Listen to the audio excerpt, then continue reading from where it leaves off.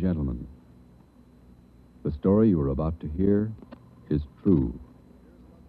Only the names have been changed to protect the innocent. Dragnet.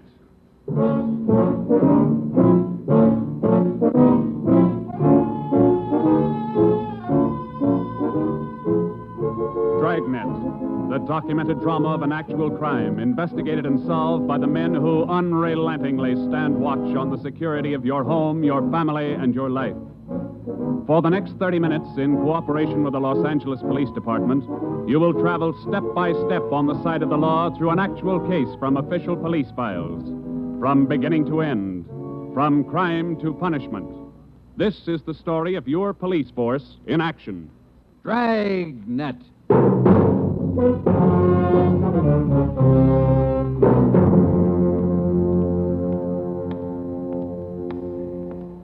It was Tuesday, March 25th. It was cold in Los Angeles. We were working the night watch out of homicide. Detectives in Los Angeles work in pairs. My partner's Ben Romero. He's a sergeant, so am I. My name's Friday. The boss is Ed Backstrand, chief of detectives. I was on the way back from the record bureau, and it was 13 minutes past 11 when I got to room 42. Homicide. That's a hot shot. Somebody grab it. I got it, Ed. At 1245 East Doheny Street, 1, 2, 4, 5. 2 officers shot. At 1245 East Doheny Doheny Street. 2 officers Shot. What have you got, Friday? Read it. 2 officers shot. Where's Romero? Right here, Skipper. Okay, you've got one to roll on. Get going.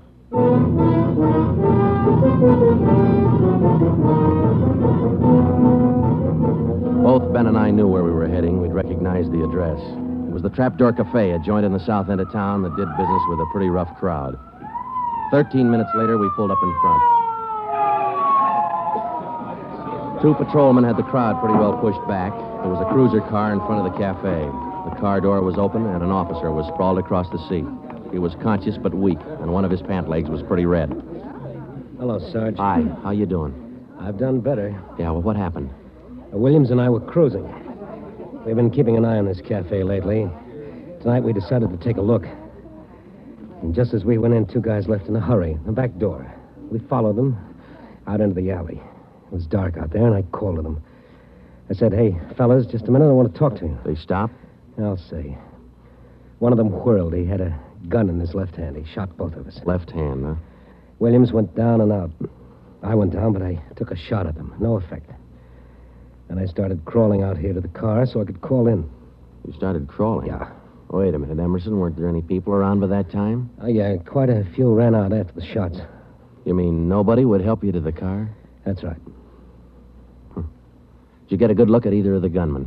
Well, one of them was tall. I think he was a redhead. There was something funny about his nose. That's all I saw. It's too dark out there. Williams was closer. I think he got a good look. Joe, the other officer, Williams. He's in pretty bad shape. Is he breathing? He's still alive, Emerson. I don't know how much time he's got. Ambulance? On the way. Okay, let's round up all the men who are in the cafe. We're taking them in.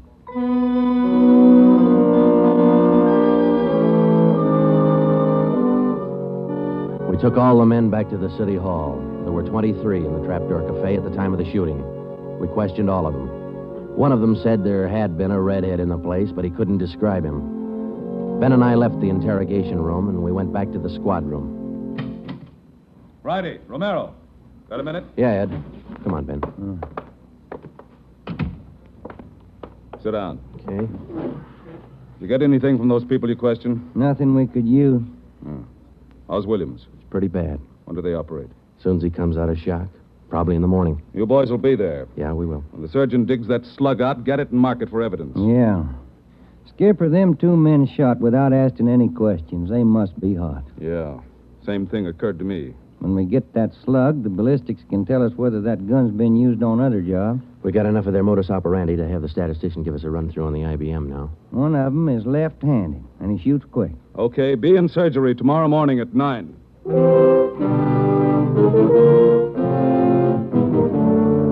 Neither Ben or I said much on the way home, but we were both thinking the same thing. I knew the chief was thinking it, too. Here were two men who'd shot a couple of police officers without asking any questions. Now, I suppose you've heard a lot of stories about what the force thinks of cop killers. Sure, we don't like to lose our friends and partners any better than anybody else would. Why not figure it this way? If these two guys would gun a couple of armed police officers, do you think they'd hesitate to shoot you, the unarmed citizen?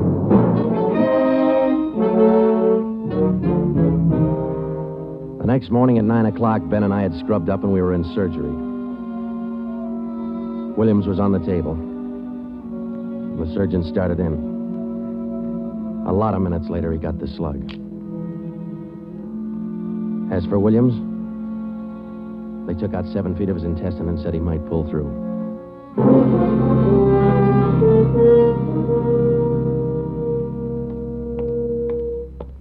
Joe, here's the report from ballistics. The slug they took out of Williams come from a .44 Smith & Wesson.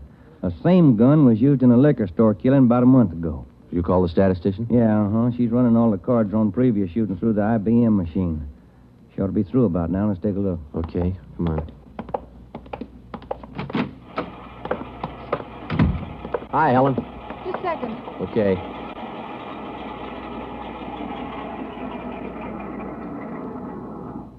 Well, that's it, boys.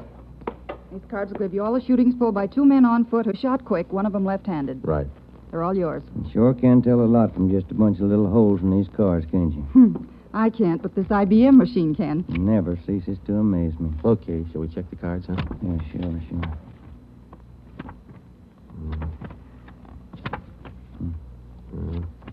Wait a minute, Ben. Here we are. Huh? Yeah. Here's that liquor store killing ballistics tied the Smith & Wesson in on. Same gun that Emerson Williams was shot with? Well, it checks out. The liquor store was in the same neighborhood as the Trapdoor Cafe. Same gun, huh? Got to be. How long ago? A month ago, yeah. Ben, take the DR number off this card and let's pull the crime report on that job.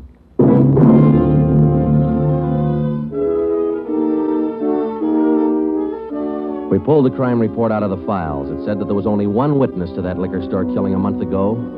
That witness was a woman. Miss Forbes, I'm sorry to disturb you like this, but we'd like to ask some questions about that liquor store killing you witnessed a little over a month ago. Well, I told the police everything I knew about it then. Yeah, we know, but maybe you wouldn't mind telling us again, huh? Oh, no, I guess not.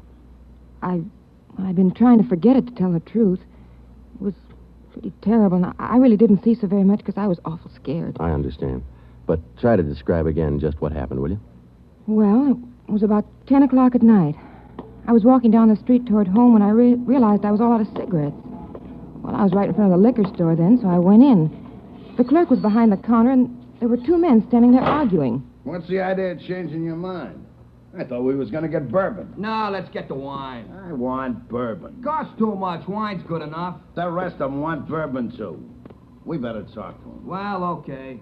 We'll be back when we make up our mind, mister. 2 men walked out of the store, and the clerk smiled at me and shrugged his shoulders. I bought a pack of cigarettes and turned to leave. But just then the 2 men came back in again, and each of them had a gun in his hand. This is stick up, mister. The clerk just sort of crumpled to the floor. I couldn't believe my eyes, but that's just how it happened.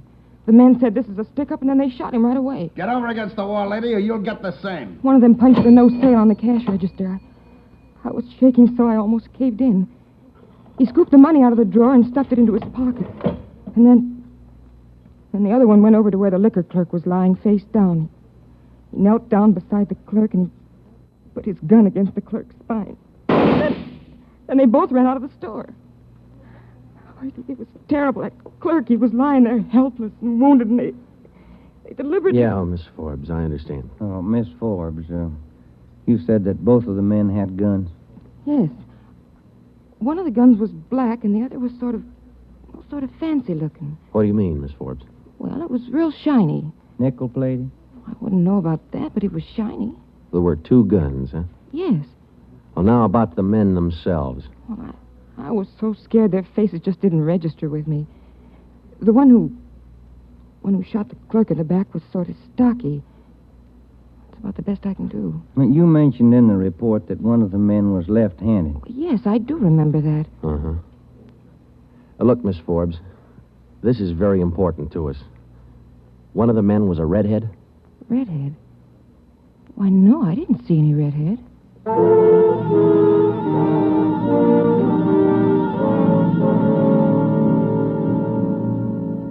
Skipper, me and Joe's run right smack into a stone wall on this thing. What's the complication? Well, there's more than one, Ed.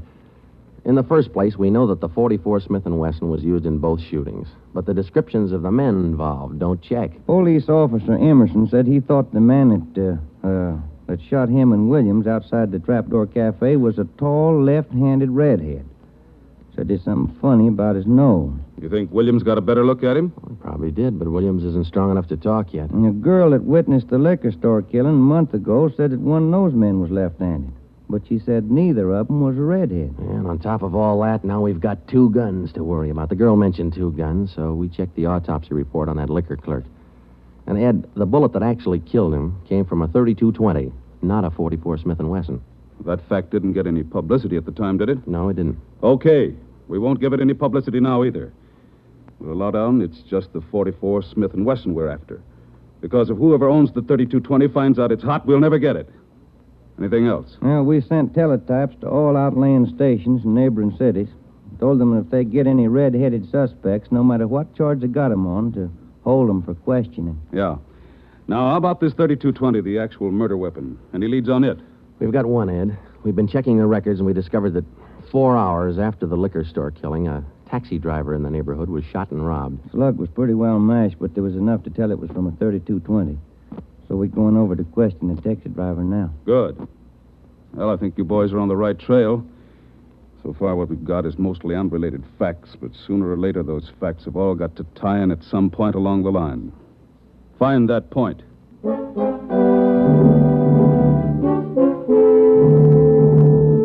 find the point. Find the tie-in. Well, Ben and I went over to see the taxi driver, a guy who was living on borrowed time. Yeah, it was about 2 o'clock in the morning when it happened. I got a call to pick up a fare near 105th and Avalon, you know. Yeah. Mm-hmm. Well, I got there. Somebody came over, pulled open my cab door, and said, "This is a stick-up." Then Bluey, he let me have it. Just like that, huh? Yeah, just like that. Same deal as others, Joe. Itchy trigger finger. Yeah. Did you get any kind of a look at the fella? Look, no, it's too dark. Uh-huh. Hey, according to the report, you got shot in the chest. Yeah, that's right. Oh, you're maybe wondering how come I'm still alive, huh? I'll tell you, pal, it's like something you'd see in a bad movie, you know? I'm carrying a few silver dollars with me, 9 of them to be exact. So I decided to stick them in my breast pocket. Well, mister, that just saved my life. The slug hit them silver dollars. It's one for the book, huh? Yeah, you said it. Well, thanks very much. Say, incidentally, we had a little trouble finding you today. You weren't at the stand you operated out of last month. Well, look, I'm not only not at my usual stand, I'm not driving a hack no more. Oh? Look, after what happened, are you kidding? No, I don't want to push my luck any further than it's been pushed. Yeah, I figure I had it, you know?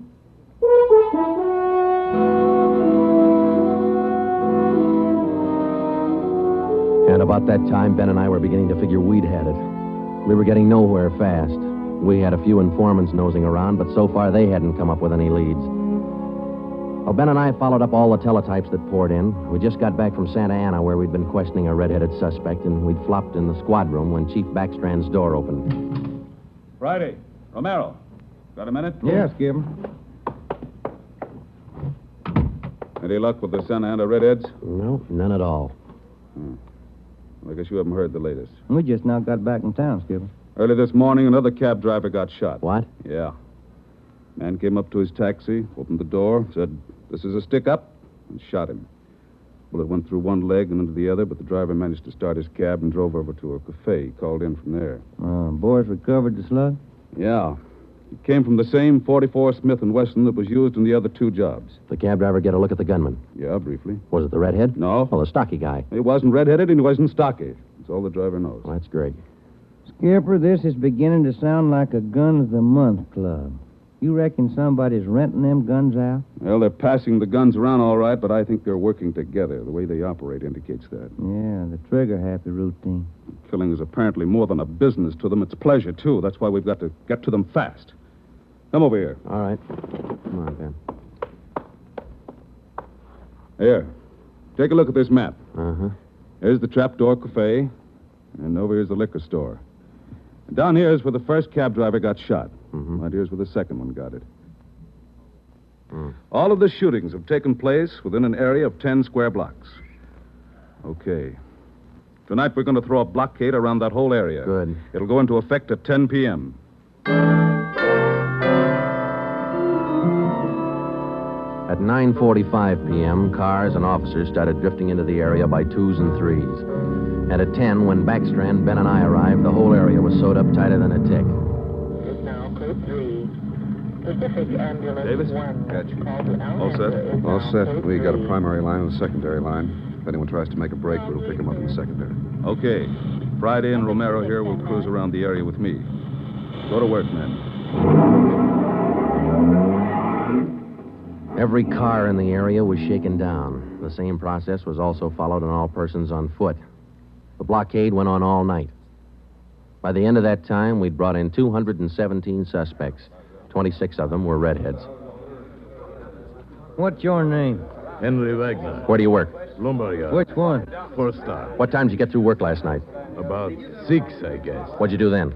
Had some dinner. Where? Harry's Grill. And what? Shot a little pool. Look, I tell you, I ain't done nothing.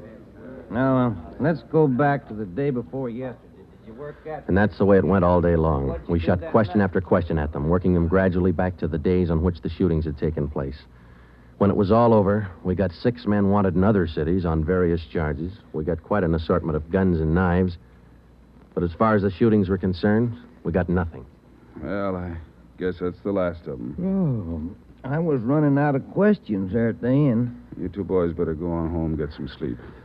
Well, I was kind of figuring on checking back over the reports to see if we might have overlooked something. I said go on home. You two boys have been at it for 32 hours straight. Look at you. You're both so groggy you can hardly stand up. You need sleep. It's 4 p.m. now. Don't come back until 10 p.m.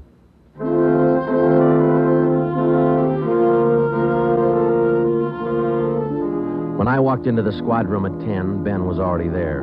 An informant had just phoned in a new lead. He told Ben he'd heard about a gang that had been hanging out down around the DeVere bungalow court in the south end of town. We knew that the DeVere was close to the Trapdoor Cafe, so we went over to talk to the manager. Joe, I've been meaning to ask you. You checked on how Williams is getting along? Yeah, I did. I called the hospital this afternoon. It's going to be all right. Oh, that's fine. Well, here we are. Yeah, manager's office. Still got a light on.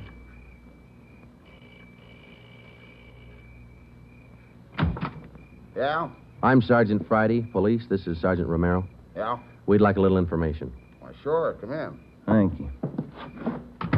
What can I do for you? Well, did you hear anything about a gang that hangs out down around here anywhere? Gang? Why, no. How about your tenants here? Any of them ever been in trouble, to your knowledge? No. This ain't exactly the best neighborhood in town, but we try to keep things under control. Once in a while, one of them will get out of line, but when that happens, we heave them out of here. You heaved anybody out lately? Yeah, I did. Fellow and his wife a few weeks ago. They had a fight in one of the bungalows. She took a shot at him, but she missed. Party by the name of Stuba, Carl Stuba. What did this Stuba look like? Oh, sort of tall, skinny. Was he a redhead? No. Now, we'd like to take a look at that bungalow that he lived in. Sure, sure. Help yourselves. Down the end there, number 5. Still vacant.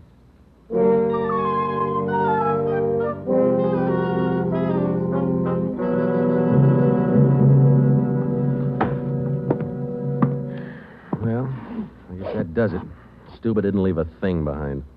Matter of fact, we don't have anything to prove that this Stuba's tied in at all. We're only working on a hunch. Hey, Joe, look. Where? Up on the wall there, just by the window. Oh, yeah.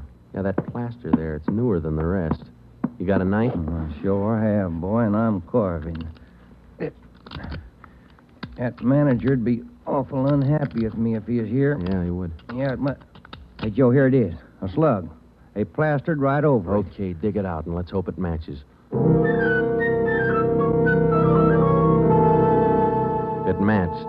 The slug from the wall came from the same .44 Smith & Wesson that had been used in the other shootings. So now we had a name to work on, Carl Stuba. But he'd done a good job of dropping out of sight. Well, the next day, Ben thought he had another lead. I've just been talking to another informant, Joe. He says he heard that there's a fella down in that neighborhood been trying to sell a gun lately. What? In that neighborhood been trying to sell a gun lately. What kind of a gun? Nickel-plated with steer horn handles. Nickel-plated. Well, maybe that's our .44 Smith & Wesson. Maybe. Did the informant know who this man was? Said the feller's name was Alonzo. Yeah. Alonzo who? Just Alonzo. That's all he knew.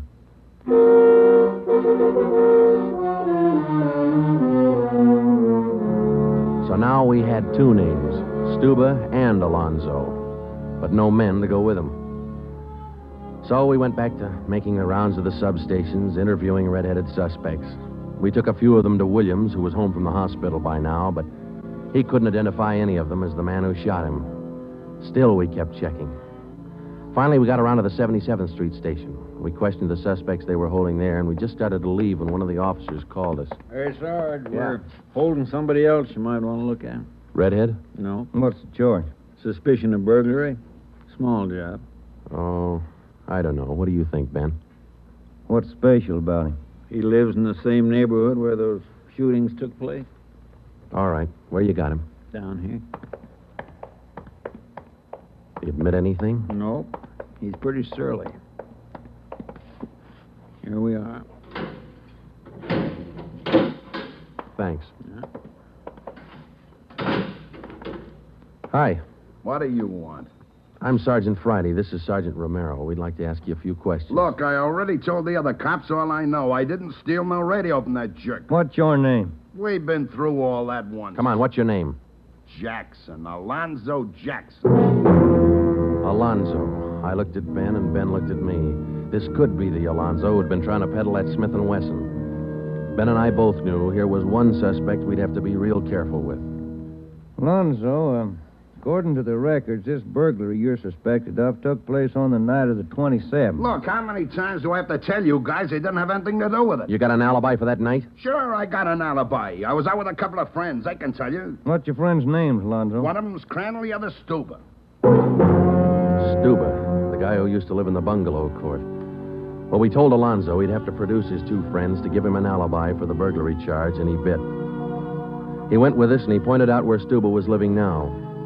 No wonder we hadn't been able to find him.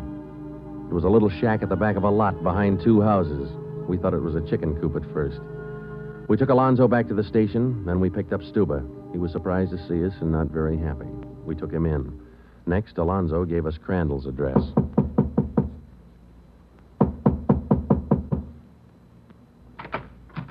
Yeah? Mr. Crandall in? No. Will he be back soon? I don't know. Who are you? Sergeant Friday, Sergeant Romero, police. What do you want with him? Oh, nothing important, lady. We just wanted him as a witness. Oh. Well, I don't know just when he'll be back. Probably an hour or two. Okay, thank you.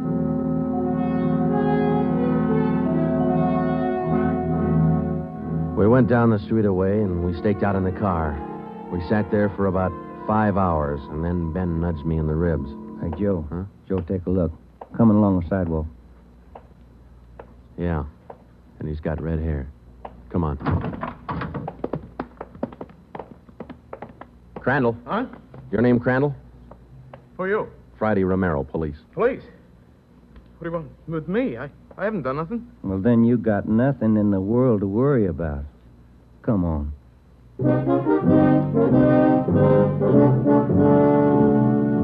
We questioned Crandall for an hour, but he wouldn't give an inch. Denied everything.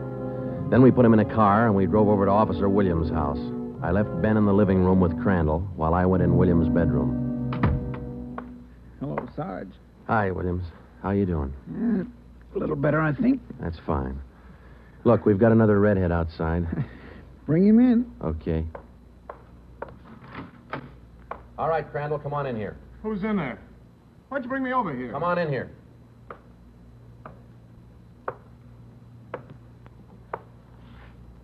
How about it, Williams? That's the guy. No, I'm not. That's the guy that shot me. Well, Crandall? No. Yeah. It was an accident. I didn't mean to shoot him. It was an accident.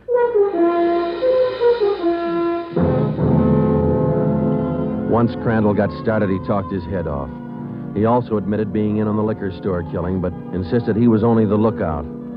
We took him back to the station and got his whole story down on a tape recorder. Yeah, he was left-handed. Then we went back to Alonzo, who didn't know we had Crandall's confession. We met the chief in the hall outside the room where they were holding Alonzo. About ready to tie the knot? Oh, hope so, Chief. But Alonzo hasn't given any yet. And we still haven't found those guns. We've got one of them. Which one? The Smith & Wesson. Stuba popped about that one 10 minutes ago. Said he left it with his girl.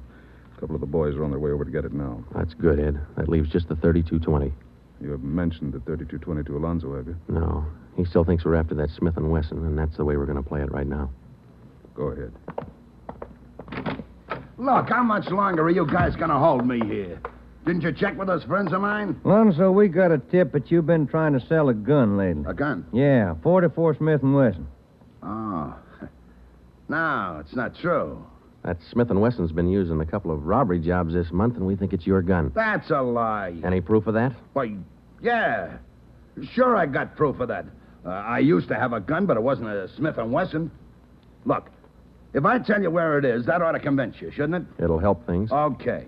I sold it to a neighbor of mine. He gave me $7. I'll give you his address. You sure it's not a Smith & Wesson? Sure, I'm sure. It's a 32-20. Yeah, it worked. We went to the neighbor's address, and he admitted having bought the 32-20, but said he'd lent it to a friend who'd never returned it. The friend had hocked the gun to a barber. The barber gave him $15 and a haircut for it. We finally got it from the barber, and we came back to the station. I'm all set, Joe. I'll be in the next room. Just give me the nod. Okay.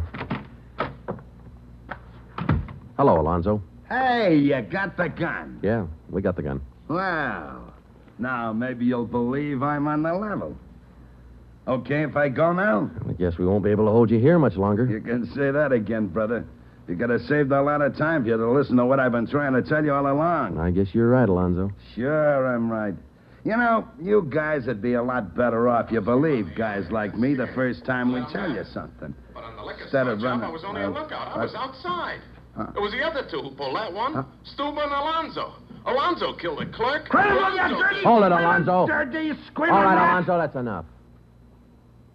Now, come on, how about it? What's the use? All right. That's like he said. Okay, Ben, bring the recorder in here. Alonzo's ready to make a record now.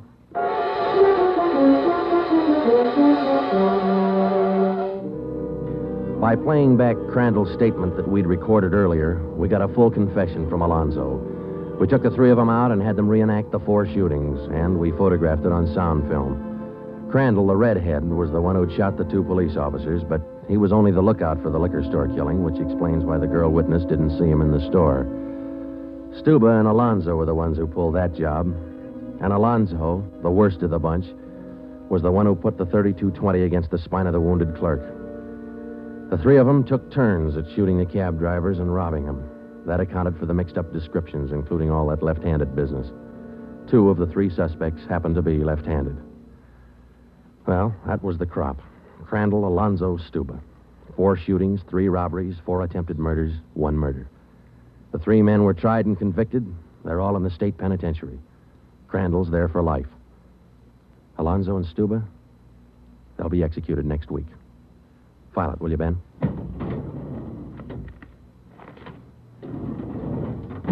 Case closed. Dragnet.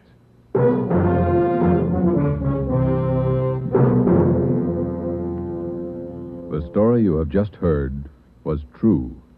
Only the names were changed to protect the innocent.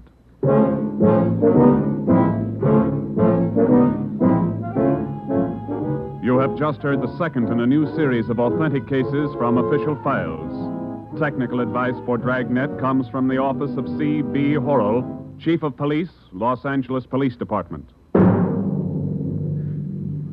Tonight's program is dedicated to Radio Officer Delmer E. Cook of the Los Angeles Police Department, who, on the afternoon of December 6, 1948, gave his life so that yours might be more secure. Dragnet came to you from Los Angeles. This is NBC, the national broadcasting company.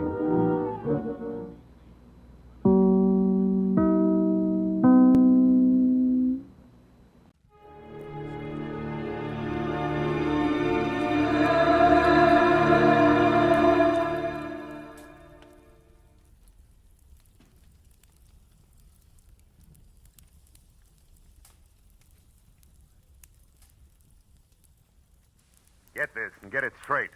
Crime is a sucker's road, and those who travel it wind up in the gutter, the prison, or the grave. The trail started in Montana with a bum with two names rushing away from his lady love, and led fast into L.A., past a southerner from Canada, a worried wool dealer, and a chorus girl with a .45. When it finally stopped at Murder in the Park, the tramp was still in a hurry. From the pen of Raymond Chandler, outstanding author of crime fiction, comes his most famous character in The Adventures of Philip Marlowe.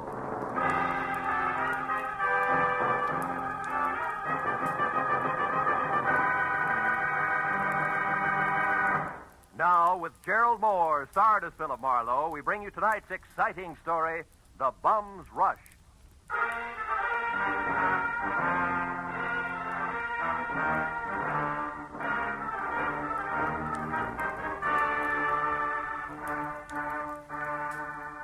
You know, there comes a time in everyone's life when a relative wants a favor. But this was a particularly nice relative. In fact, a great old gal. She'd written my name and address in the center, and her name, Jessie Gabbins, Eagles Rock, Montana, in the upper left corner of the envelope. The stamp totaled away a mail special, and the letter inside started off like one of those, I was wrong, you've got to find him for me, you've got to type. But it didn't wind up that way. Clipped to the letter was a $100 check, and under that, a not-too-good snapshot of a bald man holding a rake, who wouldn't have been helped any by better photography. 10 minutes later, at exactly 8 p.m., my long-distance call was put through, and the voice that belonged to Aunt Jessie was snapping at me from Eagles Rock, Montana, like the end of a whip. Certainly I wrote it. How many Jessie Gammonses do you think there are in Eagles Rock? Philip, I want you to find Jonathan Miter and see if he's all right. Yeah, you said that in your letter. Jonathan Miter is my fiancé. Aunt Jessie. Oh, I know what you're thinking, young man, but I'm 51 and he's 55, and there's nothing wrong with the September song if the harmony's close enough. Yeah, I hope my harmony's that good when I'm 55. Why are you worried, honey? Because he left here last week on some kind of a big deal. It's a secret. That's all he'd tell me, and I haven't heard a word from him since. I see. Well, tell me, what sort of a deal would it be? I mean, what business? He's not in any business. Oh. What was his work before he retired? Well, he's not exactly retired either. He's not exactly... Look, Aunt Jessie, I'm getting at this. What does he do, or what did he used to do for a living? Frankly, not... Well, I might as well tell you. Most folks around here, Philip, think Jonathan Miter's just a bum. Maybe he is. He came to town, Philip, on a freight train a month ago, and he's been raking leaves for handouts ever since. That's how I met him. But he's a fine, honest, proud man, and I'm going to marry him. Congratulations. Yes.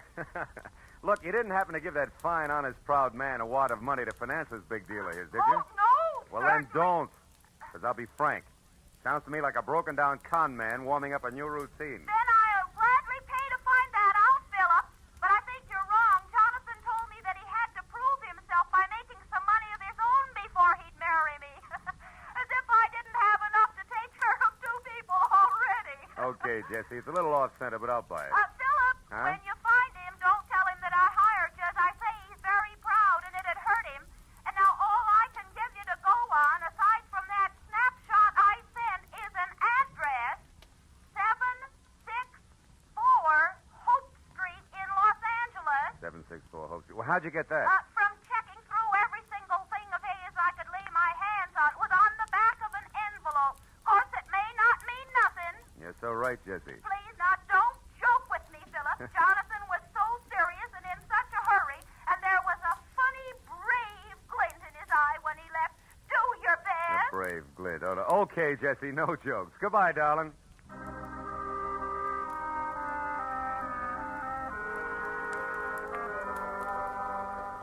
I felt a little sorry for my Aunt Jessie Gabbins because the concept of a knight of the road rushing off on a secret quest to prove himself worthy of marriage held up like a celluloid shovel. And it got no help when I pulled to a stop in front of 764 Hope Street. It was a cramped combination warehouse and office of corrugated iron and glass brick, respectively, with a shy red and black sign reading Hirsch Woolens over a door that looked like... Well, it looked like it handled about as much business recently as a repair shop for spinning wheels. It was half open, however, so I went in just in time to catch the last round of what must have been a healthy spat going on behind a frosted glass door marked private.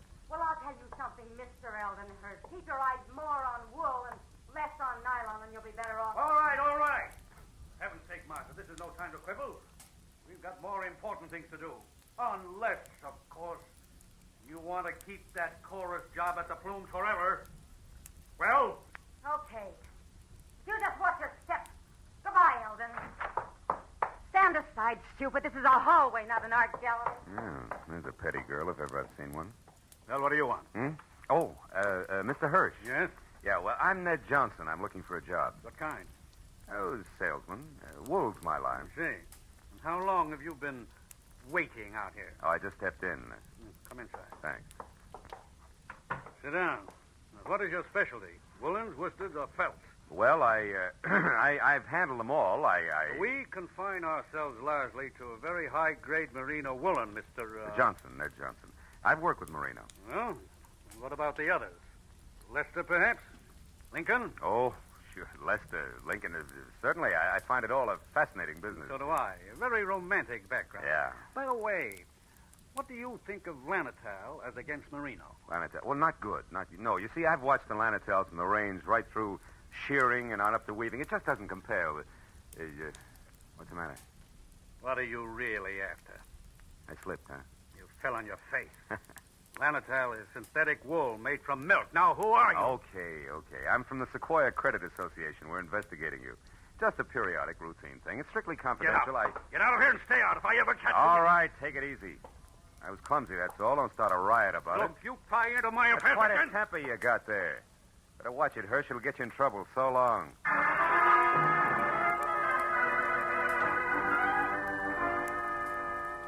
I hadn't exactly been wool gathering with Hirsch and Company, but I hadn't exactly made strides on the connection between a bum in a hurry and 764 Hope Street either.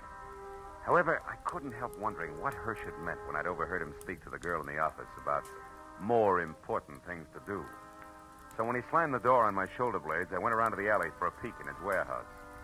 But I skipped that when a man stepped into view wearing the identical face I had in my pocket on a snapshot. It was Jonathan Miter. He'd swapped the rig for a silver-tipped cane and patches for 14-karat class from spats to a Hamburg, which might well have covered a bald head. But it was the same man, no doubt about it. So I decided to play this one strictly 3 cushions with reverse English. Hey! Huh? Hey there, you! Oh, were you addressing me, sir? Yeah. Don't I know you? Oh, sure I do. Points east, huh? You're mistaken, my man. I haven't been east in 30 years. Oh, come on, friend. I'd know you anyway. You're good old Jonathan Miter. Sir, I am Ross J. Crowley of Canada, and I have never had the dubious pleasure of your acquaintanceship until this very moment. Ross J. Crowley of Canada, huh? Okay, Miter, that's the way you want it. What are you doing around the wool business? Setting it up for a fleecing or just pulling it over somebody's eyes? My good man, you've obviously confused me with someone else. Now, pack off, like a nice fella. I'm in a hurry. Now, wait a minute, Pop. Wait a minute. Let's get this straight first. Your name's not Crowley. Why are you using it?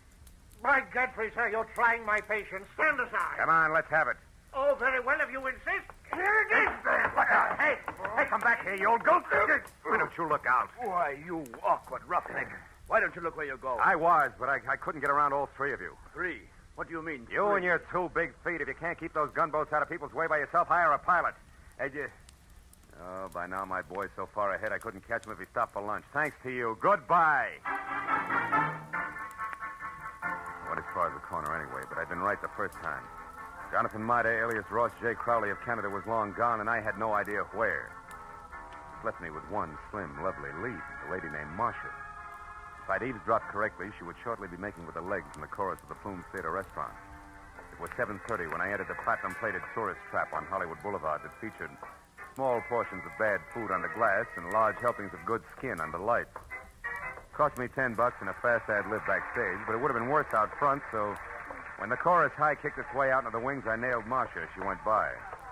She narrowed a half a pound of mascara at me and let a footlight smile drop, which left very little else. Yeah, my name's Marcia. What do you want? Make it snappy. I gotta change. Change what, your hairdo? This won't take a minute, baby.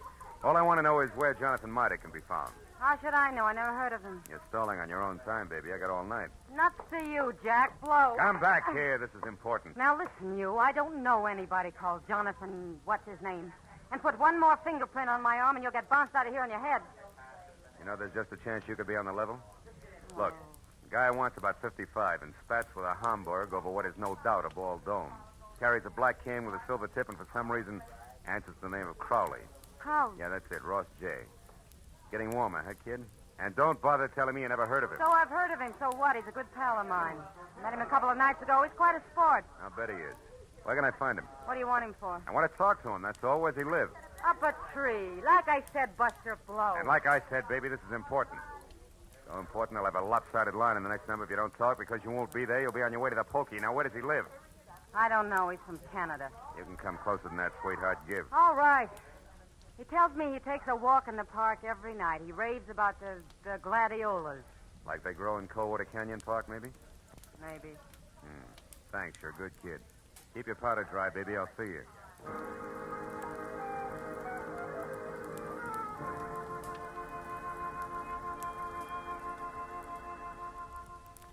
That park looked deserted when a half hour later I drove by it to the far end, turned down a side street and stopped. But as I started in on foot, I saw him, Spats, Homburg, Kane, and Alias, ambling slowly away from me along a back path. I started after him quietly, and when he got near a corner, I was close enough to hail him, and then grab. But I didn't get the chance. Stand still and keep your mouth shut. I turned slowly. It was the gentleman with the big feet, and he wasn't much uglier, just a little flabbier than the automatic wrapped up in his fist. You seem to be falling over my feet every time I turn around. I noticed that. But I figured the first time was coincidence. What do you figure now? That our gay dog, Mr. Crowley, who just turned that corner there, is wagging two tails. But you hold the gavel, Chairman. And don't you forget it either. So he gave you the name Crowley, did he? Mm-hmm. Why, you think he's got another one? Stop that. We both know he's lying. What I don't know is why he took that name or why you're interested. It's a hobby. I collect old geezers with more than one name. You're going to handle hard, huh? You won't tell me? Well, I don't know your angle either. We might work out a trade, huh? No. I'm not wasting any more time either. You're not going to get away from me again. And that means you'd better stay right here. Oh!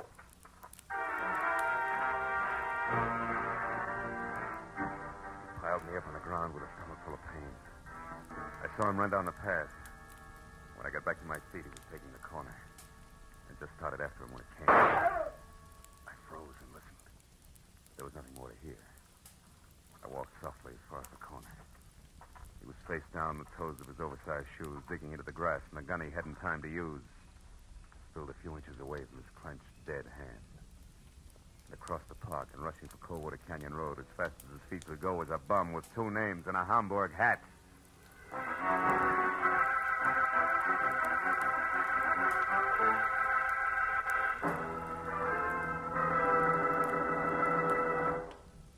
In just a moment, the second act of Philip Marlowe. But first, 30 minutes packed full of talent, music, and fun. That's the Horace Heidt Original Youth Opportunity Show, coming your way every Sunday evening on CBS. Yes, this fall, you'll hear them all on CBS. A galaxy of stars. And one of the brightest is genial Horace Heidt, who keeps the fun rolling with one hand and with the other pushes open the door to opportunity. Gives a talented youngster his big break toward fame and fortune in show business. Remember, Sunday night, it's Horace Heidt and his original Youth Opportunity Program. Listen every Sunday, starting this Sunday, over most of these same CBS stations. Tune in this fall for the shows that you love best of all. Listen carefully. Here's the address. It's CBS. Now, with our star, Gerald Moore, we return to the second act of Philip Marlowe and tonight's story, The Bum's Rush.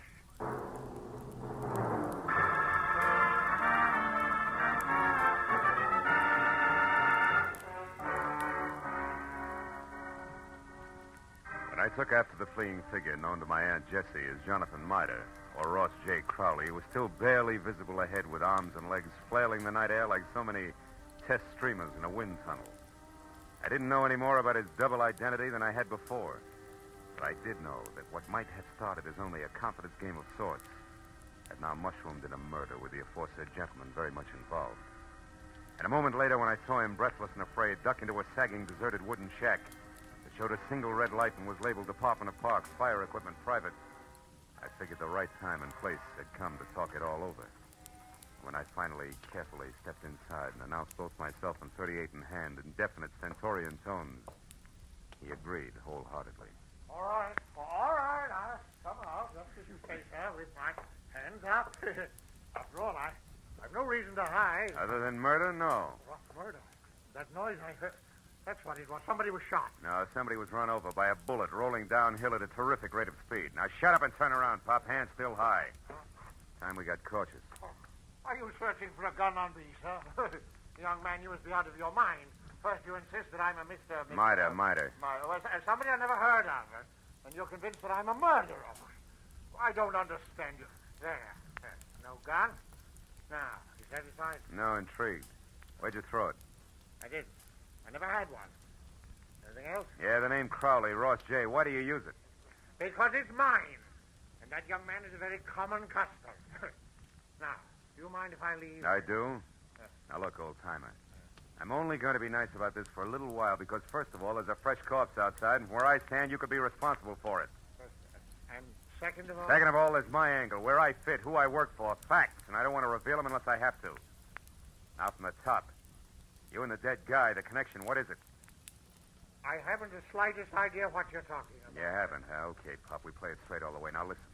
My name's Philip Marlowe. I'm a private detective, and I know when it's time to blow a whistle. Don't move, Marlowe, or you never will again. Oh, fine. Marcia. That's right, Marcia. And all loaded down with a nasty old .45 automatic that makes her look and feel very unladylike. Drop it, Marlowe. Come on. Better. Now, Mr. Crowley, without waiting for Marlowe to apologize, go on. Go, but where? To the hotel. It's important, so hurry. Oh, yes, very well. I won't waste a second. The key. You won't need the key. Somebody's waiting for you. Goodbye, Mr. Crowley. Goodbye. I hope I never meet you again, Mr. Maitland. Good night. It's cute, isn't it? Uh-huh, darling. The moment unimportant. Right now, you're my only concern, Marlowe. Oh, that's nice, Marcia. It's cozy, just the three of us. You and that giant U.S. pistol, caliber 45. Say, baby, that's not your gun, is it? No. You feel slighted? Oh, no, sweet. Happy. Stay back, Marlowe. Why? I'll shoot. Oh, no, you won't. You I can't. warn you, Marlowe. No. You see, baby, Take another step, of the you're three through. safety devices I on that mean- army gun, that doohickey Marlowe, there on I'm the gonna- side is one. It won't Stay work back. unless it's in the Go forward on, position. You big jerk. Let go of me. When school's out, I will. Now, the Go first ahead. question, teacher. Come on, You and listen. Grandpa, alias Jonathan Miter, also alias Ross J. Crowley. What's the game you two are playing? I don't know. Where does Hirsch fit in? Oh. Come on, it's getting late. The I don't star know. pupil wants an answer. He's anxious to get to the head of the class. Talk. What is it? I don't remember, and I won't, so don't bother getting masculine or polishing apples, pupil. When I forget for a long, long time. Is that clear? Yeah, it is. And since I can't wait, since I want to go out and play, Well, we'll put you in hold here on. for safekeeping. Yeah. Hey, honey, you don't mind if I go through your bag, do you? I didn't think you would. Oh, here's a key that says at what room I'll find the team of Crowley and Miter. Oh, my, such a temper. After I picked up my .38, which the lady, who no longer sounded like one, had made me drop, and to check the hotel key that read Villa 12, Wilshire Gardens, Beverly Hills, I ran outside and back toward my car in what I figured should be a big hurry. But when I was halfway there, I had a premonition that speed was not to be. A premonition that was a head dressed in blue, carrying a club, wearing a badge, and leaning on my right front fender. And it wasn't until I was next to him that I quit worrying about a long, involved delay. Because the officer on hand, one Kurt Lemley, was an old and I hope still good friend. Well, hiya, Phil. Been waiting here for you since I called in about that body up there. Some kid heard the shot. Oh. So you at once pegged this all alone and very suspicious-looking car. Yeah, surprised it was yours. I'm disappointed. I'd hoped the name of the owner's tag was going to be Raleigh Newcomb. Hey, wait a minute. You know his name? Don't you? No. No, we were on different sides when he got shot. No, he's from Canada. What? Yeah, Vancouver. He had a business up there with a guy named Ross J. Crowley. Crowley? Mm-hmm. Hey, Kurt, how'd you find all this out? I found a clipping in his wallet. It's got a picture on it. Oh, wait, right here. Wait a second. I'll put a light on it. Yeah, hurry up, will you? See, two guys in front of a building. That's Raleigh right. Newcomb and Ross J. Crowley officiated the Kurt. opening of the... What? Sure, it's what I figured. The guy's a liar. I've already met a guy who insists that's his name, and he's bald like the Crowley in the picture. Yeah, but there's a similarity ends, even though the picture's anything but clear. What guy are you talking about, Phil? Jonathan Miter, an old geezer I was hired to find. Bum was pulling something fancy that incidentally ties in real tight with that murder over there. You know where he is, Phil? Sure, I know. That's where I was heading when I ran into you. Oh. Ran into what, Phil? What is it? The picture. What? What is it? The picture. What? Kurt. Yeah? Move your thumb up a little, will you? The way you just had it. My thumb? Yeah, move it. That's it, like that. Oh, brother, if I got a hunch. How about what? Another murder, a neat one that's scheduled to come off any minute at the Wilshire Gardens Hotel. I'll see you later. Goodbye.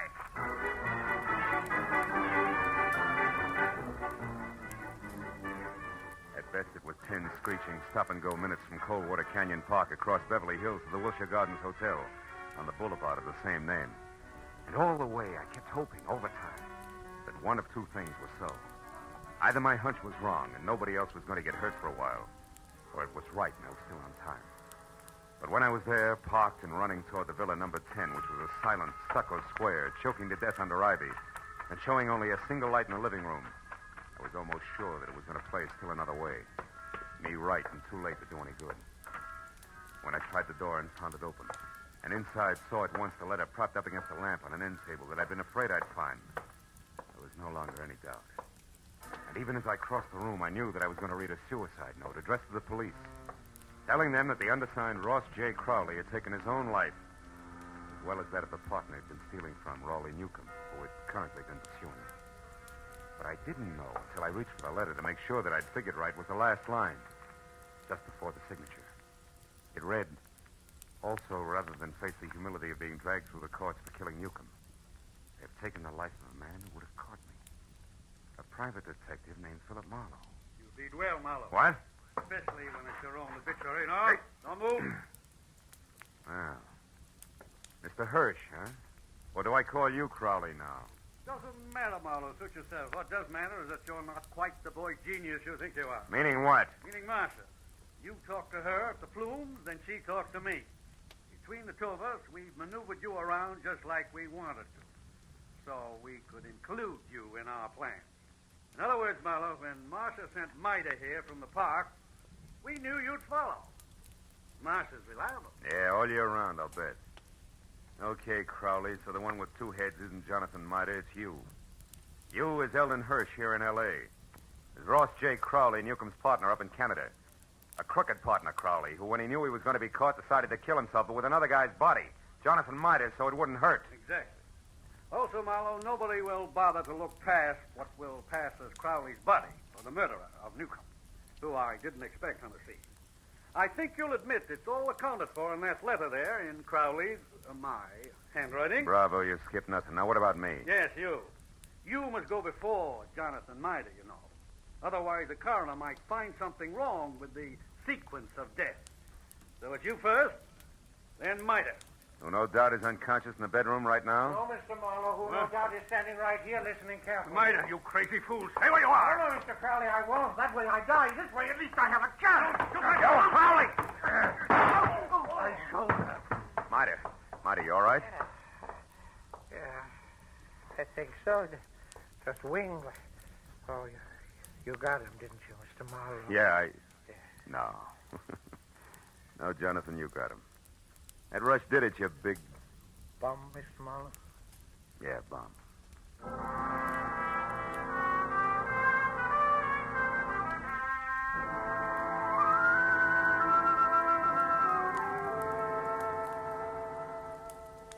It was 2 long hours of first aid for Jonathan. Arrest on the charge of murder for both Crowley and the accomplice before and after the fact, Martha. And questions and answers in triplicate for the police before Mida and I were finally alone and back in my office waiting for a call we put through to, of course, Eagles Rock, Montana.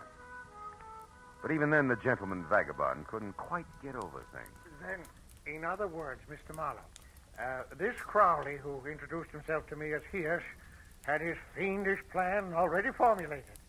And on one of his trips down from Canada, saw me when his train stopped at Eagles Rock.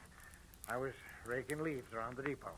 And he saw me, and he hired me on the spot because he needed someone to fit the part of his corpse. That's it. And you'll admit you were well qualified for the job, alone in the world. Except for Jesse, yes. Which you didn't happen to mention. And the fact that you were bald. That's too true. Don't be sensitive. You see, Crowley or Hirsch was also bald. What? All that hair of his a wig? That's right. Toupee, every bit of it. And incidentally, you see, the reason I caught on to things, Johnny, a policeman found a newspaper picture of Newcomb and Crowley in Newcomb's wallet. Which told you that I couldn't be Crowley. That's right. It also told me more. When the policeman accidentally put his thumb over the bald part of Crowley's head, it gave me a different picture. Then I only paid attention to what I could see, features blurred though they were. Which then you were Hirsch's. Uh-huh. Yeah, wait a minute. I know. Hello. Mr. Philip Marlowe, please. This is Marlowe speaking. On your call to Miss Jessie Gavins in Eagles Rock, Montana. take it, Jonathan. Me? Yeah, go ahead, speak. All right. Hello, Jesse. Jessica. Yeah, this is Johnny. Yeah, Cuddles. Yeah, it's me, all right. I'm in Los Angeles with Mr. Marlowe. Cuddles, you don't have to shout so loud, you know. She's clean up there, the Eagle. I know, but she can hear you. Just talk. Jessica, you guess what happened now? I'll tell you. A man hired me to work for him. To pose, impersonate a Mr. Ross J. Crowley, because he said he had to be free to investigate some crooked people who would try and contact me. Yeah. And since he offered good money right on the spot there, Jessica, I took the job. I thought you'd be proud of me making extra money. No, wait a minute, Jessica. Mr. Marlowe, I better cut this short at night. It's long distance. It's cost money. Don't worry about it, Johnny. There's no hurry. Take your time. Oh, Jessica. Now, what this man really wanted, you there, Jessica? Was to use me as a corpse. That's right, a body. No, I feel fine. You see, he was going to put his rings on me, another identification, to knock me unconscious and get me to the river.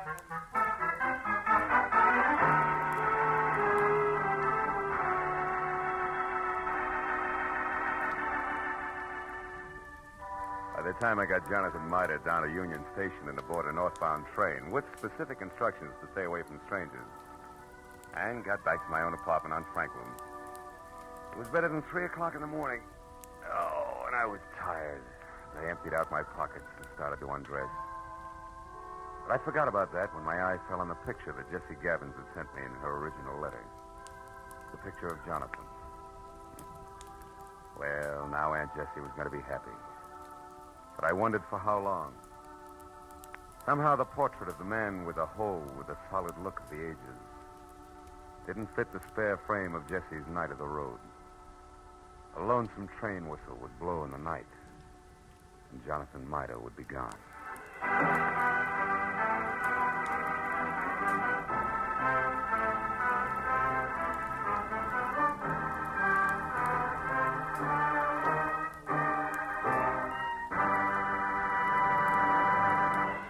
The Adventures of Philip Marlowe star Gerald Moore and are produced and directed by Norman MacDonald. Script is by Mel Donnelly, Robert Mitchell, and Gene Levitt. Featured in the cast were Georgia Ellis, Hans Conried, Ann Morrison, Herb Butterfield, Wilms Herbert, and Bill Boucher. The special music is composed and conducted by Richard Arant. Be sure and be with us again next week when Philip Marlowe says... The lady tourist was a school teacher out after glamour, and she got it. But only after she learned that in Hollywood, the 3 R's could be reading, done in a dark room, writing found in a dead man's pocket, and arithmetic that added up to murder, times 2.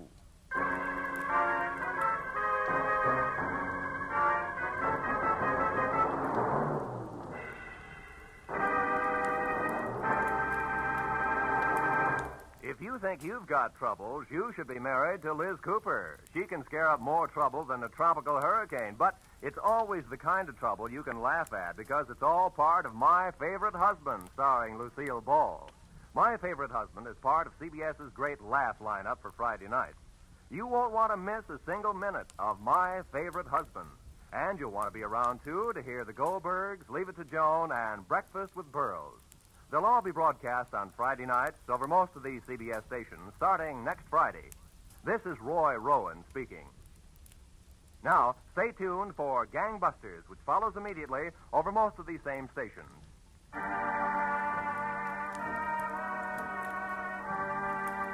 This is CBS, the Columbia Broadcasting System.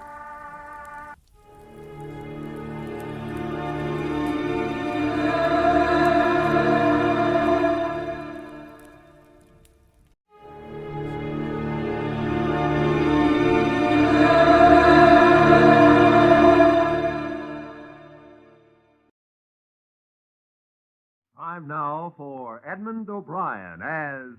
Yours truly, Johnny Dollar.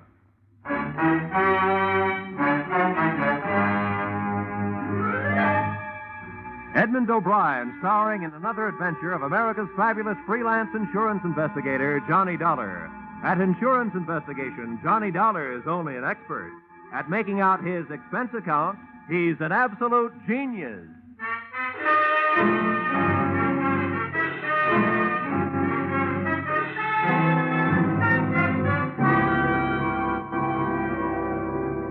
Expense account, submitted by Special Investigator Johnny Dollar to the Great Columbian Life Insurance Company. The following is an accounting of my expenditures during the investigation of the circumstances surrounding the murder of your policyholder, Loyal B. Martin, or how to take a vacation in Fairfield County. Expense account, item 1. $3.20 mileage from Hartford, Connecticut to the country estate of the deceased. I drove up a long cement driveway towards a mausoleum-type manor house. There were rolling green lawns liberally sprinkled with statuary, and the thought occurred to me that if he had spent much of his life here, the late Mr. Martin was most fortunate. He'd feel right at home in a cemetery.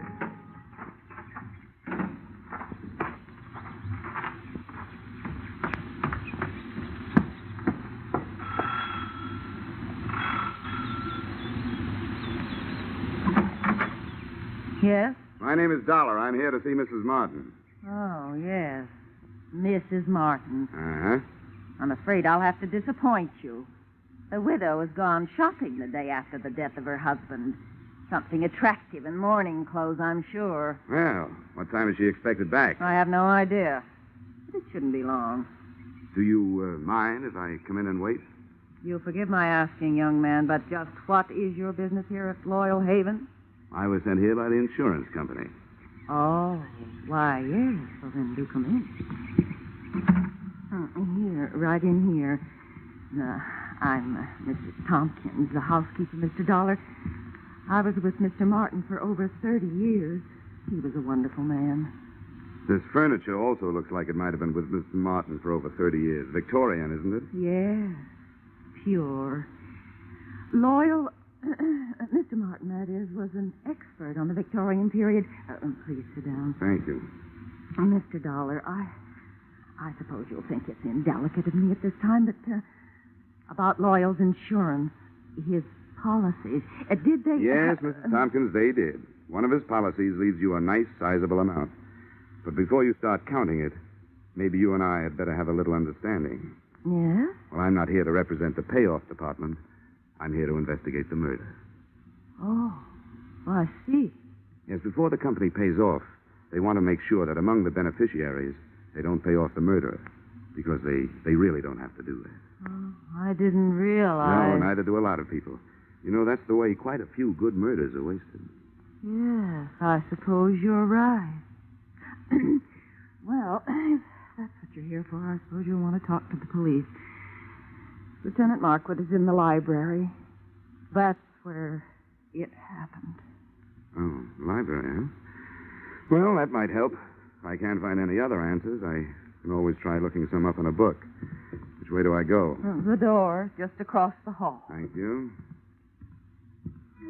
And what a hall. The only thing missing was old Queen Victoria herself. Even the musty odor clinging to the green velvet seemed to have been passed down through the centuries. There was a brace of moth-eaten pheasants on the wall and a bouquet of moth-eaten flowers under glass on a marble-top side table. The library was the same, but there were three things that looked out of place. A, an old suit of armor. B, a glass case filled with new, well-polished sporting rifles and shotguns. And C, a very gruff-looking lieutenant of the police who eyed me as I came in. And who are you? Oh, here's my little breath saver. Oh, yeah, Johnny Dollar. They told me you'd be here. Well, I've told everybody else I better tell you don't touch anything. They want to re-fingerprint the whole room. Okay. What'd you find, Lieutenant? Nothing but the cadaver with 2 bullet holes in his back. Haven't got a caliber report from ballistics yet. Have you an estimated time of departure? Yeah, the coroner says Martin died after dinner last night. Uh-huh. Anything to go on? Just the usual. Faith, hope, and suspicion. His wife, too young and too pretty for an ugly old buck like Martin, must have married him for his money. Then there's that housekeeper, Sarah Tompkins. Yeah, I met her on the way in. And she used to be the old man's intended, from what I can find out. Probably jealous of the young wife. Then there's the brother, Marty. He showed up a few weeks ago, broke and brooding. Probably in love with the young wife. And then there's Nick Bellotti, a private detective who hired himself out as Martin's bodyguard. Bodyguard, huh? No doubt also in love with the young wife. Could be. Who's your choice? Except for the fact that there are only 2 bullets, I think they all did it.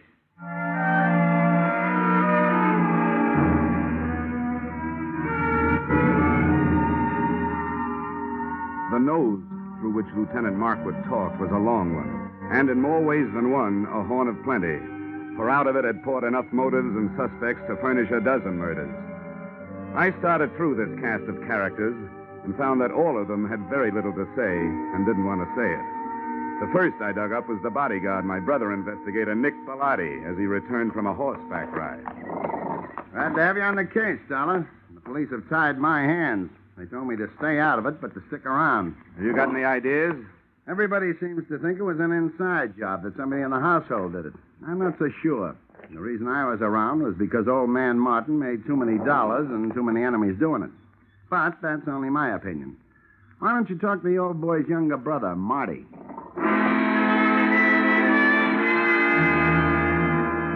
I found Marty living the life of Riley. He was upstairs in his room, cuddled up to a 20-year-old bottle of brandy, which was still underage to be around the kind of book he was reading. Yeah, I'll tell you something, Dollar. My brother and I never did get along. Yeah, you'd find that out anyway. Why'd you come back here, Marty? Because Loyal's little bride, Joy Ann, sent for me.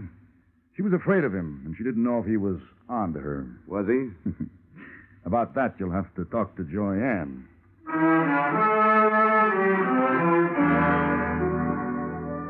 Joy Ann didn't get home until 3 o'clock in the afternoon. I caught up with her 20 minutes later as she came dripping out of the swimming pool. The suit she was wearing would have gotten her pinched on the Riviera. Oh, that was refreshing. It certainly is. Oh, toss me that towel, will you? Yeah, surely. Here, Mrs. Martin. Joyanne, I hate formality. Who are you? Well, I'm from the insurance company, here to find out whether you killed your husband or not. Good for you, Mr. Dollar. That's what I like. Men who get right down to the point. I was told you were here. Oh? Nobody told me about you. Oh, come on over and learn. I want to stretch out here in the sun. Here, you man the fly swatter. Okay. Come on, sit down. Here beside me. If it gets too warm, slip off your shirt. Oh, thank you. Well, suppose we start talking business. Marty tells me you sent for him to come here because you were afraid of your husband. How come? Well, I knew Marty before I knew Loyal. As a matter of fact, he's the one who introduced me to. What do you call a dead husband? You call him unlucky, I guess. Anyway, for the purposes of this conversation, I'll know who you mean if you just say husband. But you didn't answer my question. I meant, were you afraid of your spouse? And if so, why? Yes, I was afraid of him. Oh, I might as well tell you, Mr. Dollar. I want to be frank with you. The only thing Loyal didn't have to offer me was love.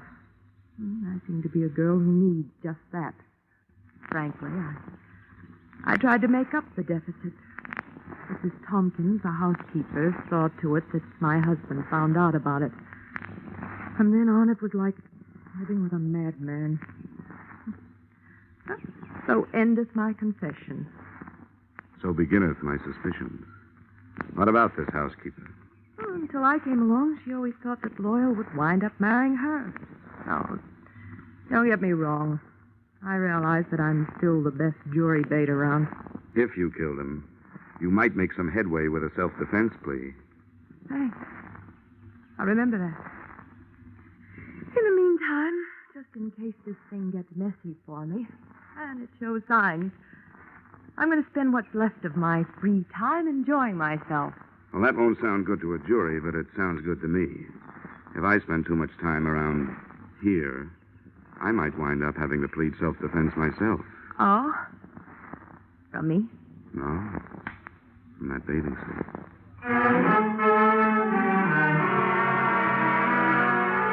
I spent the rest of the afternoon trying to keep 2 eyes on 4 people, reading from left to right. Brother Marty stayed in his room, finishing his book and his brandy. Nick Bellotti, the bodyguard with no body to guard, got back on his horse and cantered off into the sunset.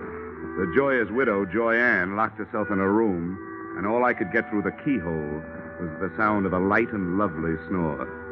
I couldn't tell whether it was the genuine article or not. Having no way of checking, I picked up the trail of Sarah Tompkins, the housekeeper. She, at least, was apparently up to no good.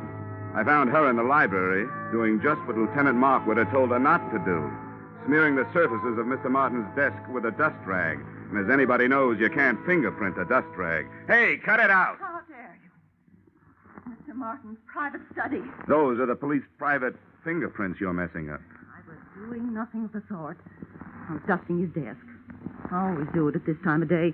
Get out of here. You don't belong in here. Keep your wig on, Mrs. Tompkins. I'll not be told what to do by outsiders. Everything was all right until outsiders started coming in. If it wasn't for outsiders loyal, it'd still be alive. First that girl, then his brother and that detective. Now it's the police and you. Why did any of you have to come here? Why couldn't you leave us alone? Now, calm down, Mrs. Tompkins. Try to calm down. Yeah, now, what's going on in here? What? Oh, and what are you two lovebirds up to? It's all right, Lieutenant. I'll tell you about it later. All right, but get her out of here. I've got some looking to do privately. Take her down to her room and then come back. You mean you got something hot? It ain't cold. Okay, Mrs. Tompkins, come on. But I haven't finished in there. Come on, you can get it later. There's just time for you to take a little rest before dinner. But I never rest this time of day. He didn't like me to.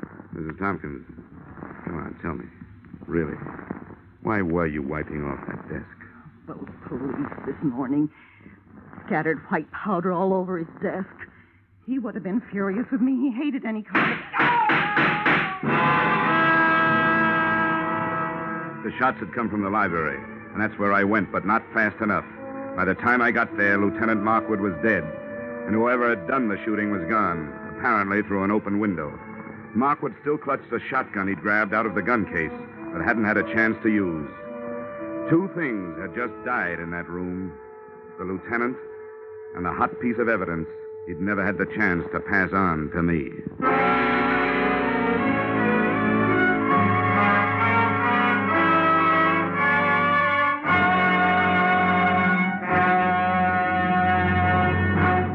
In just a moment, we return to the second act of Johnny Dollar. But first, the cream of the wit and the best of the music, which Arthur Godfrey brings you in the daytime on CBS, can now be heard on Godfrey's Digest, a new Saturday evening show heard on most of these same CBS stations.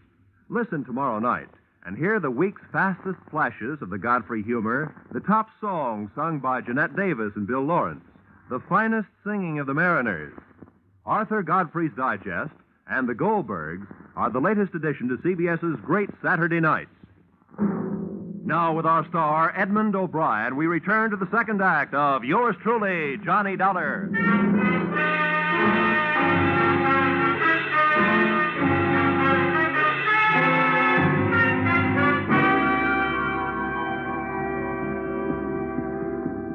Hey, what happened? Oh, Markwood. Yeah, he's dead.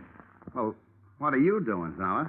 I'm looking for what there seems to be a shortage of around here, Bellotti. Clues. You don't mind where you look, do you? Rule number 1, don't get caught frisking dead cops. Forget about it, Bellotti, will you? Maybe I can suffer from lapse of memory for you sometime. That's a deal. Got any idea what you're looking for? No.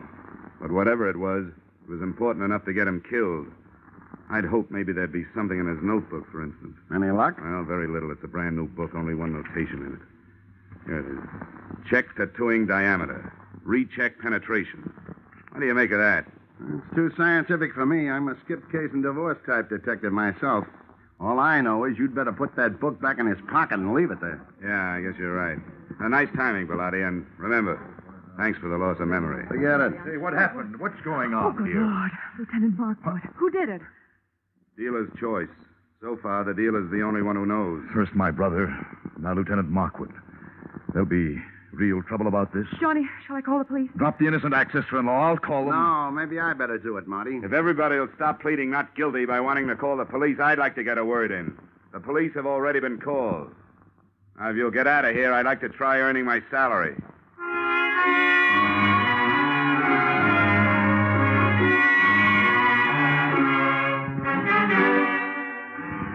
had had longer ears and more soulful eyes, I would have been all bloodhound, because I could sniff out the first of the trail. The smell of cordite told me that Lieutenant Markwood's killer had either been inside the room when he fired or just outside with the weapon pointed through the still open window. Outside, the grass formed a deep, wet rug right up to the house and smothered any immediate hopes I'd had of finding footsteps. But 10 feet away, I had better luck. A ray of light from inside spotlighted something that looked like it might be a star witness. It was a .32 caliber revolver. I scooped it up with my handkerchief and went back through the open window to look it over. Under the light, I checked 6 empty chambers and a crimson smear on the walnut grip. If somebody was feeding me a herring, it sure was red. But it wasn't blood. It was lipstick.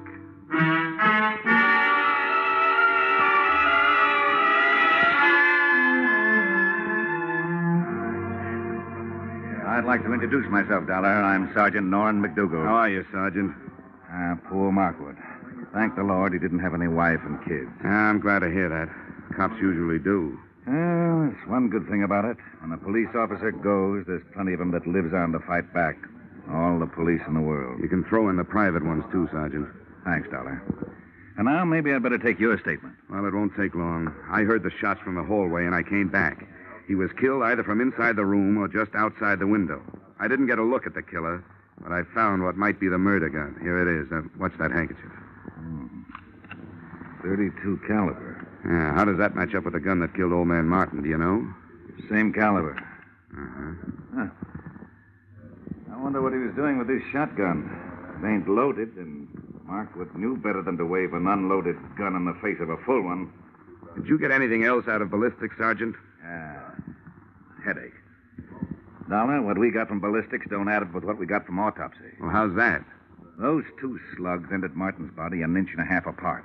But, according to the shallow penetration, they were fired from a distance of 300 yards. Now, do you know anybody who could do that kind of shooting with a .32? Well, that's pretty fancy shooting. Could it have been done with a stationary mount? No, not a chance. The body would have started falling after the first shot, and you can't re-aim a stationary mount that fast. Yeah, you're right. You know, I didn't have a chance to spend much time with Markwood before he got it, so I don't have much to work on. You got anything to spare? Just a lot of routine confusion so far.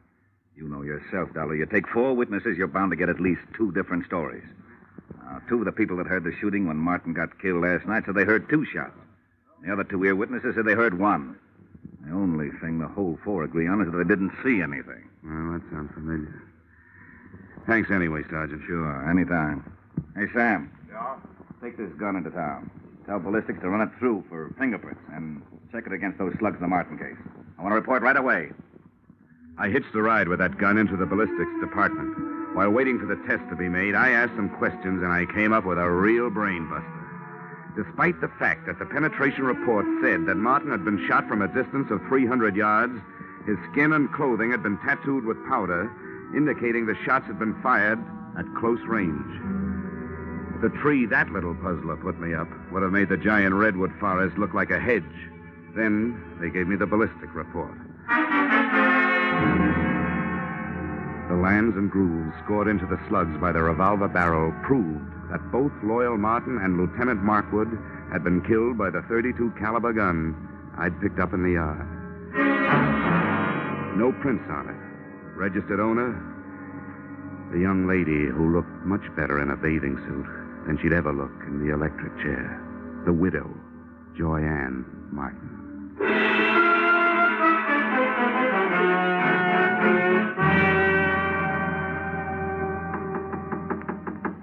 Yes?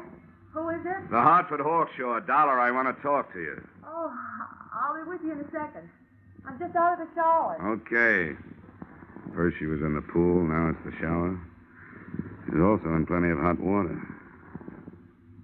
Hi. Don't pay any attention to my hair. Don't worry, I won't. I suppose you think it's a silly time of night. for me to be taking a shower. But I thought it might help me to get to sleep. Well, I'm afraid I won't. Why, Johnny. You You were pretty careless with that gun, weren't you? What gun? Oh, that handy little .32 caliber gun with the handy little registration number engraved on it that told the nasty old police that you bought it 6 weeks ago. Well, my gun's right here in the drawer. I bought it to protect myself from my husband. Here, it's right. Oh, Johnny. Johnny, it's gone. It's real gone. It's done gone and killed 2 men so far. And if you can't do some fast talking and some fast proving, it stands a good chance of shortening your pretty little life expectancy. Somebody must have stolen it. Oh, no. That's not even a down payment on a story. Oh, but Johnny, there's a whole house full of people who could have done it. Not only that, they'd be glad to get me out of the way if they could. Why? Well, Mrs. Thompson, because she hates me. Loyal's brother Marty, because I stand to inherit everything. What about Nick Bellotti? Doesn't he have an axe to grind? I don't know what it could be. Okay, skip it. Tell me, you remember hearing 2 shots being fired around here any time before your husband was killed? Probably away from the house? Why do you ask that? Because I want to know, did you? You amaze me. Yes, I did hear 2 shots. The day before Loyal was killed. I was horseback riding down by the walnut grove. I remember because my horse shied. Well, this is coming a bit too readily to be readily believed. But how big is that walnut grove? Not very big. Yeah? Can you spot those shots a little closer? They sounded as if they came from about the middle. I didn't stay to find out. I guess I frighten easily. Yeah. Yeah, you frighten me easily. Why, Johnny? Why? I'll tell you why. Because whether you shot anybody or not, you're murder, baby. Oh, Johnny. I didn't kill them. Got to believe me, Johnny. I don't have to. But just for a minute, I will. What is there about police drivers? Even out in the country, they got to lay on those sirens. Johnny, please. Come on, you better get dressed, sweetheart. I told them I'd keep you occupied till they got here. Why, you... The police took Joyanne and her hurt feelings off to the pokey. I took myself and my hurt cheek off to bed. The next thing I had to do had to be done by daylight. So I took over Joyanne's painfully empty and prettily perfumed sack, set the alarm for dawn, and snort up a storm.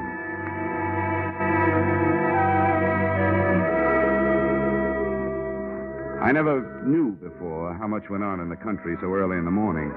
On the way to the walnut grove, the damp air washed the cobwebs out of my head, and I started thinking. Now, first, Loyal Martin had been found dead with 2 bullet holes in him. Yet 2 of the witnesses, Joyanne and the housekeeper, Mrs. Tompkins, had heard only 1 shot. Second, that powder burn tattooing on the body, denoting a close-range killing, was in violent argument with a bullet penetration report which screamed long-range killing.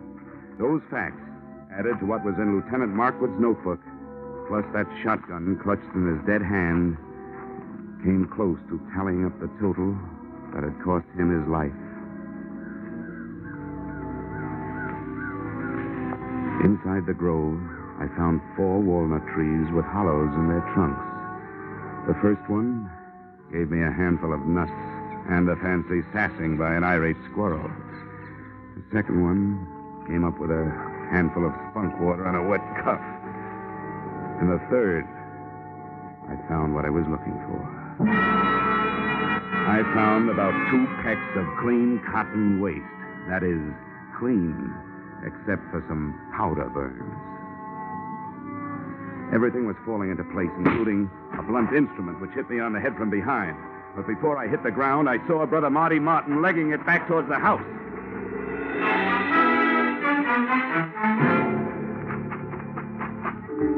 I made it up the house and up the hill and onto the trail, and was just starting up the stairs when I heard another out-of-season 4th of July.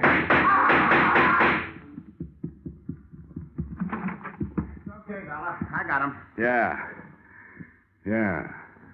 So I see. It was self-defense. I had to do it. I hated to butt in on your case, but all of a sudden everything stacked up, and I knew he was your man. When I threw it in his teeth, he made a try for his gun, so I dropped him. You sure did, Bellotti. Well, I owe you a lot of thanks. But if you don't mind, I'll take over from here. Sure, help yourself. Good.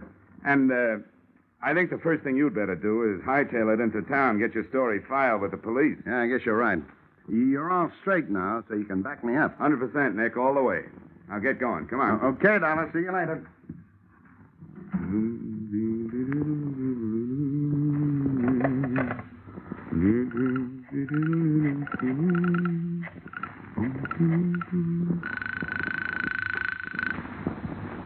Sergeant Norrin McDougal. Yes, sir. Sergeant McDougal. Johnny Dollar, Sergeant. Oh, yeah, Dollar. What's new? Well, just another corpse. And in just about 15 minutes, the guy who made it one and conspired on the other 2 killings is going to walk right into your arms through the station house door. What? Who is it? Nick Bellotti, New York private license. He just shot his partner in this thing, Marty Martin. You're crazy. What about this girl? It was her gun. That was their fondest hope, Sergeant, to pin it on her. They borrowed her gun, fired 2 slugs from it into some cotton waste, then took the slugs and stuck them in a shotgun shell. 1 shot, just like both ladies said they heard. The shotgun Lieutenant Markwood was looking at when he died was really the Martin murder weapon. Oh, that takes care of the powder burns and the shallow penetration, yeah. Well, thanks a lot, Dollar. I'll be waiting for him. Hey, wait a minute. What's he walking in here for under his own power? To tell you an early morning bedtime story, just before you go off duty. He'll give you a pitch about a self-defense killing. It's a lie. The victim wasn't carrying a gun. If he had been, he would have used it on me. But he didn't. He used a sap. The sap.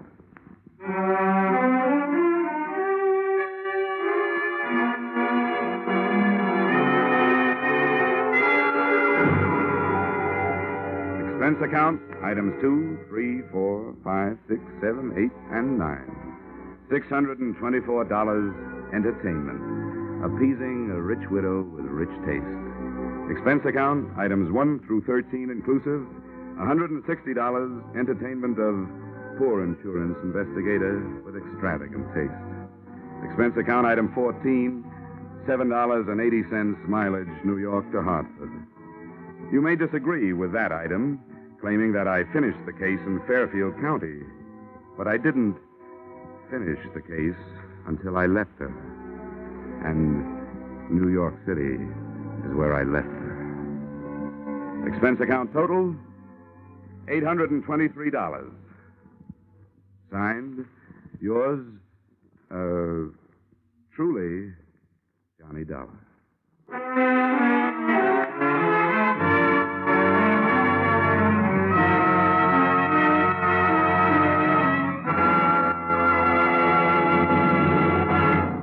Yours truly, Johnny Dollar, stars Edmund O'Brien in the title role and is written by Paul Dudley and Gil Dowd, with music composed and conducted by Leith Stevens. Edmund O'Brien can currently be seen starring in the Harry M. Popkin United Artists production, DOA. Featured in our cast were Irene Tedrow, Walter Burke, Ted DeCorsia, John Daner, Gene Bates, and Ed Begley. Yours truly, Johnny Dollar, is produced and directed by Jaime Del Valle.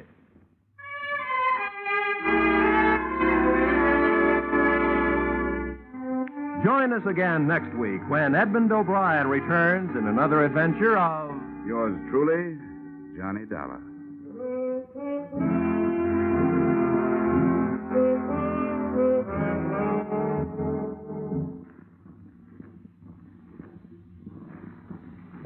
Ladies and gentlemen, CBS invites you to hear Senator Brian McMahon on the Capitol Cloakroom over most of these same Columbia stations tomorrow night. Senator McMahon is chairman of the Joint Congressional Committee on Atomic Energy. And when he's interviewed by CBS newsmen Eric Severide, Bill Shadell, and Griffin Bancroft, this will be the first detailed discussion of the hydrogen bomb and its implications. Remember, the first discussion by a high government official since President Truman's historic announcement earlier this week. Remember, that's CBS's Capitol Cloakroom, tomorrow night at 10:30 p.m. over most of these same CBS stations. Be sure and be listening. This is CBS, where, incidentally, Arthur Godfrey's Digest of Wit and Humor is also heard every Saturday night. The Columbia Broadcasting System.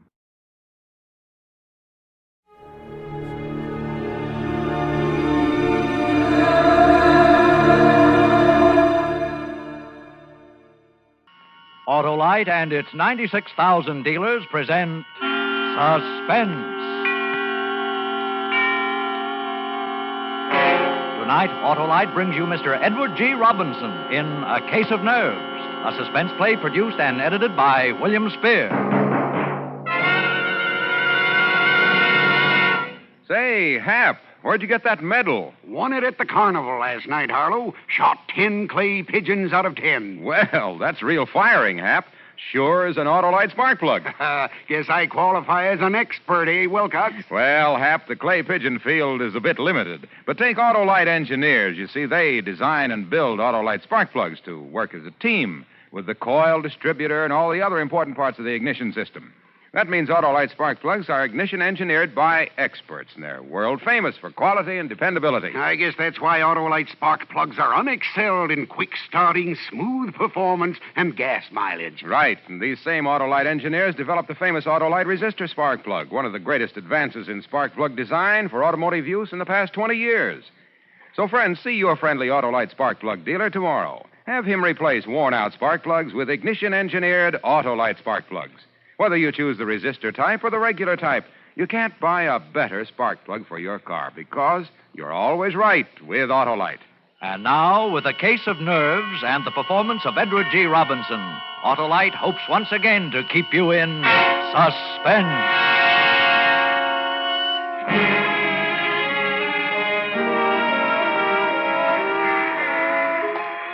I got off the train in Toledo and walked through the station to the street.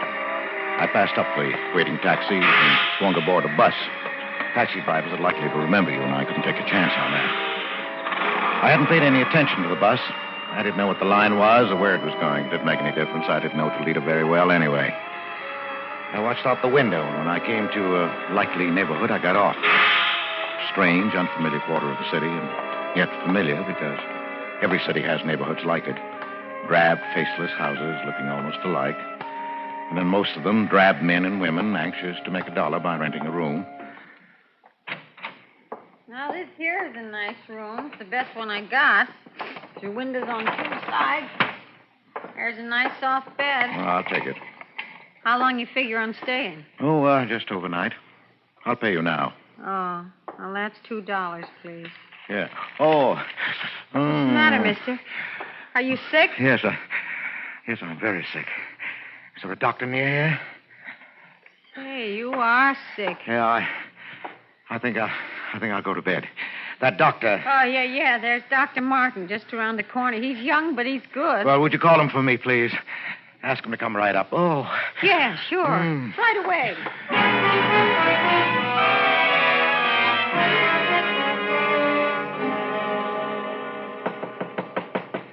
Come in. I'm Dr. Martin. You're Mr. My name is Wentworth, Doctor. James Wentworth. Oh, yes. I just got into town. I'm afraid I'm in for my old trouble again. Oh, what's that, Mr. Wentworth? Trigeminal neuralgia. Ah. I had bad attacks before. Just where is the pain? Here. And here. Oh, yes. Now, if you'll... No, don't touch it. It's like a red-hot iron, even the draft of air. I know. Really, you should have that nerve operated. Yes, I'm going to have it done when I get home. Oh, and where's that? Cleveland. Cleveland. I know a lot of men there. Who's your doctor? Dr. Fletcher. Lawrence Fletcher. No, Andrew. Andrew R. Fletcher. I don't recall him. But he's waiting to clear up a heart condition before he operates. Oh, yes, very sound. Now, how did this attack come on? Oh, the way they always do. I was shaving, and I touched a nerve with the razor. Oh, yes, the trigger point. It's very typical. Well, that doesn't help me when that nerve starts jumping.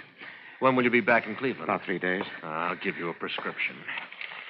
This is morphine, 1/4 grain. You've taken it before? Yes, that's the only thing that gives me any relief.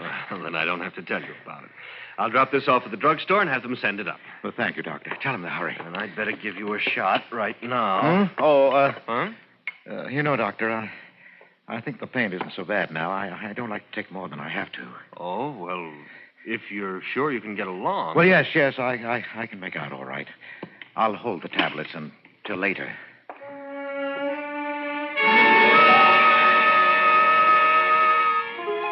I paid Dr. Martin, young Dr. Martin of Toledo, and he left. I waited for the package to arrive from the drugstore. Then I stayed the night so the landlady wouldn't think it was peculiar. In the morning, I got on the train, went back to Cleveland, to the hospital with the little white tablets in my pocket. The little white tablets with which I would kill Louise.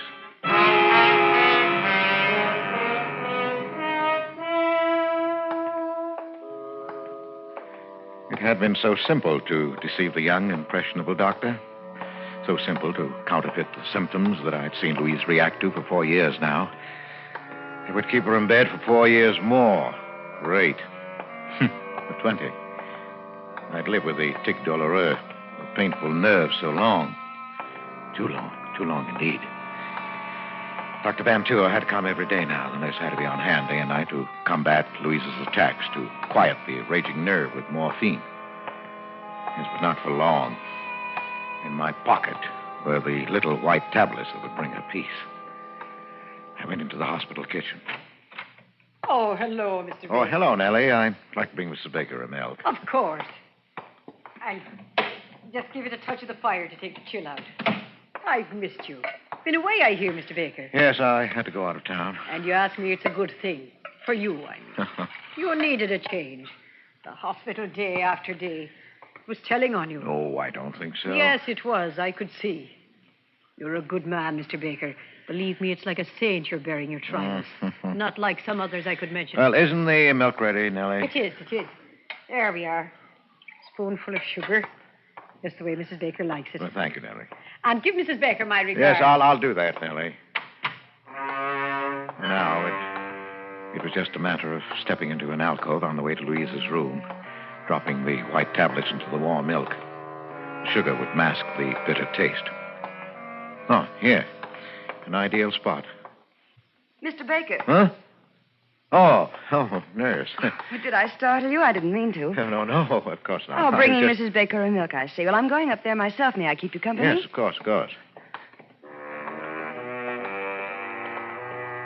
Nurse White walked beside me to Louise's room. The chance for the night was gone. Another night of pain for Louise. I felt the sudden anger of the nurse. And a moment later, I realized how unreasonable it was. It was hard to be angry with anyone so pert, so alive, so beautiful. Even in her severe uniform, she managed to remain feminine, provocative. There was always a flower at her shoulder. Today, it was a sprig of flowering dogwood. And her quiet, unprofessional perfume was an exciting tingle in my nostrils. And then, we were in front of Louise's door. Hello, Mrs. Baker. Look what I brought you. Albert, dear. Hello, darling. Oh, I'm so glad you're back, darling. I missed you. I missed you, too. Here's your milk. You never forget, do you, Albert? How was your day? Just fine. Wasn't it, Miss White? Oh, yes, Mrs. Baker. A very good day, all things considered. Well, I'm glad. I brought you something else, Louise. Oh, the locket. Oh, thank you, Albert, for remembering. Look, nurse, isn't it beautiful?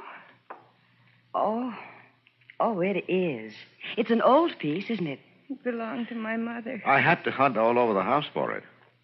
Whatever gave you the sudden notion you wanted it anyway? I don't know. I've had a feeling I'll be joining Mother soon. Oh, Louise, please don't talk that way. Now, Mrs. Baker, you're going to be up on your feet before you know it. And that's almost enough talking tonight, Mr. Baker. No. Mrs. Baker, do you want me to leave a tablet for you? Yes, thank you, dear. Here you are. I hope you don't need to take it. Well, good night. Good night, Miss White. The tablet. You've been taking it every night? Well, I try not to. But lately, the pain... Yes, I know. Oh, Albert, dear, you deserve something better than this. Please, dear. And now, your nose to the grindstone to pay for the doctors and nurses. Oh, don't worry. A little handball at the club, and then this room. Yes, but you're going to get better, dear. You must believe the doctor. That's what Pauline says. Pauline? The nurse. Oh, yes, of course. Oh, is she looking out for you all right? She's a dear. And very pretty, don't you think? Pretty? Yes, I suppose so. I hadn't noticed. I used to be pretty. You used to embarrass me sometimes the way you looked at me. But you're still beautiful, Louise. You'll always be. I'm sorry, dear. I won't talk like that again. You'd better go now, Albert. I'll try to sleep. Yes. Well, good night, dear. I'll see you tomorrow.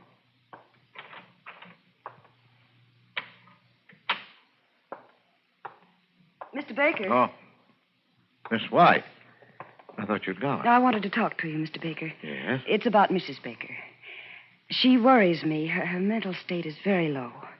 You heard how she talked Yes. about her mother, the locket. Yes, I heard. She needs something, I don't know what, to snap her out of this mood. I just thought I'd mention it to you. Yes, thanks. Oh, where are you going? To put the morphine away. You know, I don't see why Dr. Van Tua doesn't give her more of that stuff. She needs it. Yet you ration it out as though it were poison. Well, it is poison, Mr. Baker. That's why I'm particularly careful about Mrs. Baker. But you don't think she'd actually... Well, usually the ones who talk about it don't do it, Mr. Baker, so I wouldn't worry. Well, good night. Wait a minute. Yes? Miss White. Pauline, isn't it? Why, yes, I didn't think you knew. Well, would you mind, when we were alone, if I called you Pauline? I'd like it. Thanks. Well, you know, this is an awful thing to ask, but, well, you know, it's been pretty lonely for me. Oh, yes, I know. That is, I can guess. Well, would you let me take you to dinner this evening? Why, thank you, Mr. Baker. I'd love it. I'm off duty at 8. Well, I'll pick you up then. And, Pauline. Yes, Mr. Baker. My name's Albert. At 8, then. Albert.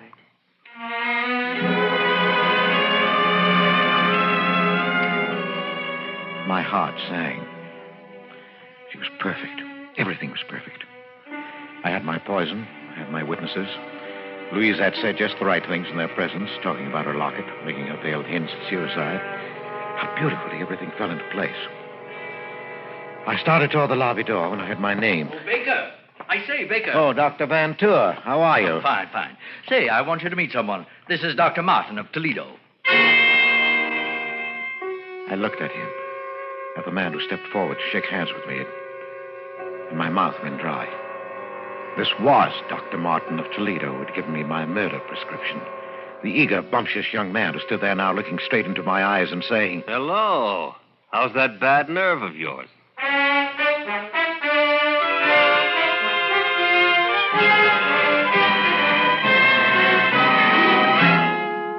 Autolite is bringing you Edward G. Robinson in A Case of Nerves, tonight's production in radio's outstanding theater of thrills, Suspense.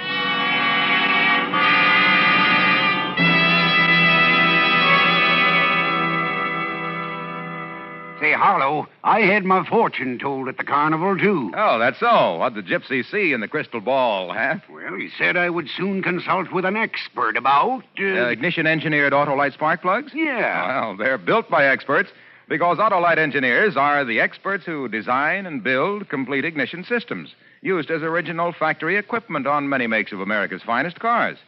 So naturally, they engineer Autolite spark plugs to work as a team with the coil, distributor, and all the other important parts of the ignition system. You mean, of course, they know how to build ignition-engineered Autolite spark plugs that can't be beat for quick starting, smooth performance, and gas mileage. Precisely. And it was these same Autolite engineers who developed the famous Autolite resistor spark plug, one of the greatest advances in spark plug design for automotive use in the past 20 years. Oh, that gypsy had nothing on you, Wilcox. Well, friends, see your friendly Autolite dealer tomorrow. Have him replace worn-out spark plugs with world-famous ignition-engineered Autolite spark plugs. Whether you choose the resistor type or the regular type, you can't buy better spark plugs for your car because you're always right with Autolite. And now, Autolite brings back to our Hollywood soundstage our star, Edward G. Robinson, in A Case of Nerves, a tale well calculated to keep you in suspense. was caught flat-footed. I couldn't answer, couldn't even turn and hide. Dr. Martin stared at me a minute, unbelievingly, and then his jaw hardened. After a long time, he put out his hand. Because there was nothing else to do, I took it. Oh, this is Mr. Baker, Doctor. It's his wife who has this trigeminal condition. His wife, eh? Well, yes, of course. You didn't think I meant Mr. Baker, did you? He's as strong as an ox. Yes, I can see that. No. I ran into Dr. Martin in the doctor's lounge, Baker. He was telling me about a case he just saw in Toledo. Was Toledo, wasn't it, Martin? Symptoms were remarkably similar to Mrs. Baker's. Remarkably. I thought he might like to look in on Mrs. Baker. You don't mind? She's sleeping, I think. Oh, it's too bad. Well, another time, perhaps, eh, Doctor? Oh, yes, certainly, Doctor. Well, I've got to run. Glad I ran into you, Martin. Have lunch sometime, eh? Yes, glad to. I'll see you later, Baker. Yeah, sure, Doctor, sure. I'll have to be going myself now, Mr. Baker. Wait, Doctor. I want to talk to you. Don't see that there's anything to talk about. Yes, but there is. I want you to know that what happened in Toledo yesterday. You don't have to explain. I understand. You understand? You didn't say anything, Dr. Van Tour. Well, why should I? It's none of my business. None of your business? Of course. I admit I didn't have you tagged as an addict. Addict? Yes. You don't look like one, and that trick of refusing an immediate shot, well, I've got to hand it to you. You fooled me completely. And using your wife's symptoms. Very clever. I don't doubt you can get a supply whenever you need it with that routine. Oh, no. I assure you. Please, don't bother to lie to me. I guess I ought to thank you for teaching me that trick. It won't work again on this baby, believe me. And now, if you'll excuse me, Mr. Baker, or Mr. Wentworth, I'm heading for a spot of handball. Oh, wait. Yes? No hard feelings? No, of course not. Look, Doctor, if you really mean that about no hard feelings, and if you haven't got a partner, well, I play a pretty good game. Now, that's what I call a switch, anyway. All right, hop in.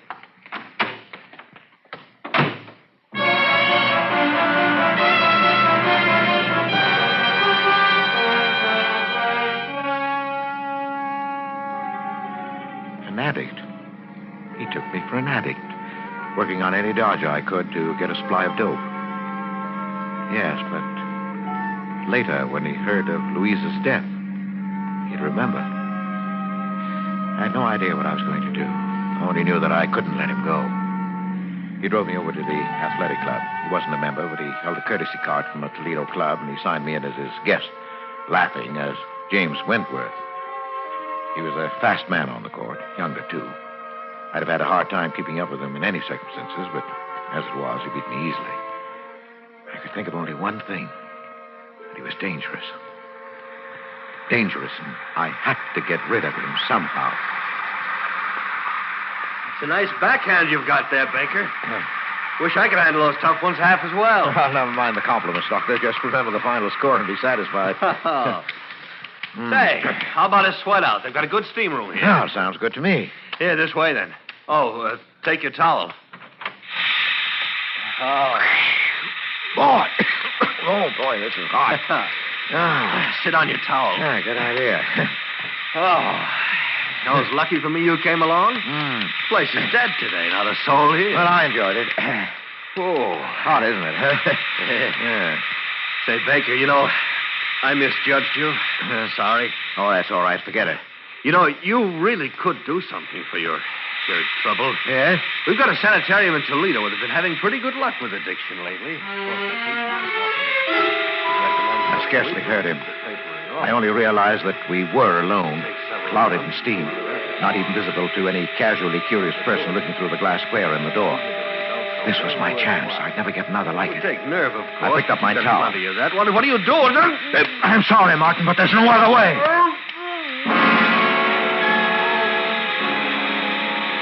I whipped my towel over his head and got behind him where his flailing arms couldn't reach me. I didn't want to leave any marks on him. With my free hand, I covered his mouth and pinched his nostrils shut through the towel. He fought hard. But in a few minutes, he hung limp in my arms. And after a few minutes more, I knew he was dead. I left him there, hidden in the steam. In the locker room, I dressed quickly, parted my hair on the wrong side, and plastered it down in a way I'd never normally wear it. The man at the reception desk barely glanced at me as I passed him. Later, when they found Martin, they'd look for a man named Wentworth. They'd never find him because he didn't exist.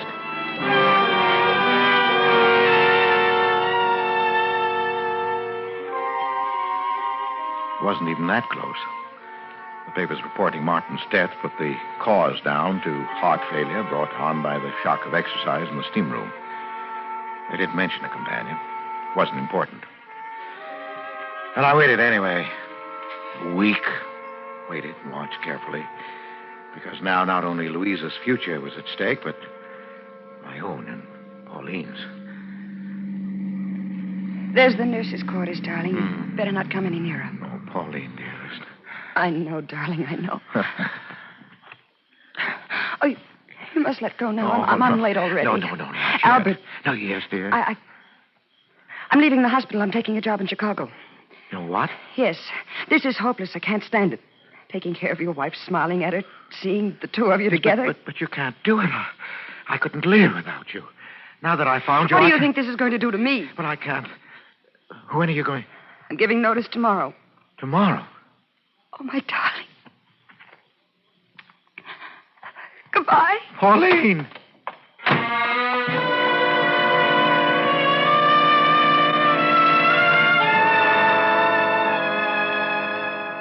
She was gone. She said goodbye. So I knew what you meant. When I saw her again, it would be in the hospital across Louise's bed. She'd be Miss White, and I'd be Mr. Baker. No, I couldn't stand that now. Yes, but there was one sure way to hold her. The little white tablets were still in my pocket.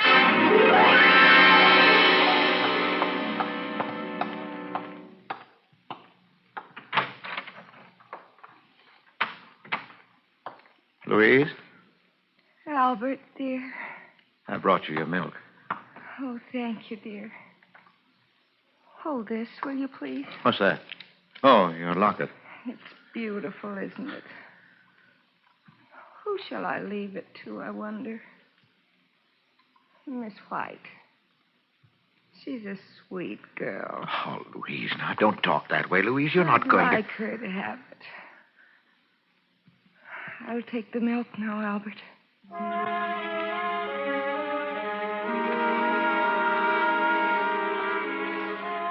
She drank it. I had to clench my jaws to keep from crying out. She smiled and held out the empty glass to me. And it was over. I went home and tossed sleeplessly, waiting for the inevitable. Hello? Yes? Yes? No, I'll be right over.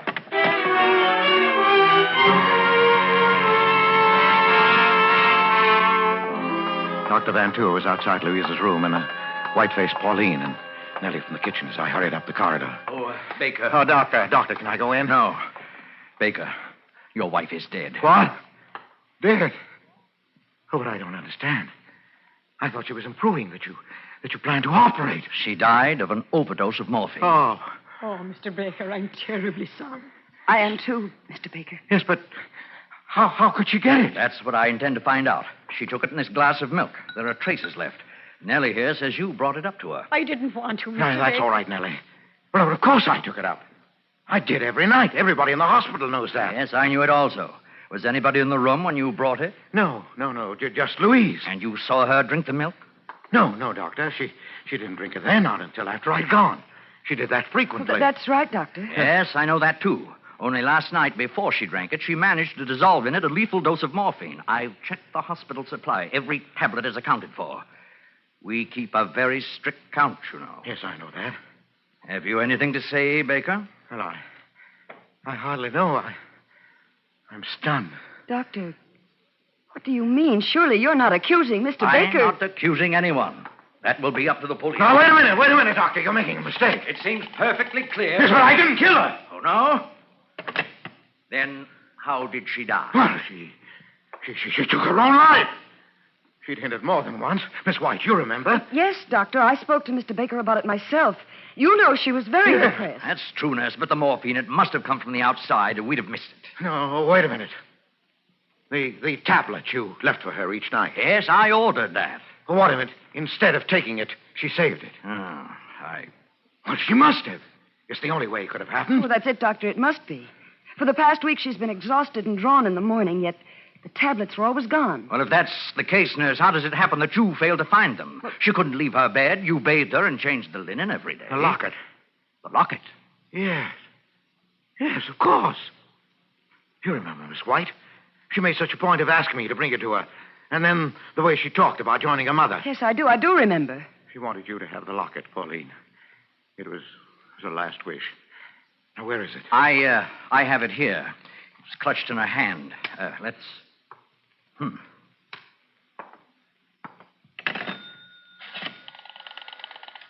Police headquarters, please. You have to notify them? Yes, I do.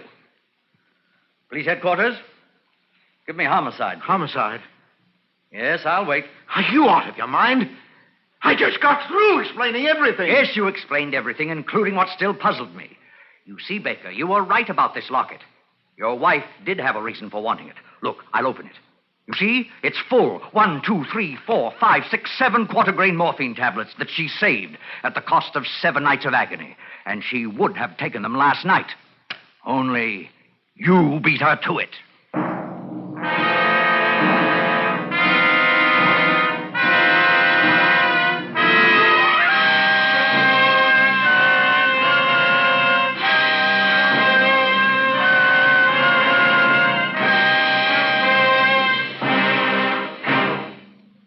Suspense, presented by Autolite. Tonight's star, Mr. Edward G. Robinson.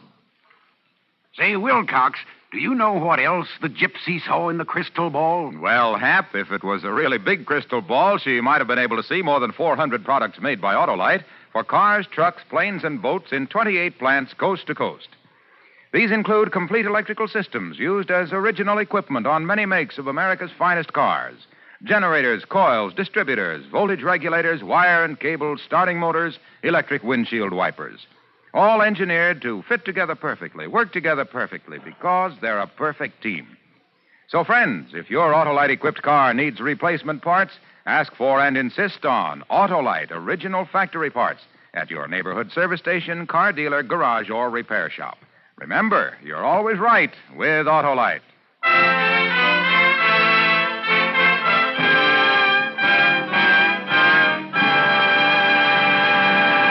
Next Thursday for Suspense, our star will be Charles Boyer. The play is called The Case of Henri Vibard. And it is, as we say, a tale well calculated to keep you in suspense.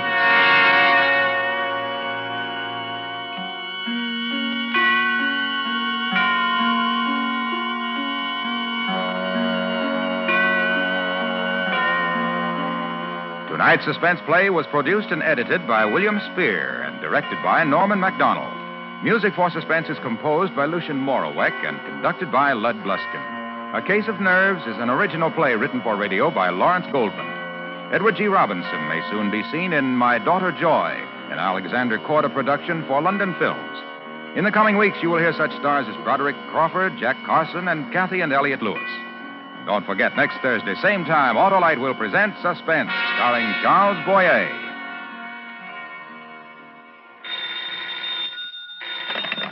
You can buy world-famous Autolite resistor or regular spark plugs, Autolite stay-full batteries, Autolite electrical parts at your neighborhood Autolite dealers. Switch to Autolite. Good night. Autolite, sponsor of Suspense, is proud to acknowledge receipt of the National Safety Council's Public Interest Award for exceptional contribution to highway safety. This is the second consecutive year that Suspense and its sponsors have been so honored. This is CBS, the Columbia Broadcasting System.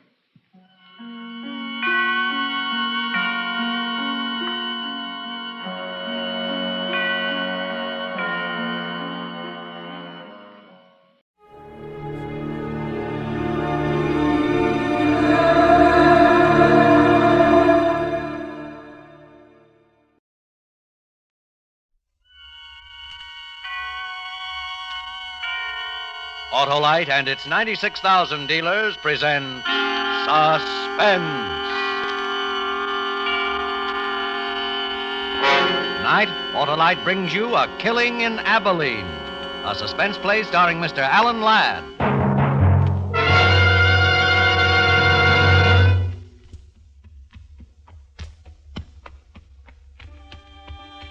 I traveled hard for 300 miles to find the man who killed my brother.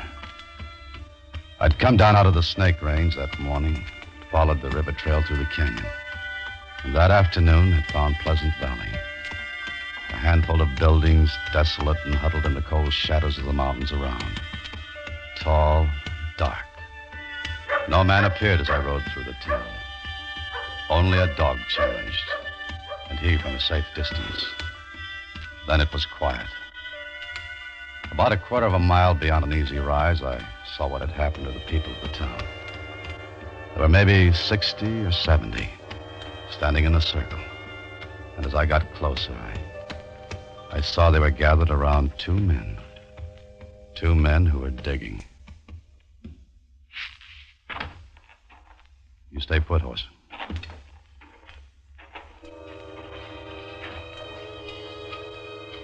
There was a look on the faces of the people standing there. Even the kids peeking from behind skirts and trouser legs. And it was something I'd seen before. It wasn't a good look. It was the look some people had had 2 years before in Abilene, when we discovered my brother's body. In just a moment, Mr. Alan Ladd in the first act of A Killing in Abilene. Hi, Harlow. Oh, what do you got there? Christmas present, Hap. You got one already? Yes, sirree, and it's an Autolite Stay Full battery that needs water only 3 times a year in normal car use. Why, my car will really cut a caper over this capable Christmas cheer.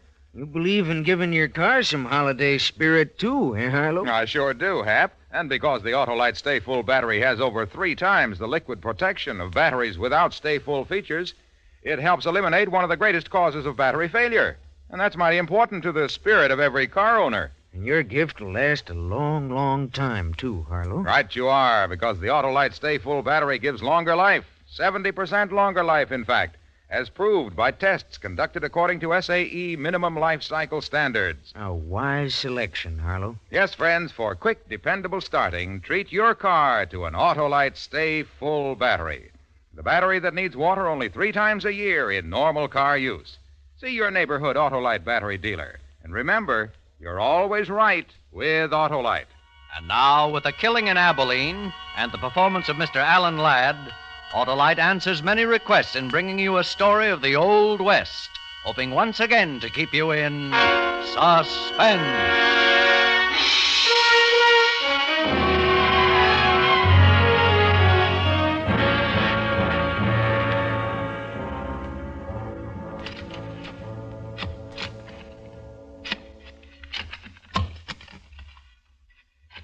Hold up a minute. What's the matter? I hit something.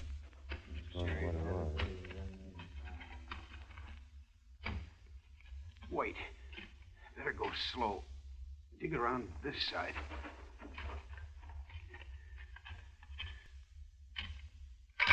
Here, I can't do it anymore.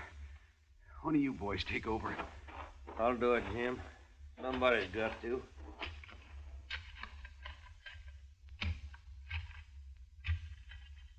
It's him, all right. I seen his shirt. You were right then, Ben. Jake Garvey, you're a sheriff. Better come take a look. Yeah.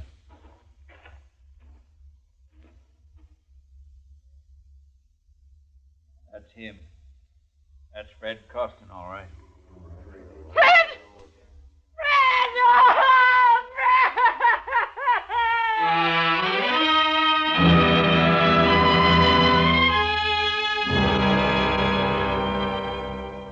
The other women folk led our way. The men stayed and pushed in a little closer to the pit and waited there until the job was finished. Then they noticed me. What are you doing here, stranger? Where are you from? You're the sheriff? That's right. Jake Garvey. Amanda's my name, from Abilene. So? I'm looking for a man in these parts. Calls himself Lee Burridge.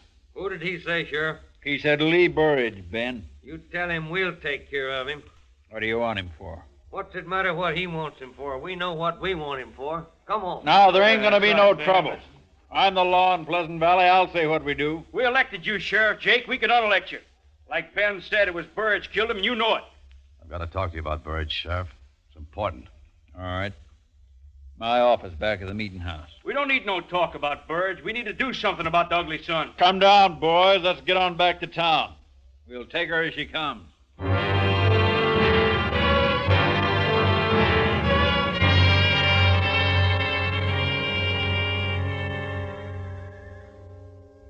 Smoke? No, thanks. The boys want to know why you're here. So do I. We don't like strangers. What do you want with Lee Burridge? I had a brother. Killed out in Abilene. Burridge did it. Oh? He and another one drove a herd into the railroad. Burridge got drunk and killed my brother.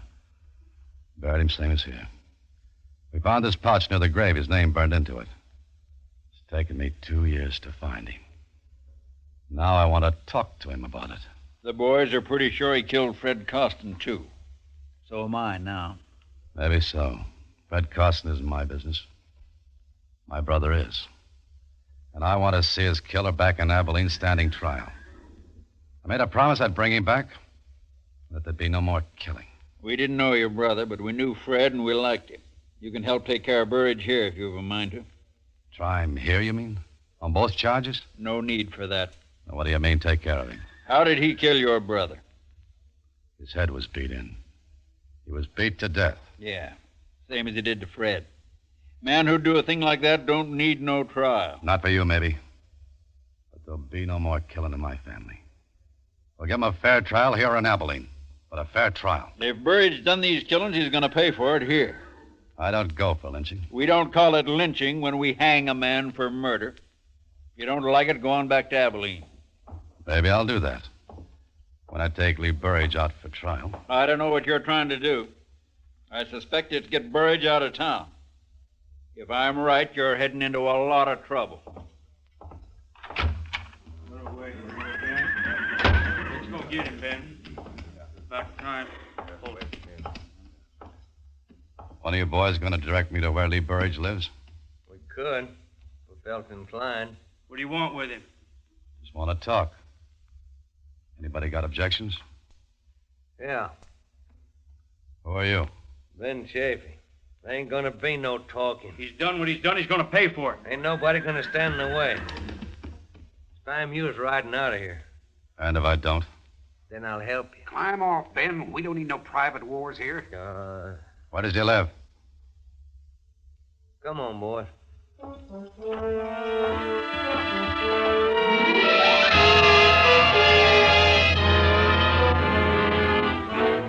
He turned away from me and moved into the sheriff's office, leaving me alone to walk down the strangely quiet street. Towards the hills, the thunderhead was beginning to gather, moving in slowly. Near the end of the street, two men were building a coffin in front of a small house.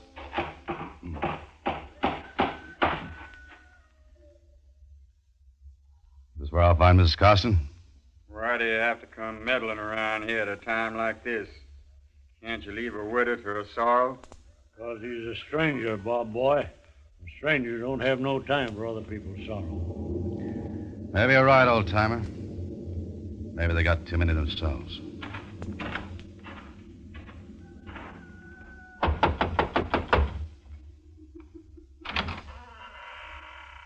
Yes? I'd like to talk to you, ma'am. Could I come in? Can't you see this house is in mourning? Ma'am, I know how you feel. How can you know what I feel? I had a brother once. Killed by this man, Burge. Oh. I'd like you to help me. It was 2 years ago my brother was killed. His wife would like the killer brought back to Abilene for trial. I'd like you to speak to your friends and let me take him away. He didn't give my Fred a chance before he killed him. He's a cruel, ugly man. He's a killing man.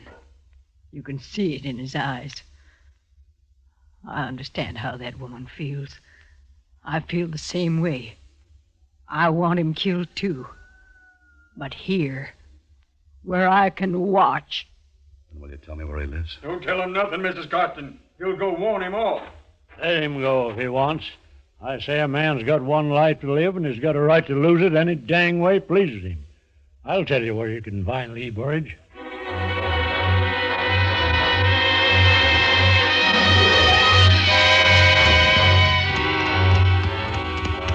A few miles outside of town where the canyon spread, I saw his hut. Set against a fire-blackened hill. There was no growing thing in the rocky ground except one sick, twisted tree. Stunted limbs reaching out empty, waiting. Hold it. Easy, horse. Easy. Throw your gun down, you. Or I won't miss with the next one. Lee Burge? Throw it down. I'm Jeff Mander. It's my brother Seth you killed in Abilene. That's who you are. You've caused me enough trouble. Get out of here. They'll give you a fair trial there. Stay here and you're going to be lynched for Fred Costin's killing. Don't come no closer. Nobody's going to lynch me while I got this. Listen to me. I don't hold no love for you. I shouldn't care what happens to you. But it took me 2 years to find you. Now I'm taking you out. Don't come no closer. Put up your gun. I'm warning you. Put up your gun! I knew he was shooting to miss. But I didn't know what would happen if I moved closer. So I got out of his canyon.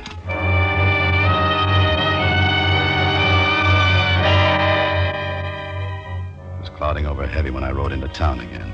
Maybe an hour and a half after I'd left the sheriff's office. The streets were still empty. But in a couple of the houses, I saw curtains move in windows and shadows duck away as I looked at them. I wondered if the old man had told them I'd gone to see Burge. And if they knew what they planned doing about it.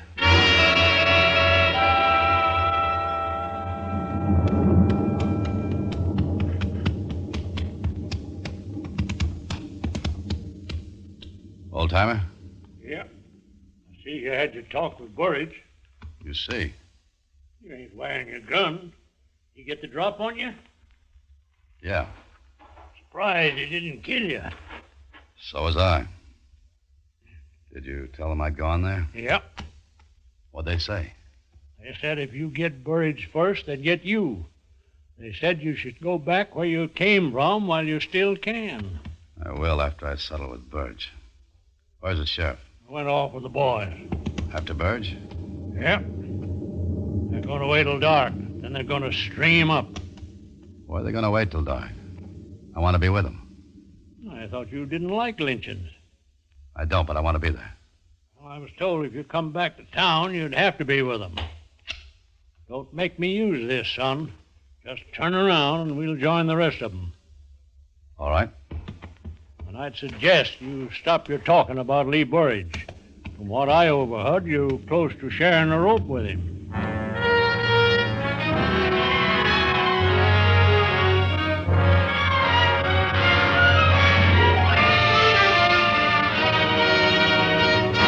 Autolite is bringing you Mr. Alan Ladd in A Killing in Abilene.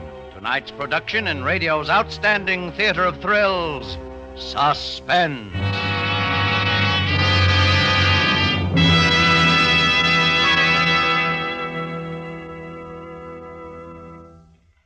Well, Harlow, only 8 shopping days till Christmas. Well, that doesn't bother me, Hap. I'm giving everybody an Autolite Stay Full battery, the battery that needs water only 3 times a year in normal car use. Even folks without cars? Well, sure.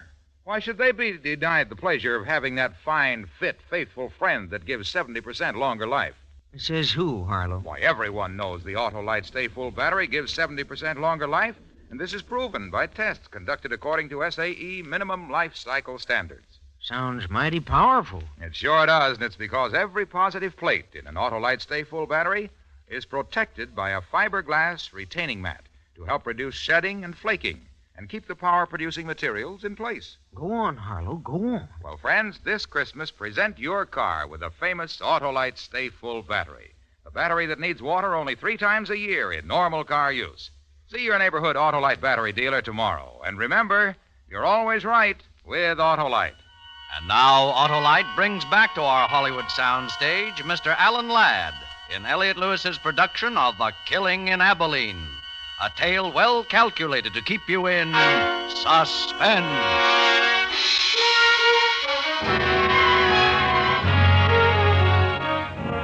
We rode out of Pleasant Valley, the old man and me.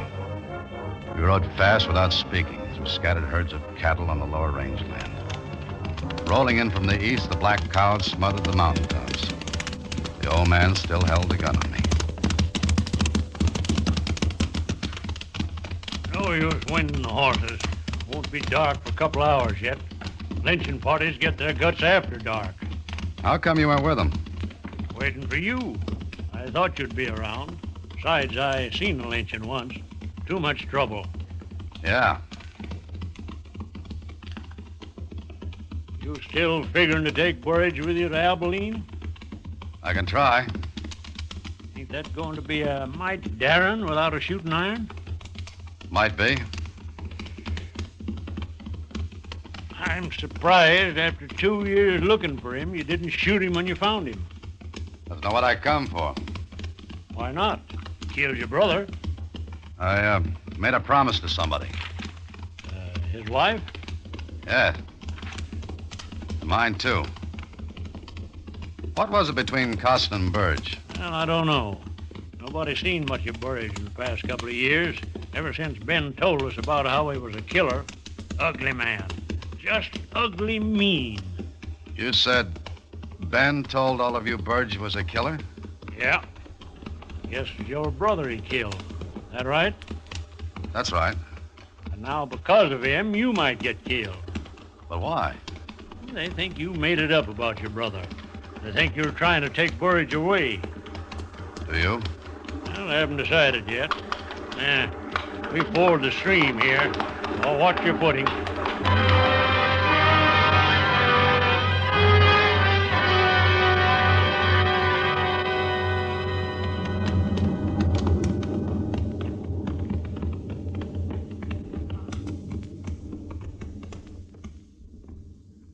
Sonny. Yeah? They haven't seen you yet. You still got time to get out. You let me go? No. I've come this far, I'll finish it. Well, I always said a man's got one life, and he's got a right to lose it any dang way pleases him.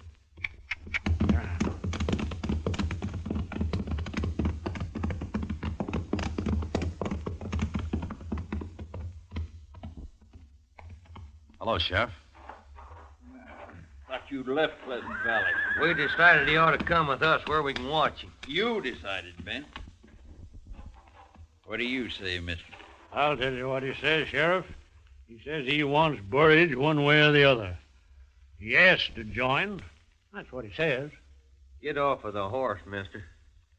All right.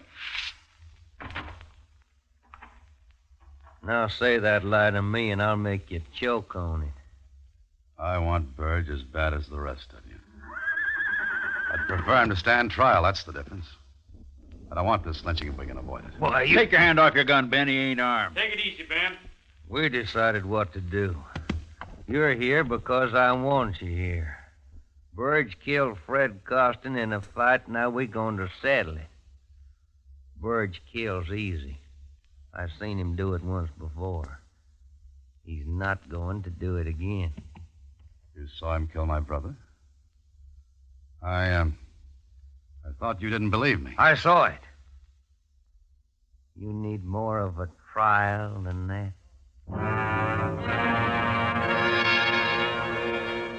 I looked at the faces, angry, filled with hate. And I thought of the ugly man up in the canyon in the broken-down shack. I wondered if he knew what was waiting for him a mile or so away.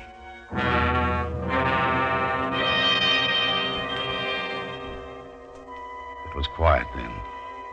Storm clouds are quickening the end of the day. The party became shadows sitting nervously or smoking. Two of the men had some whiskey and were building their courage for the night's work.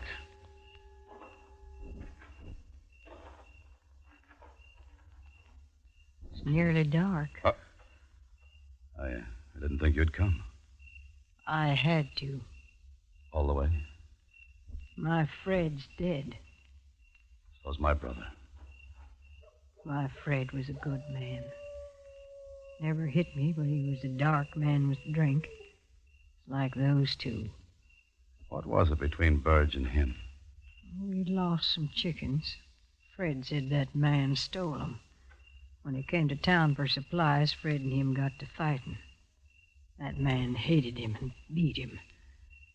Fred was terrible hurt.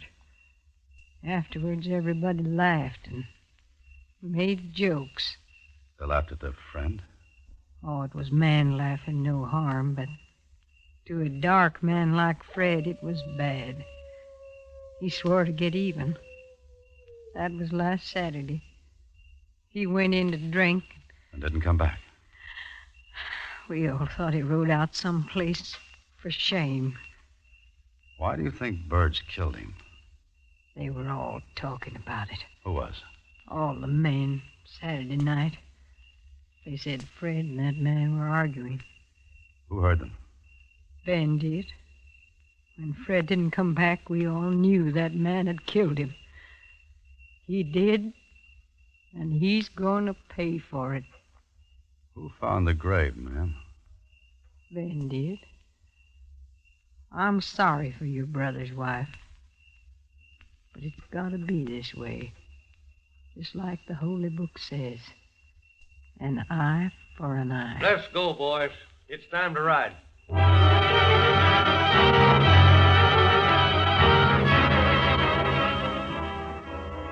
We rode to the widening of the canyon, dismounted, and went the rest of the way to the hut on foot.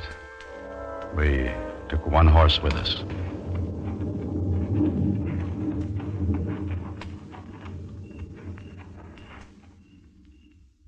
He's there, all right. There's a light inside. Hold up, boys. Bob, you, Jim, and Needle come with me. Right, Sheriff. We'll bring him out. The rest of you stay here. What's the idea? You're too quick tonight, Ben, and giving too many orders. You stay. Still trying to get him away, son? I might.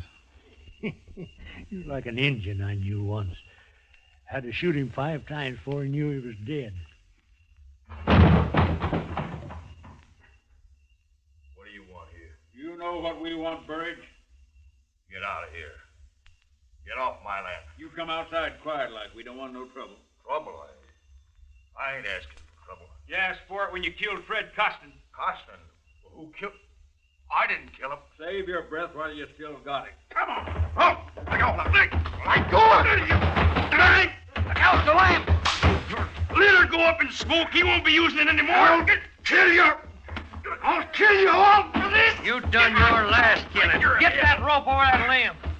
Is this your doing, Ben? Shut up. Tie his hands, Bob. I'll hold him.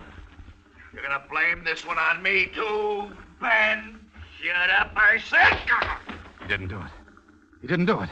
Let it go, son. You can't stop him now. I gotta talk to him before they do. He didn't do it. Now I know it. Wait a minute. Take my gun. Thanks.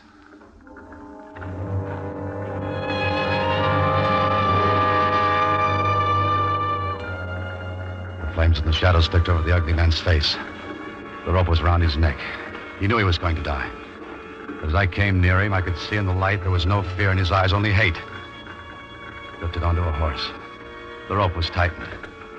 He was ready to be lynched. Then he saw me.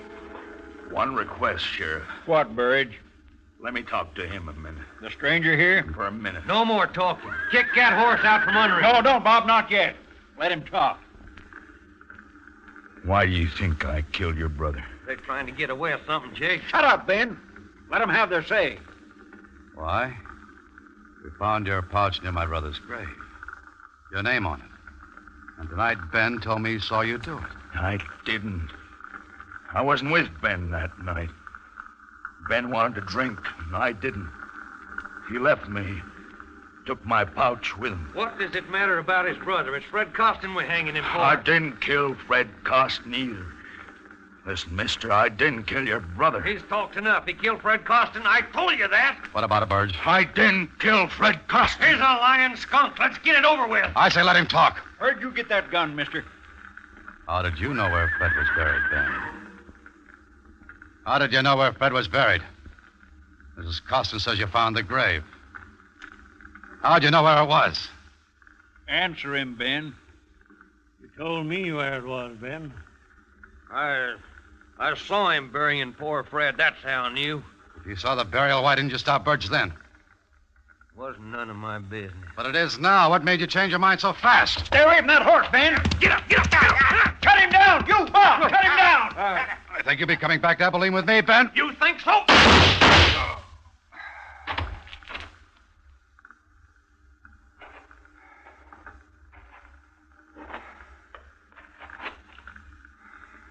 You all right, son? Yeah. Burge? He live. Rest easy, son. You done a good job.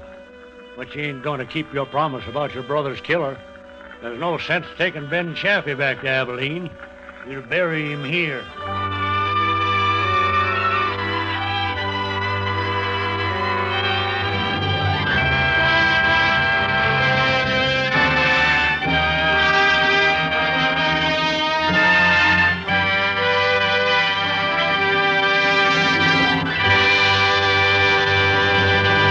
Suspense, presented by Autolite. Tonight's star, Mr. Alan Ladd. Christmas shopping can be fun. It doesn't have to kill one. Give an Autolite Stay Full battery. Only 3 times a year do you fill one. And that's because the Autolite Stay Full battery is the battery that needs water only 3 times a year in normal car use. And it's one of more than 400 products for cars, trucks, planes, and boats made by Autolite in 28 plants coast to coast. These include complete electrical systems used as original equipment on many leading makes of America's finest cars.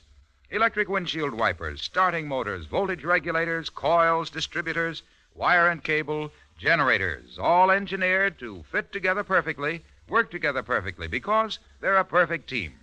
So, friends, don't accept electrical parts supposed to be as good. Ask for and insist on original factory parts at your neighborhood service station, car dealer, garage, or repair shop. And because all Autolite parts are original factory parts, you can be sure you're right, because you're always right with Autolite.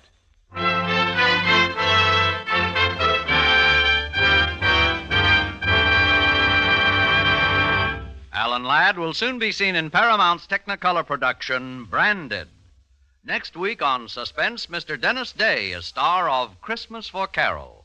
And in weeks to come, you will hear such famous stars as Cornel Wilde, Ezio Pinza, and Ginger Rogers, all appearing in tales well calculated to keep you in suspense.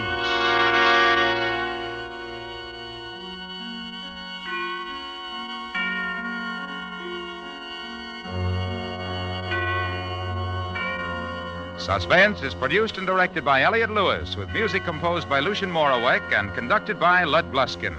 Portions of this program were transcribed.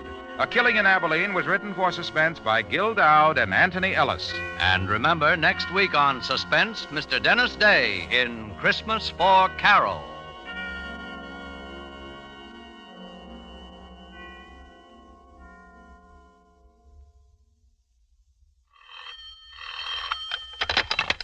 Buy Autolite Stay Full batteries, Autolite Standard Type, or Resistor Type spark plugs, Autolite electrical parts at your neighborhood Autolite dealers.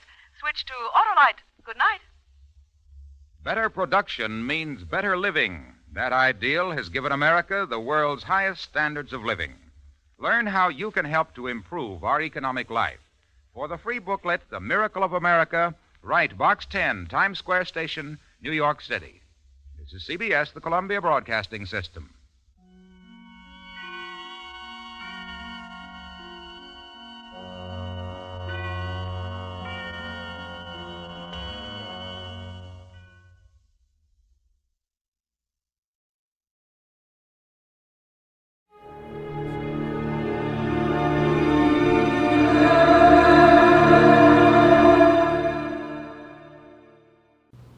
Here is another in NBC's great parade of new shows.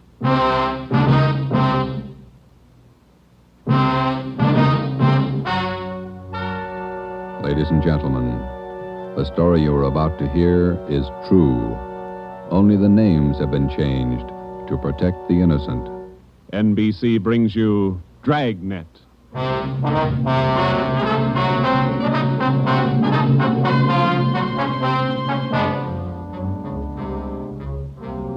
You're a detective sergeant. You're assigned to burglary detail.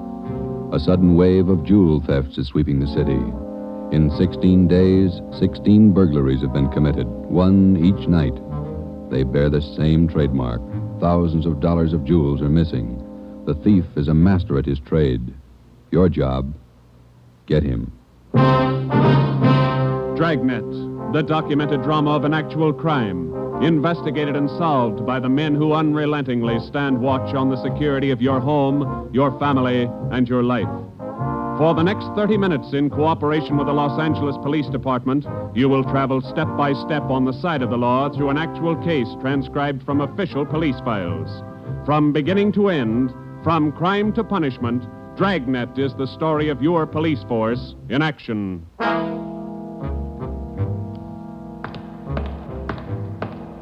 It was Tuesday, June 17th. It was warm in Los Angeles. We were working the day watch out of burglary. My partner's Ben Romero. The boss is Ed Backstrand, chief of detectives. My name's Friday. I was on the way into work that morning, and it was 7:53 a.m. when I got to room 45. Burglary detail.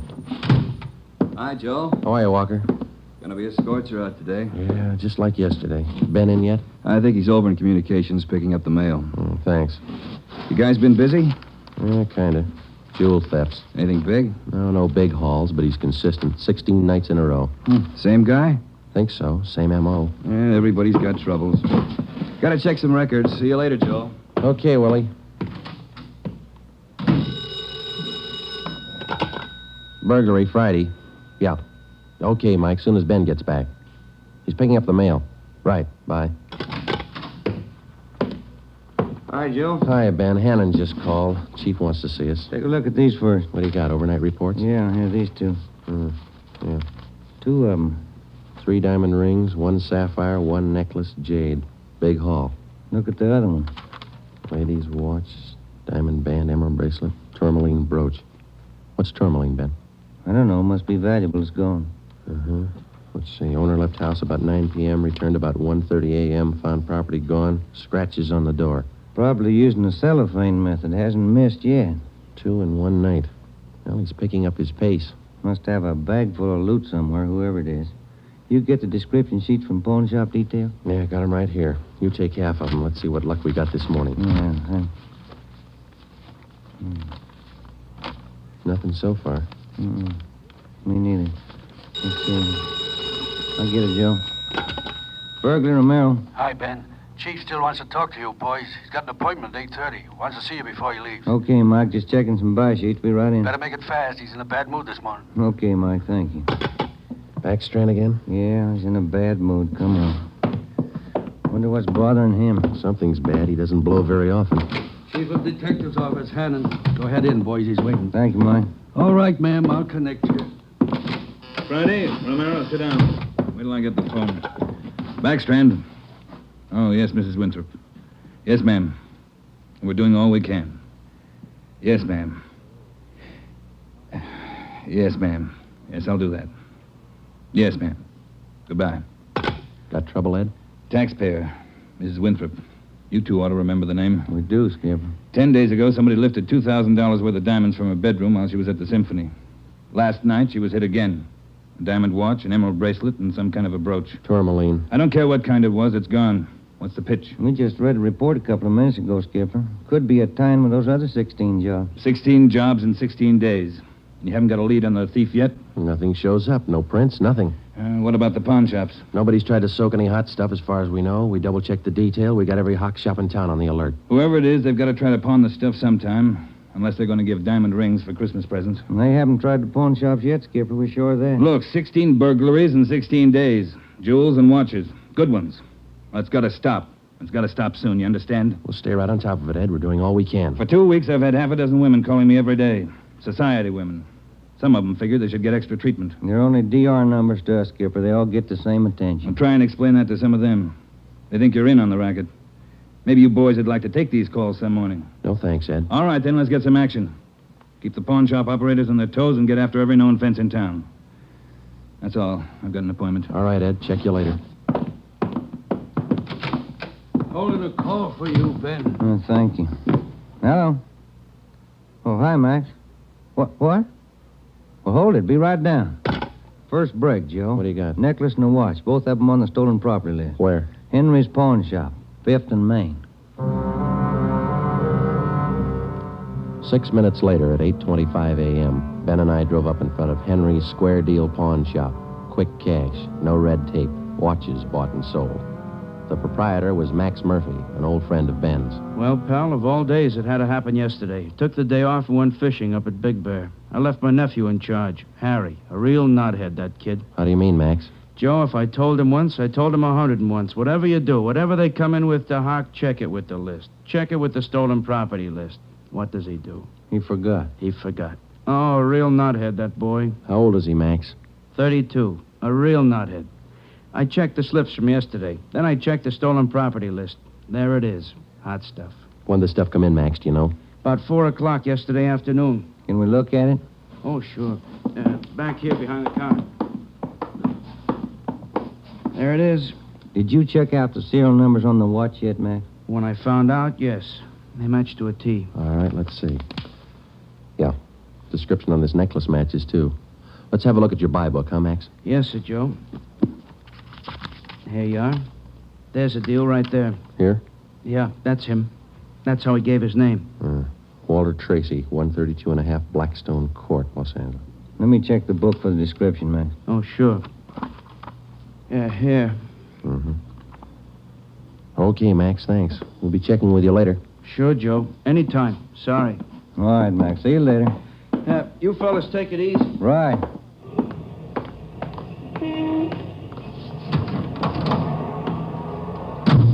Want to check and see if we're clear, Joe? Yeah, I will. 80K to Control 1. 80K to Control 1. Are we clear? Control 1 to 80K. Stand by. Good lead, Joe. Got a description in here. Yeah. It's too bad Max's nephew had to slip up. Control 1 to 80K. Call your office immediately. Call your office immediately. KMA 367. Wonder what that's about. I don't know. I'll call in. You got some change? I'll use Max's phone.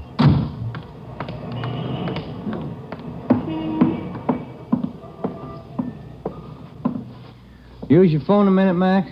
Oh, you, Ben? Sure. Help yourself. Thank you.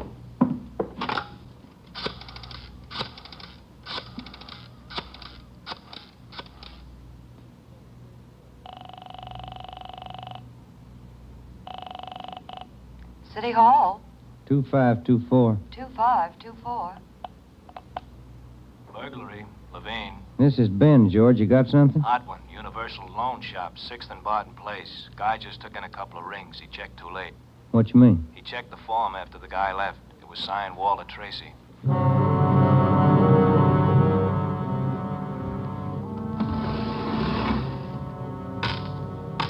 There they are, Sergeant. Both rings. Fine quality diamonds. Don't you usually check your stolen goods list before you take in stuff like this? Usually, yes. Last night, no. I don't know what I was thinking about. Can we have a look at your buy book? Right here. There it is. Walter Tracy. 699 Olive Street. 145 pounds, 5'9", dark hair, build, thin. We'll have to slap a hold on these rings. I know. I should have thought. Can you think of anything else that might help us to identify the man? Well, no. Had a light suit on. Nice cut. Very well dressed. Thank you. That's all for now. Here's a card. If the guy happens to drop back, give us a call, will you? Sure will, Sergeant. Say, Yeah? I've got some nice watch bands. Yours look old. Can I interest you? No, thanks. Some other time. Come on, Ben.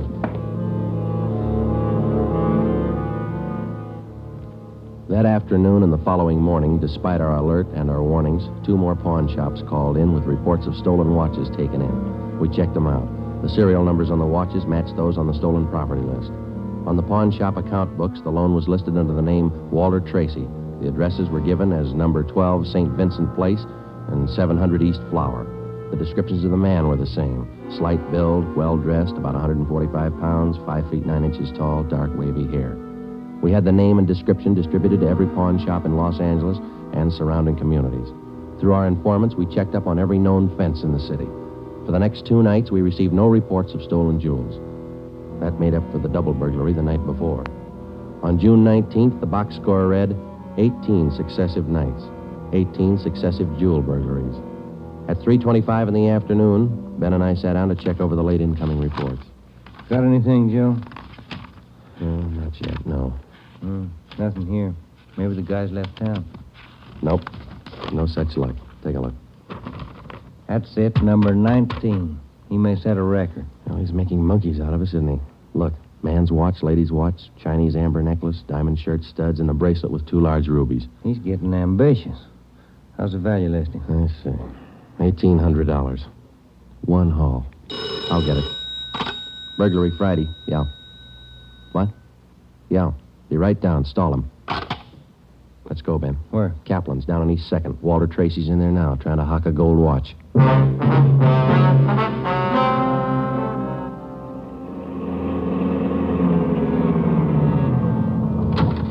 Ben, cover the door. I'll go and look like I'm shopping around. Right, but watch your step. We don't know this guy. Yeah, stay close to the door, huh?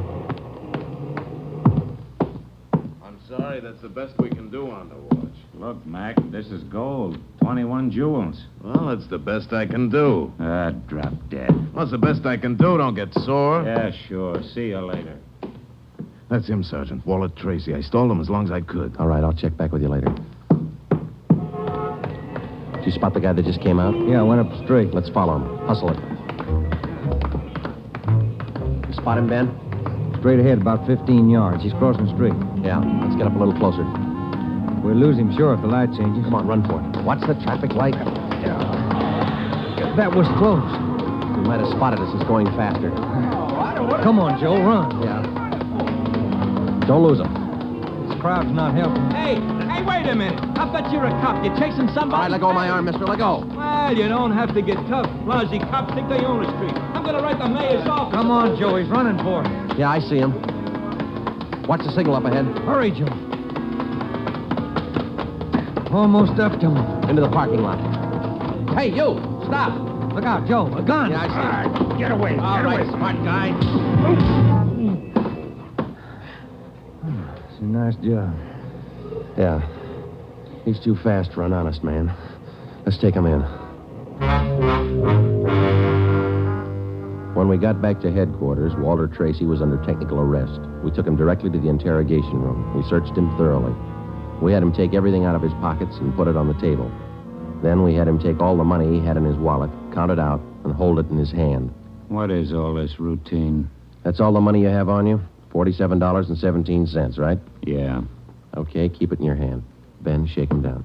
All right, Tracy. Take off your coat, shirt, tie, and your shoes and socks. What kind of a pitch is this? I'm no hood. Take them off. Two-bit cops. You're not pinning anything on me. I don't care what you do. Sleeves, pockets, lining. Nothing in the coat, Joe.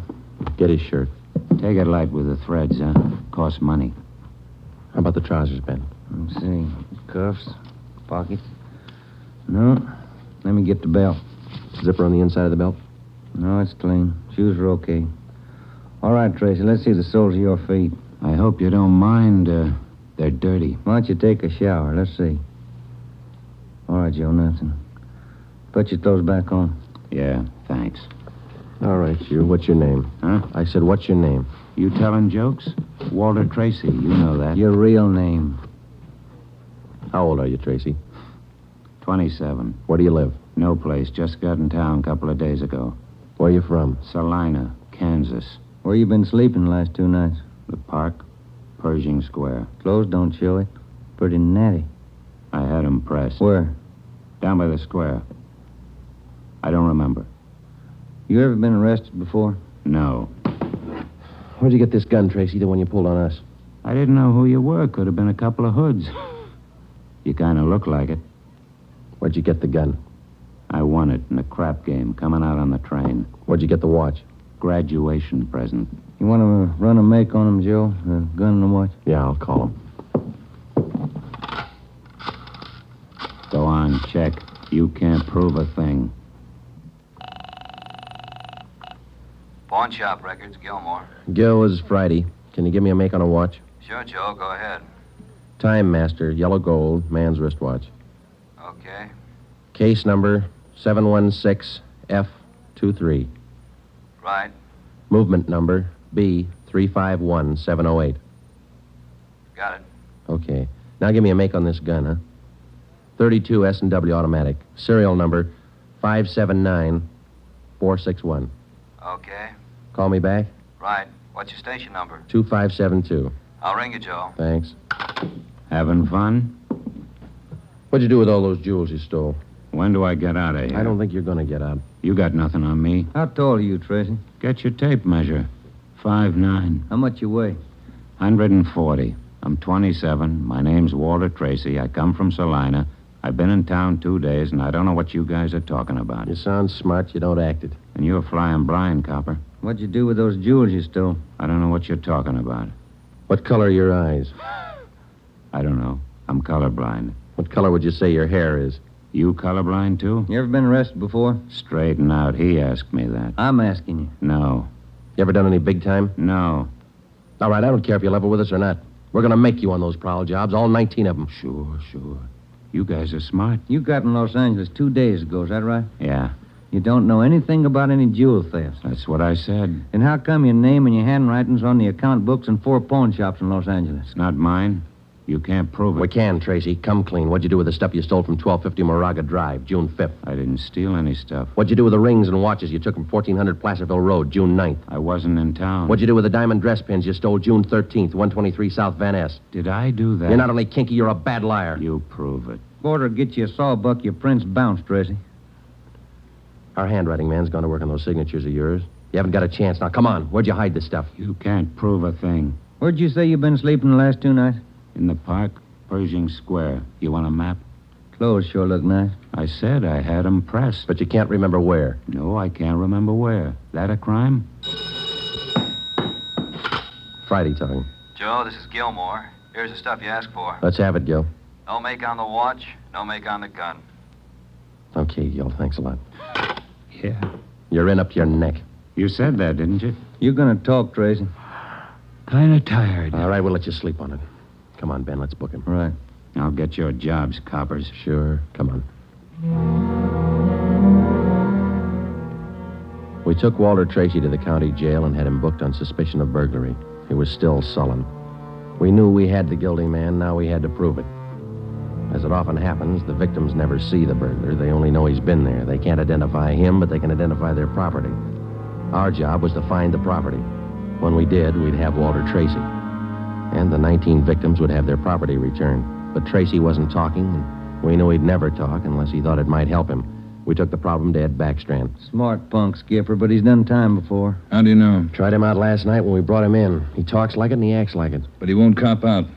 Are you sure? He won't talk in 100 years. He knows he's got us in a spot. Well, one thing's sure. We're not going to send him up without finding the loot first. He's planted the stuff somewhere in this city. We've got to find it. Ben and I have got an idea, Ed. It's not going to be easy, but it might work. What is it? Tracy tried to soak some of the stolen property at 4 separate pawn shops in the downtown area. Yeah? At each one of those 4 pawn shops, he gave a local address. Now, we're sure he must have a room or an apartment someplace in town. All right. Where? That's where guesswork comes in, Skipper. Every one of those addresses he gave falls within a certain area. How big an area? Oh, you got that street diagram, Joe? Yeah. Here it is, Ed. From Figueroa here to San Pedro, and from Pico down to 1st Street. The area's about 12 blocks wide, 14 blocks long. That's a lot of territory. How are you going to cover it? On foot. We'll take Tracy with us. Plenty of legwork. You sure it's the answer? We got to find the stuff, and it's the only way we can figure it. Hotels, apartments, rooming houses. There must be hundreds of places he could stay in that territory. It'll take a couple of weeks. Yeah, on foot it will. All right. It's tough, but it's your idea. Go to it. An hour after we left Chief Backstrand, we got Tracy out of his cell in the county jail and started our canvass of the appointed area. We took the usual precautions and handcuffed Tracy's wrists to our own. We started the search for his hideout at 1st Street and Figueroa. It was a warm day in Los Angeles. The temperature was 91. After the first 3 hours, I could tell Ben's feet were ready to give out, and so were mine. We couldn't even have the comfort of complaining. That had encouraged Tracy, and he was cocky enough already. He cursed and threatened every step of the way. My legs off. All right. Quit pulling, will you? Come on, Tracy, up the stairs. Another one to check. Warm day, Joe. Yeah, a little. What do you mean, a little? Must be 110. Yes? What is it? You the manager? Yes. Could you tell me which apartment this man has in your house, ma'am? Who, him? Yes, ma'am, this one. Never saw him before. He don't live here. All right, ma'am. Thank you. Yeah. Hot, ain't it? When are you going to get wise? Come on, Tracy. Well, that finishes this side of the street. You want to cross over, Joe?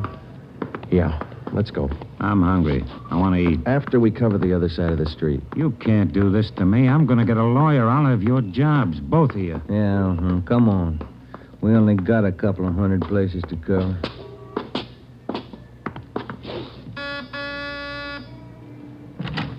Hi, gents. What can I do for you? You the manager? I run the place, yeah. Which room does this man have in your place? Him? You made a mistake. He doesn't live here. All right, thanks. My feet are killing me. Wait till I get a lawyer. I'll burn both of you dumb cops. What do you think you're doing anyway? Making a guy walk? All that day and the day after that and the day after that, Ben and I, with Tracy handcuffed to our wrists, canvassed the designated areas, from hotel to hotel, from rooming house to rooming house, and the apartments, too.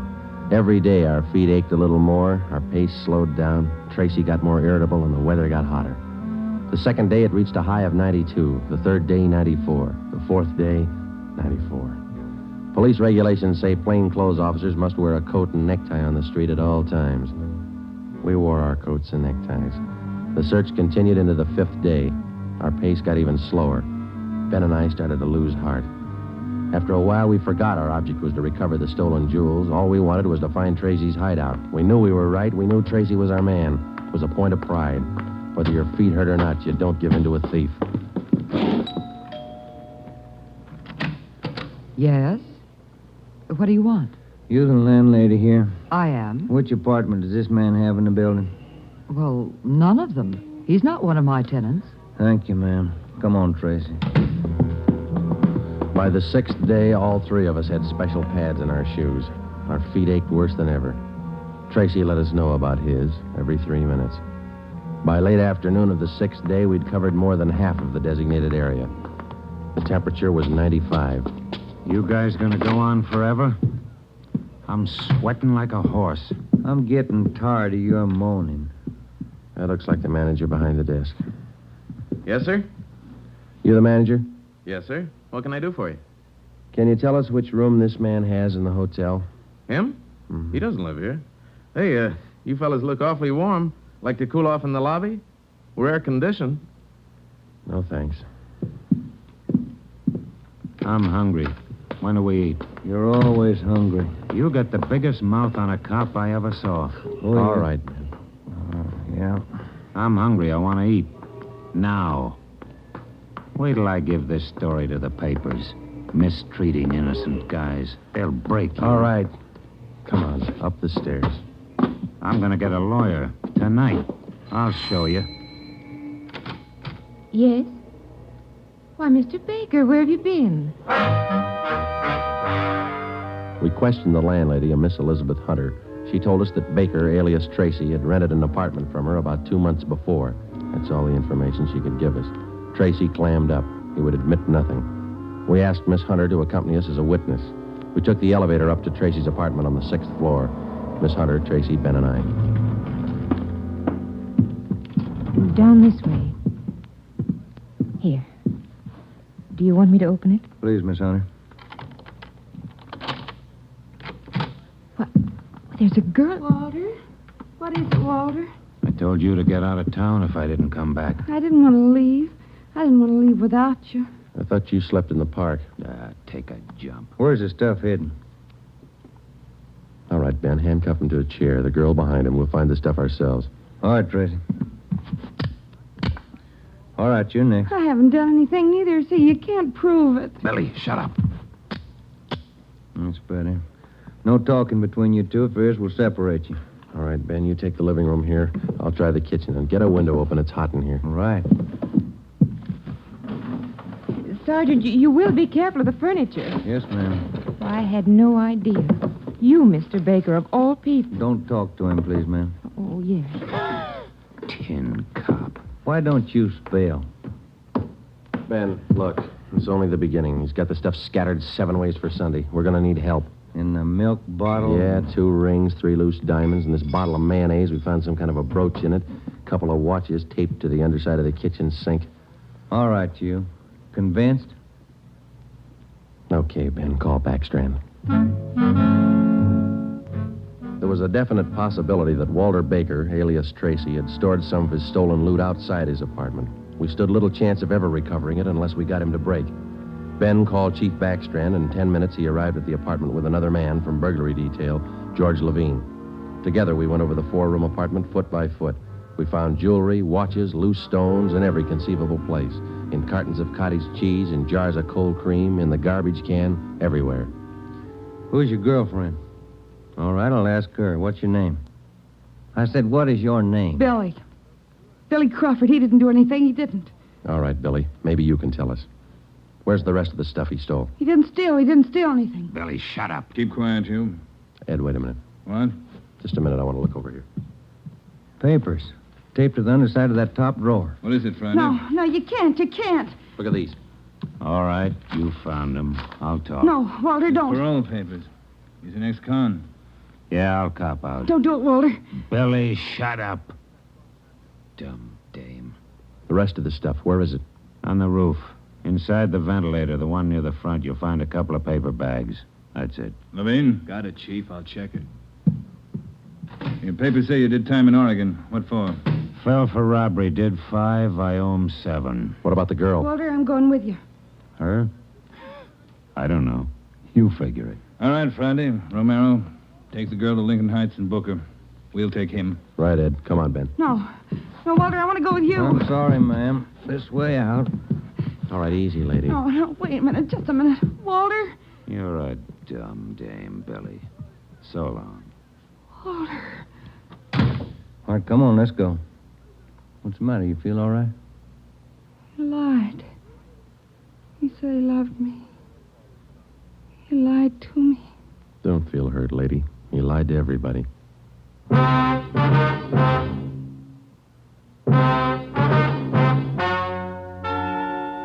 The story you have just heard is true. Only the names were changed to protect the innocent. Walter Baker, alias Walter Tracy, was tried and convicted on 3 counts of first-degree burglary and received the maximum sentence prescribed by law. He is now serving out his term in the state penitentiary. A hold has been placed on him by the state of Oregon, where he will serve out 7 years for violation of parole. Billy Crawford, Baker's accomplice, was tried and convicted of receiving stolen property and is now serving time in the state penitentiary for women. You have just heard the 11th in a new series of authentic cases transcribed from official police files. Technical advice for Dragnet is furnished by the Los Angeles Police Department. Tonight's program is dedicated to Warden Clarence A. Larkin of Folsom Prison, Sacramento, who, on the evening of September 24th, 1937, gave his life so that yours might be more secure.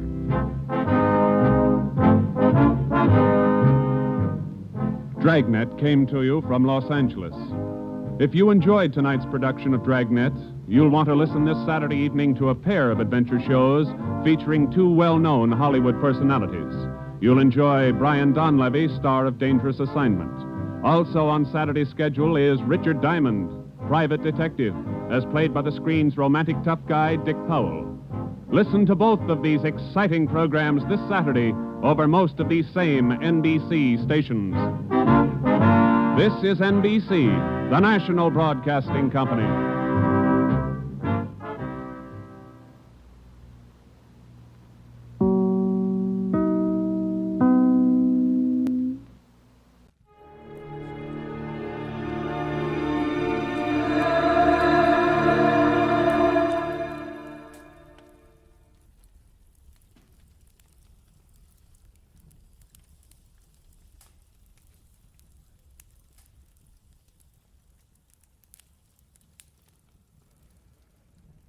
Get this and get it straight. Crime is a sucker's road, and those who travel it wind up in the gut of the prison of the grave. There's no other end, but they never learn.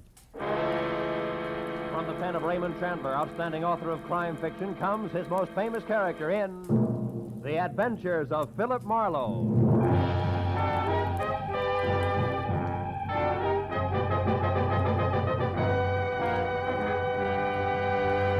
Now, with Gerald Moore starred as Philip Marlowe, we bring you tonight's exciting story, The Collector's Item.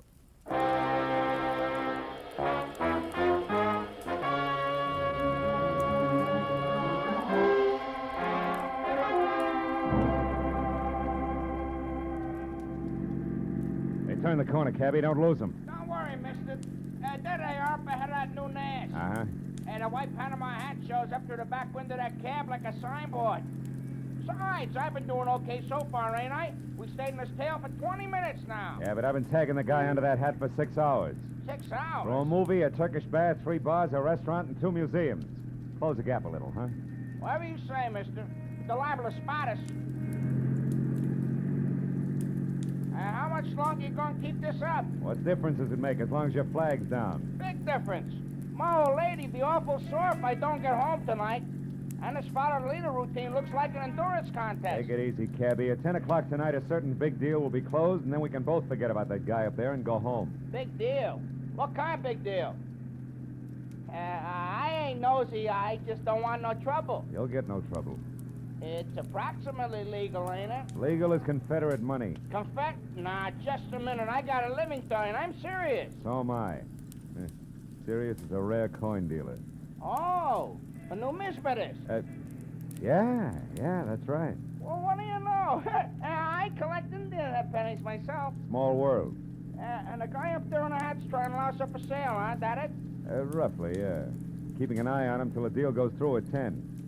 He's a screwball from the deep south. Hey, the light's changing. He's gonna be caught. You want I should slow down? No. Pull up behind him. It's okay. Right. Hey, mister, look. You see that? Yeah. Panama hat, it's gone. Yeah, when I drive it, his brakes disappear. Pull up beside him, quick. Can you see? Yeah, the seat's empty. Ooh, what a pair of chumps. They've been chasing nothing but a hat propped up in the back of that seat. No kidding. Gee, it sure looked natural, didn't it, mister? Nuts. Let me out. Now, look, you get to the other driver. Find out where he dropped his passenger off and anything else you can. Yeah. Here's $30 for your trouble. Wow, for that kind of dough, my wife can go ahead and get some. Call me at the office, mister. Just ask for Joe Joplin. Keep your sights on, you get there!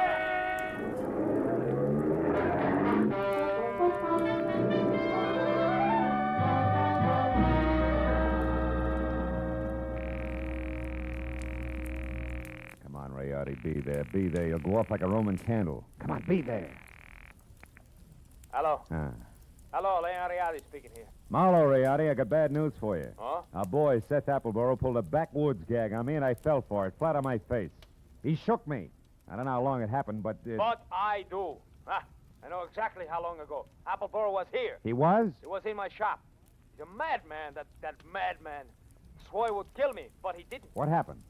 It was after the coin, of course. He got tough. But I got more tough. I'm not born the day before yesterday.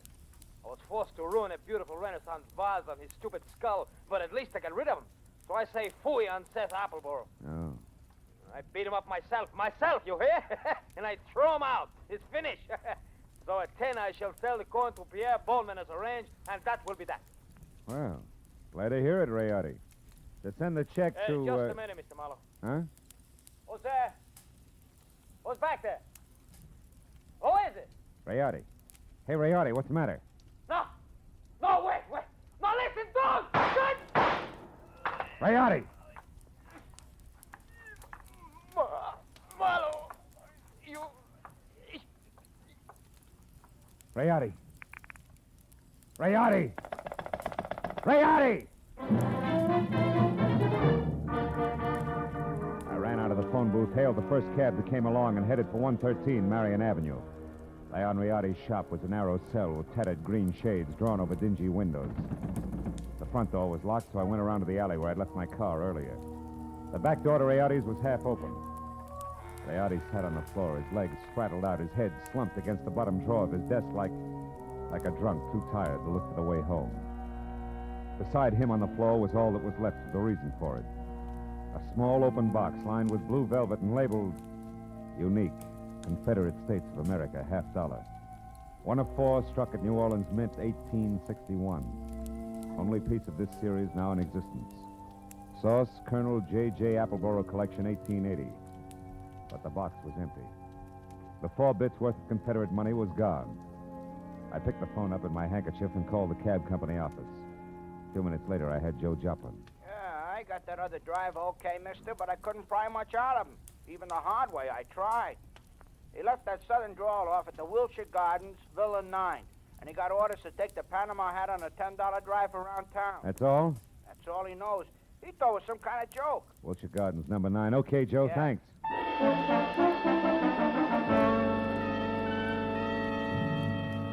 I called homicide, told Lieutenant Matthews where he could pick up the body, and before he could order me to stick around, promised to fill in the details later and hung up. After that, I got in my own car and drove to the Wilshire Gardens Hotel, Villa 9. What finally came to the door and eased it open a cautious 2 inches. Had a mop of renegade hair the color and shape of tumbleweed, a body as gaunt as a piece of barbed wire, and 2 sick gray eyes that tried hard to hide under a pair of scrub brush eyebrows.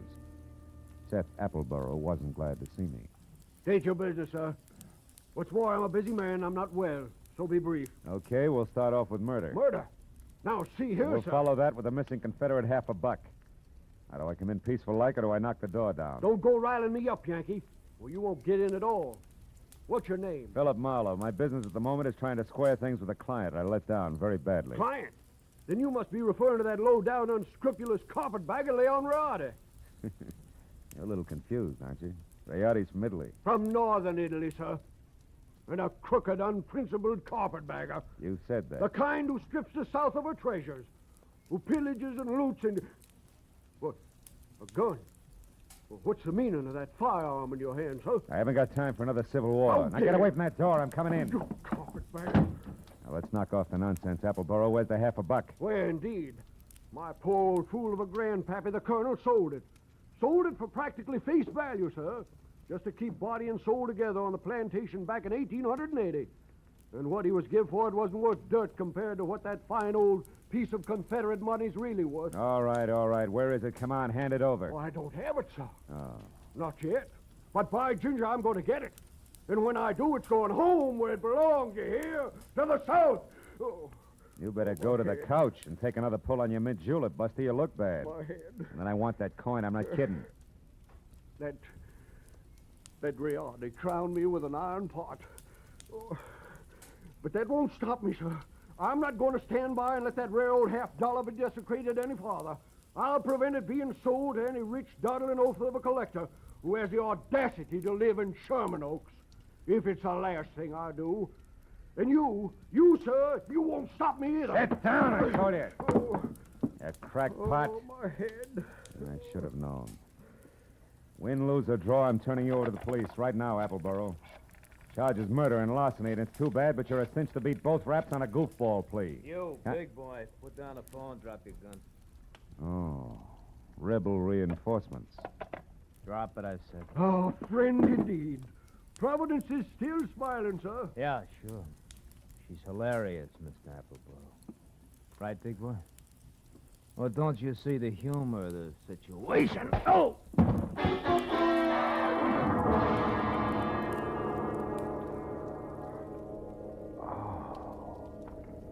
The stranger had a flat, saucer face.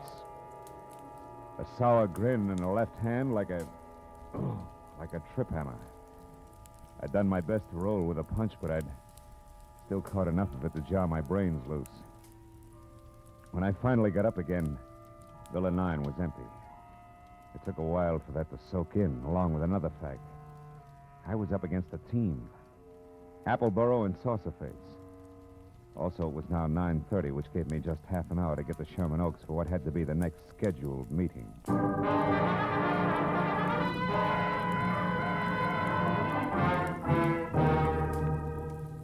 The Boneman Mansion on Clooney Drive, from giant iron gate out front through overgrown grounds and up to the entrance. Looked a lot more like the prop room at the Metropolitan Opera than anybody's residence. When I lifted the brass ring in the brass lion's mouth and let it fall, I got another surprise. She had deep hazel eyes with long lashes, close-cropped copper-colored hair, and packed full green suede dress that put no strain on the imagination. Her bare shoulders made you think of toasted marshmallows. Hello. Hello. You wouldn't be Pierpont Bowman, huh? And you must have had some reason for knocking, other than window shopping. Yeah. My name's Marlowe. I used to work for Leon Rayardi before he was murdered tonight. Murder? Mm-hmm. Is this supposed to concern my Uncle Pierpont? Yeah, I think it does. From the fuss that's being kicked up about 4 bits worth of Confederate money, you'd think that it was a chest of Easterling sterling silver. Only 4 bits, huh? Uh-huh. Yes. Yes, I'm afraid he is vitally interested. Come in, Marlowe.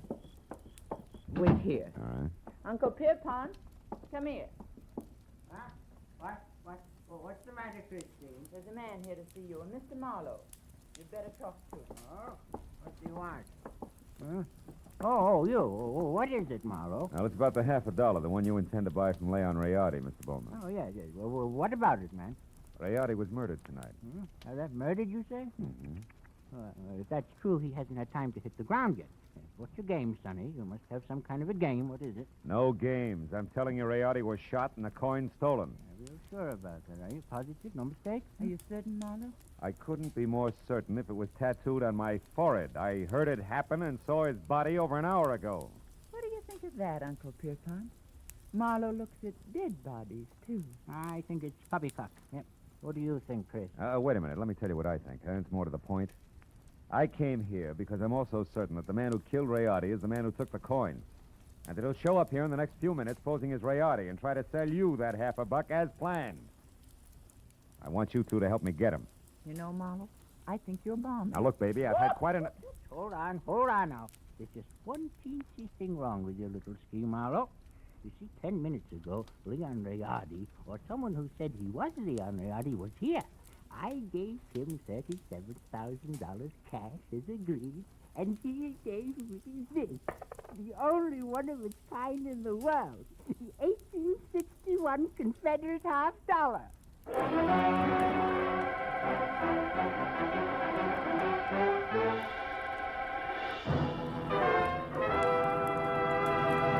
In just a moment, we will return to the second act of Philip Marlowe. But first, there are songs for sale, and one of them may turn into the nation's newest hit as you listen in to CBS on Friday night. This hour-long program of melody is called Songs for Sale, and during the hour, you hear 4 songwriters with unpublished music as they present their tunes to a panel of veteran, top-flight songwriters. At the end, the panel picks out one song to be published and plugged, and you'll hear the reasons they give for their choice. Be listening to Songs for Sale tonight on most of these same CBS stations. Now with our star, Gerald Moore, the second act of Philip Marlowe, and tonight's story, The Collector's Item.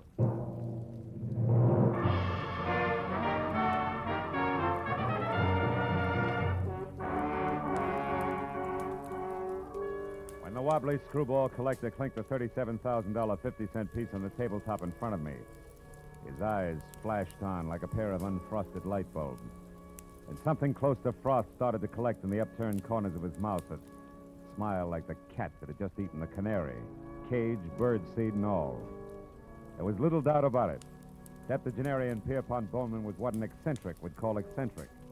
And he was very unconcerned with the murder of Leon Rayardi, and very fuzzy about what Rayardi's impersonator had looked and sounded like. I'm afraid I can help little on that score, Mr. Marlowe. Only had eyes for the coin.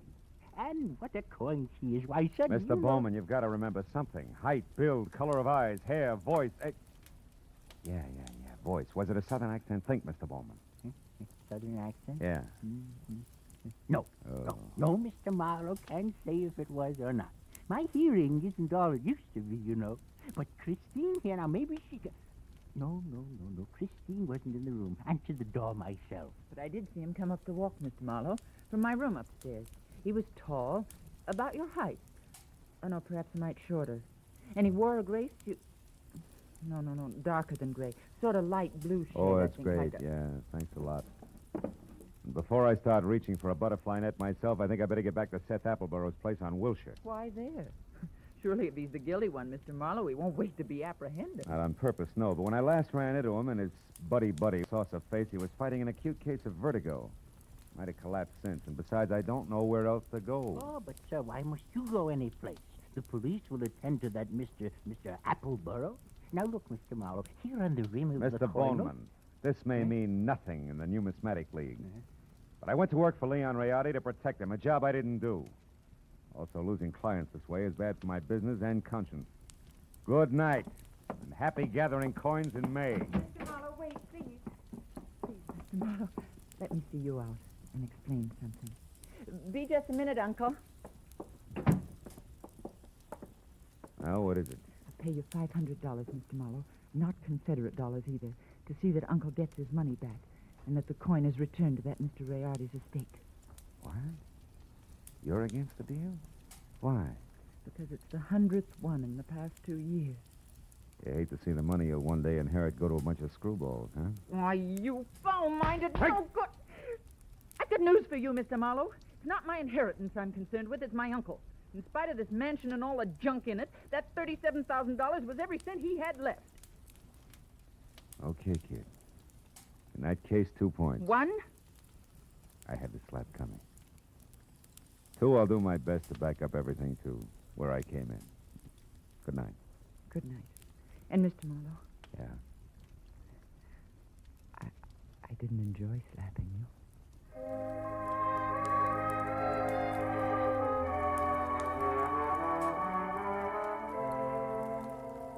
She said it like she meant it.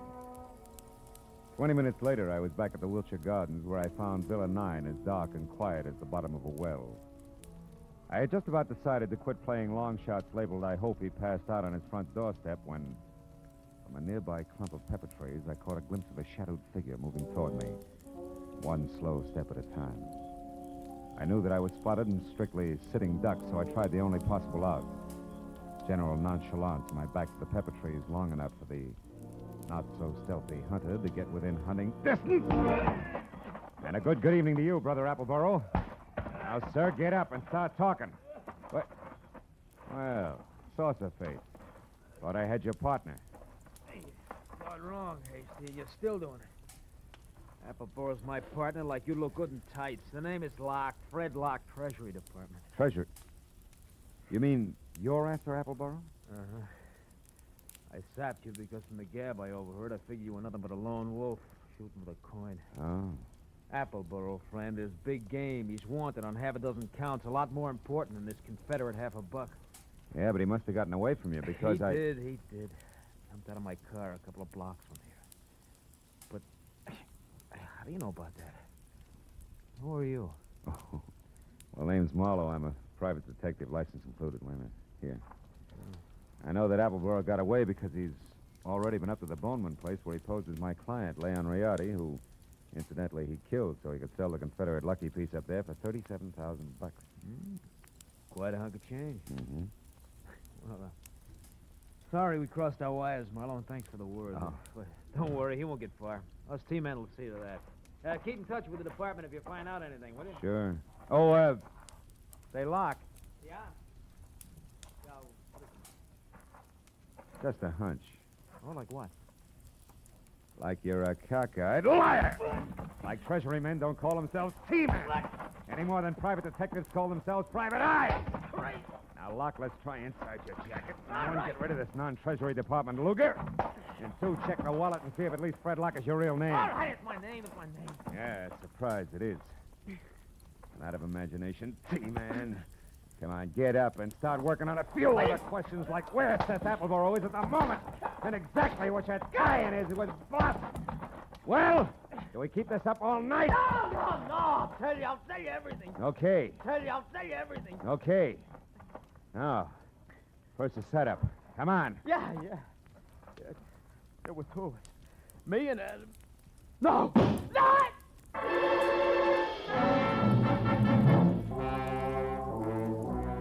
had come from the street that was just beyond the pepper trees and slammed into Locke front and center, folded him up like it was built on hinges. By the time I was out of the impact area and had my .38 in hand, the only target I had was a pair of taillights blinking out of sight in a funnel of dust. Fred Locke was blood-smeared, dead, and made an ugly centerpiece for the little ring of startled faces that began to converge. I stepped back and became just another sightseer. When a small, bald man with a large white eyebrow and lots of worry stamped on his face began to do his lamenting out loud. He was the Wilshire Gardens hotel manager and didn't care much for public spectacles on the home grounds. Oh, my goodness. 1 minute that Mr. Appleborough unconscious in his car, and the next this man is shot to death. Hey, wait a minute. Appleborough's unconscious in his car? Where? At the other end of the grounds. There's a nasty cut in his forehead. One of the guests just found him there. I was just about to call a doctor. Never mind the doctor. Show me the way. Come on.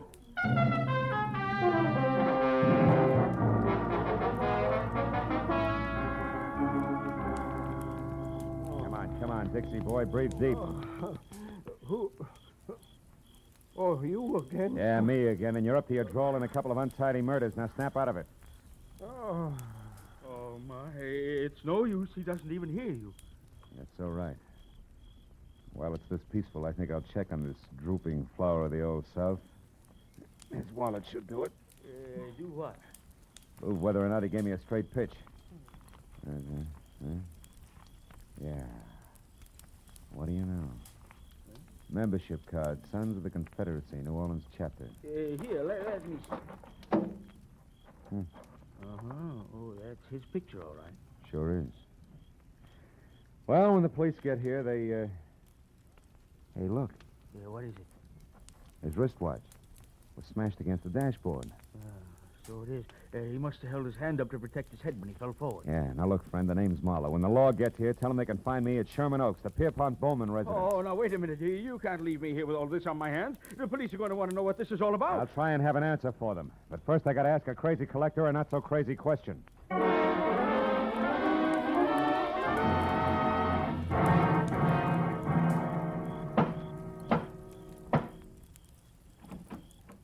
Well, hello, Mr. Marlowe. I was hoping you'd come back. No flowers and candy, honey. This isn't a social call. Then what brings you here? Your uncle, is he still up? Yes, but he asked not to be disturbed. Why? I got a picture I want him to look at. What kind of a picture? A man. Possibly the man who sold him the coin tonight. Now, where is he? In the gun room. Oh, but he'll scream bloody murder if we bother him. That's the subject on hand. You mean you found out who killed Leon Riardi? No. I found out someone else has been killed. Come on, huh? Over that coin? Who was it, Marlowe? Guy named Locke. We'll get to the fine print later. Is this the room? Yes, but He's just the man I want to see. Oh, Mr. Bowman, you. Well, it's quite a blunderbuss. Look, point that somewhere else. So it is. But don't let it worry you, Mr. Marlowe. This harquebus hasn't been fired in 300 years. That's great. Let's not spoil its record tonight, shall we? Here, have a look. Fine workmanship. Later on. Right now, Mr. Bowman, I want you to have a look. This picture, it's Seth Appleborough. Huh? Is this the man who sold you the coin, the one you couldn't remember? No, not the party. Now, on this gun, Mr. Marlowe... Uncle, we've had another murder. Huh? Oh, my, that's too bad. But what's all that got to do with me? I'm not sure. But, Mr. Bowman, if Appleborough wasn't the one who sold you that hot half a buck, it must have been an item named Locke. Huh? The saucer-faced buddy I told you about before. Oh. The one who sapped me at Wilshire Gardens. Oh, very interesting. And perhaps tomorrow, Uncle, please. Go on, Mr. Marlowe. Well, there isn't much more. When I left here and I went back for Appleborough, I ran into Locke. We mixed it up, and I was just about to get him to talk when he was shot out from under me. What? Appleborough did it? He shot Locke? No. He couldn't have. Oh, why not? Because Appleborough was out cold in his car at the time. Then all you really know is that Appleborough didn't kill this Locke. Oh, I know a little more. I also know now that there's a third interested party mixed in. Who? You, maybe. Uncle? What? Me? Sure. You could have killed Riardi via a hired flunky like Locke. Sold yourself the coin. After all, you're broke. It's been done before. You're mad. It's insane, Marlowe. The idea. To think that Uncle would hire the likes of Fred Locke. Why, it... Slips, Christine? You shouldn't have known Locke's front name was Fred, should you? I never mentioned it. What? Christine, you mean that... I mean that nobody moves. Christine. Oh, fine. This is one gun in here that's no relic. It's been fired something less than 300 years ago. Yeah, to be exact, less than an hour ago at the Wilshire Gardens when you used it to keep Locke quiet, huh? You, Christine, you're the third party Marlowe was talking about. You hired Fred Locke and Appleboro. Had nothing to do with it, Mr. Bowman. It was your niece's partner, Fred Locke, who killed Rayardi in his shop and stole the $50. After that, he followed me to Appleboro's place in Wilshire Gardens. There he KO'd me and Appleboro both. Then came out here and sold you the coin. Posing as Rayardi. Correct. You can both go to the head of the class. Not yet. One question, teacher. Why did Locke go back to Appleboro's? Couldn't have been just luck that I found him there. It wasn't. He was afraid Appleboro had seen him kill Rayardi at the shop. He had to know for sure. Your turn, Uncle. Why did you do it, Christine? I was sentimental, Uncle. I wanted at least the last of your money as a keepsake. And now that I've got it, I want one thing more before I leave. That $50 in your pocket. Hand it over. Come on. The $50? It's worthless to you, Christine. You can never sell it again. Every collector in the world will be on the lookout for it. Don't you think I know that? Then what do you want with it? The pleasure of getting rid of it. I hate it. Like I hate every piece of junk you've squandered your fortune on. The fortune I'd have inherited someday. I'm going to throw it in the first deep river I come to. Hand it over. No, you don't, Christine. Drop it. Drop it. Now, sit in that chair while you can. You may end up in another one.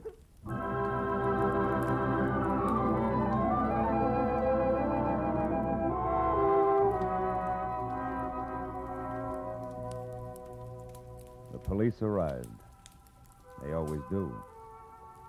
And after a long hour of questions and answers, there were only two of us left. Pierpont Bowman, standing close to a window, tears crowding his eyes.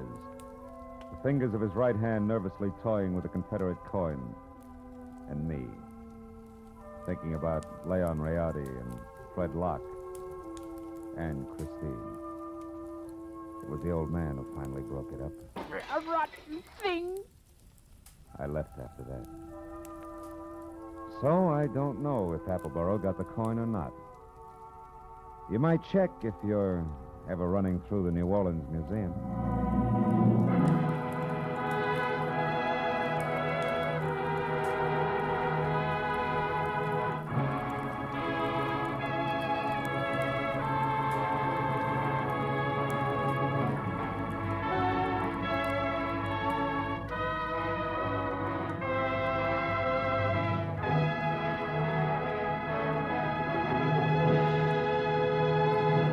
The Adventures of Philip Marlowe, bringing you Raymond Chandler's most famous character, star Gerald Moore, are produced and directed by Richard Sanville and written for radio by Robert Mitchell and Gene Levitt. Featured in the cast were D.J. Thompson, Anthony Barrett, Shepard Menken, Tom Tully, and Jack Crucian. The special music is composed and conducted by Richard Arant. Be sure and be with us again next week when Philip Marlowe says... This time an old man dead in a flophouse, a sot who carved wood, a fallen lady with an eye for gold lockets, and a snake with big ears. All led me to a soft spot in a killer's hard heart.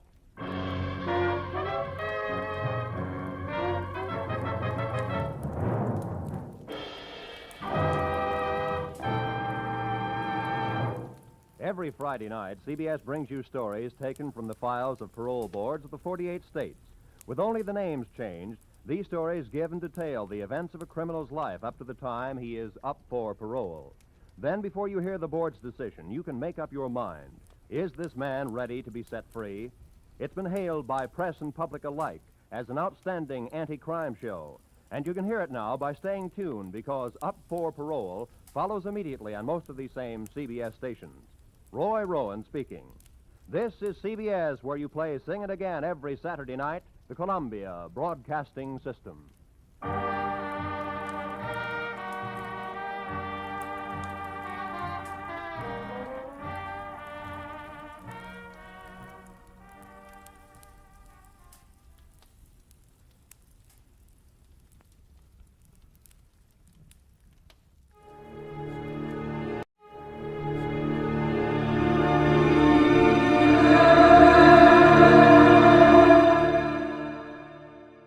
And now, another tale well calculated to keep you in suspense. The time, Christmas 1958. The place, Korea. The story, a Korean Christmas carol, written for Suspense by George Bamber.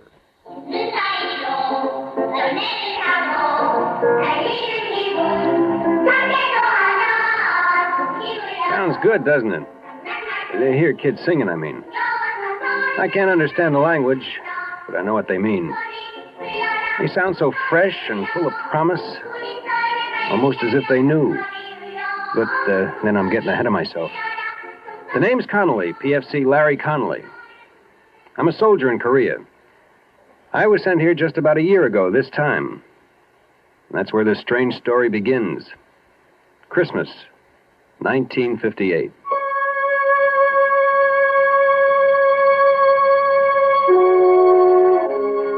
Christmas was for me that year miserable. I'd been stuck on guard the night before, and so I planned to stay in bed the next day and forget about Christmas. I hadn't counted on my first sergeant. Since I was the first man he came to in the barracks, it's only logical that I should be the man he picks to drive a truck all the way to Seoul and back.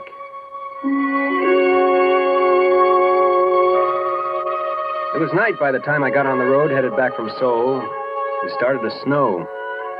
Big flakes coming down soft at first, then so thick and fast I could hardly see.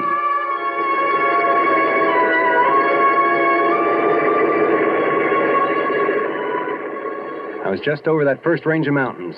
Was starting on the twisting, slippery way down when I saw him. The sight of him scared me wide awake. He was standing bareheaded, the wind whipping the snow and his hair around his face. When he raised his thumb, I had the strangest feeling he'd been expecting me. Almost as if it were unnecessary. As if he knew I'd stop. You want a lift? I'm going as far as Camp Santa Barbara. Well, where's that? What do you mean, where's that? Everybody knows where Camp Santa Barbara is. Don't stand there with the door open. Hop in. All right. Well, you picked a lousy place to hitchhike. Almost didn't stop. Oh, thanks. Happened to your gloves? Your hands look half frozen. Gloves? Well, I must have lost them. Must have, don't you know?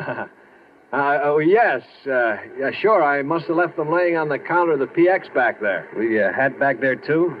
No. I lost my hat in the dark. I fell. I suppose that's why your uniform's muddy and your jacket's torn. Oh, yes, that's right. Of course. I was walking along the edge of the road and I slipped in the dark. And I slid halfway down the embankment before I could stop. I see you managed to hang on to your bag. Oh, yeah, I can't afford to lose that. It's important. I'm late as it is. What outfit you from?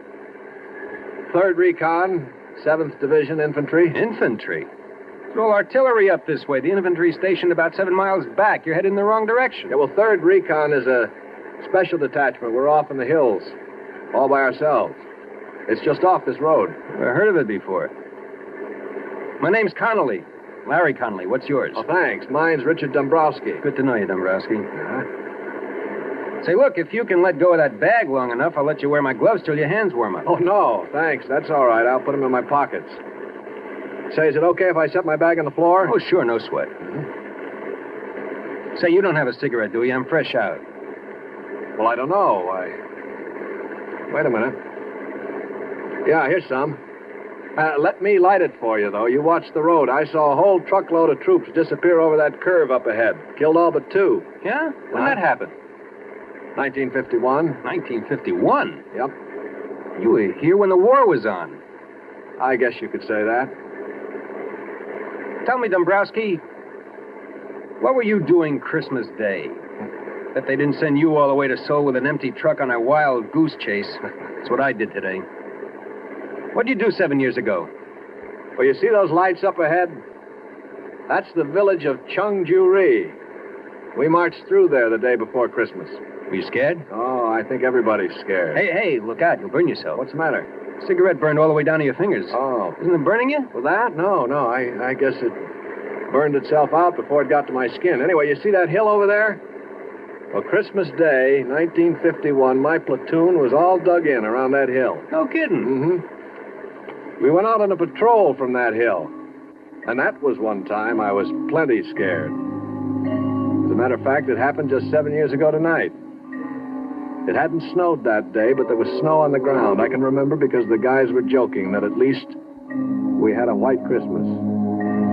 And what a Christmas it was.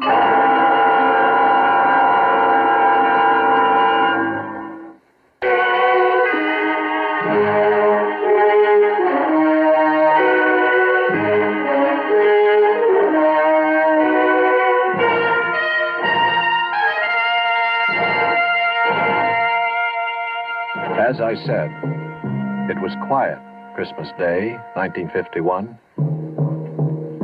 We were sitting around in our holes waiting for the fun which we knew would begin the next day. They'd managed to get hot turkey up to us, so we were relatively comfortable and happy until Brownie, our squad leader, came back from a talk with the old man. All right, I'll take the first 5. The old man wants us to go out and have a look around. Come on, knock it off. Get rid of your dog tags and canteens, anything that might rattle or make a noise. We won't be gone long, but we're moving light. Hey, Whitey, might as well leave your helmet here. We want to move quiet. But, Sarge, it's too cold to go out without a hat. Cut the comedy, Walker. We moved out on schedule just as night was falling, and with the night came the cold. We moved rapidly along the valley for about an hour or so when Brownie stopped and raised his hand. All right, you men, hold it up. Once we get on the other side of that ridge up ahead, we'll observe maximum security. No talking, no lights. Keep down. And watch where you put your big, clumsy feet. Yeah. These people just love tripwires with flares attached. Walker, you still got the walkie-talkie? If I didn't, I wouldn't be here to tell you about it. Still working? It's warm, if that's what you mean. That's more than I can say for myself. All right, keep it that way. We may need it if we run into trouble. Hey, while we're here, let's take one last check on your gear. Make sure your rifle bolts aren't frozen, weapons on safety, and all grenades are secure in the pins. Okay? Everybody set? Let's move out.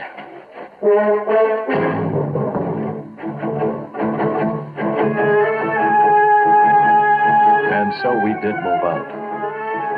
The M1 felt light in my hands, like I'd never realized how light and easy it was to carry a rifle before. The going was easy. The rice paddies were frozen over and covered with snow, and we stepped carefully between the clumps of rice stubble left over from the last harvest, so the dry straw made no noise. We walked steadily, quietly, maybe 200 yards without a sound, regularly stepping up and over each low rice paddy wall as we came to it, each one bringing us just that much closer to the top. And then it happened. Hit! Down! Hit the target! Get down! Somebody must have tripped a wire because suddenly the inky black was transformed into the merciless white of the operating table. Everything seemed stopped and slowed down, just like an old movie before the projector blows up. I could see the other guys, the hills, and the deadly, winking fires of the guns. And then we fell down to the protection of the earth. And some of us fell with metal in our bodies. Crawl, you apes! Crawl to the mud tight and stay low. They can't hit us there.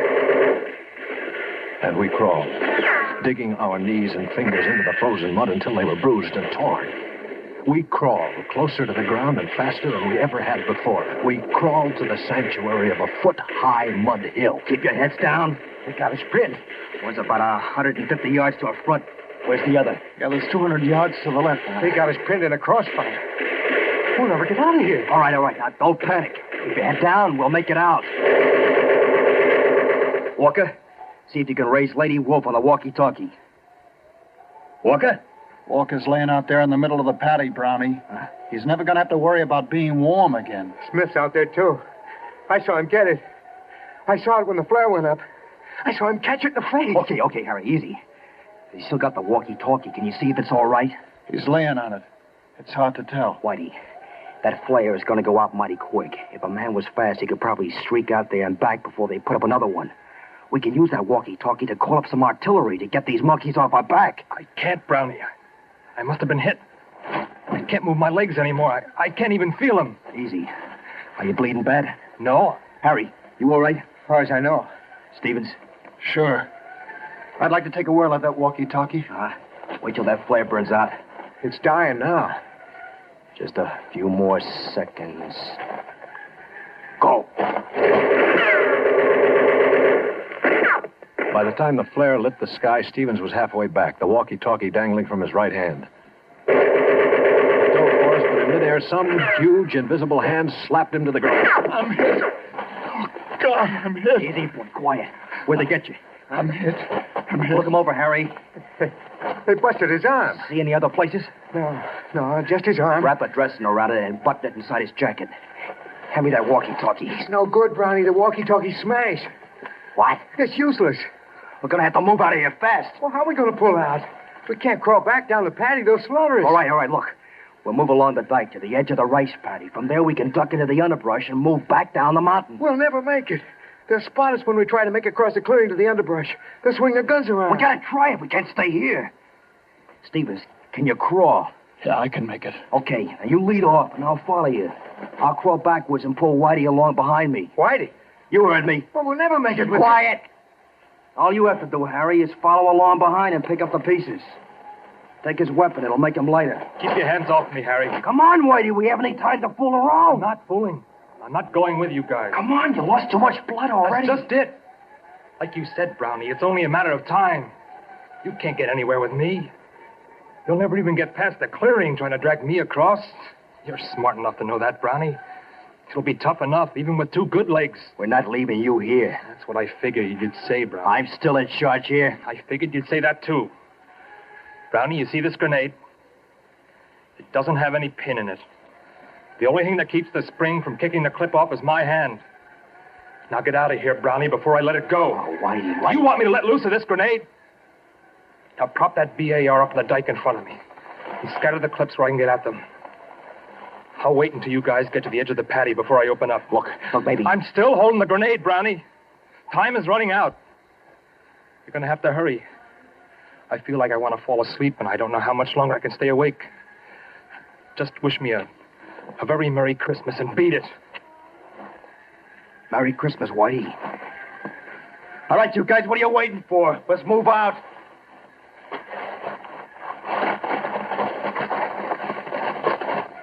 See, that's right. This is Christmas. Oh, little town of Bethlehem, how still we see. What's the matter? Don't you people like Christmas carols? Well, machine gun fire always was better getaway music than Christmas carols. Above thy dark and dreaming.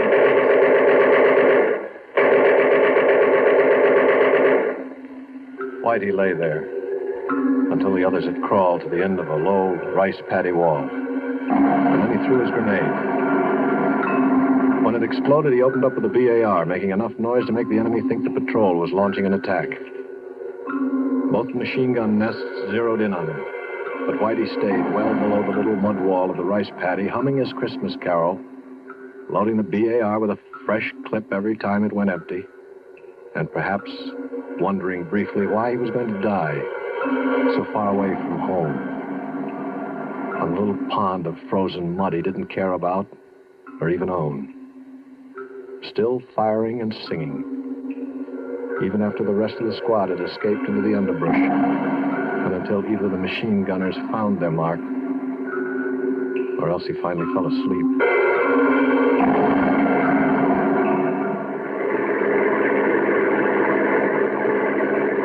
Gosh, he was quite a guy. No, I guess it was just a detail that had to be done, and he had to do it. Well, there's my stop right there where that little road turns off up ahead. Your detachment's up that road? That's right at the end of it. Well, sure, I've seen that road before, but I didn't think there was anything up there. Well, just let me out here. Yeah, sure thing. Thanks a lot. No sweat. Say, if you ever want to look me up, remember my outfit's all the way up at the end of this road. I'll be right up there. Okay, I'll drop in sometime. Right. So long. And thanks again. I drove off figuring it'd be a very cold day in Korea before I ever looked him up. Such a weird guy, he gave me the creeps. I got about 5 miles down the road when I discovered he'd left his bag sitting on the floor of the Deuce and a Half. Took a lot of arguing with myself, but I decided that the only decent thing I could do was to swing around and take it back to him. Besides, maybe I could stop in the orderly room and check him out.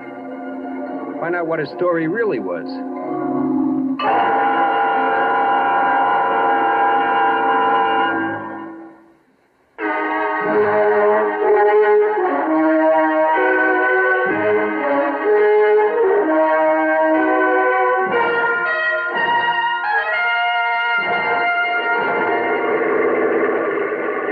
On the way back, I almost missed the road because it was so small and seldom used.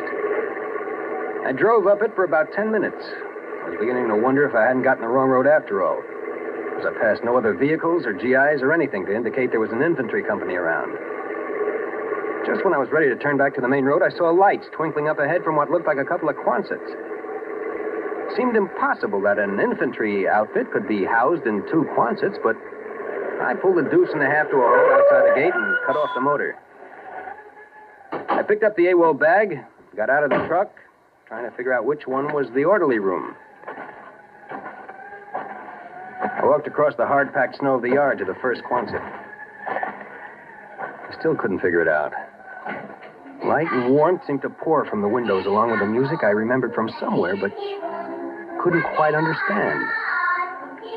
I stepped up to the first window I came to and looked inside. There were kids all over the place, kids of all sizes and descriptions, kids just old enough to sit by themselves, kids just losing their first teeth, some just starting their teens. I stood in the snow spellbound, just watching them sing. Finally, I tore myself away and headed for the front door, eager to be inside. A plaque made out of the howitzer shell stopped me. In the faint light, I could just barely make out the words engraved on the polished brass.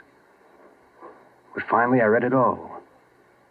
It said, "This orphanage has been erected and maintained in the memory of Corporal Richard Whitey Dombrowski, who somewhere north of the village of Chungju-ri, Christmas night, 1951, willingly gave his life that others might live." Suddenly, I didn't know where I belonged anymore. The AWOL bag dragged at the end of my arm like a 1,000-pound weight. I could figure what was in it, but I tore it open anyway. The bag full of candy, soap, and toothpaste and gum shined up at me, looking as rich and rare as frankincense and myrrh. I closed the bag, laid it up against the door, close, so they wouldn't miss it. And then I banged on the door as loud and long as I could, until I was sure that they heard me. And then I ran. I ran back down the road to my truck as fast and as hard as I could.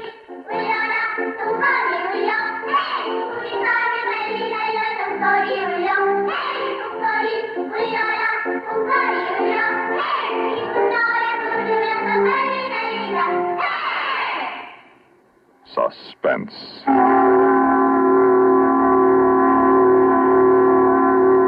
You've been listening to a Korean Christmas Carol written for Suspense by George Bamber. In a moment, the names of our players and a word about next week's story of Suspense.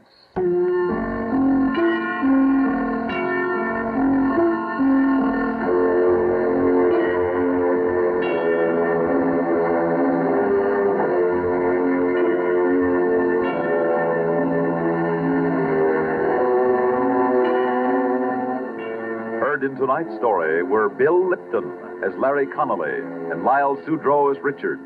Also heard were Larry Robinson, Lawson Zerby, Bill Meader, Alan Manson, and Guy Rep. Listen again next week when we return with Moonlight Sail, written especially for Suspense by William N. Robeson.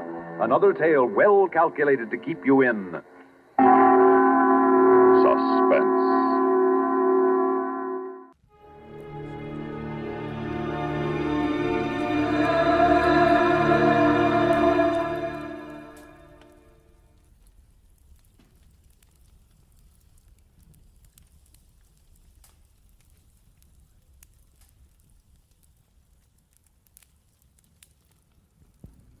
Get this and get it straight. Crime is a sucker's road. And those who travel it wind up in the gut of the prison of the grave. There's no other end. But they never learn.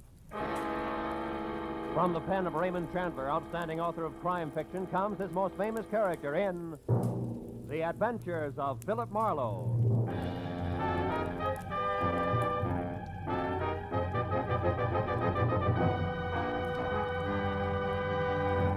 Now, with Gerald Moore starred as Philip Marlowe, we bring you tonight's exciting story, The Dark Tunnel.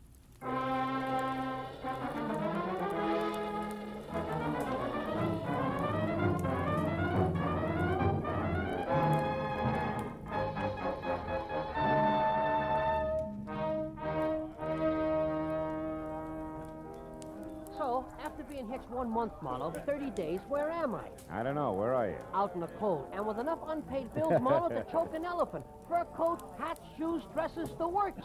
Furthermore, she tells me it's only the beginning, sweetie pie. Yeah, well, that's tough, Louie. I'll see you, huh? Hey, hold I, on. How about another scotch, Marlowe? Oh, no, It's no. only 10 o'clock. One for the road on me, huh? Now, listen, Hey, Mike, Johnny Walker twice. Okay. Unless, of course, I'm bending your ear too much, Bill. Oh, how could you say a thing like that? Look, Louie, I've had a long day. I want to go home. Fair enough. I'm glad I bumped into you. I'll see. You drive west, don't you? Yeah. Would you mind dropping me off, huh? No, Louie, it'll be a pleasure. Swell. Skip the drinks, Mike.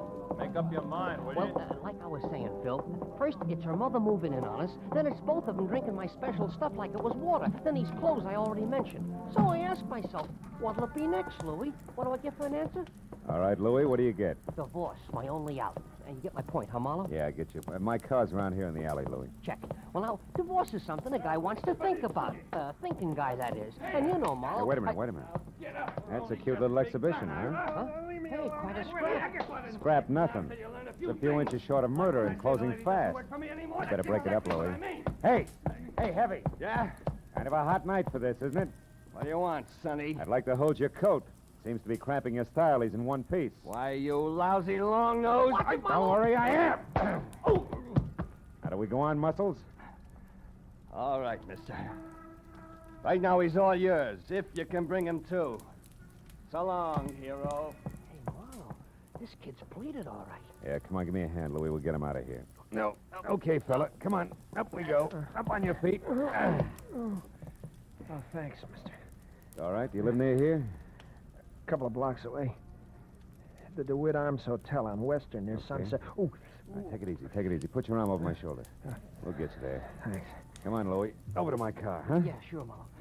But maybe I better skip the lift, huh? I mean, my problem, the discussion we were having, we better postpone it for a while, huh?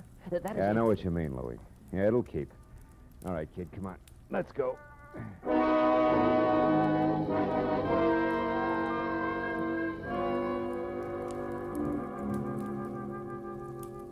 The DeWitt Arms on Western was one of those cheap stucco and neon sign little hotels where the lobby floor is threadbare carpet and cigarette butts. The furniture is chained in place, and there are always the usual number of John Smiths on the register. By the time we were there and in the dingy, cramped room, number 111, it was no bigger than a cell. I knew that the boy with the swollen face who leaned heavy on my shoulder was 25. Answered to Ira Clausen, and he knew that I was a private detective without a job on my hands. Then I began to learn a little more. That slick guy in the alley, Mr. Marlowe, his name's Link. Austin Link. He runs the New Blossom Dance Land on North Hoover. Well, what has he to do with this Julia Thayer? Well, I'm not sure. It was the last place she worked just before she dropped out of sight a month ago. I don't think I'll need this towel anymore. I feel... Ooh, take it easy. You better stay on your back, kid. Oh, yeah. Anyhow, Mr. Marley, I went to the New Blossom Dance Land tonight to see if I could pick up any kind of a lead on Julia. Where she went or why, anything at all. And you found out what? In Austin Link's office, in a desk drawer, this newspaper clipping. It's a month old, like Julia's disappearance. But otherwise, it doesn't make any sense to me. It was stapled to this picture of Julia. Here. Guess it was used in an ad for the dance hall or something. Hey, she's a pretty girl, isn't she? That clipping, what's it all about? Well, I'll read it to you. You mind closing the window first, Mr. Marlowe? I think I'd rather have it hot in here. Yeah, I know I would. Every jerk thinks he's Valley. All right, go ahead, kid. The headline is Faye Patilio killed in car wreck, and then mystery surrounds death of famed gangland woman. Faye Patilio. Hollywood's glamorous first lady of crime in the rackets. Yeah. It says she was killed late last night when her car plunged from Lookout Mountain Road at a hairpin turn. However, the police are puzzled by the fact that although the 40-year-old redhead was in her own car, she was not found at the wheel, but in the back seat where, according to the condition of the wreck, she could not have been thrown. Furthermore, no sign of any driver dead, injured, or otherwise was or has been found. I know all about that one. Now, look, is that all you have to go on? Well, not quite, Mr. Marlowe.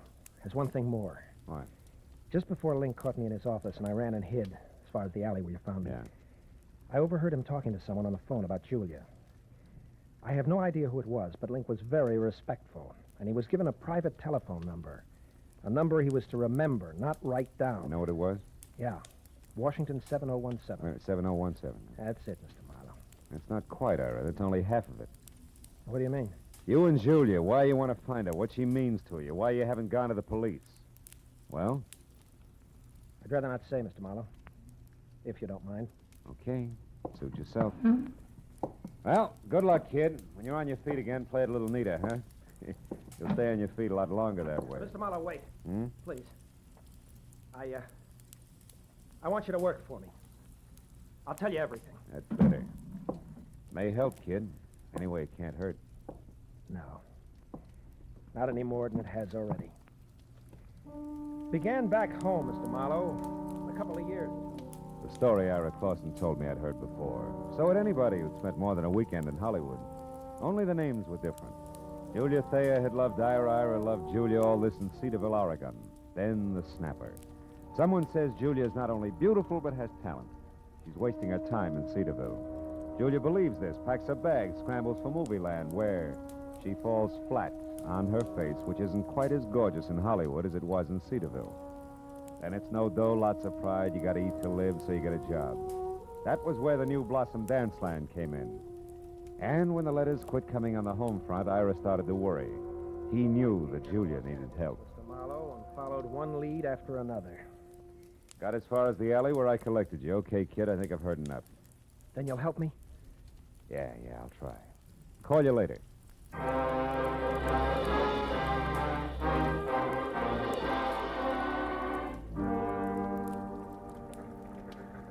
So, your problem's a phone number, huh, Marlowe? Washington, what was it? 7017. Hey, Callahan, that's a handy book. Newspapers need handy books, Marlowe. People clam up too much these days. I blame the movies myself. Hey, no such animal. It could be a new number, or didn't I mention that? You didn't? All right. We'll try the supplements. Get one from the phone company every month, like a bill. Let's see. Wallace, Washington, 5,000, 6, 7, 7,000. Yep, here it is. 7017. Good. Address 1622 Ramona Boulevard, which would be East L.A. and Industrial. Listings Southern City's warehouse. Ring a bell? A cannon. Southern City's warehouse is just one of the interest of L.A.'s answer to whatever became of the big bootleggers. I mean Joe Stapp, a very smooth, very nasty man. Yeah, this I've heard. Now tell me, Callahan, does he also happen to own the New Blossom Dance Land over on North Hoover? He does? Now you tell me, Phil. There's a story I could use here? Oh, no story. Uh-huh. You know, Marlowe, it's just like I said. People clam up. Too much these days.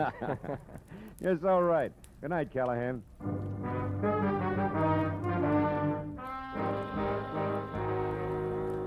If the good gray reporter hadn't mentioned Stapp's prohibition background, I would have chalked the warehouse off as the kind of 9-to-5 place that couldn't possibly help. But on the hunch that Stapp might live in a lush penthouse atop a stockpile a la Chicago 1929 style, I pointed my car for East L.A. and the Southern City's warehouse.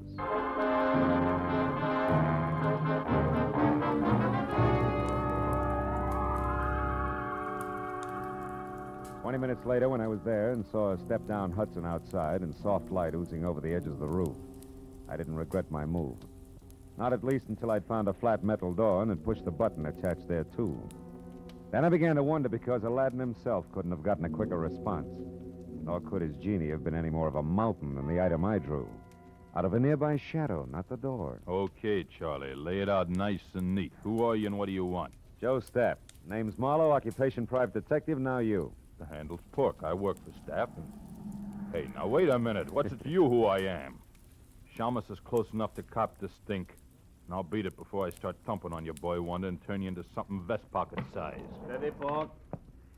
Seems to be the trouble. Who are you, mister? His name's Marlowe, Mr. Stapp. He's a private... He'll answer for himself, Pork. Go ahead, Marlowe. What do you want with me? What's it about? Fay Patilio. Fay Patilio? Shut up, Pork. Fay Patilio is dead, Marlowe.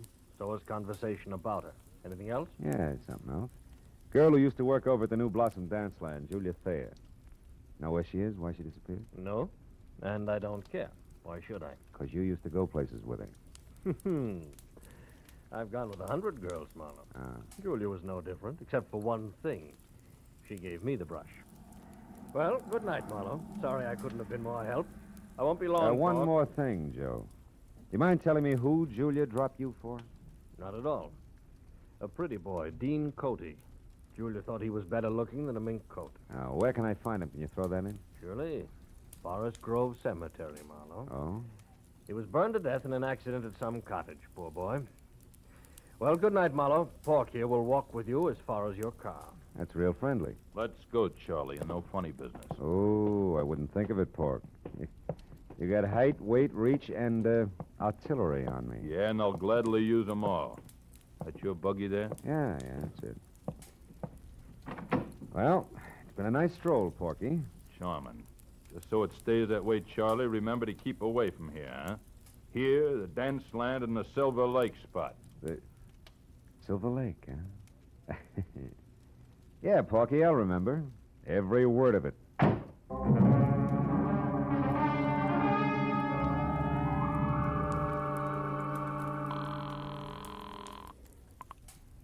City desk. Callahan, go ahead. Marlowe again, Callahan. Now listen, on Joe's staff, does the Silver Lake spot mean anything to you? It does. Yeah? It's on the north end of Silver Lake Road, Marlowe, overlooks the reservoir.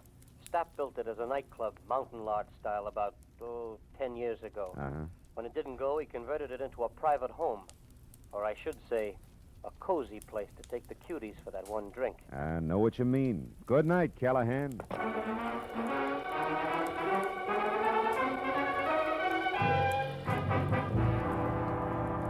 The Silver Lake Reservoir was only a mile off Lower Sunset Boulevard, but the setting could have been a street in Switzerland. The lodge Callahan told me about stood out among the neat little chalets that skirted the water's edge like a Sherman tank in Toyland. Also, it was showing light from a screened-in porch. So when I was out of my car across a shaky rustic bridge that spanned the promise of a creek and moving up close, I didn't have any trouble spotting the girl I saw inside talking earnestly into a telephone as Julia Thayer, by build, size, and color of hair. About the face, I couldn't say. It wore a hat that sported enough veil and mosquito-proof twin beds. Oh, well, that's different. The tunnel. All right, I'll wait there. Yes, as soon as possible. Goodbye. Hello, Julia. Who are you? What do you want? Quite a bit, honey. But for a starter, let's say that I'm a private detective named Marlowe, working for a guy who's worried sick about you. Ira Clausen. Ira Clausen? Well, who's that? Yeah, well, I'm not sure, but maybe he's the world's greatest sucker. Now, let's level, baby. It's getting late for guessing games, huh? I'll pay it. Oh, what's the use? What do you want to know, Mr. Marlowe? Too much to chat about here. The owner's no friend of mine. Come on, we'll take my car. All right, whatever you say. I'm tired of running. Let's go. Will you take my arm, please? This darn bridge scares me silly. Oh, sure. Just watch your heels on those loose planks, huh? You okay? Uh-huh. I think I'm going to be just fine, Mr. Marlowe.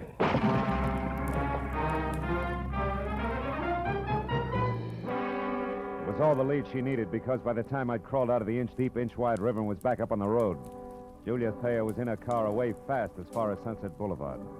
So I went to the phone back in the lodge and got through to my client at the DeWitt Arms Hotel and brought him up to date in a hurry, including the latest question mark. The tunnel? Well, of course I've heard of it, Mr. Marlowe. Matter of fact, I've been there. Why? Well, it's where Julia's heading right now. Now, what's the location of it, Ira? Ira! I'm still here, Mr. Marlowe. Yeah. You sound real different. I don't get it. What's up? Very personal business, Mr. Marlowe. You see, I'm Ira Cody, not Clausen. Dean Cody's... Brother, Mr. Marlowe. Brother who's out to get the girl responsible for his burning to death. Julia Thayer, the cheap scum. So Marlowe played Patsy. Oregon, the boy-girl pitch. You made it all up. Every bit of it. Mr. Marlowe, before I needed your help. Now I don't anymore. Get lost.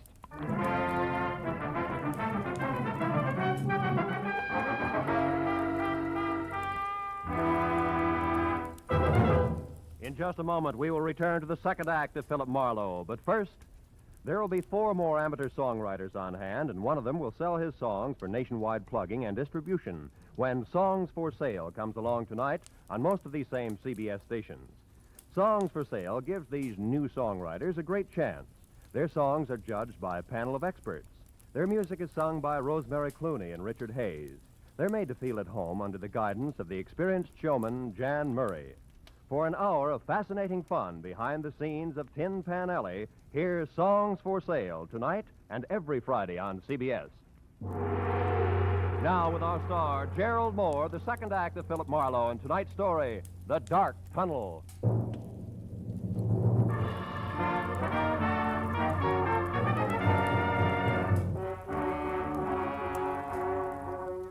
I stood there for a minute after Ira Cody hung up and tried to figure my next move, while the phone in my hand quietly buzzed sucker. A pair of haywire lives was scheduled for a smash-up, and I'd let myself get mixed up right in the middle. Now my only chance to do something about it was to find out fast what was meant by the tunnel. I started out of the place, but only got as far as the front door. You going somewheres, cutie? That rod makes you 6 feet taller, doesn't it, Porky, huh? I don't like you, Charlie. You played a dirty trick on me. Trick? What are you talking about? When I slipped and mentioned Silver Lake, it made Mr. Stapp mad at me, and I don't want Mr. Stapp mad at me. That I can understand. Now, look, you feel like talking this out? No. Oh, listen, you dumb ape. It's for your own good. Something's going to happen tonight that'll make your boss a lot madder than he is now. I'm the only one who... You're just trying to trick me again, but it won't work. Not this time. First, we lift your gun.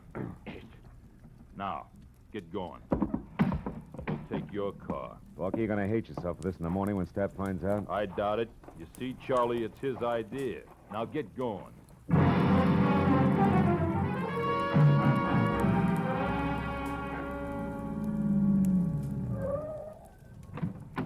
Over there, Marlowe, the big door. I don't suppose Stapp would bother to tell you why he wanted to see me, would he, Porky, huh? No. That's none of my business. Yet. What do you mean by yet? Oh, he might want you to tell him something you might not want to. Then it's my business, Charlie. Go on, open it up. That's enough. Inside. Well. Real genuine warehouse, huh? Chains, tackle, even a hand truck. Well oiled, too. Don't tell me your boss is going legit. Never mind that junk. Just stand right there till I get this crazy door locked. Here, Pork, try something heavier. Like this truck. Ow! My leg, why you... Now it's your chin. Good night, Charlie.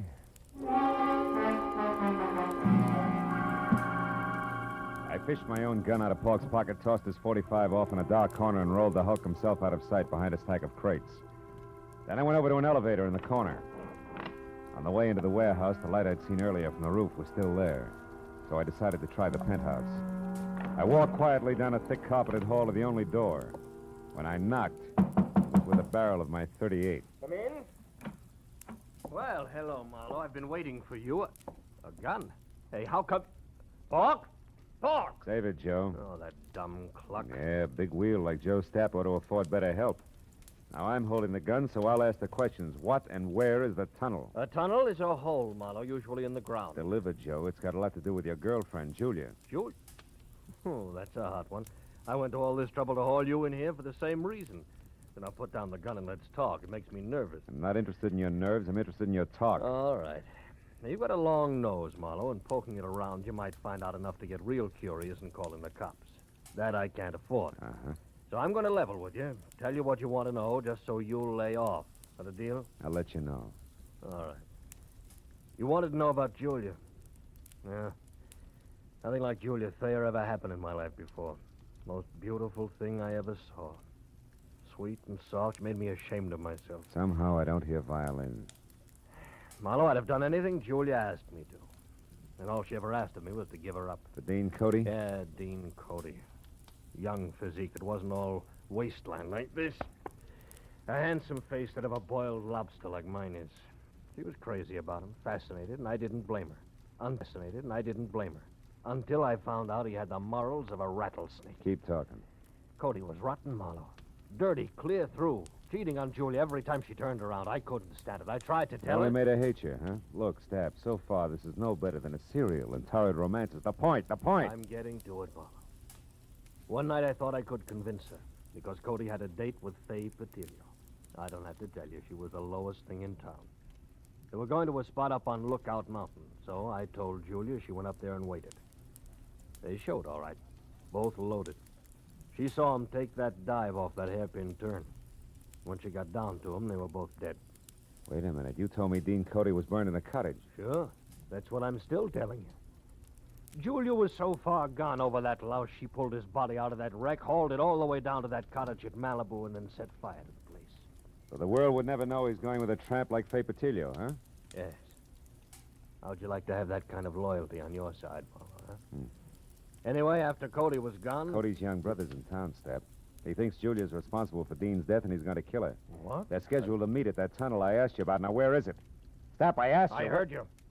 Tunnel's an old abandoned underpass in back of the New Blossom. But we're not going there, Marlowe. We're going to sit tight and let it play as is. Are you nuts? Not anymore.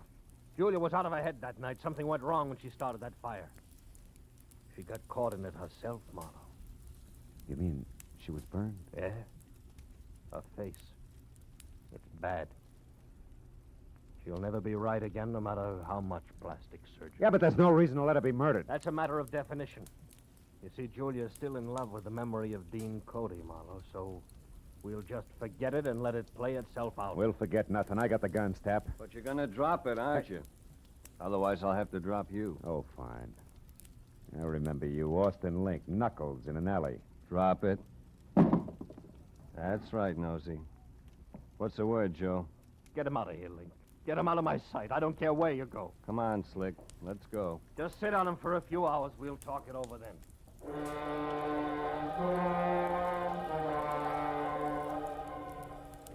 Link was a professional. He stayed exactly far enough behind me to be always out of reach, but always close enough to keep me under control. All the way down in the elevator, I watched for a chance that never turned up. And as I rounded a corner and headed for the big door again, I glanced at the stack of crates. Pork had come, too. He was on his feet behind them, a heavy steel pulley block in one hand, his face a stupid mask of blind hate. He slammed the block at me with everything he had. I'll kill you! I dropped to the floor and heard the thing connect behind me. It had caught Link dead center. He fell like a bag of sand. Before Pork realized what had happened, I charged the stack of crates, threw my shoulder against it, made it to the door and out in one dash. My car was sitting where I'd left it. I heaved a sigh of relief and piled in.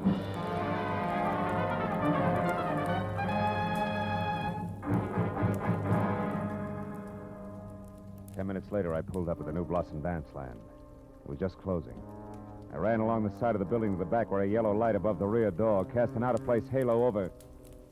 Oh, no. Hey, you! What are you doing back here? This is for employees only. Yeah, well, I'm employed. Listen, do you know where the tunnel is? The which? I can see what you mean. The tunnel. It's an old underpass. There's an entrance to it back here someplace. Oh, that, sure. See the light over there? Yeah. And that little cement house? Yeah, yeah. Well, that's it. Steps lead down inside. But why? Nobody ever uses that anymore. Well, I tell you, I got a date in there with a couple of screwballs. Oh, well, you'll be right at home. Good night, dearie. A baker's dozen steps led down into the thick darkness littered with newspapers, weeds, and wine bottles, all long dead. As I eased down inside, I heard voices, low and tense, amplified by the rolling, hollow echo in the tunnel. At least I'd made it in time. When I got to the bottom, I could see the two of them silhouetted against the dim glow at the far end. I pressed my back against the wall, thought about my empty shoulder holster, and moved toward them. And you killed him, didn't you? You're making a mistake, Ira. A terrible mistake. No, you killed him, all right. You and that beautiful face of yours that he couldn't resist. Why are you hiding it behind a veil? You used to be so proud of it. You killed Dean just the same as if you'd shot him. But you're not getting away with it, Julia. I'm going to square it up for him right now. Ira! What? Marlowe, how did you find this place? I found plenty beside that, Ira. Give me that gun. No, you're not going to stop me. Even if you shoot, I'll kill her first. I don't have a gun, Ira, but I got facts. Before you shoot anybody, you better listen. Julia wasn't responsible for Dean's death. He was. Everything she's done since then has been to protect what little good there was left of his crummy reputation. You're a liar. I can prove it. Dean went bad, Ira, all bad. He was a low, double-crossing cheat. You're lying, you're lying! The night he died, he was two-timing Julia. But in spite of that, she risked everything to move his body from a smashed-up car. So nobody would ever find out what really happened to him. It's true, Ira. Stop it! You liars, both of you! I won't let you say things like that about my brother. You don't care if he's dead, Julia. You'll do all right. You've got the kind of beauty all the men go for. And you, Marlowe... Shut up, you crazy punk. Stay back. Admit you're a liar, Marlowe. Admit it or I'll kill you. I swear I'll kill you along with Julia. You'll be doing me a favor. You haven't seen my face lately, have you, Ira? I never want to see it. I think you better, kid. Got a match, Marlowe? Sure. Here. Look, Ira. You can't be Julia. I was burned, Ira. It happened to me when I tried to hide the Kind of rotten trash that Dean had been mixed up with. The only reason she did it was because she loved him, maybe more than you did. Now, come on, kid, let's have that gun. You don't want to kill anybody. No. I don't want to kill anybody. Julia, I'm sorry. Ira! Let him go, Julia. The hard part's over now. He'll be all right. I'll look in on him after a while just to be sure.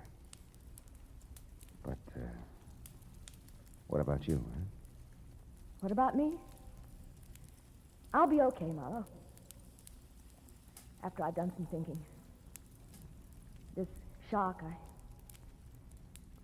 I think it's what I needed. Goodbye.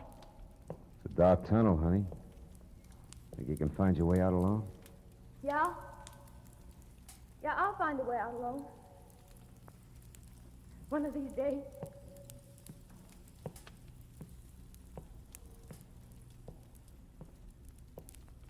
She was gone. And I went back and climbed the stairs. Out of the tunnel and into the night again. As I drove slowly home, I thought of Julia. Alone in a dark, blind tunnel with no end to it. And then I thought of all the dark, blind tunnels that men stumble into.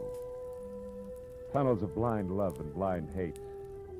Of blind submission that lets empty suits of armor conquer cities and men's minds.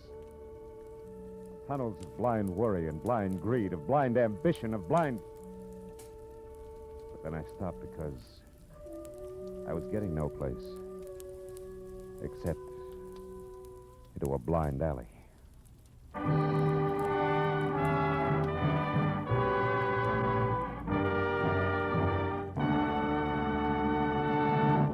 The Adventures of Philip Marlowe, bringing you Raymond Chandler's most famous character, star Gerald Moore, are produced and directed by Richard Sanville and written for radio by Robert Mitchell and Gene Levitt. Featured in the cast were Lorene Tuttle, Bob Sweeney, Paul Dubov, David Ellis, Barney Phillips, and Larry Dobkin. The special music is composed and conducted by Richard Arant. Be sure and be with us again next week when Philip Marlowe says... This time, Greed in a green suede dress, a diehard from Dixie and a cuckoo coin collector, added up to violent death for two, and all over $50 in Confederate money.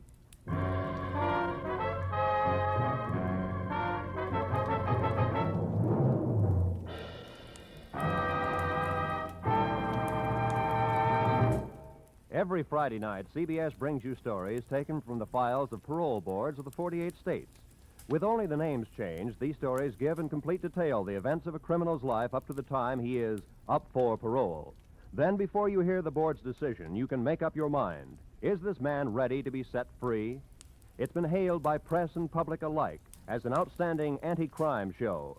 And you can hear it now by staying tuned, because Up for Parole follows immediately on most of these same CBS stations. Roy Rowan speaking. This is CBS, where you play Sing It Again every Saturday night, the Columbia Broadcasting System.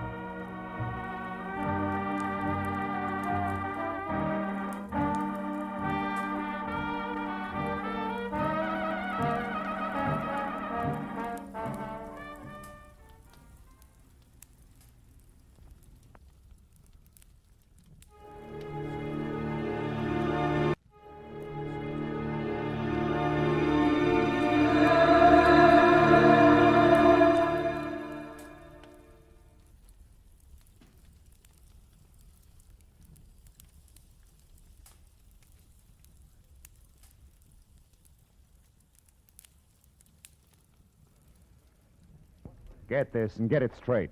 Crime is a sucker's road, and those who travel it wind up in the gut of the prison of the grave. There's no other end, but they never learn.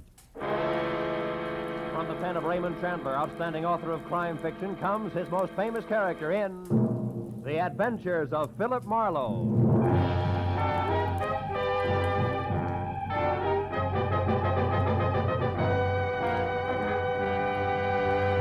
Now, with Gerald Moore starred as Philip Marlowe, we bring you tonight's exciting story, The Collector's Item.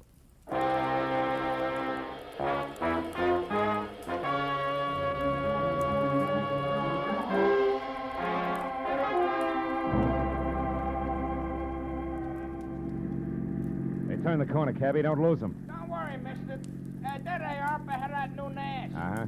And the white Panama hat shows up through the back window of that cab like a signboard. Besides, I've been doing okay so far, ain't I? We stayed in this tail for 20 minutes now. Yeah, but I've been tagging the guy under that hat for 6 hours. 6 hours? For a movie, a Turkish bath, 3 bars, a restaurant, and 2 museums. Close the gap a little, huh? Whatever you say, mister. They're liable to spot us.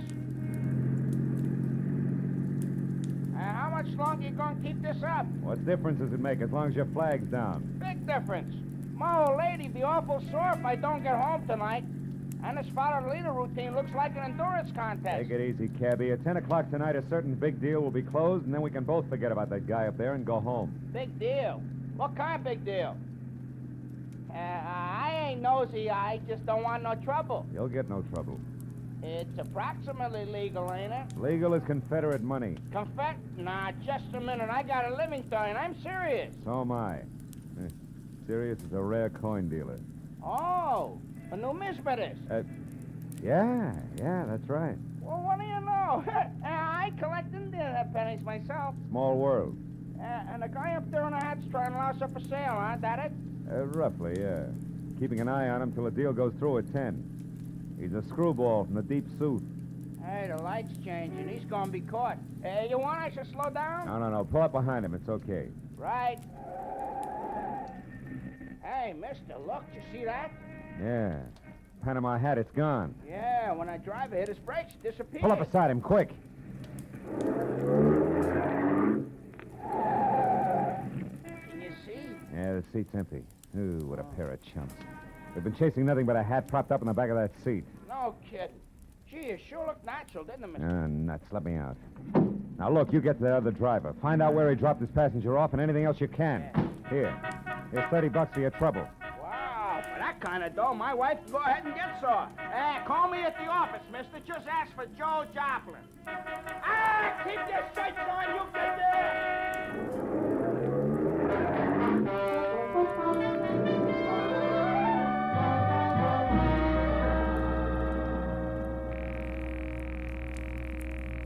Come on, Rayardi, be there. Be there. You'll go off like a Roman candle. Come on, be there. Hello.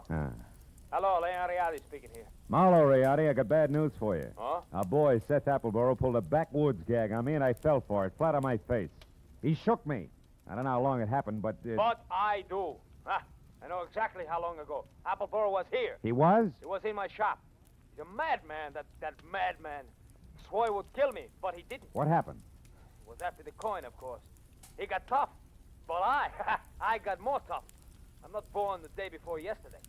I was forced to ruin a beautiful Renaissance vase on his stupid skull, but at least I got rid of him. So I say phooey on Seth Appleboro. Oh.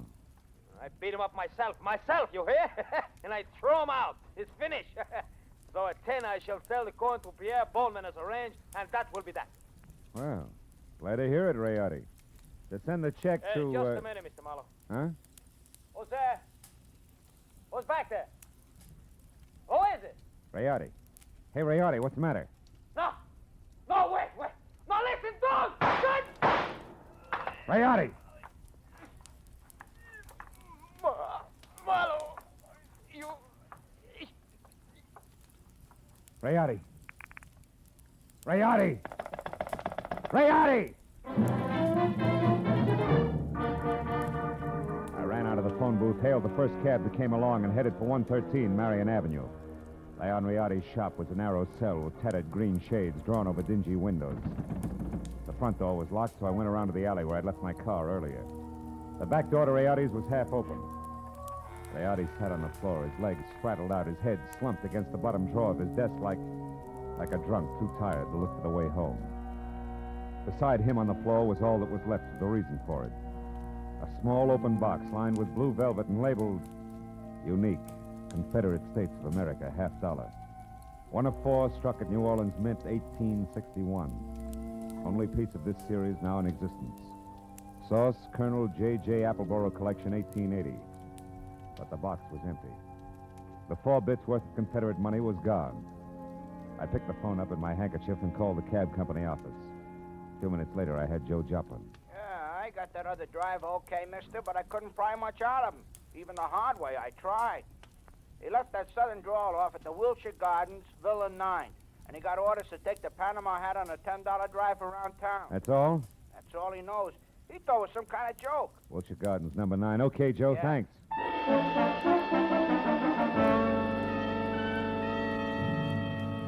I called Homicide, told Lieutenant Matthews where he could pick up the body, and before he could order me to stick around, promised to fill in the details later and hung up. After that, I got in my own car and drove to the Wilshire Gardens Hotel, Villa 9. What finally came to the door and eased it open a cautious 2 inches. Had a mop of renegade hair the color and shape of tumbleweed, a body as gaunt as a piece of barbed wire, and 2 sick gray eyes that tried hard to hide under a pair of scrub brush eyebrows. Seth Appleboro wasn't glad to see me. State your business, sir. What's more, I'm a busy man. I'm not well, so be brief. Okay, we'll start off with murder. Murder? Now, see here, We'll sir. follow that with a missing Confederate $1. Now, do I come in peaceful like, or do I knock the door down? Don't go riling me up, Yankee. Well, you won't get in at all. What's your name? Philip Marlowe. My business at the moment is trying to square things with a client I let down very badly. Client? Then you must be referring to that low-down, unscrupulous carpetbagger, Leon Rade. You're a little confused, aren't you? Rayardi's from Italy. From northern Italy, sir. And a crooked, unprincipled carpetbagger. You said that. The kind who strips the South of her treasures, who pillages and loots and... What? A gun? Well, what's the meaning of that firearm in your hand, sir? I haven't got time for another civil war. Now get away from that door. I'm coming in. You carpetbagger. Now, let's knock off the nonsense, Appleboro. Where's the $1? Where, indeed? My poor old fool of a grandpappy, the colonel, sold it. Sold it for practically face value, sir. Just to keep body and soul together on the plantation back in 1880. And what he was give for it wasn't worth dirt compared to what that fine old piece of Confederate money's really worth. All right, all right. Where is it? Come on, hand it over. Oh, I don't have it, sir. Oh. Not yet. But by ginger, I'm going to get it. And when I do, it's going home where it belongs, you hear? To the South. Oh. You better go to the couch and take another pull on your mint julep, Buster. You look bad. My head. And then I want that coin. I'm not kidding. That Rayardi crowned me with an iron pot. Oh. But that won't stop me, sir. I'm not going to stand by and let that rare old $1 be desecrated any farther. I'll prevent it being sold to any rich, dawdling oaf of a collector who has the audacity to live in Sherman Oaks, if it's the last thing I do. And you, sir, you won't stop me either. Sit down, I told you. Oh. That crackpot. Oh, my head. I should have known. Win, lose, or draw, I'm turning you over to the police right now, Appleboro. Charge is murder and larceny, and it's too bad, but you're a cinch to beat both raps on a goofball plea. You, big boy, put down the phone, drop your gun. Oh, rebel reinforcements. Drop it, I said. Oh, friend indeed. Providence is still smiling, sir. Yeah, sure. She's hilarious, Mr. Appleboro. Right, big boy? Well, don't you see the humor of the situation? Oh!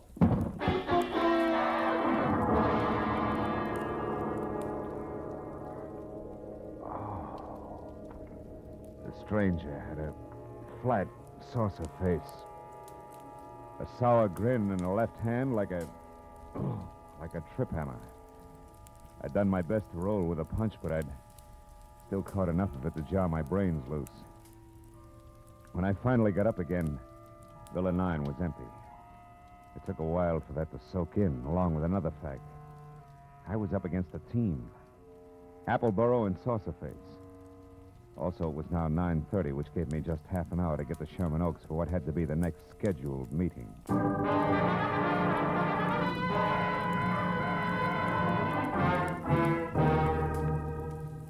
The Boneman Mansion on Clooney Drive, from giant iron gate out front through overgrown grounds and up to the entrance, looked a lot more like the prop room at the Metropolitan Opera than anybody's residence. When I lifted the brass ring in the brass lion's mouth and let it fall, I got another surprise.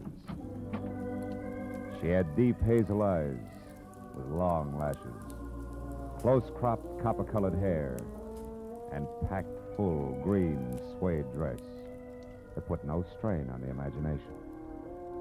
A bare shoulders made you think of toasted marshmallows. Hello. Hello. You wouldn't be Pierpont Bowman, huh?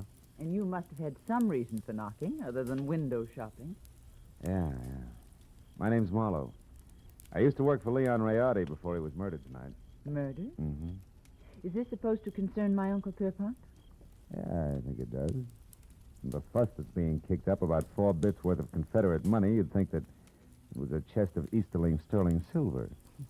Only 4 bits, huh? Uh-huh. Yes. Yes, I'm afraid he is vitally interested. Come in, Marlowe. Wait here. All right. Uncle Pierpont, come here. What's the matter, Christine? There's a man here to see you, a Mr. Marlowe. You'd better talk to him. Oh, what do you want? Huh? Oh, you. What is it, Marlowe? Now, it's about the $50, the one you intend to buy from Leon Rayardi, Mr. Bowman. Oh, yeah. Well, what about it, man? Rayardi was murdered tonight. Now, that murdered, you say? Mm-hmm. If that's true, he hasn't had time to hit the ground yet. What's your game, Sonny? You must have some kind of a game. What is it? No games. I'm telling you, Rayardi was shot and the coin stolen. Are you sure about that? Are you positive? No mistake? Are you certain, Marlowe? I couldn't be more certain if it was tattooed on my forehead. I heard it happen and saw his body over an hour ago. What do you think of that, Uncle Pierpont? Marlowe looks at dead bodies, too. I think it's poppycock. Yep. What do you think, Chris? Wait a minute. Let me tell you what I think. It's more to the point. I came here because I'm also certain that the man who killed Rayardi is the man who took the coin.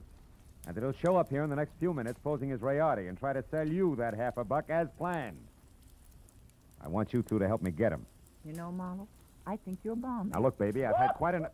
Hold on now. There's just one teensy thing wrong with your little scheme, Marlowe.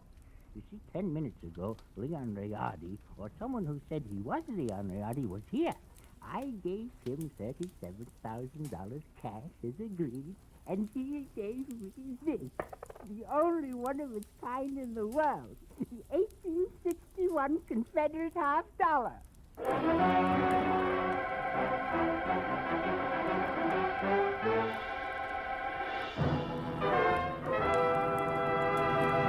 In just a moment, we will return to the second act of Philip Marlowe. But first, there are songs for sale, and one of them may turn into the nation's newest hit as you listen in to CBS on Friday night. This hour-long program of melody is called Songs for Sale, and during the hour, you hear 4 songwriters with unpublished music as they present their tunes to a panel of veteran, top-flight songwriters. At the end, the panel picks out one song to be published and plugged, and you'll hear the reasons they give for their choice. Be listening to Songs for Sale tonight on most of these same CBS stations. Now with our star, Gerald Moore, the second act of Philip Marlowe, and tonight's story, The Collector's Item.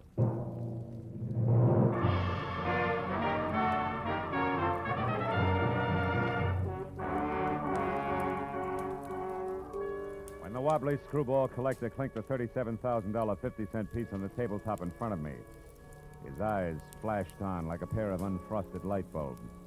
And something close to frost started to collect in the upturned corners of his mouth, that smile like the cat that had just eaten the canary, cage, birdseed, and all. There was little doubt about it. Septuagenarian Pierpont Bowman was what an eccentric would call eccentric. And he was very unconcerned with the murder of Leon Rayardi, and very fuzzy about what Rayardi's impersonator had looked and sounded like. I'm afraid I can help little on that score, Mr. Marlowe. Only had eyes for the coin. And what a coin she is. Why, son, Mr. Bowman, you've got to remember something. Height, build, color of eyes, hair, voice. Yeah, voice. Was it a southern accent? Think, Mr. Bowman.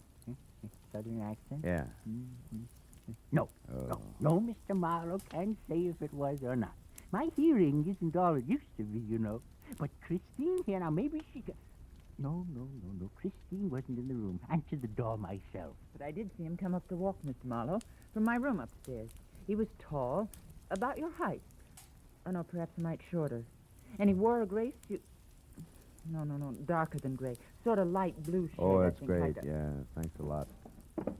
Before I start reaching for a butterfly net myself, I think I better get back to Seth Appleborough's place on Wilshire. Why there? Surely if he's the guilty one, Mr. Marlowe, he won't wait to be apprehended. Not on purpose, no. But when I last ran into him and his buddy sauce of face, he was fighting an acute case of vertigo.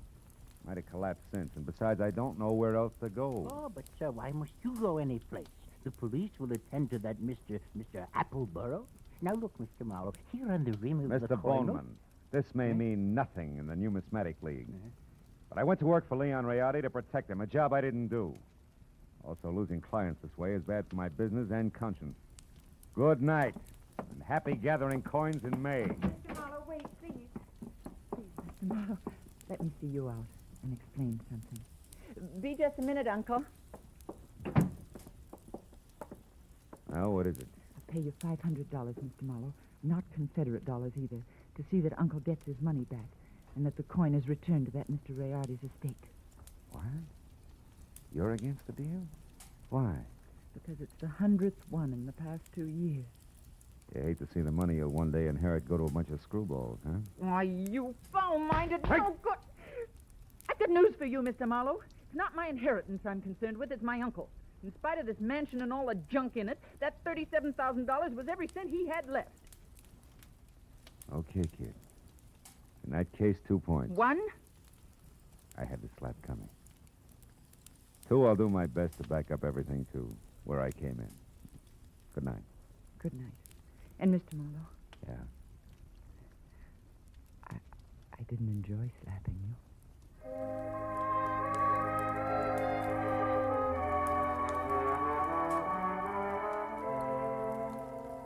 She said it like she meant it. 20 minutes later, I was back at the Wilshire Gardens where I found Villa 9 as dark and quiet as the bottom of a well.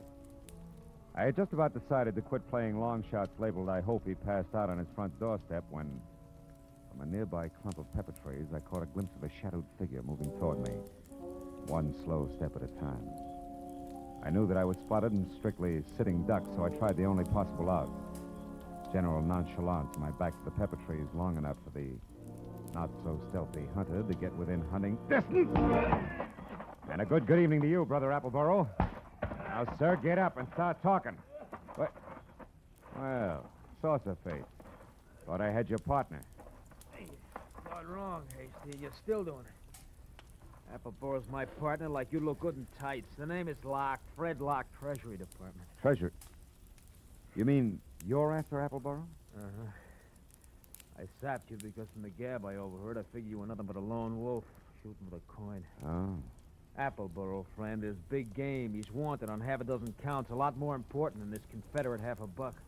Yeah, but he must have gotten away from you because he I... He did. Jumped out of my car a couple of blocks from here.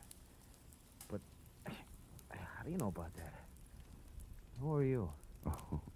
Well, name's Marlowe. I'm a private detective, license included. Wait a minute. Here. I know that Appleboro got away because he's already been up to the Boneman place where he posed as my client, Leon Rayardi, who, incidentally, he killed so he could sell the Confederate lucky piece up there for $37,000. Quite a hunk of change. Mm-hmm. Well, sorry we crossed our wires, Marlowe, and thanks for the word. Oh. But don't worry, he won't get far. Us T-men will see to that. Keep in touch with the department if you find out anything, will you? Sure. Oh, say, Locke. Yeah? Just a hunch. Oh, like what? Like you're a cockeyed liar. Like Treasury men don't call themselves T-men. Any more than private detectives call themselves private eyes. Now, Locke, let's try inside your jacket. One, get rid of this non-Treasury Department Luger. And 2, check the wallet and see if at least Fred Locke is your real name. All right, it's my name, it's my name. Yeah, surprised it is. And out of imagination, T-man. Come on, get up and start working on a few other questions like where Seth Appleboro is at the moment and exactly what that guy in is with Boss. Well, do we keep this up all night? No. I'll tell you everything. Okay. I'll tell you everything. Okay. Now, first the setup. Come on. Yeah. There were 2 of us. Me and Adam. No!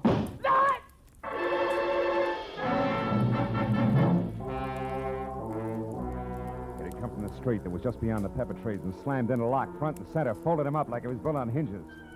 By the time I was out of the impact area and had my .38 in hand, the only target I had was a pair of taillights blinking out of sight in a funnel of dust. Fred Locke was blood-smeared, dead, and made an ugly centerpiece for the little ring of startled faces that began to converge. I stepped back and became just another sightseer. when a small, bald man with a large white eyebrow and lots of worry stamped on his face began to do his lamenting out loud. He was the Wilshire Gardens hotel manager and didn't care much for public spectacles on the home grounds. Oh, my goodness. 1 minute that Mr. Appleborough unconscious in his car, and the next this man is shot to death. Hey, wait a minute. Appleborow's unconscious in his car? Where? At the other end of the grounds. There's a nasty cut in his forehead. One of the guests just found him there. I was just about to call a doctor. Never mind the doctor. Show me the way. Come on.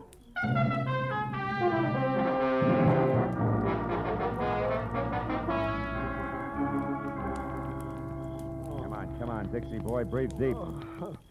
Who? Oh, you again? Yeah, me again. And you're up to your drawl in a couple of untidy murders. Now snap out of it. Oh, my. It's no use. He doesn't even hear you. That's all right. While it's this peaceful, I think I'll check on this drooping flower of the Old South. His wallet should do it. Do what? Prove whether or not he gave me a straight pitch. Yeah. What do you know? Membership card, Sons of the Confederacy, New Orleans chapter. Here, let me see. Uh-huh. Oh, that's his picture, all right. Sure is. Well, when the police get here, they, Hey, look. Yeah, what is it? His wristwatch was smashed against the dashboard. So it is. He must have held his hand up to protect his head when he fell forward. Yeah, now look, friend, the name's Marlowe. When the law gets here, tell them they can find me at Sherman Oaks, the Pierpont Bowman residence. Oh, now, wait a minute. You can't leave me here with all this on my hands. The police are going to want to know what this is all about. I'll try and have an answer for them. But first, I got to ask a crazy collector a not-so-crazy question.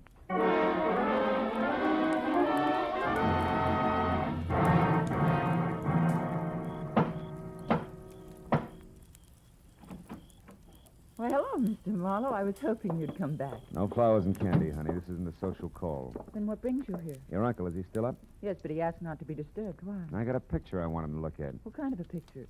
A man. Possibly the man who sold him the coin tonight. Now, where is he? In the gun room. Oh, but he'll scream bloody murder if we bother him. That's the subject on hand. You mean you found out who killed Leon Riardi? No. I found out someone else has been killed. Come on, huh? Over that coin? Who was it, Marlowe? Guy named Locke. We'll get to the fine print later. Is this the room? Yes, but It's just the man I want to see. Oh, Mr. Bowman, I hear you. Well, it's quite a blunderbuss. Look, point that somewhere else. So it is. But don't let it worry you, Mr. Marlowe. This harquebus hasn't been fired in 300 years. That's great. Let's not spoil its record tonight, shall we? Here, have a look. Fine workmanship. Later on. Right now, Mr. Bowman, I want you to have a look. This picture, it's Seth Appleborough. Huh? Is this the man who sold you the coin, the one you couldn't remember? No, not the party. Now, on this gun, Mr. Marlowe... Uncle, we've had another murder. Huh? Oh, my, that's too bad. But what's all that got to do with me? I'm not sure. But, Mr. Bowman, if Appleborough wasn't the one who sold you that hot $half a buck, it must have been an item named Locke. Huh? The saucer-faced buddy I told you about before. Oh. The one who sapped me at Wilshire Gardens. Oh, very interesting. Uh-huh. And perhaps tomorrow, Uncle, please. Go on, Mr. Marlowe. Well, there isn't much more. When I left here and I went back for Appleborough, I ran into Locke. We mixed it up, and I was just about to get him to talk when he was shot out from under me. What? Appleborough did it? He shot Locke? No, he couldn't have. Oh, why not? Because Appleborough was out cold in his car at the time. Then all you really know is that Appleborough didn't kill this Locke. Oh, I know a little more. I also know now that there's a third interested party mixed in. Who? You, maybe. Uncle? What? Me? Sure. You could have killed Riardi via a hired flunky like Locke. Sold yourself the coin. After all, you're broke. It's been done before. You're mad. It's insane, Marlowe, the idea. To think that Uncle would hire the likes of Fred Locke, why, it... Slips, Christine?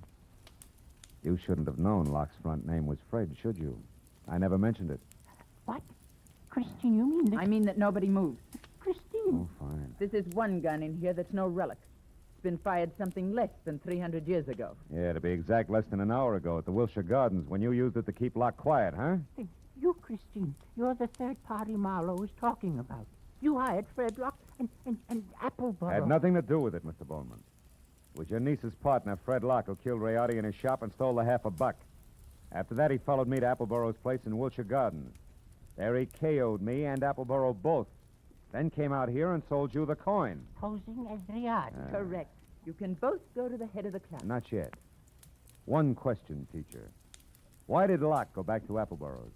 Couldn't have been just luck that I found him there. It wasn't. He was afraid Appleboro had seen him kill Rayardi at the shop. He had to know for sure. Your turn, Uncle. Why did you do it, Christine? I was sentimental, Uncle. I wanted at least the last of your money as a keepsake. And now that I've got it, I want one thing more before I leave. That $50 in your pocket. Hand it over. Come on. The $50, but... It's worthless to you, Christine. You can never sell it again. Every collector in the world will be on the lookout for it. Don't you think I know that? Then what do you want with it? The pleasure of getting rid of it. I hate it. Like I hate every piece of junk you've squandered your fortune on. The fortune I'd have inherited someday. I'm going to throw it in the first deep river I come to. Hand it over. No, you don't, Christine. Drop it. Drop it. Now, sit in that chair while you can. You may end up in another one.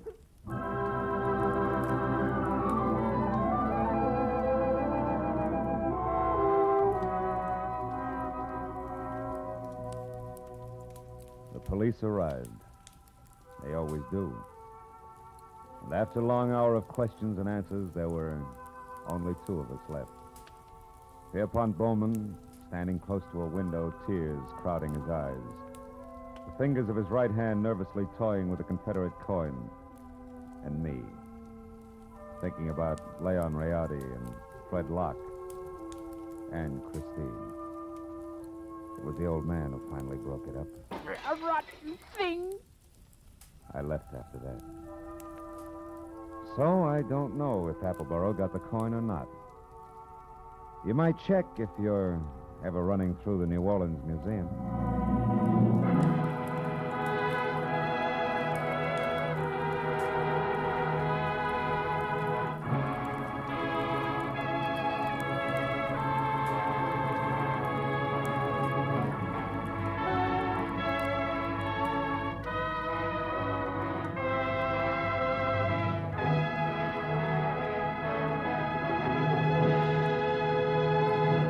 The Adventures of Philip Marlowe, bringing you Raymond Chandler's most famous character, star Gerald Moore, are produced and directed by Richard Sanville and written for radio by Robert Mitchell and Gene Levitt.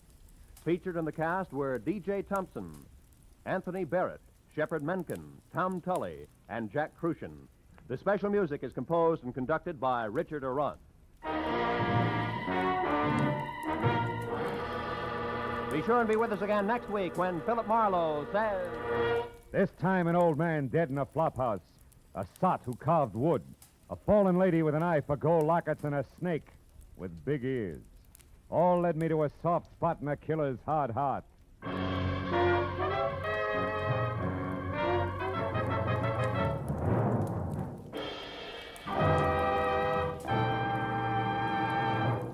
Every Friday night, CBS brings you stories taken from the files of parole boards of the 48 states.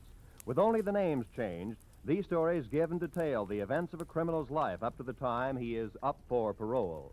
Then, before you hear the board's decision, you can make up your mind. Is this man ready to be set free? It's been hailed by press and public alike as an outstanding anti-crime show. And you can hear it now by staying tuned, because Up for Parole follows immediately on most of these same CBS stations. Roy Rowan speaking.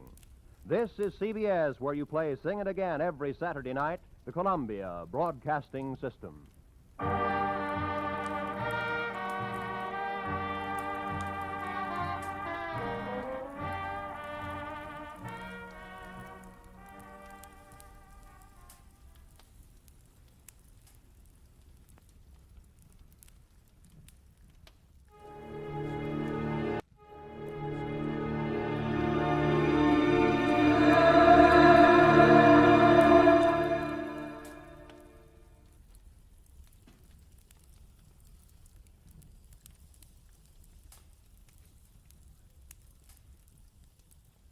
Most Saturdays at this time, we spend an exciting half hour of adventure and action with America's public hero #1, Hopalong Cassidy. Well, even two-fisted cowboys take summer vacations when they can, and Hoppy is no exception. But Hopalong and Topper will be back with us riding the CBS air trails again 3 weeks from tonight, September 22nd. Get this and get it straight. Crime is a sucker's road, and those who travel it wind up in the gut of the prison of the grave. There's no other end, but they never learn. From the pen of Raymond Chandler, outstanding author of crime fiction, comes his most famous character in The Adventures of Philip Marlowe.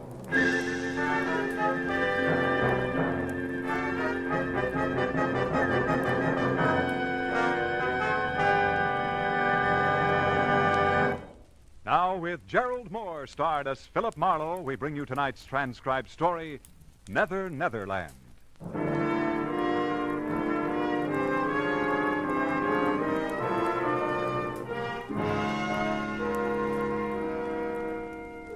There are times when life makes no sense at all. When confusion is the keynote and all we do is run in ever-tightening circles. The 1 and 1 is 2 school is closed and nothing comes out even. In the 30 hours just passed, I'd wrapped up a case and considerable of my youthful zest along with it. I was bone-tired. When I reached my apartment, sank deep into my bed. It wasn't so much to sleep, but to die a little. And I was not long dead.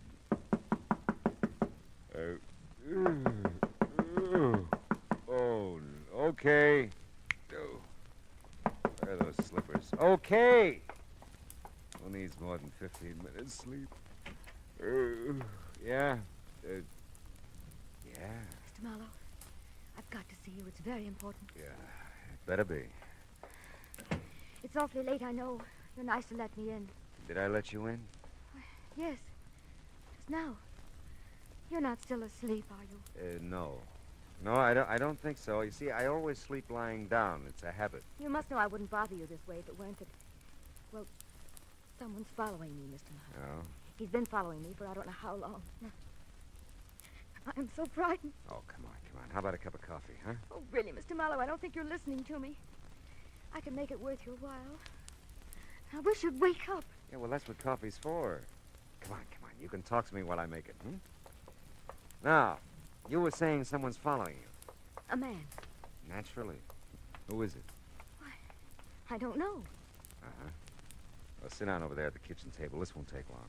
Thank you. Now, why would anybody be following you? That's the silliest question I've asked in days. But it isn't silly. I've tried to figure it out myself. I haven't done anything. I don't have anything. Yes. Well, we'll let that go. Look, maybe I ought to know your name, huh? Oh, I'm sorry. I'm Carolyn Shepherd. Don't be sorry. I'm glad you're Carolyn Shepherd. Why? Well, because it beats the heck out of being George Shepherd. Dee Dee said she thought you'd help me. That's why I came. Dee Dee? My roommate, Dee Dee Reynolds. Oh. She doesn't know you or anything. She just said if she were troubled, like I am, she'd get in touch with you. Yeah, well, that's nice of Dee Dee. Does she know somebody's been following you? No, I haven't told anyone. Oh. I don't know her very well. We haven't lived together long. And I don't know. I didn't want to frighten her, too. Mm-hmm. So I just told her something that sounded all right. And she said she'd heard about you. Oh, your water's boiling. Mm-hmm. Oh, thanks. Does he ever call you?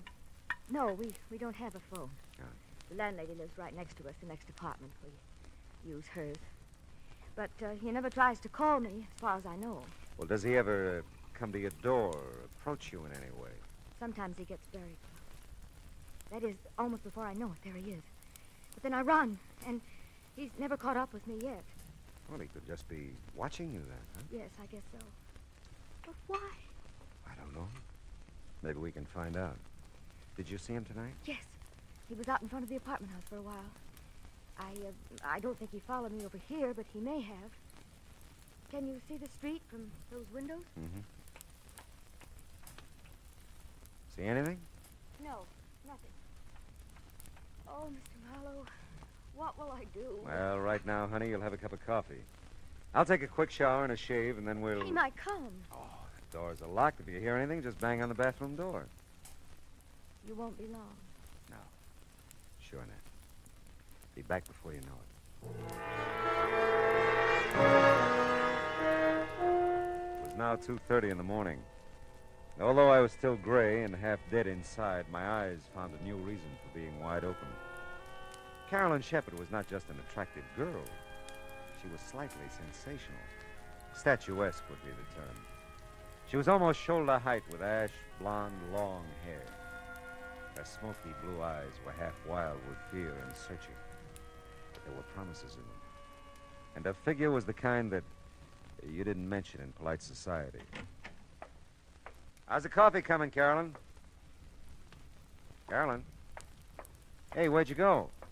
Oh, come on, the coffee couldn't be that bad. Carolyn! The craziest thing I ever heard of. The door was locked already. It's funny, she's gone. Carolyn! Hello. Oh, hi, Simon. You lose something, Mr. Marlowe? Something named Carolyn? Yeah, it looks like it. You didn't see her out in the hall by any chance? I don't believe I did, Miss Scott. I've noticed her. I'm not so sure. Oh, ran out on you, huh? Well, you died. Oh, yeah, sure. Yeah, where'd you go? Oh, there. What's out the window? Thought she might still be down on the street. Who? Carolyn. Oh, ran out on you. You said that. What did you do, man? You'll never believe Oh, this. come on, now tell me now. What did you do? I took a shower. You took a shower? Oh, ran out on you.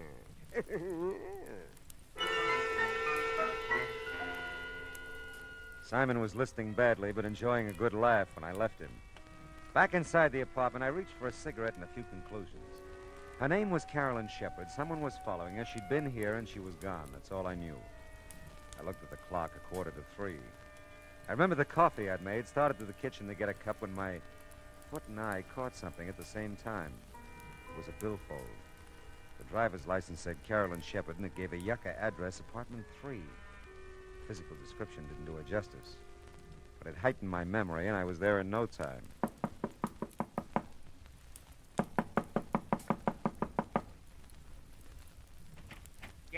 Yes, what is it? I'm looking for Carolyn Shepard. Oh, you were?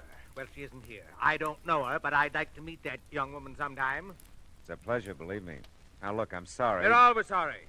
Between the freeway by day and the traffic at this door by night, on account of Carolyn Shepard, body can't get any rest or sleep. I'm really sorry. I know it's late, but Late? you see... I can't imagine what kind of a person she is, that men can knock on her door, or any door they think is hers at all hours. I'm not going to stand for it. I'm going to move. And someday I'll meet this young Shepard person, and I'll give her a good thrashing. You do that, but just tell me one thing. I'll tell you nothing. How long have you lived here? 6 weeks. 6 of the most miserable weeks of my life. Thanks. Very much. My goodness, what's going on out here? I guess I have the wrong address. I didn't mean to wake everybody up. Why, you didn't wake me up. Just Mr. Norton, I guess. Well, I guess it's insomnia. I just practically never sleep nights. You ought to get together with Mr. Norton. He tells me he has the same kind of trouble. He isn't a very pleasant old gentleman, is he? No. Oh, my. I guess I should introduce myself. I'm Hester Hutchison. I'm the manager of the building. Oh, well, maybe you can help me then. I'm trying to locate Carolyn Shepard. This is the only address I've got for her. Oh, I'm sorry. You're sorry? Carolyn did live here, but she moved about 6 weeks ago. And for some reason or other, I never understood really, she didn't want to leave any forwarding address. I see. Well, thanks, Miss Hutchison. Oh, not at all, not at all. I hope I didn't disturb you, really. Oh, my goodness, no. As I said, I'm sort of given to this insomnia or whatever it is. Well, as a matter of fact, I just baked a coffee cake. Sounds silly, I know. But I get some of my best ideas at night. And tonight it was coffee cake. Coffee cake, huh? If you'd care for some, I'd be, well, you'd just be more than welcome. Oh, that's nice, Miss Hutchison. But you see, I get some of my best ideas at night, too, and I got one right now. About going home to bed.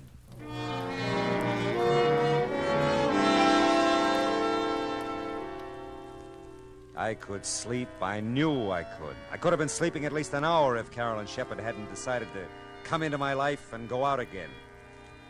Well, I didn't know where else to look for her, so I decided to give my little trundle bed another whirl. I'd gotten about 10 out of the usual 40 winks.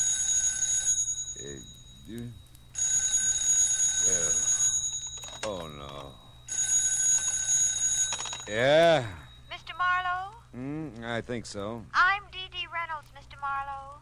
Well, that's swell. I guess she isn't, but is Carolyn Shepard still there? No, she is... Who'd you say this was? I'm her roommate, Dee Dee Reynolds. She hasn't come home, Mr. Marlowe. I'm so worried. I Yes, she has. Now, look, Dee Dee. Oh, I was afraid of that. Oh, Mr. Marlowe, something's happened. Wait a minute. What's happened? Well, I just know she's been killed. Easy. Listen to me, will you? Poor Carol. Dee Dee.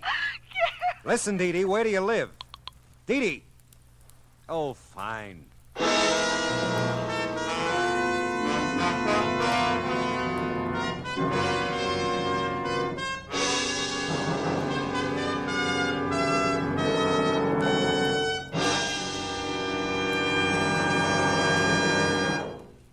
In just a moment, we'll return to the second act of Philip Marlowe. But first, James Fassett brings you the second part of his two-program series of Holland Music Festival selections, along with a few colorful words about the music, customs, and people of Holland as he observed them. That's on your invitation to music tomorrow afternoon on most of these same CBS radio stations. Listen to tomorrow for your string serenade featuring Jerry Windsor with his singing strings in Music All America Loves. Now with our star, Gerald Moore, the second act of Philip Marlowe, and tonight's story, Netherland.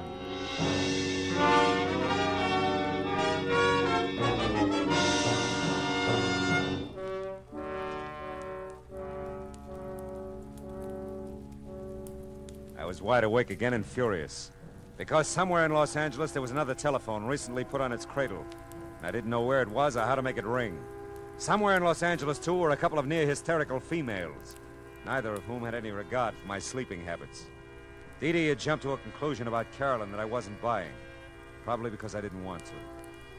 Well, it was beginning to turn gray outside, and the jarring thump of the paper grazing my door told me a new dawn was with us. You still looking for that girl, Mr. Marlowe? Morning, Simon. You still bouncing off walls? I am confronted with something of a problem, Marlowe. So am I. Someone in the night, mind you, has moved my apartment. No. Yes, I've looked all over the neighborhood, and it is gone. Yeah, well, you just hang on. It'll be back. Oh, it has to be. It just has to come home to me. Oh, say, did you ever find her, Marlowe? Her. No, never did. Oh, you were taking a shower there. Yes. Oh, Marlowe, you dog. Fine. You like coffee cake, Simon? Oh, my dear Marlowe, I not only like it, I respect it. And I'd be proud to join you in some of it. I'd just be proud. No, not me, Simon. About 3 blocks from here, over on Yucca. Ask for Hester. I thank you, Marlowe, from my heart of hearts. I thank you. Hail and farewell, Simon. Go. Well, let's see what's in the paper. International situation. Inflation. Holy smoke. Police late last night found an unidentified woman beaten and unconscious in the Beechwood area near the Hollywood Hills. The young woman, tall and blonde, was taken immediately to the police receiving hospital in Hollywood, where her condition is reported as serious.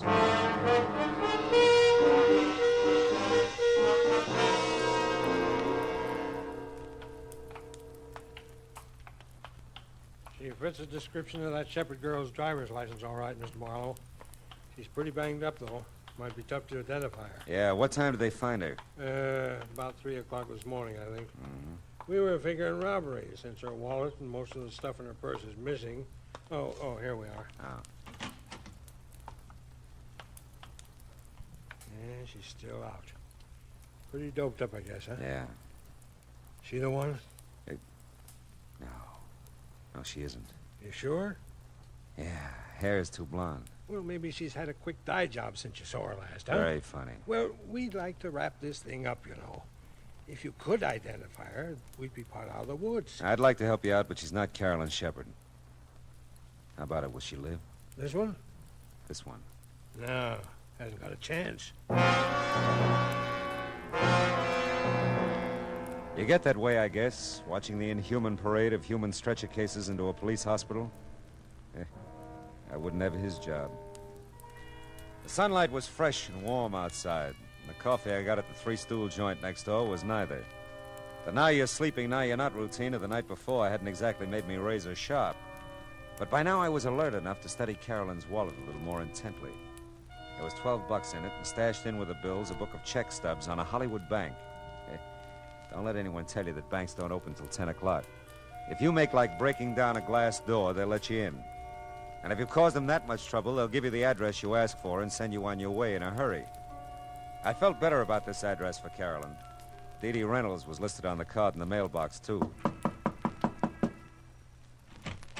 Yes? You must be Dee Dee, and I must be Philip Marlowe. Oh, yes, Mr. Marlowe. Come in. Thanks. I'm just supposing that Carolyn made it home all right. You seem to have a better grip on things than you did a few hours ago. Oh, I have. I don't usually go to pieces that way, but I was terrified. Really terrified. She came home shortly after I called you. Sleeping now? No. As a matter of fact, she just stepped next door to use Mrs. Landsberg's phone. She'll be right back, I know. Sit down, won't you? Oh, thanks, I will.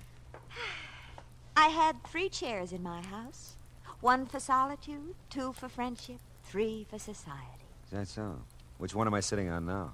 Oh, you don't know the quote. It's Thoreau. Oh, well, I'm impressed. I shouldn't flaunt my knowledge that way. It's just that I've been nervous lately. I always read Thoreau when I'm nervous. Well, aside from Thoreau, how much do you know about Carolyn? Not very much. She doesn't let anyone know very much. Oh? I know she's worried. She watches at the window, and she jumps when there's a knock at the door. She acts like someone's after her all the time. I told her to see you. That's nice. Society is commonly too cheap. We meet at very short intervals, not having had time to acquire any new value for each other. You quote a good deal, don't you? Thoreau reaches me. How about Frank Laszlo? Frank Laszlo? Yeah. No, I don't think so. Is he a well-known writer? I wouldn't know. I thought Carolyn might have mentioned him. No, not that I know of. Of course, we keep pretty much to ourselves. Mm-hmm. Which one of you smokes cigars? What? In the ashtray on that table there. Why, for heaven's sakes. I never even noticed it. That's odd. Of course, I was gone early last evening. Went to the library. Oh. Maybe someone was here to see Carolyn. Yeah, that could be. Well, hello, Mr. Marlowe. I'm so glad to see you. Are you? You don't know how glad. Dee Dee, would you? I promised Mrs. Landsberg I'd water the lawn, fore and aft anyway. It's the nearest thing I can get to Thoreau's Life in the Woods. I love a broad margin to my life. The swiftest traveler is he that goes afoot. Mr. Marlowe, you do know Thoreau. See you later, Dee Dee. Oh, it's been a pleasure. A real pleasure. She's an amazing girl, isn't she? So are you. You did a great disappearing act last night. I know. I felt so strange there. I knew he was around somewhere, and then I saw him down the street in front of your apartment. I had to run. I went out the back, down the fire escape. But you didn't come home for quite a while. Well, there's an all-night diner over on Franklin. I stayed there a long time. I was so frightened. I still am. It's got to stop, Mr. Marlowe. Whoever he is, he has to leave me alone. Who's Frank Laszlo, Carolyn? Why do you ask? Well, I looked through the check stubs in your wallet. You made weekly payments of $50 to Frank Laszlo for several months, up until 2 weeks ago. Well, he's just a family friend, Mr. Marlowe. He loaned me some money, and I've been paying him back. Yeah, but $50 a week is pretty much and pretty often. Well, I wanted to clear up the debt as soon as I could. I thought you had no family. I haven't. But we've known Mr. Laszlo for years. You see, I inherited a small amount when my father died, just last year. It was tied up for a while, and Mr. Laszlo just helped me over the breach, that's all. Does he live in town? No, he doesn't. If you're thinking he has anything to do with my trouble, Mr. Marlowe, you're very wrong. I wouldn't want him to know about it at all. You know, Carolyn, you never described this guy who's been following you. You know, I wouldn't even know what kind of a fellow to look for. Well, he's short for a man, not quite as tall as I am. And he's muscular looking. I think he's dark, too, although he usually wears a hat and a gray suit. Does he smoke cigars? I've never noticed that he does, no. You don't work anywhere, do you? How can I hold a job in the state I'm in? Oh, no, I just look and wait. What is it? I knew it. He's out there, Mr. Marlowe. Where? He just got in that car, the big convertible at the curb. Okay, honey, come on, let's go.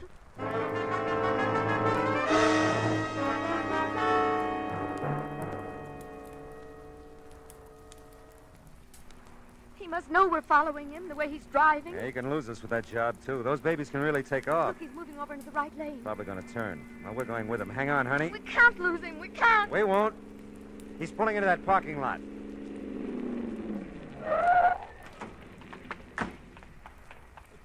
Well, sir, we made quite a chase of it, didn't we? Yeah, we did. Get out of that car. I was just about to. You know, you really shouldn't try to keep up with a car like mine. I was just toying with you that time. Now, if you want to make a real race of it... Now, wait a minute. How tall are you? Oh, I'm quite tall, really. 6'7" in my stocking feet. How tall are you? It doesn't matter. Why, what's the matter, young lady? She'll be all right. She's just a little disappointed. Come on. No. You mustn't take it so seriously, young lady. Your companion here made a good race of it, considering he was up against great odds. Yeah, thanks. Mr. Oldfield. Pious Oldfield. Yeah, well, thanks.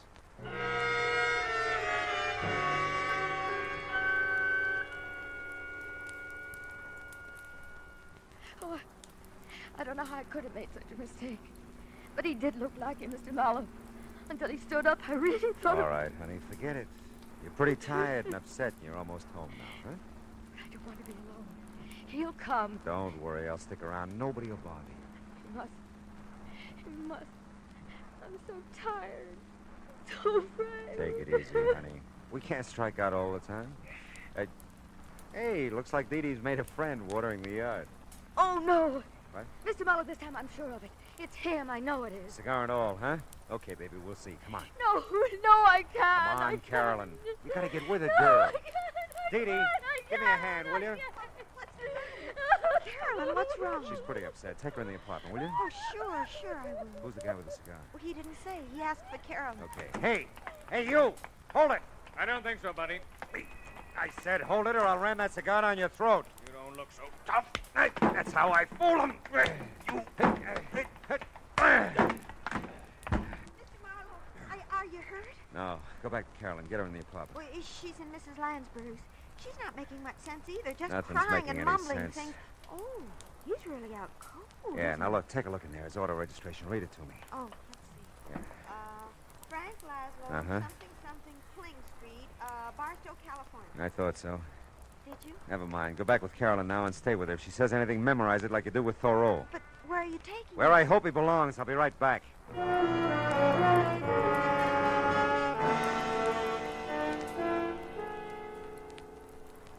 Hey, you keep dropping in like this, and we'll be old friends, Mr. Marlowe. Never mind that. What shape's he in? Looks like a minor concussion. He'll be around in a little while. Who hit him? A very dear friend of mine. Look, keep him here, will you? And keep an eye on him. I'll be back maybe with another customer for you. Hey, we'll make you a rate. And you can save us both some time if you get one of the boys at the station to call Barstow. Find out anything they can about Frank Laszlo and a girl named Carolyn Shepard. You can reach me at the Landsberg phone number I looked up on Cherokee.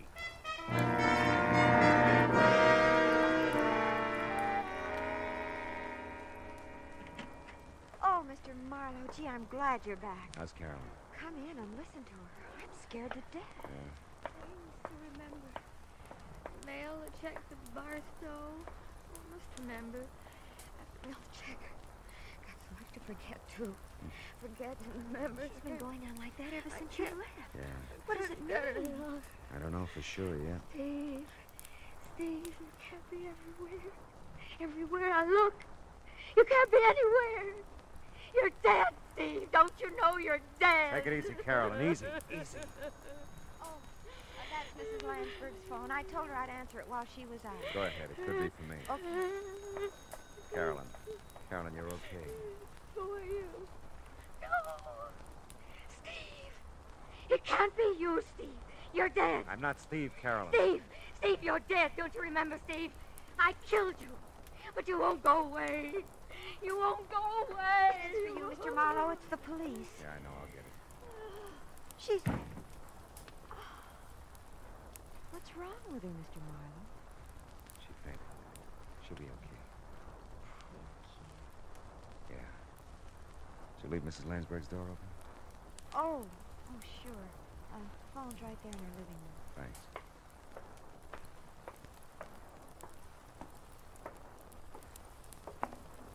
Yeah? Hey, Marlowe, that Barstow call was a rule. Really? That dame you mentioned, Shepard, she's wanted Who'd she kill? Her husband, Stephen Shepard, last March. What about Laszlo? Well, they're not sure out there. He was questioned at the time, but they couldn't get anything on him. The dame apparently just vanished until now. Last time they had Laszlo in for questioning a couple of weeks back, he said he didn't know where she was. Must have a real bad memory, huh? You bringing the dame in? Yeah. I'll bring her in. She all beat up, too? I can send the wagon. No. I'll bring her. Just keep a straitjacket handy.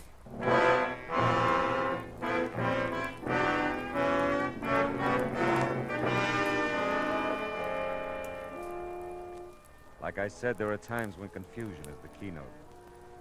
Carolyn Shepard, poor sick kid, kept seeing the man she murdered. Saw him so often she believed it. And Frank Laszlo must have seen things too. Enough to keep Carolyn paying him blackmail ever since she killed her husband.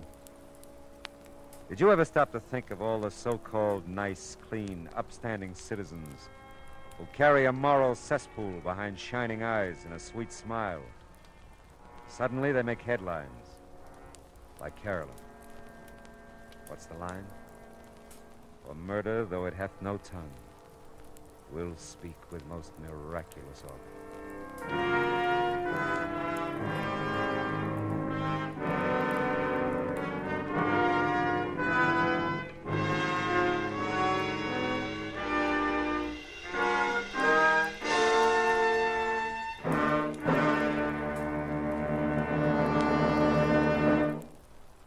The Adventures of Philip Marlowe, bringing you Raymond Chandler's most famous character, starring Gerald Moore, was produced and transcribed tonight by Cliff Howell and written for radio by Kathleen Height.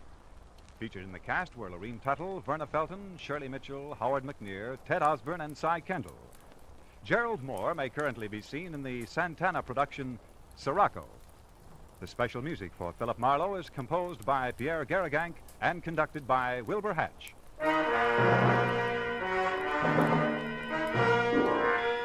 Be sure to listen next week at the same time when Philip Marlowe says... This time my plans for a fishing trip got caught in the line of a beautiful girl who didn't know upstream from downstream.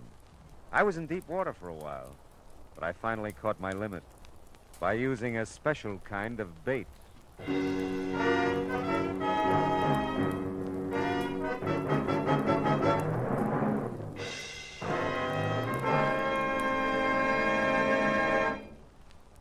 There's a song that goes with this story, friends. The story is, starting tomorrow evening, you'll be able to laugh again at the adorable antics of America's favorite teenager, Corliss Archer. Her boyfriend Dexter returns from vacation, too. So does her whole family. All of which means more Sunday night fun for your whole family when you meet Corliss Archer Sunday nights on most of these same CBS radio stations. We said a song went with this story, didn't we? Well, here it is. CBS. B For the best. F Yes, yes, yes. The stars that dress is CBS.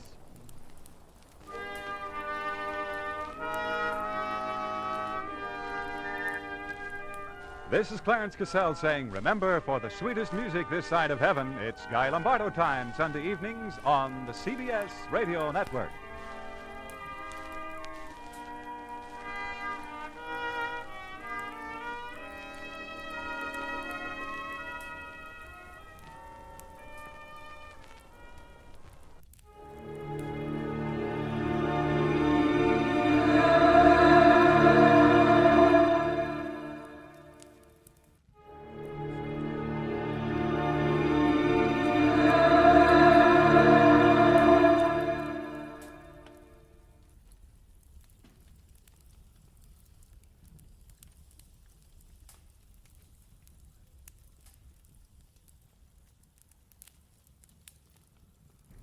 Get this and get it straight.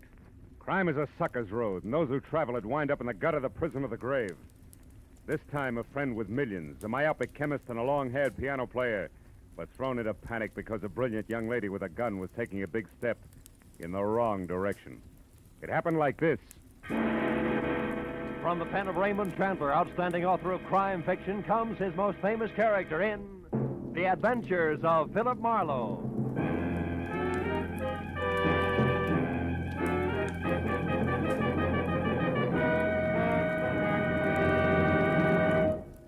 with Gerald Moore, starred as Philip Marlowe, we bring you tonight's exciting story, The Big Step.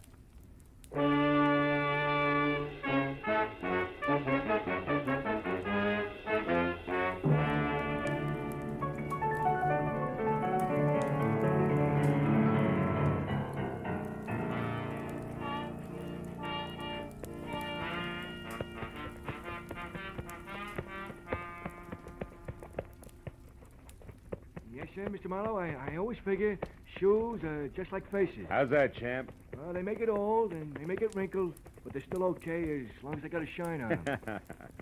Yeah, it keeps that right in condition, huh, champ? Yes, sir. Hey, let me just spank up this one again, huh? Sure. Oh, come in. Mr. Marlowe? Yeah? Oh, excuse me. I didn't know you was busy. That's all right. Okay, champ. I guess that does it. Here you are. Oh, thank you, Mr. Marlowe. I'll see you tomorrow. Right. Well, now that my shoes have a new lease on life, won't you sit down? Miss, Cantor. Mrs. Betty Cantor. Oh. I'm a waitress at the Shelton Cafe. I need your help, Mr. Marlowe. There's something you could do for me. You free to take a case? Well, I'm free, depending on the case. What is it? Well, today, this friend of mine, Shirley Vitello, comes into the restaurant where I work. Yeah. She takes her usual table, and while she's waiting for her order, she starts reading the paper. Well, it's all quiet so far, Betty. Yeah, but just when I'm bringing in the tomato juice, it happens. She sees something in the paper that scares her. Scares her bad. What was it, Betty? Do you know? I don't know. She muttered something, and then she runs out of the place. Her face was gray like ashes. Later, I got to worrying. I called her at home, then at the lab where she works, even her husband's studio. No luck. Now, wait a minute, Betty. I don't quite get the connection. You and Shirley Vitello, I mean. Oh, I don't know we're social. We're only chummy at the restaurant. She's been eating there for years. Well, that's a basis for friendship. Well, about 6 months ago, I was in bad trouble. And Shirley came through with $200 when it seemed like more money than I'd ever seen. Yeah. It kept me and my husband together. So, you see, she means a lot to me. Yeah, I see what you mean. Well, look, Bet, what was this about a lab? Well, Shirley's a technician. She works as an assistant to a chemist named Softman. Abraham Softman, out on Melrose someplace. Mm-hmm. What about Shirley's husband? Do you know him? Gilbert? Oh, yeah. He comes in with her a lot. He's a piano composer and a real nice guy. Mm. He lives for his work. He's unknown now, but he's a real genius, Oh, Shirley sure, says. sure. She'd do anything to keep him and his music going. Yeah, well, tell me, this friend of yours saw something in a paper you said that scared her. Now, that's all you know, huh? Yeah. And I want you to find out why and help her. Here's $50, Mr. Marlowe. That's what you charge, ain't it? More or less, yeah. By the way, Mrs. Cantor, where's your ring? I sometimes take it off when I'm working. You do, huh? Yeah. Or perhaps when you hock it to raise $50? Look, Betty, I'm a careless guy. You better hold the money, huh? Oh, but Mr. Where do Marlowe, the Vitellos live? But Mr. We're Marlowe... in a hurry, Betty, remember? Where's the address? Well, it's 3140 Veteran Avenue. Mm-hmm. And in case you want it, Gilbert's studio is Benedict Canyon, 510. Thanks, Mr. Marlowe. And you call me at Empire 17087, huh?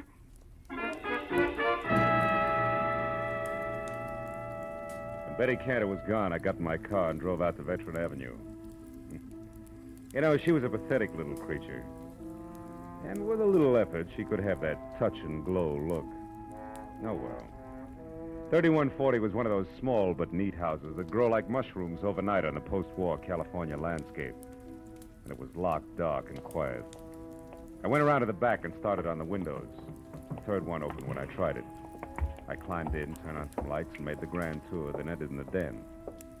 The only indication that anyone had been there all day was a current issue of the L.A. Star crumpled in the wastebasket. I pulled it out and started through it.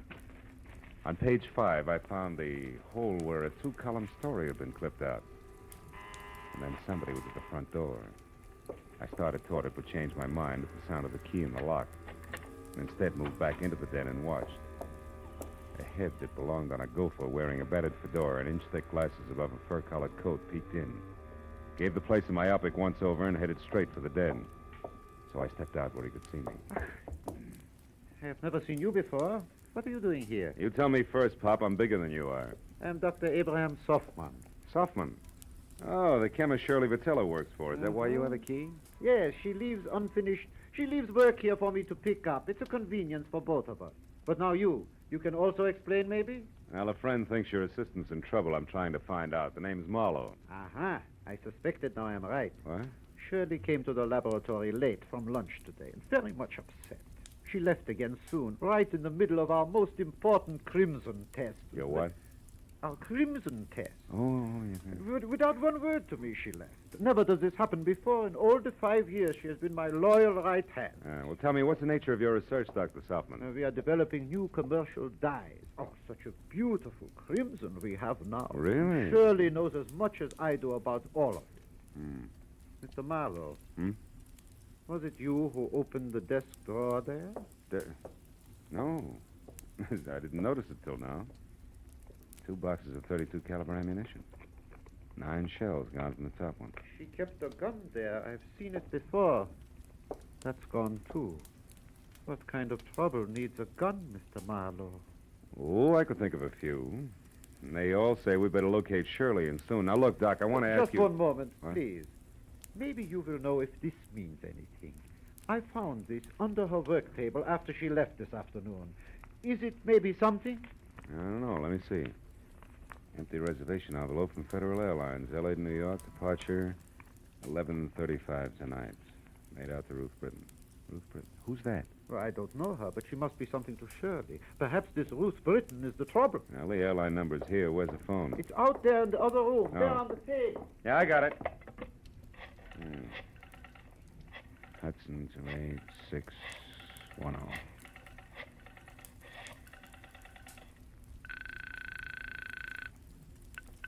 Good evening, Federal Airlines. Agent Frederick Stowe speaking. Frederick, do you have a Ruth Britton listed on your 11:35 flight to New York? Oh, just one moment now, sir. I'll check. Oh, no. Yes, we do.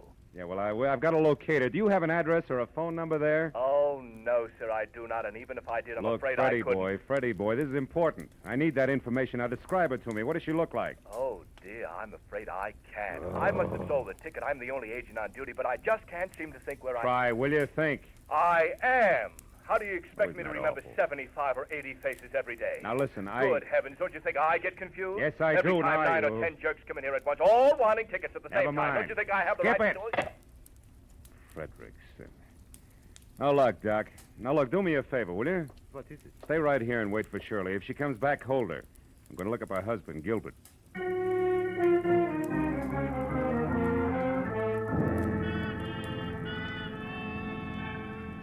The first stop was a newsstand. I bought an L.A. Star, turned to page 5, and found that the missing story was on a man identified only as Denneker, who'd been hit by a taxi on Temple Street at 8 a.m. The only reason it rated 2 columns was that before he lapsed into unconsciousness, he told the ambulance crew from the Citizens Emergency Hospital that he knew he was going to die and wanted to clear his conscience by confessing a crime he'd committed. It ended with police standing by. I drove on into Benedict Canyon, wondering what kind of a bridge it was going to take to span the gap between a female chemist and a downtown traffic accident. I was still wondering when I got to number 510. All I could see of Gilbert Vitello's studio over the brush around it was something pseudo-Spanish that had been stuck onto a piece of vertical real estate by an optimist in the early 20s. A path had been opened from the driveway to the house, and as I walked to the door, the piano music from inside got louder, but not better. Even in the long-haired circle, that stuff needed a haircut. Hey! Hey! Vitello, break it up a minute, will you? What's the meaning of this outburst? I'm working and I won't be interrupted. Who are you? What do you want anyway? Take it easy, Mr. Vitello. My name is Easy? Marlowe. Betty Cantor sent me here because she's worried about your wife. The waitress worried about Shirley. Why? Well, she's in some kind of trouble. Have you seen her tonight? No, not since this morning, but that's not unusual. I often work late. My music is very demanding. Now, what gives that waitress the idea that Shirley's in trouble? Your wife's reaction to a newspaper story. It scared the wits out of her. About a taxi hitting a man named Denneker mean anything to you? Denneker, Shirley worked with a fellow by that name once, I believe, but why would that story frighten her? Well, I was hoping you'd tell me. Do you have a gun? A little .32 pistol at home. Why? It's gone. See here, what's this all about? Tell me the truth and be quick about Oh, it. shut up. Answer my question. All right. My wife was shocked by that item on Denneker. She isn't at home, she isn't at Selfman's lab, and hasn't been all afternoon, and what's more, she's got a gun. That's all I know, except for one thing. Who's Ruth Britton? She's a friend of Shirley's from the East. She's been visiting relatives out here. Why? Nothing. Maybe Shirley's got a plane reservation for her, that's all. Mr. Marlowe, if that's all you have to offer, why don't you get out of here so I can go to work? I'm quite certain if Shirley were actually in trouble, she'd come to me for help. And incidentally, tell Betty Cantor to take some vitamins or something. She's becoming a meddlesome busybody. You know, there was a quality about Gilbert Vitello that made me want to sock him on the temperament with the heavy end of his grand piano. When I started down the path to the driveway, I forgot about him. Because a pair of headlights slashed through the foliage like a giant scythe. I ran to where I could see and watch the girl in a brown suit get out of a sleek new Hudson and start toward the house. Then she saw me. She backed away, then threw me one scared look and darted into a side path like a jittery cottontail. I followed as fast as I could, but it was home ground to her, and in 20 yards I was outclassed. I lost her at the corner of a sagging shed and stopped to listen for her footsteps. I heard something else, but not in time to duck. Oh!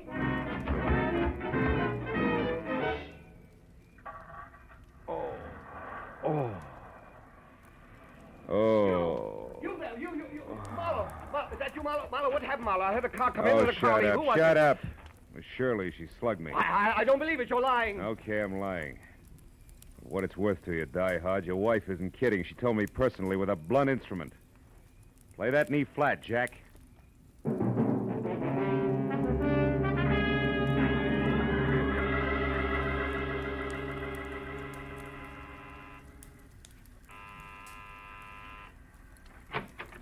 Mr. Marlowe, did you get something? Lumps. Oh, look at... How about you, Dr. Softman? No, nothing. Come in. Oh. No one has come here. You found out something? Ever hear of a guy named Denneker, Doc? Me hear of Morris Denneker? 5 times in the past 3 years, Morris Denneker in Chicago has beaten me by introducing a new dye substance or a new process just days ahead of me. 5 times this happened. He's a dye chemist, too, huh? A brilliant one. I admire him. But why do you Listen, this ask is beginning to fit like a rubber glove. Denneker's in a hospital right here in L.A. He may not live, and he wants to confess to a crime. Here, look. What? Now, read it yourself. When Shirley saw that story, it threw her into a panic, and now it only figures one way. Your assistant has been selling your new developments to Denneker before you released them. No, it is not true. Shirley would not do this thing, not to me. Okay, Doc, we'll see. Now, look, why don't you go back to your lab and wait? I'm going to the hospital now and do some more fast addition. If it comes right, just don't forget you're a scientist, will you? Oh, I would not forget. Now, you remember something, Mr. Marlowe. 2 plus 2 does not always make 4, especially when you are adding up human halves.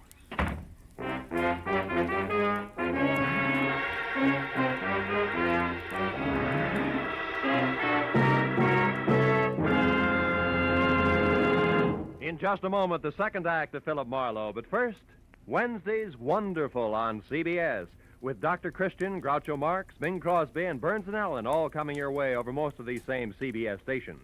This Wednesday, Brother Bob Crosby visits Bing. Gracie Allen stumps the income tax experts. Groucho will be on hand with his ad-libs and teams of opposition. And Dr. Christian makes a wily grandmother stick to the truth for once. So be listening this Wednesday, won't you? Now, with our star, Gerald Moore, we return to the second act of Philip Marlowe and tonight's story, The Big Step.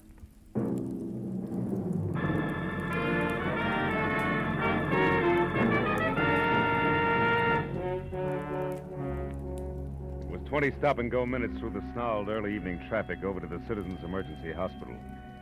All the way, I kept hoping that Denneker's confession wasn't going to have anything to do with Shirley Vitello. But when I was there, standing next to Detective Lieutenant Matthews and filling him in to date, I racked that hope up under wishful thinking. Morris Denneker had already come, too. Yeah, Marlowe, about a half hour ago. He didn't say too much. How much? Only something about this woman you mentioned, this Shirley Vitello, and Yeah? the formula for some kind of a bleaching agent. Then he went out again. Hey, look, this Vitello girl who currently adds up to something very... What does she look like? Oh, blonde, about 5'4", maybe 30. Wearing a dark brown suit, no hat? That's right. She been around? Yeah, I spotted her here in the hall about 45 minutes ago. Claimed she was a reporter, but she didn't make any small talk with the other news hands. I got a little suspicious. Just then Denneker came too, so I went in there. When I came back out, she was gone. Hey, Marlowe, you know where we can pick her up? No, I don't, Lieutenant. Doesn't look so good for her. She could be pretty desperate right now. Like a quick trip to the country. Or like worse, she's got a gun, Matthews. And now with Denica starting to talk, very little hope left. I better be going. Where? Just going, Matthews. Hey, wait I'll a keep in minute. touch. Wait a minute. Look, we have a big organization, Mr. Marlowe. We're equipped to handle all kinds. We could do almost as good a job as you. Just keep that in mind, will you? Yeah. And I'm glad you said almost. So long.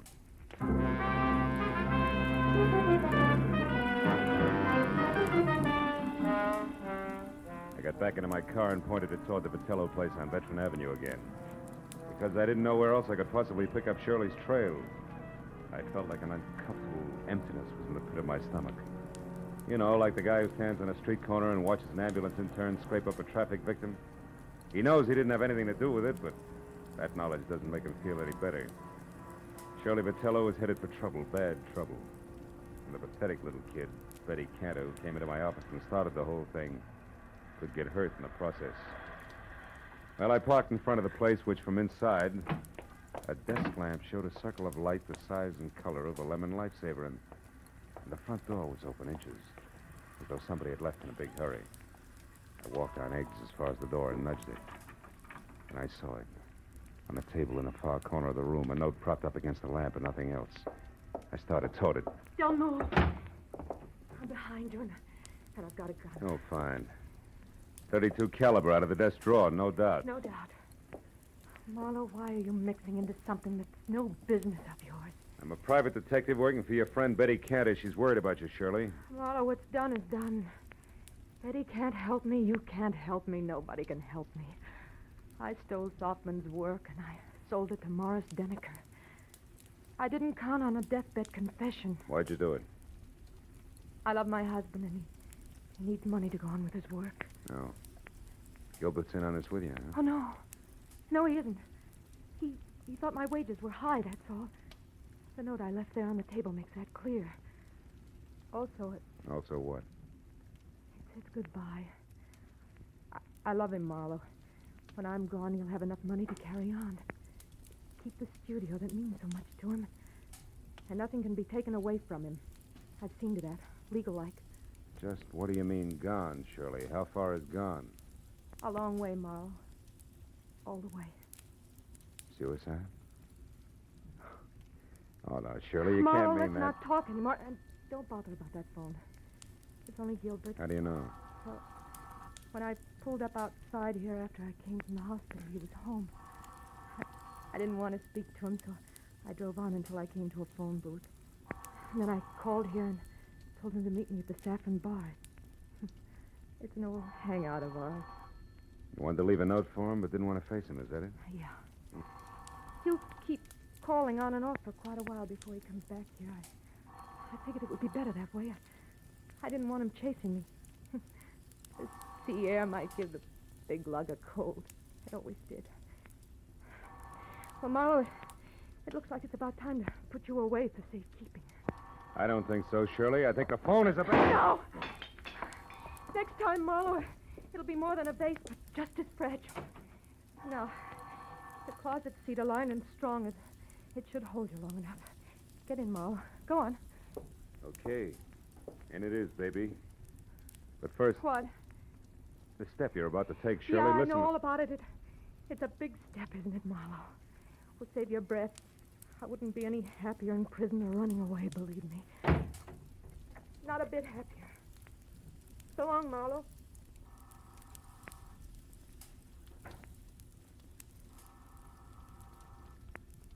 Nobody's home.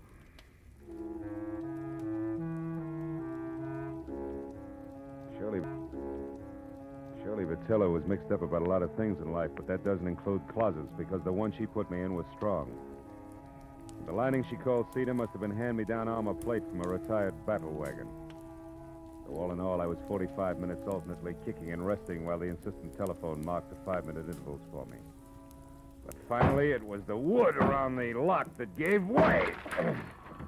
I was out. Hello? Hello, sir. Who's this? Marlowe Vitello, and save your questions till you hear what I have to say. Marlowe, where's my wife? She was supposed to meet me here at the Saffron Bar, I and said she's not... save it. Now listen. Your wife's out to kill herself. No, Marlowe, no! Yes, tell me, did you two have a favorite spot out near the ocean? I don't see what I that don't has... care whether you see or not. Did you or didn't you? Yes, the Redondo fishing pier below Santa Monica. Good. Now keep listening, Vitello, and do as I say. Come straight home. But, Marlowe, it surely... Do as I say, Vitello.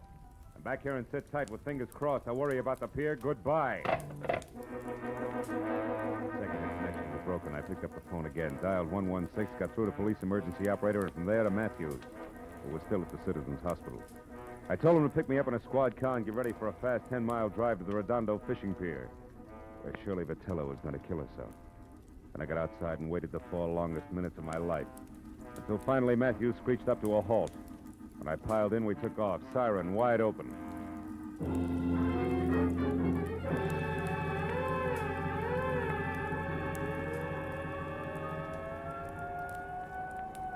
It'll be less than a minute now, Marlowe. Pier's only a couple of blocks away. Good. Better have Mooney kill that siren, Lieutenant. Jack, we want to come in quiet, Mooney. Okay, Lieutenant.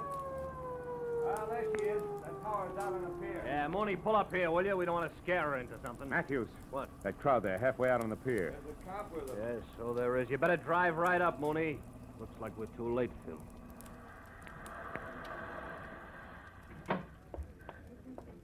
We were too late. At the center of a circle of the morbidly curious who always stand and gape, we found her lying face down on the greasy planks of the pier, dead. She'd shot herself through the heart, and the gun, the same .32 she'd used on me, was lying next to her. 2 bullets gone. I explained the extra shot to Matthews. Uh-huh. Okay, 1 bullet fired up at her place and the other one here. Well, I hope you're satisfied, Marlowe. What do you mean, satisfied? I mean single-handed. You had to leave the cops out of it, didn't you? You had to go up to Veteran Avenue all by your lonesome, didn't you? Now, you wait a minute, Matthews. I was only trying to... nuts. Hey, Mooney, where's the nearest phone? Over there, Lieutenant, across the street, the Triple Eagle Cafe. The patrolman here's already called an ambulance. All right, tell him she can be moved. Come on, Marlowe. I want to turn in a first report on this. Mooney, pick us up at the cafe. Right, Lieutenant. Okay, boss. Okay, let's take a look. So Shirley Vitello was stealing formulas for those dyes from her boss and selling them to this Morris Denneker. Yeah. All was rosy until Denneker walked out in front of a taxi early this morning. That put him close to death and in a mood to talk. Also put Shirley Vitello on the spot. Hey, is that the place you want to phone from? Yeah. Look, one thing more, Marlowe. The girl's motive all the way through. She loved her husband. He loved his work. Yeah? Her, too? Yeah, after his work. So since he didn't make any dough, she stole to keep him going and close to her. There's the phone, Phil. Come on, will you? I may need you to fill in the blanks for me. Marlowe, I said I heard you. The phone can wait, Lieutenant. Come on over here. What? I want to talk to that piano player. Piano player? What about? The tricky way he has of playing Blue Skies. What? Yeah. Hey, Bud, that's all right. You got a mean left hand there. Yeah, I open in Carnegie Hall next week. Don't miss me. I'll try not to. It's just terrific what you do with that tune, you know? My own particular arrangement. Nobody else's, huh? Not nobody. I've been working on this arrangement for a week. That's all I wanted to know. Hey, Marlowe, what are you getting at? The phone, I've heard enough. Where'd you say it was, Matthews? Over there, at the left of the bar. But Phil, what are we doing? What time is it, Lieutenant? 5 after 12. Marlowe, what is it? A switch, Matthews. A switch? Yeah, one that'll knock your badge off. Will you get a load of this? Oh, listen. Good evening, Federal Airwaves. Agent Frederick Stoll. Listen, speaking. Frederick, I'm the party who called before about the reservations for Ruth Britton on the 11:35 for New York. Oh, yes, I remember you. I'll probably... Never mind. It's police business, Freddie. Did the plane leave on schedule? Of course it did. But Miss Britton didn't make it, and she didn't bother to call and cancel her reservation. Thanks. I've heard enough. So far, so good, Matthews. Yeah, which means what? The Saffron Bar in Hollywood. Which means what? Shirley Vitello didn't commit suicide, Matthews. She was murdered.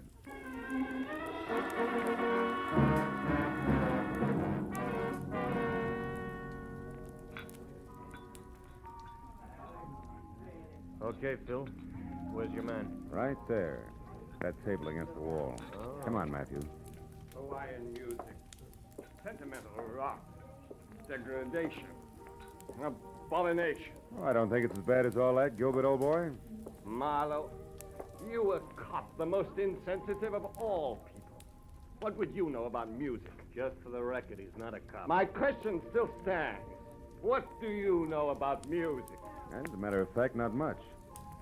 But you know, I'm fascinated by what they're doing with instruments these days. Really? Mm-hmm. What are they doing that might fascinate you? Well, for example, take that picture where the score is done by only one instrument, a zither. What's more, it doesn't sound like a zither. To a trained ear, a zither It's You mean you can't make one instrument sound like another? Well, for example, a guitar like a piano? Don't be ridiculous. Now, wait a minute. Not so ridiculous. Why, only tonight I heard a guitar that sounded just like a piano. Real tricky arrangement it was, too. Sounded... You're joking. Oh, no.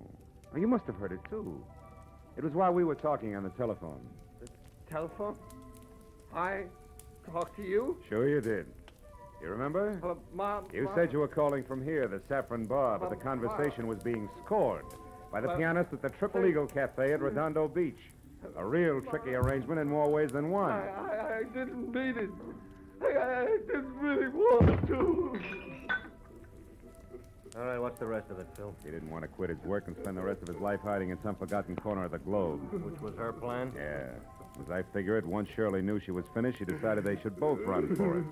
He was in on what she was doing all along. And the suicide note? It was part of her plan. Leave Puppy here and innocent with the money she got for her shenanigans.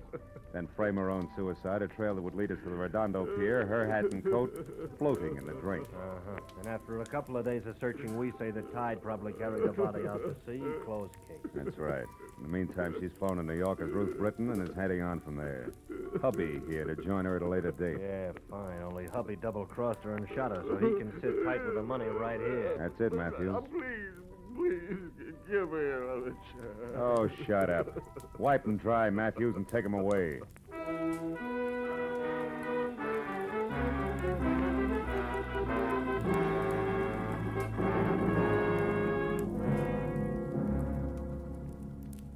I didn't go along with Matthews. I didn't even bother about my car, which I'd left in front of the Vitello place. I'd had enough for one night. Enough of the kind of person who'd hitch his wagon to a star only if the twinkle he saw on the horizon was the reflection of a dollar sign. Oh, yeah, they were a pair, all right, the Vitellos. A pair who finally canceled each other out. You know what? I'm glad of it.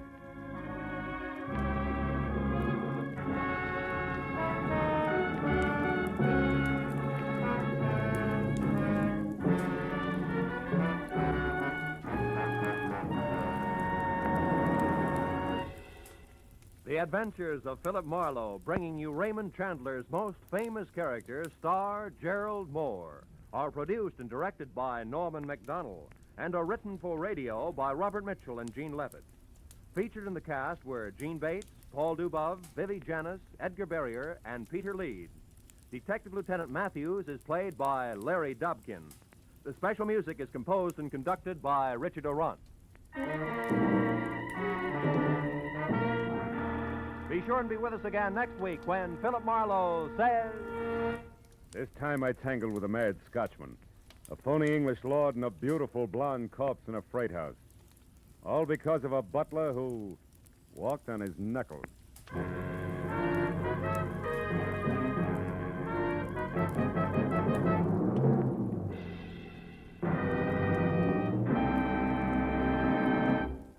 How about tying a mental string around your finger today to remind yourself to file your 1949 income tax return as soon as possible?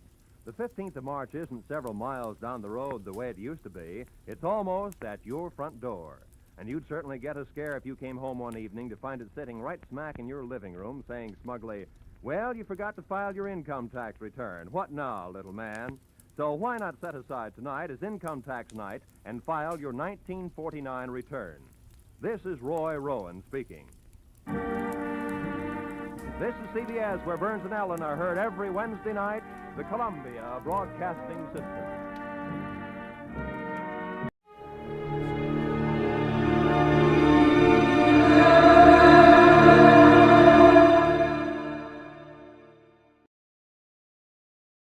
Time now for Edmund O'Brien as... Yours truly, Johnny Dollar.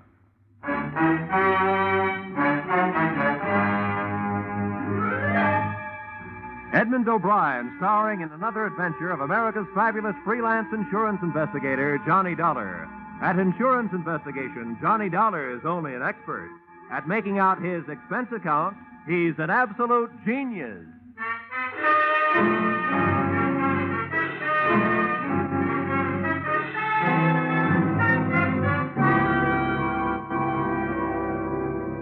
Expense account, submitted by Special Investigator Johnny Dollar to the Great Columbian Life Insurance Company. The following is an accounting of my expenditures during the investigation of the circumstances surrounding the murder of your policyholder, Loyal B. Martin, or how to take a vacation in Fairfield County. Expense account item 1. $3.20 mileage from Hartford, Connecticut to the country estate of the deceased. I drove up a long cement driveway towards a mausoleum-type manor house. There were rolling green lawns liberally sprinkled with statuary, and the thought occurred to me that if he had spent much of his life here, the late Mr. Martin was most fortunate. He'd feel right at home in a cemetery.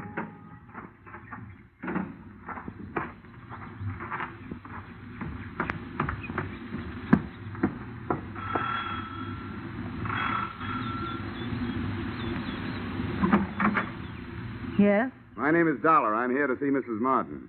Oh, yes. Mrs. Martin. Uh-huh. I'm afraid I'll have to disappoint you. The widow has gone shopping the day after the death of her husband. Something attractive in mourning clothes, I'm sure. Well, what time is she expected back? I have no idea. But it shouldn't be long. Do you mind if I come in and wait? You'll forgive my asking, young man, but just what is your business here at Loyal Haven? I was sent here by the insurance company. Oh, why, yes. Well, then do come in. Here, right in here. I'm Mrs. Tompkins, the housekeeper, Mr. Dollar. I was with Mr. Martin for over 30 years. He was a wonderful man. This furniture also looks like it might have been with Mr. Martin for over 30 years. Victorian, isn't it? Yes, pure. Loyal... Mr. Martin, that is, was an expert on the Victorian period. Please sit down. Thank you. Mr. Dollar, I suppose you'll think it's indelicate of me at this time, but about Loyal's insurance, his policies, did they... Yes, Mrs. Tompkins, they did. One of his policies leaves you a nice, sizable amount. But before you start counting it, maybe you and I had better have a little understanding. Yes? Well, I'm not here to represent the payoff department. I'm here to investigate the murder. Oh, I see. Yes, before the company pays off, they want to make sure that among the beneficiaries, they don't pay off the murderer, because they really don't have to do that. Oh, I didn't realize... No, neither do a lot of people. You know, that's the way quite a few good murders are wasted. Yes, I suppose you're right. Well, if that's what you're here for, I suppose you'll want to talk to the police. Lieutenant Markwood is in the library. That's where it happened. Oh, library, huh? Well, that might help. If I can't find any other answers, I can always try looking some up in a book. Which way do I go? The door, just across the hall. Thank you. And what a hall. The only thing missing was old Queen Victoria herself. Even the musty odor clinging to the green velvet seemed to have been passed down through the centuries. There was a brace of moth-eaten pheasants on the wall and a bouquet of moth-eaten flowers under glass on a marble-top side table. The library was the same, but there were three things that looked out of place. A, an old suit of armor. B, a glass case filled with new, well-polished sporting rifles and shotguns. And C, a very gruff-looking lieutenant of the police who eyed me as I came in. And who are you? Oh, here's my little breath saver. Oh, yeah, Johnny Dollar. They told me you'd be here. Well, I've told everybody else I better tell you don't touch anything. They want to re-fingerprint the whole room. Okay. What'd you find, Lieutenant? Nothing but the cadaver with 2 bullet holes in his back. Haven't got a caliber report from ballistics yet. Have you an estimated time of departure? Yeah, the coroner says Martin died after dinner last night. Uh-huh. Anything to go on? Just the usual. Faith, hope, and suspicion. His wife, too young and too pretty for an ugly old buck like Martin. Must have married him for his money. Then there's that housekeeper, Sarah Tompkins. Yeah, I met her on the way in. And she used to be the old man's intended, from what I can find out. Probably jealous of the young wife. Then there's the brother, Marty. He showed up a few weeks ago, broke and brooding. Probably in love with the young wife. And then there's Nick Bellotti, a private detective who hired himself out as Martin's bodyguard. Bodyguard, huh? No doubt also in love with the young wife. Could be. Who's your choice? Except for the fact that there are only 2 bullets, I think they all did it.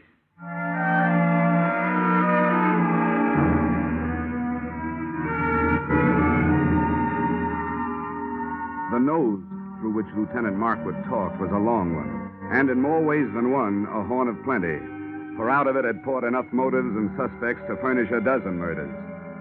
I started through this cast of characters and found that all of them had very little to say and didn't want to say it. The first I dug up was the bodyguard, my brother investigator, Nick Bellotti, as he returned from a horseback ride. Glad to have you on the case, Dollar. The police have tied my hands. They told me to stay out of it, but to stick around. Have you got any ideas? Everybody seems to think it was an inside job, that somebody in the household did it. I'm not so sure. The reason I was around was because old man Martin made too many dollars and too many enemies doing it. But that's only my opinion. Why don't you talk to the old boy's younger brother, Marty?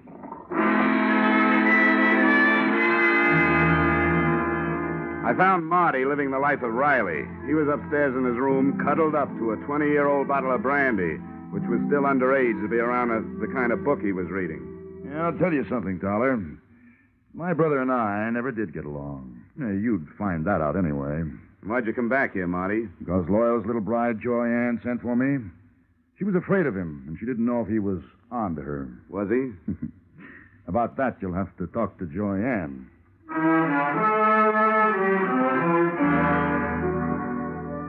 Joy Ann didn't get home until 3 o'clock in the afternoon. I caught up with her 20 minutes later as she came dripping out of the swimming pool. The suit she was wearing would have gotten her pinched on the Riviera. Oh, that was refreshing. Yeah, it certainly is. Toss me that towel, will you? Yeah, surely. Here, Mrs. Martin. Joyanne, I hate formality. Who are you? Well, I'm from the insurance company, here to find out whether you killed your husband or not. Good for you, Mr. Dollar. That's what I like. Men who get right down to the point. I was told you were here. Oh? Nobody told me about you. Oh, come on over and learn. I want to stretch out here in the sun. Here, you man the fly swatter. Okay. Come on, sit down. Here beside me. If it gets too warm, slip off your shirt. Oh, thank you. Well, suppose we start talking business. Marty tells me you sent for him to come here because you were afraid of your husband. How come? Well, I knew Marty before I knew Loyal. As a matter of fact, he's the one who introduced me to... What do you call a dead husband? You call him unlucky, I guess. Anyway, for the purposes of this conversation, I'll know who you mean if you just say husband. But you didn't answer my question. I meant, were you afraid of your spouse? And if so, why? Yes, I was afraid of him. Oh, I might as well tell you, Mr. Dollar. I want to be frank with you. The only thing Loyal didn't have to offer me was love. I seem to be a girl who needs just that. Frankly, I tried to make up the deficit. Mrs. Tompkins, the housekeeper, saw to it that my husband found out about it. From then on, it was like living with a madman. So endeth my confession. So beginneth my suspicions. What about this housekeeper? Until I came along, she always thought that Loyal would wind up marrying her. No, don't get me wrong. I realize that I'm still the best jury bait around. If you killed him, you might make some headway with a self-defense plea. Thanks. I'll remember that. In the meantime, just in case this thing gets messy for me, and it shows signs, I'm going to spend what's left of my free time enjoying myself. Well, that won't sound good to a jury, but it sounds good to me. If I spend too much time around here, I might wind up having to plead self-defense myself. Oh? From me? No. From that bathing suit.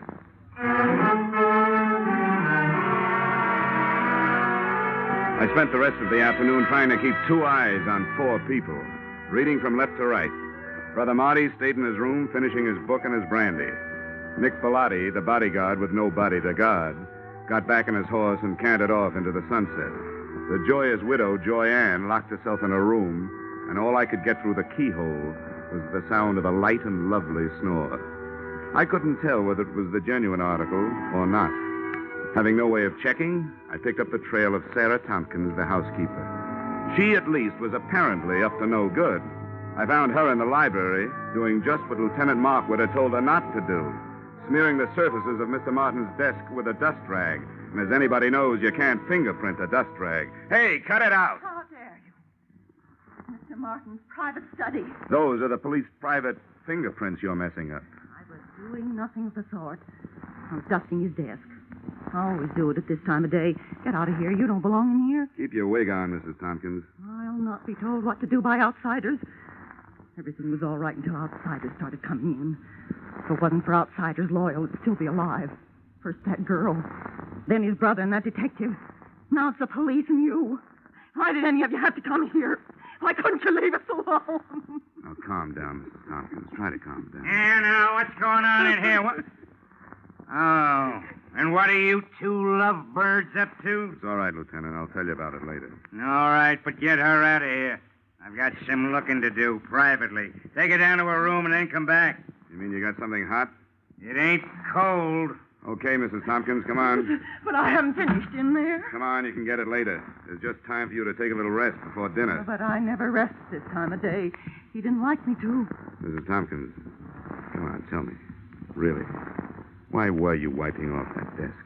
Those police this morning scattered white powder all over his desk. He would have been furious with me. He hated any kind of... The shots had come from the library, and that's where I went, but not fast enough. By the time I got there, Lieutenant Markwood was dead, and whoever had done the shooting was gone, apparently through an open window. Markwood still clutched the shotgun he'd grabbed out of the gun case, but hadn't had a chance to use. Two things had just died in that room, the lieutenant and the hot piece of evidence he'd never had the chance to pass on to me.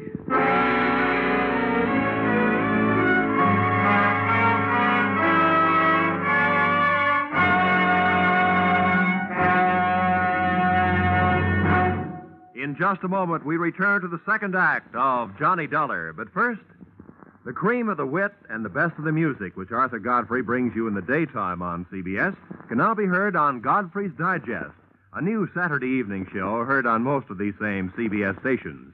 Listen tomorrow night and hear the week's fastest flashes of the Godfrey humor, the top songs sung by Jeanette Davis and Bill Lawrence, the finest singing of the Mariners. Arthur Godfrey's Digest and the Goldbergs are the latest addition to CBS's Great Saturday Nights. Now, with our star, Edmund O'Brien, we return to the second act of yours truly, Johnny Dollar.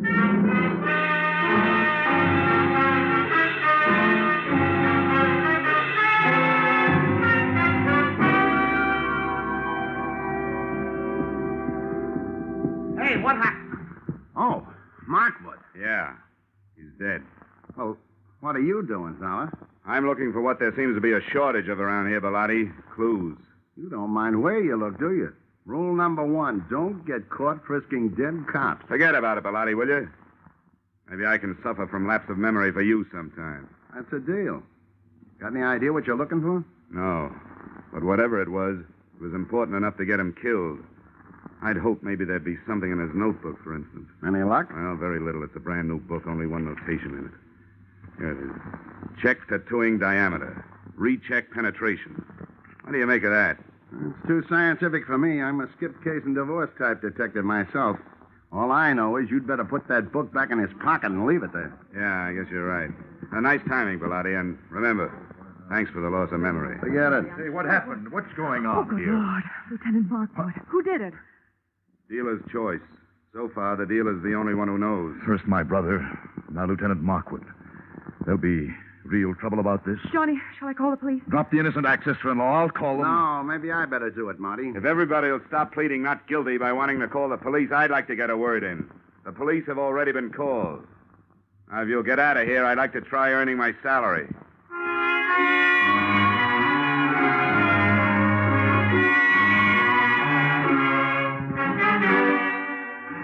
If I had had longer ears and more soulful eyes, I would have been all bloodhound, because I could sniff out the first of the trail. The smell of cordite told me that Lieutenant Markwood's killer had either been inside the room when he fired or just outside with the weapon pointed through the still open window.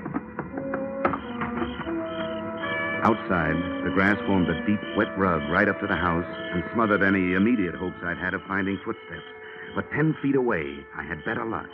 A ray of light from inside spotlighted something that looked like it might be a star witness. It was a .32 caliber revolver. I scooped it up with my handkerchief and went back through the open window to look it over. Under the light, I checked 6 empty chambers and a crimson smear on the walnut grip. If somebody was feeding me a herring, it sure was red. But it wasn't blood. It was lipstick.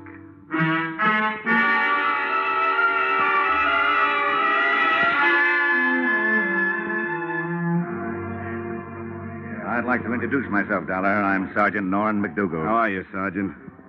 Poor Markwood. Thank the Lord he didn't have any wife and kids. I'm glad to hear that.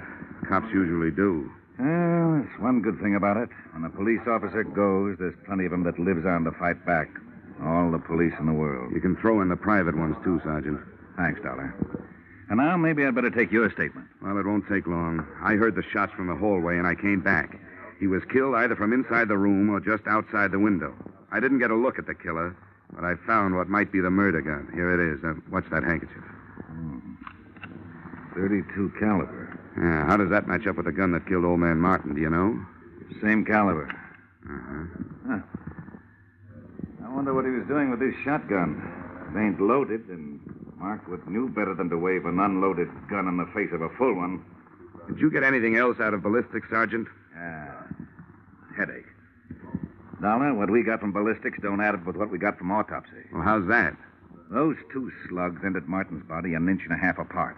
But, according to the shallow penetration, they were fired from a distance of 300 yards.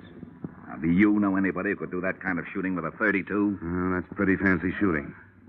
Could it have been done with a stationary mount? No, not a chance. The body would have started falling after the first shot, and you can't re-aim a stationary mount that fast. Yeah, you're right. You know, I didn't have a chance to spend much time with Markwood before he got it, so I don't have much to work on. You got anything to spare? Just a lot of routine confusion so far. You know yourself, Dollar. You take 4 witnesses, you're bound to get at least 2 different stories. Now, 2 of the people that heard the shooting when Martin got killed last night said they heard 2 shots. The other 2 ear-witnesses said they heard 1. The only thing the whole 4 agree on is that they didn't see anything. Well, that sounds familiar. Thanks anyway, Sergeant. Sure, anytime. Hey, Sam. Yeah? Take this gun into town. Tell ballistics to run it through for fingerprints and check it against those slugs in the Martin case. I want to report right away. I hitched a ride with that gun into the ballistics department. While waiting for the test to be made, I asked some questions, and I came up with a real brain buster. Despite the fact that the penetration report said that Martin had been shot from a distance of 300 yards, his skin and clothing had been tattooed with powder, indicating the shots had been fired at close range. The tree that little puzzler put me up would have made the giant redwood forest look like a hedge. Then they gave me the ballistic report.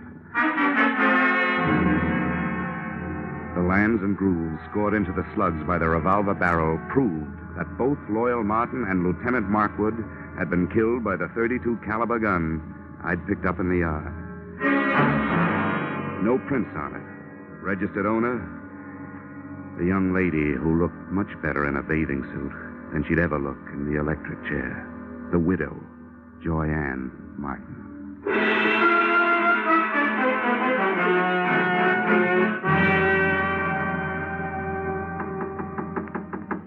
Yeah? Who is it? The Hartford Hawkshaw. Dollar, I want to talk to you. Oh, I'll be with you in a second. I'm just out of the shower. Okay.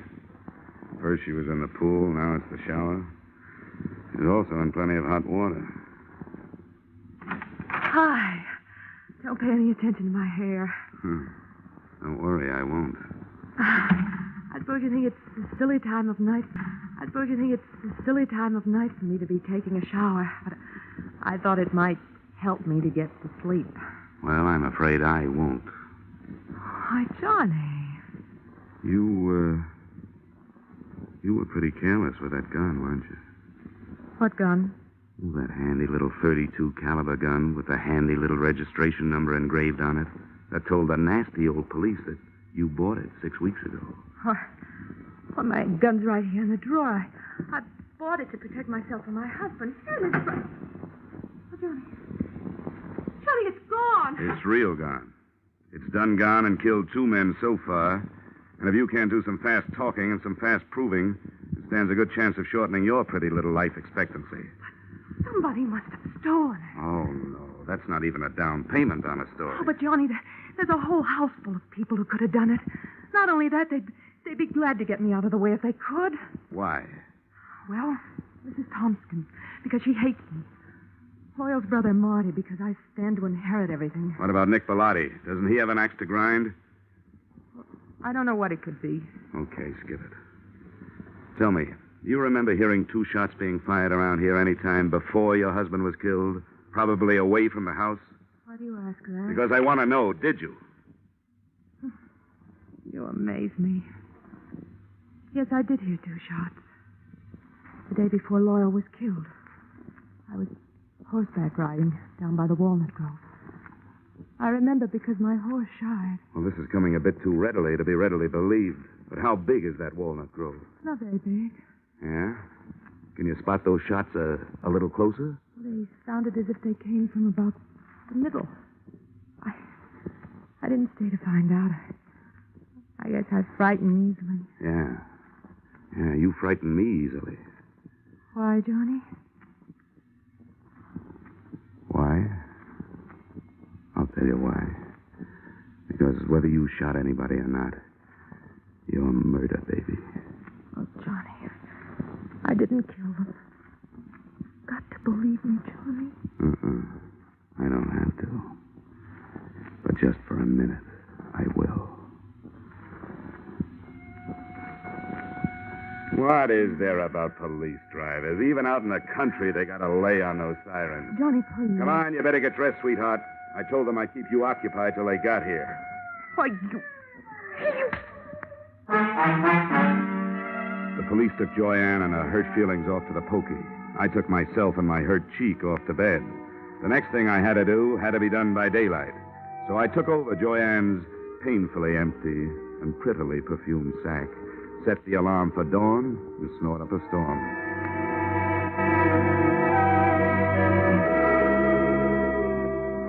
I never knew before how much went on in the country so early in the morning.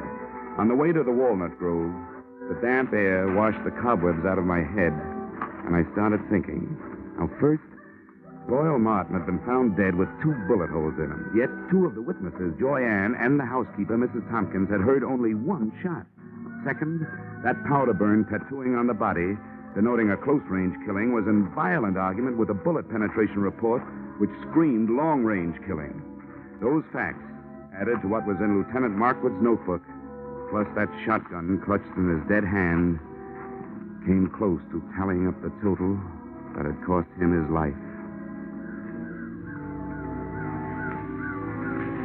Inside the grove, I found 4 walnut trees with hollows in their trunks. The first one gave me a handful of nuts and a fancy sassing by an irate squirrel. The second one came up with a handful of spunk water and a wet cuff. And the third, I found what I was looking for. I found about 2 pecks of clean cotton waste. That is, clean, except for some powder burns. Everything was falling into place, including a blunt instrument which hit me on the head from behind. But before I hit the ground, I saw Brother Marty Martin legging it back towards the house.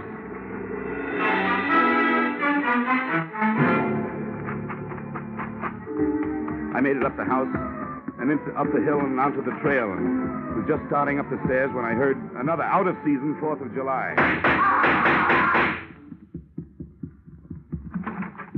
Okay, Dollar. I got him. Yeah.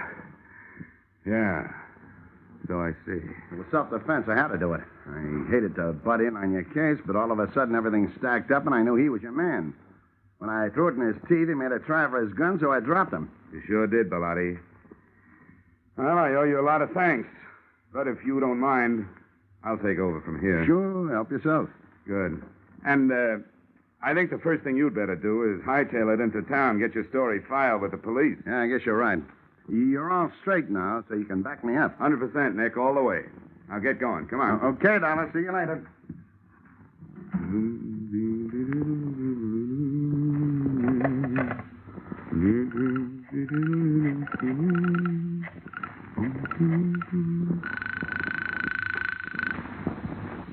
Sergeant Norrin McDougal.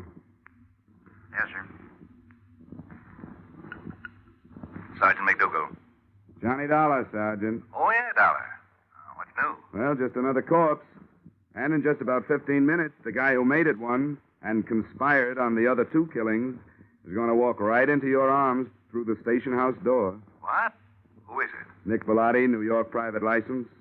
He just shot his partner in this thing, Marty Martin. You're crazy. What about this girl? It was her gun. That was their fondest hope, Sergeant, to pin it on her. They borrowed her gun, fired 2 slugs from it into some cotton waste, then took the slugs and stuck them in a shotgun shell. 1 shot, just like both ladies said they heard. The shotgun Lieutenant Markwood was looking at when he died was really the Martin murder weapon. Oh, that takes care of the powder burns and the shallow penetration, yeah.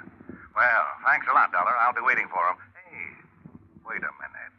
What's he walking in here for under his own power? To tell you an early morning bedtime story, just before you go off duty. He'll give you a pitch about a self-defense killing. It's a lie. The victim wasn't carrying a gun. If he had been, he would have used it on me. But he didn't. He used a sap. The sap.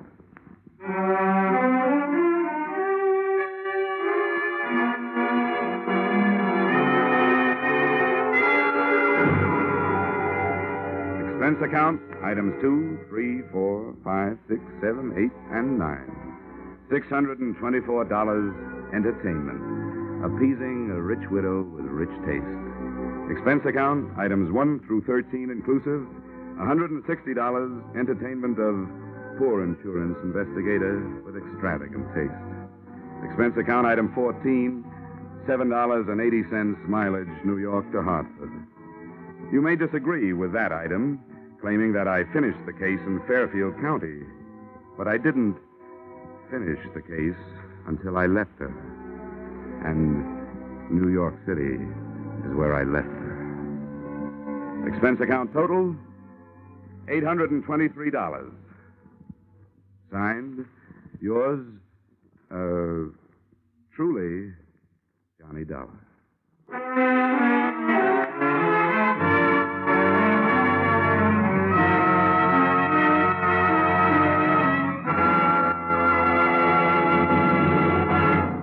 Yours truly, Johnny Dollar, stars Edmund O'Brien in the title role and is written by Paul Dudley and Gil Dowd, with music composed and conducted by Leith Stevens.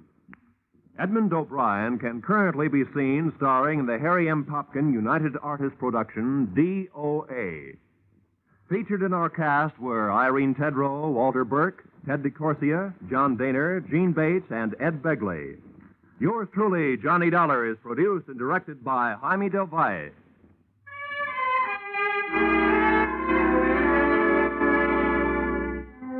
Join us again next week when Edmund O'Brien returns in another adventure of... Yours truly, Johnny Dollar.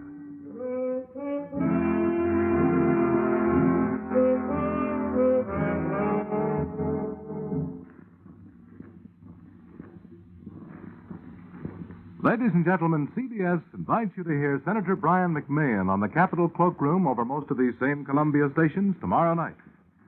Senator McMahon is chairman of the Joint Congressional Committee on Atomic Energy.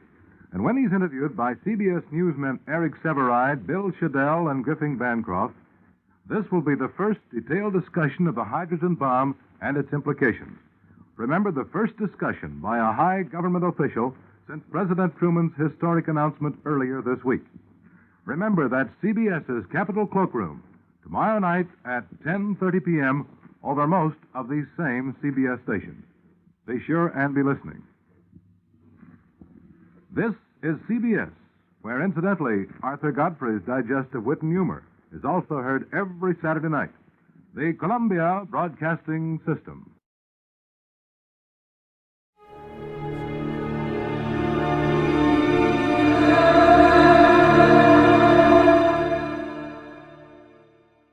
Johnny Dollar.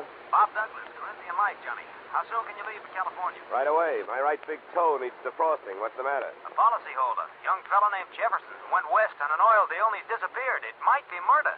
Well, I guess I'd better pack 2 shirts. Looking for one man in a big state like California can be murder.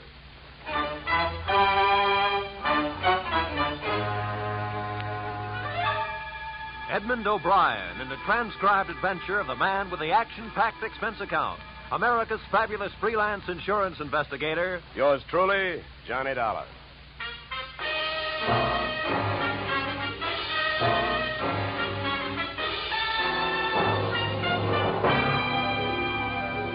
Expense account submitted by Special Investigator Johnny Dollar to Great Corinthian Life Insurance Company, Hartford, Connecticut.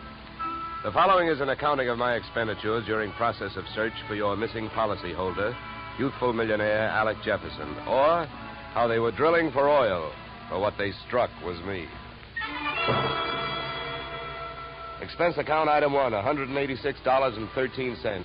Airfare, Hartford to Los Angeles. Item 2, $15. Hire car, airport to office of Rebel Wildcatters Incorporated on potential oil land in the New Hall Saugus District. I arrived at 9:30 a.m. A handful of dirt dentists were hard at it, drilling at a rig not 30 feet from the shack-type office. Pull it over, will you? Better stand by, driver. My man may not be here.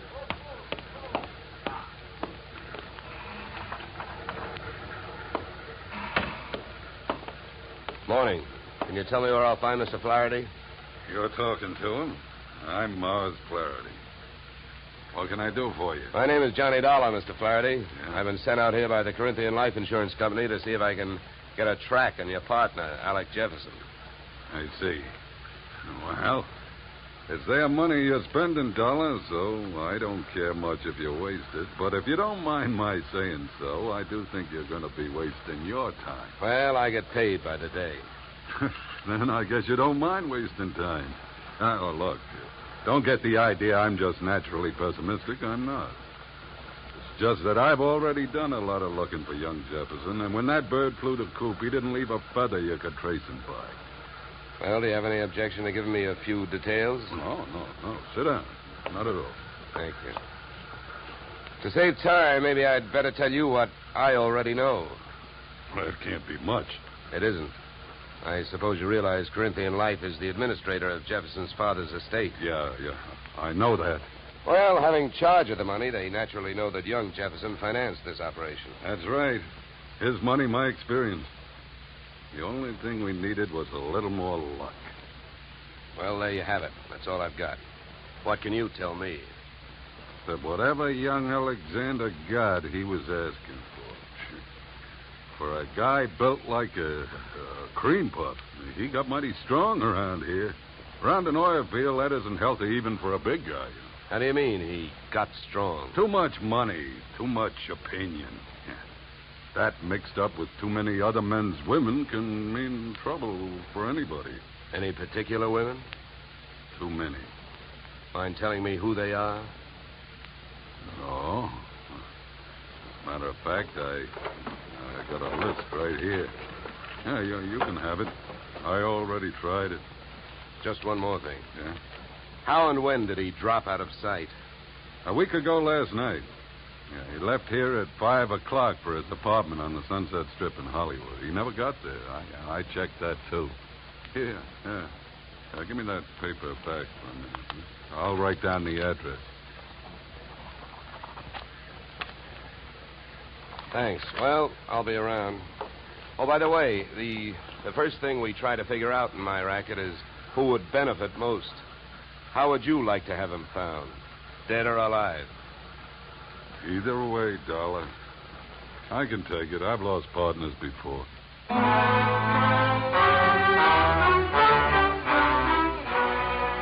spent the next 20 minutes on a long shot, thinking I could pick up some information from the drillers.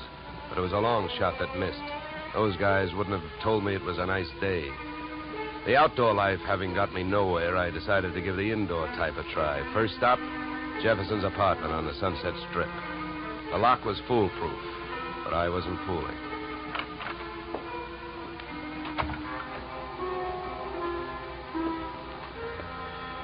The joint was decorated in a lovely shade of hangover green. A series of alcohol rings from the bottoms of glasses carrying out the motif on all flat surfaces. In the living room, I found several pieces of loosely strewn feminine attire. In the bedroom, I found one piece of loosely strewn female. Hey, who are you? What do you want? Oh, sorry. I understood this was Alec Jefferson's apartment. It is? Oh. You can drop your eyebrows, mister. I'm his wife. I beg your pardon? You heard me. I'm Mrs. Alec Jefferson. Pass me that robe, will you? Now to make coffee? Yeah, why? Well, how about making me some while I go put on a face? I guess so. You'll probably have to wash the percolator. To me, the best grounds for divorce would be coffee grounds and an unwashed percolator. Oh, I washed it. I also made the coffee, wondering the while how she had made the matrimonial grade. Right then and there, I'd have given her the Bad Housekeeping Award. She looked like the kind of a girl who could get into a beauty contest, but like she'd never win it. Any way you looked at her, she was a new complication. Your coffee's ready. Yeah, thanks. Good. Find any clean cups? No, but I washed, too. Here. Thanks. Now, would you mind telling me who you are? I'm an insurance investigator. I'm looking for your husband. I wish you'd find him. I could use some money. How long have you two been married? Few weeks. Why? Routine question. Tell me, when was the last time you saw him? I was waiting here for him the night he disappeared. Any witnesses? If I need him. Okay. Tell me this. Do you have any idea why he disappeared or where he is? Not the slightest. Do you know a man named Morris Flaherty? Yeah. Yeah, I sure do. How well? I was his girl. So? By the way, have the police come to you yet? No, I went to them. You see, I'm the one who reported Alec missing. Do you know whether they've come up with anything? Nothing much. Up until now, he's just a missing person. They put Alec's picture on a television every night. I don't know that they're doing much else. They keep calling him a Caucasian. Look, please don't get so hysterical about this. It makes you so hard to question. Huh? Oh, nothing. Oh, I get it. Excuse me if I seem dense this morning. Morning.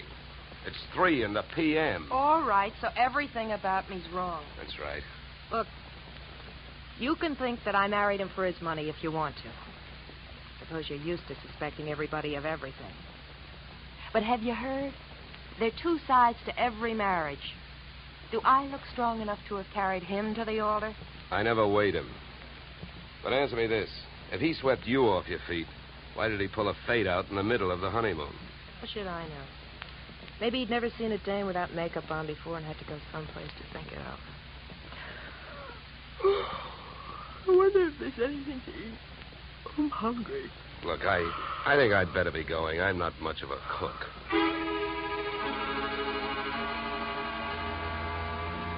When you're working on a case, your nerve ends are easily disturbed.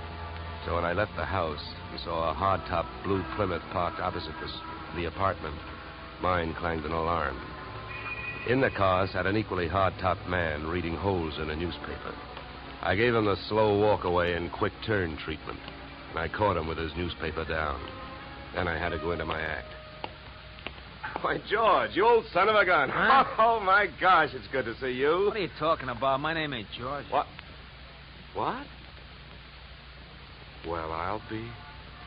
What you know is I came out of the house, I got half a look at you, and as I started to walk away, the face registered. Why, mister, you're a dead ringer for an old school pal of mine, George Pfeiffer. Now, how do you like that? Look, come here. Let me take a closer look. Come here. All right, look out. Sleep tight. Okay, Sleeping Beauty, over you go. I'll drive. I turned the car up into the Hollywood Hills, found an empty house with a for sale sign out front and a garage out back, and drove in. His wallet was bulging with everything but money and information. An ID card gave his name as Philip Wilkins, his occupation as private detective. The next fact I came up with was that Mr. Wilkins was a light sleeper. He came to find me still fishing through his wallet. Hey, give me that. Okay, hold it, mister. Take it easy.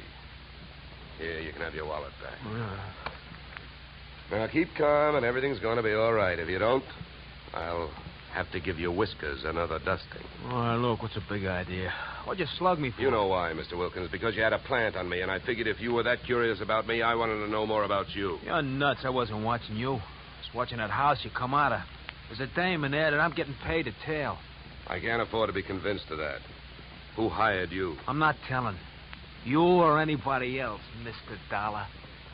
Oh, word travels fast. First you tell me you're not watching me, then you also tell me you know who I am. So what? Is that illegal? You went to see the dame that I'm watching. I was told you'd probably be around, and you was. You'll be in my report. If you're healthy enough to make it. What were you really doing with that stakeout? Were you watching the apartment, waiting for somebody to show up? Do you really have a tail on Mrs. Jefferson? Or did you follow me in from the oil fields? Why should I follow you? Maybe you and I got the same approach to this case. You found him yet? No, but it's still early. Who else is interested in finding Jefferson? Well, I hear he's quite a playboy. Maybe one of his playmates wants him served with breach of promise papers. Oh, come on, Donald, let's face it. I can't tell you who I'm working for. You know that. It ain't ethical. It's not ethical to let yourself get picked up as easily as I picked you up either. But let it go. I don't suppose by any chance you know a man named Mars Flaherty. Know him? I'd like to see one of his derricks fall on him. Why so? What did he do to you? A couple of days ago, I went out there to try and sell him some information. He had 3 of his men beat me up and throw me off the oil field. Yeah? What's with that look? Don't you believe me? Who knows? You might be telling me you hate Mars Flaherty to keep me from thinking you're working for him. I think you better get out of this car and let me drive away, Dollar. You're in a lot of trouble. I don't think so. Oh, you don't think so? I can have you pulled in for kidnapping. If that's what you have in mind, then first you'd better get a few witnesses for yourself. Now, come on, suppose you calm down for a minute. If you really hate that guy, well, maybe we can make a deal. If it's against him, I'll deal with him. How much do you know about Flaherty? My bookie's marked lousy from way back. He's promoted about 50 wells, and none of them ever happened. He's wild to hit oil. It's my guess that he's got a hunch that this is the big one. That's why I think his partner disappeared. Yeah, what difference would that make? Even if his partner turned up dead, Flaherty would still have to split any profits with young Jefferson's estate. Maybe not.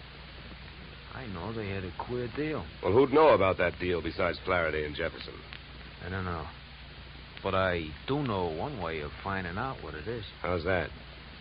Flaherty keeps all his papers in the safe in his office. I've even got the combination. We'll give it to you. You keep it. Wilkins, I still don't know who you're trying to get even with, Flaherty or me.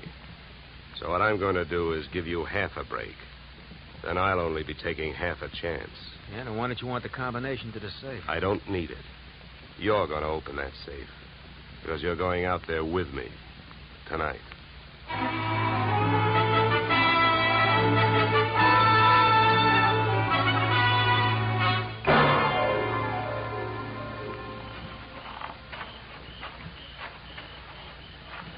Here. This window. Okay. Now, here. You handle the glass cutter. Right. Now, look. Here's what we do. I'll wet this suction cup. Get a grip on the glass, eh?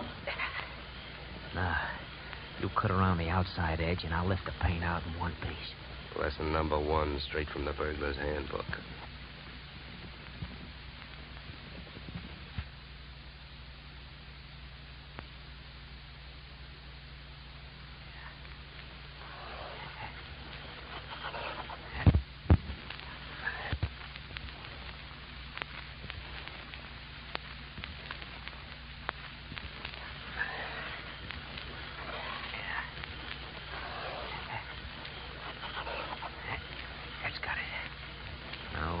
There's a little tap with the knuckle.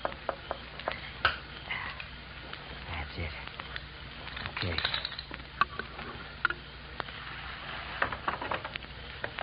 All right, in we go. You first. Okay.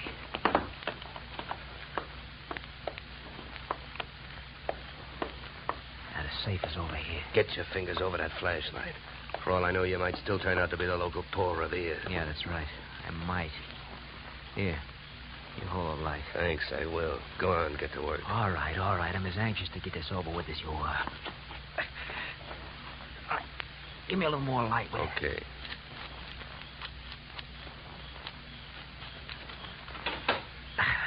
There you are. All right, go to it. You go to it. You reach in. And if your hand comes up with anything heavier than papers, I'll cream your skull. Will you stop your worrying? Here. Nothing here. Nothing. No. All right, you got him, that's all. Stay down there. I don't want to walk off with anybody's government bonds. Here. I got all I want. You put these back. All right. Now, close it up.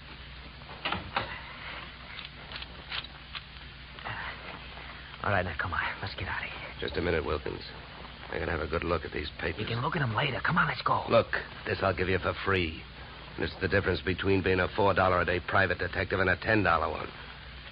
What you've got printed in your memory, nobody can take away from you. So hold your horses while I take a look at this partnership agreement. All right. But hurry up, will you? I got a couple of watchmen around here. Yeah, here it is. Okay, let's go. You first.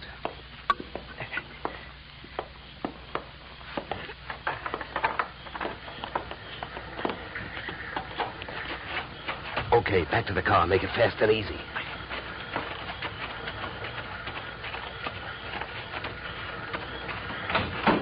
Get in. Over here. You drive. You know, Wilkins, I had a clammy feeling for a while back there that we weren't going to make it. Don't go starting any celebrations. You didn't make it.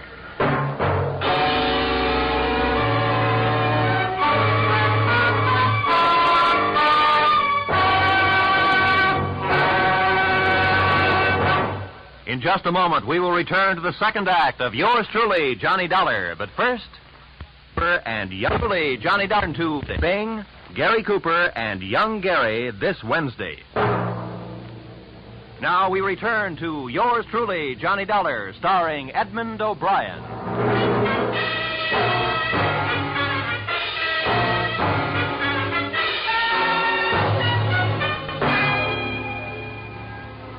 There I was, wearing a gun muzzle for a back collar button. My left leg picked up the nervous vibrations of my front seatmate, Philip Wilkins. Mars Flaherty in the back seat was so close I could almost identify the brand of the bourbon he'd been drinking. I suppose you got what you went into the office after. Huh? I not only got it, I memorized it. And it makes you look bad. Yeah, then I don't have to explain to you why I don't want you two guys or the paper running around town on the loose. Well, it's a corporate paper. That means it's on file somewhere. So what difference does it make? Start the car. Where are we going? To my house. Go ahead, get going. Okay, Wilkins, you better roll. What's at your house? The reason that paper makes a difference right now. The guy you came here looking for showed up. Alec Jefferson, where is he? He's where we're going. My place. Well, and I guess maybe my employers have got nothing to worry about. Nothing but paying off on his life insurance. Alec Jefferson's dead.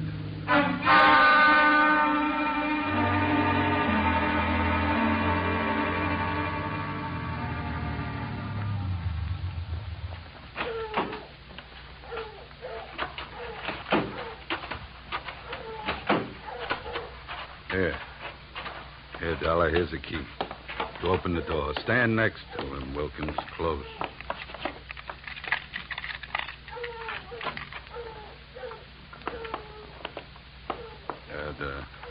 The light switch is on your right. There's your boy, Dollar. Died young, didn't he? Yeah, the thing is, it looks like he died in my house. Now, what do I do now? If you're putting on an innocent act, you're doing pretty good, Flaherty. How's the rest of it going? I've been around killings before, so I know how the rest of it goes. The cops take one look at this, they grab me, and before that happens, I got some work to do. So have I been around killings before. Work to do. So have I been around killings before. And I know how the rest of your story goes. You came into your house and you found him. Somebody hit Jefferson over the head with that piece of firewood to get rid of him and make you look guilty. You're being framed. Huh? The next chapter reads you've got 8 witnesses to prove you were at a church social at the probable time of death. That's the way I wish it read, but I haven't got any witnesses.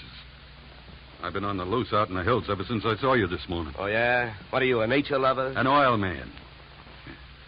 In my racket, you never stop sniffing. When I came back and found him here, I headed it for the office. I I wanted that paper you got out of the way for the time being. Would that gun of yours object if I looked the body over? Help yourself. Thank you. Any idea how long he's been dead, Dollar? Oh, hard to tell. Feels like quite a while. Could have happened before I met you. What do you mean by that? Nothing. Hey, Flaherty. Huh? You ever see this before? Well, what is it? An earring? Let me see that. Yeah, hands off. Don't touch it. That's another $4 detective move. You don't touch evidence. You draw a mental picture of it. What are you trying to do? Involve yourself or uninvolve a client? How about it, Flaherty? Do you have any idea who that earring belongs to? Maybe one of the dames on that list you gave me, huh? I wish I could get away with lying to you, Dollar, but I don't think I'm in a position to try. Huh? It belongs to Ada. Oh? Jefferson's wife? Not legally. What do you mean? I married her in Mexico in 45. She must have liked the scenery. She took Jefferson down there and went through a ceremony with him 2 weeks ago. Without divorcing you? That's right. You guys really turned out to be partners. Now, about that earring. How do you know it belongs to Ada? Well, it's one of a set I bought for her about 6 months ago. Well, I might as well tell you. They'd find out anyway. Uh-huh. Well, I don't suppose you're in the mood to let me do what I want to do. What's that? Call the police? No, not yet. Well, I'll tell you one thing. With this piece of evidence that just turned up, you're wasting your time holding on to us. What you should be doing is getting to Ada before she flies the coop. That would really fix you up. Sure would. I don't want to see her get loose any more than you do. Then I guess we better go pay Ada a visit.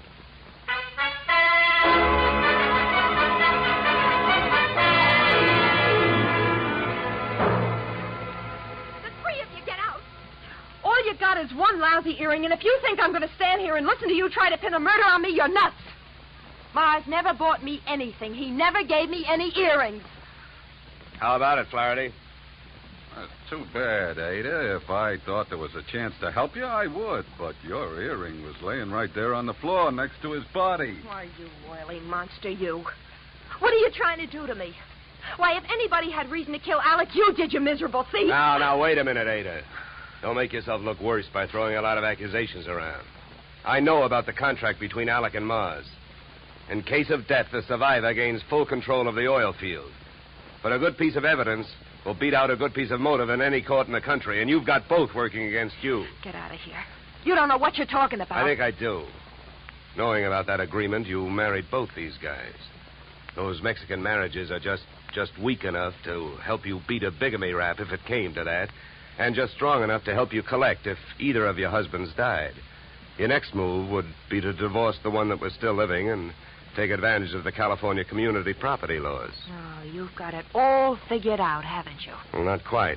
I haven't figured out why young Jefferson went to all the trouble of dropping out of sight and then showed up to get himself murdered. I think I can tell you. It was about time you told us something. I was working for Alec Jefferson. That's why I couldn't tell you, Dollar.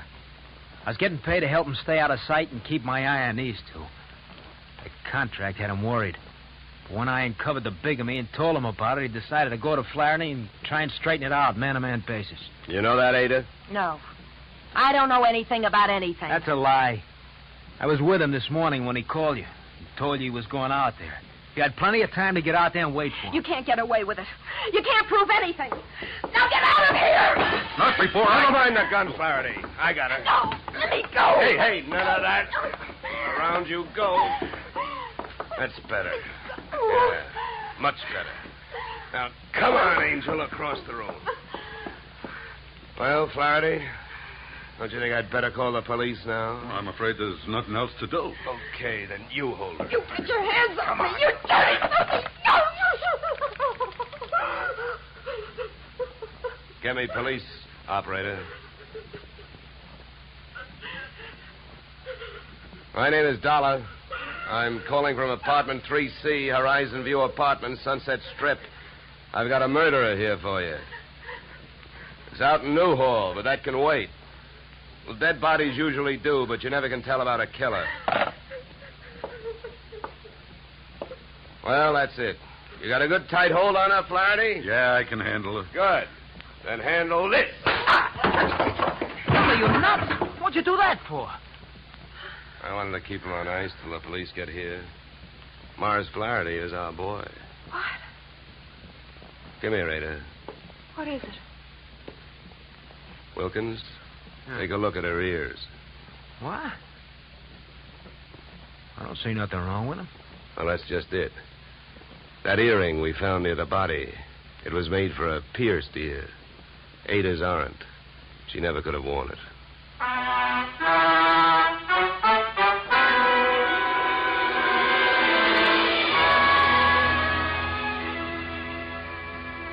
Morrow? If Flaherty had been a nice enough guy to buy jewelry for his wife when he had her, he wouldn't have bought the wrong kind of earring when he wanted to set her up as a patsy. The police traced his purchase of same to a Main Street pawn shop. But what really nailed him was the biggest switch of all. Since the murder weapon was a shaft of rough bark firewood, there were no fingerprints on it. But by the same token, there were weapon prints on Flaherty's fingers. A batch of tiny splinters under the skin. Inasmuch as my own girl furnished the practice which made me perfect on this case, I assume you will not be annoyed at my listing expense account item 3, $65, 1 pair gold earrings inscribed to Olga with love. Item 4, $187.13 return transportation Los Angeles to Hartford. Expense account total, $711 signed yours, truly, Johnny Dollar.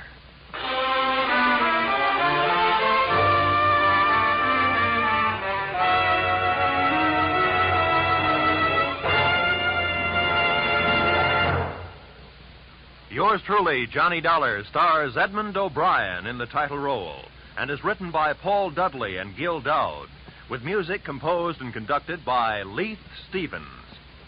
Edmund O'Brien can currently be seen starring in the Harry M. Popkin United Artists production, DOA. Featured in our cast were Michael Ann Barrett, Ed Max, and Tony Barrett. Yours truly, Johnny Dollar, is produced and directed by Jaime Del Valle. Be sure to join us next Tuesday evening when Edmund O'Brien returns in another transcribed adventure of Yours truly, Johnny Dollar.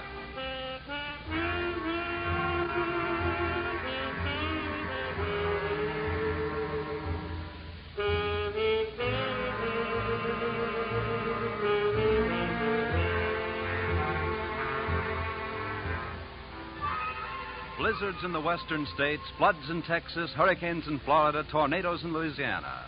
Wherever disaster strikes, the American Red Cross stands ready to lend assistance. The Red Cross helps victims not only at the terrifying moment when disaster strikes, but also in rehabilitation. This is just one of the many nationwide activities of the Red Cross. Give generously to its latest drive. Now stay tuned for the adventures of Philip Marlowe, which follows immediately on most of these stations.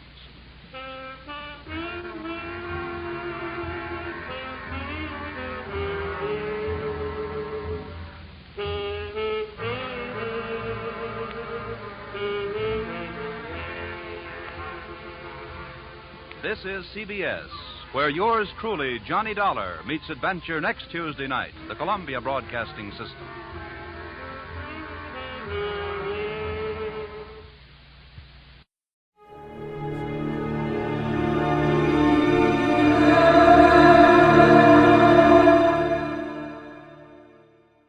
Time now for Edmund O'Brien as Johnny Dollar.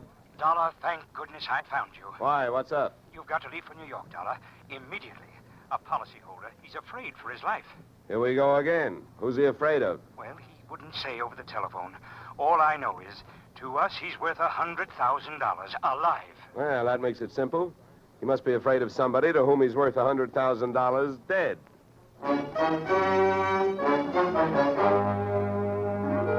Edmund O'Brien in a transcribed adventure of the man with the action-packed expense account. America's fabulous freelance insurance investigator. Yours truly, Johnny Dollar.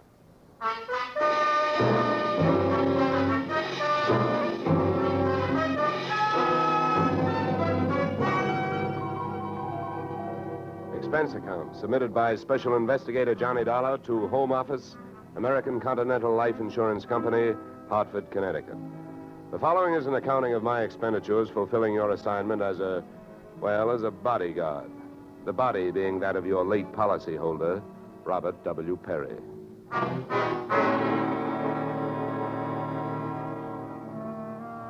Expense account. Item 1, fare on night train, Hartford to New York, $3.65. Expense account item 2, $1.80 taxi to Lower Manhattan following morning to offices Perry and Van Bruten, importers, arriving as promised at exactly 9 a.m. Good morning. May I help you? Yes, you certainly can. My name is Johnny Dollar. I have an appointment with Mr. Perry for 9 o'clock. Oh, yes, from the insurance company. Well, you're right on time. Yes, they told me I'd better be, and I'm glad that I am. Mr. Perry just came in. He's alone and waiting for you. I'll buzz him that you're here. Thanks. Oh, Dad!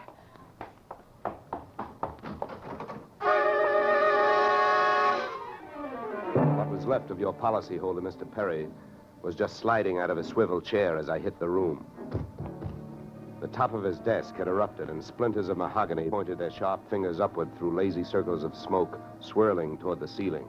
The buzzer from his secretary's desk had been rigged to a booby trap. Oh, no. Mr. Perry. Stay away from him. Come on, there's nothing you can do. He's dead. Oh. What happened? What happened? Whatever happened? Let's go. Let's get back out of here. Here you are. Sit down. I'll get you a drink of water.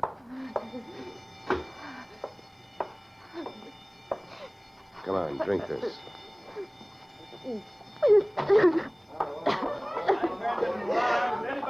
There's a doctor on the 3rd floor. Shall I call him? Never mind the doctor. Go call the police. Nobody gets in here till they arrive. Now, the rest of you, go on, run along, beat it, will you? And have the building superintendent turn off that alarm. Okay, miss. Now, take it easy.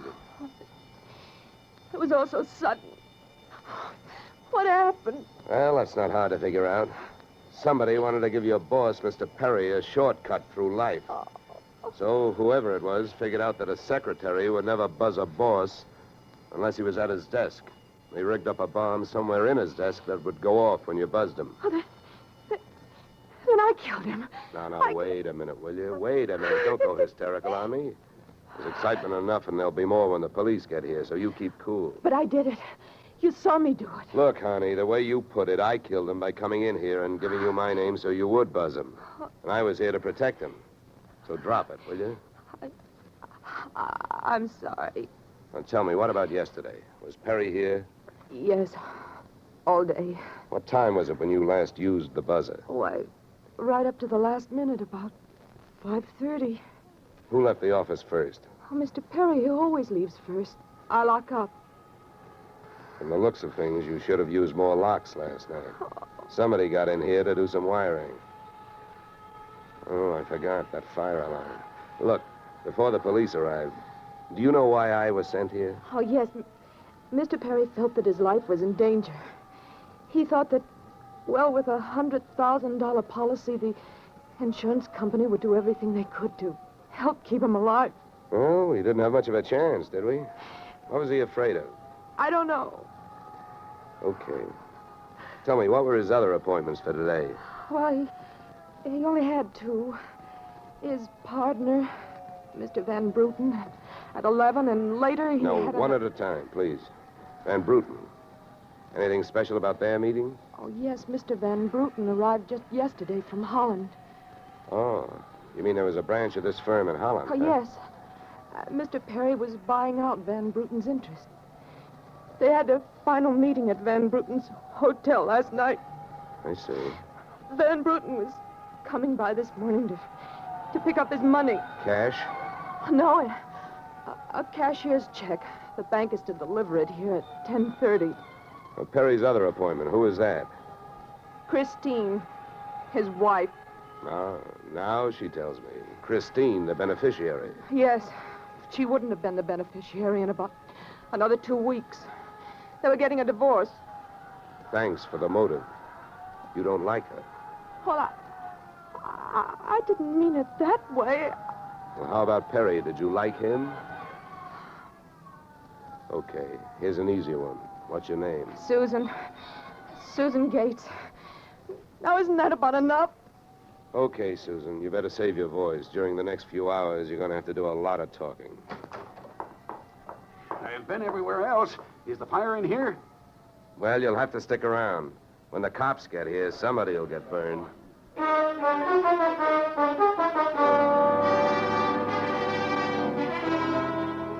The firemen should have stuck around because the cops arrived in a blaze of glory. It was a very high-class investigation, 2 lieutenants.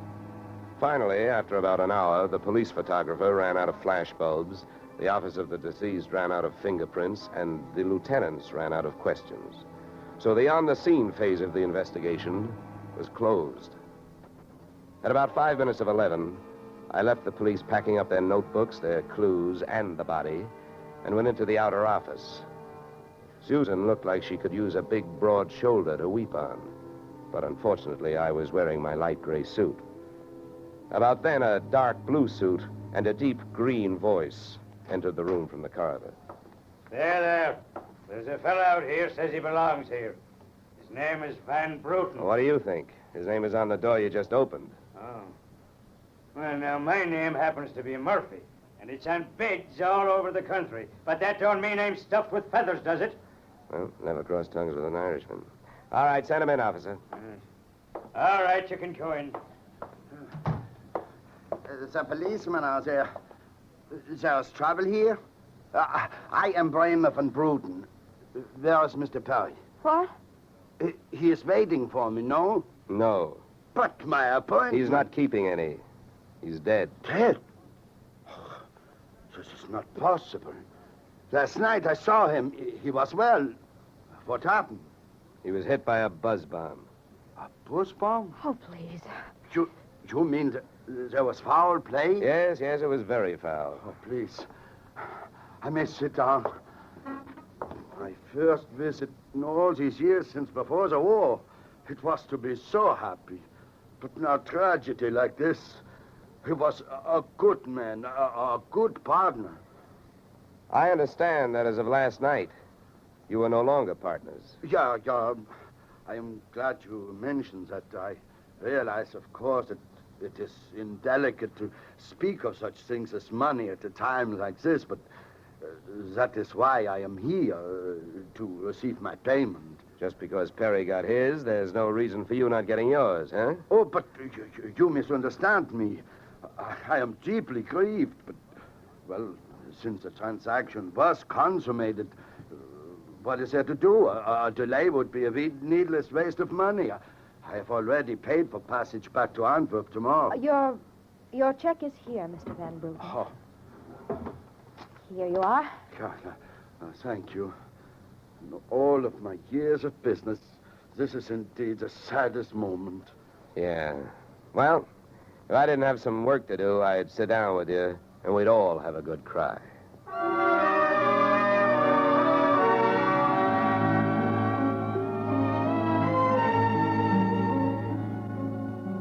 Expense account item 3, 90 cents. Phone call to the home office. Mr. Gordon's office. Look, honey, this is Johnny Dollar. I want to speak to Mr. Gordon. While I'm telling him what I've got to tell him, maybe you'd better sit there in his lap with some smelling salts. I'm not that type of a secretary. Besides, he doesn't have a lap. Hello, Dollar. How are you making out? Out? About $100,000. What's that? Yeah. You know, you should have sent me earlier. Somebody turned Mr. Perry into a firecracker just after I got here. He's dead. Oh, that's bad news. Big policy.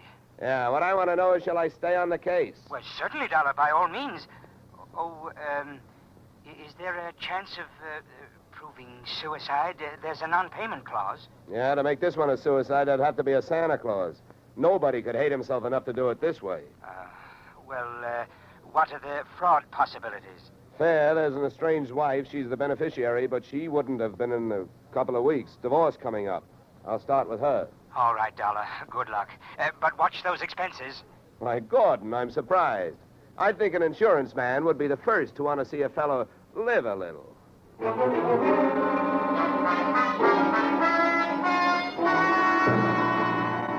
Christine Perry's apartment was on Sutton Place overlooking the East River.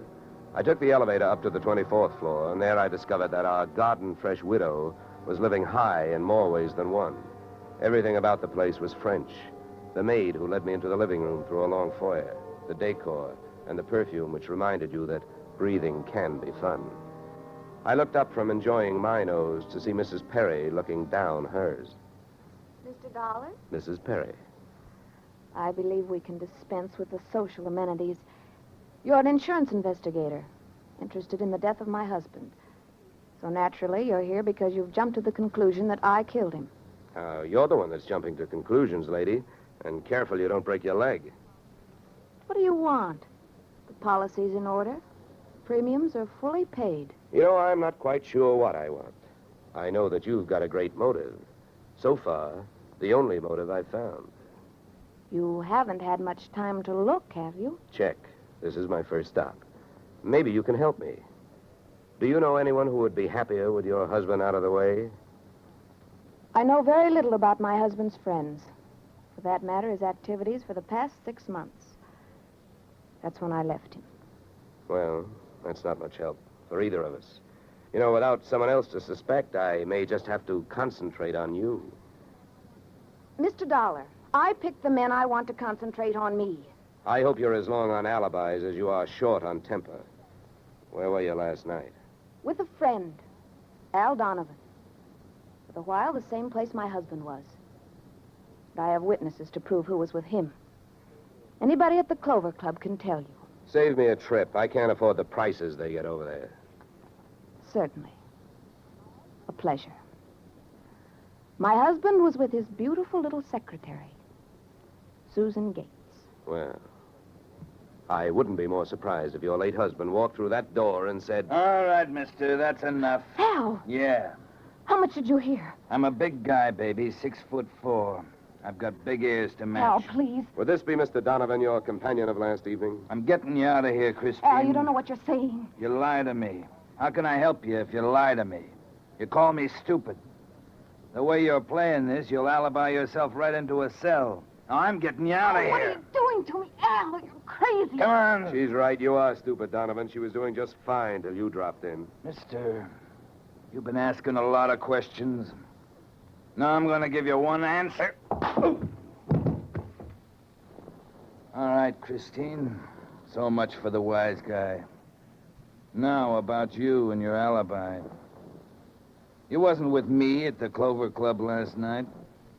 And if it's so easy to prove that your husband was there with his secretary, who were you there with?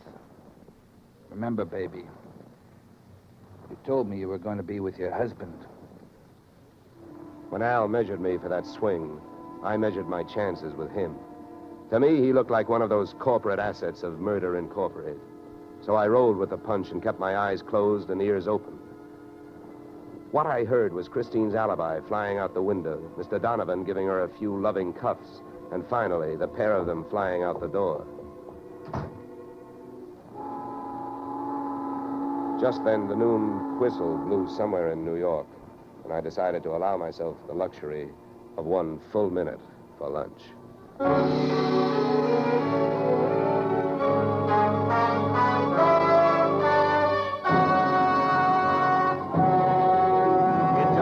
We'll return to the second act of Johnny Dollar. But first...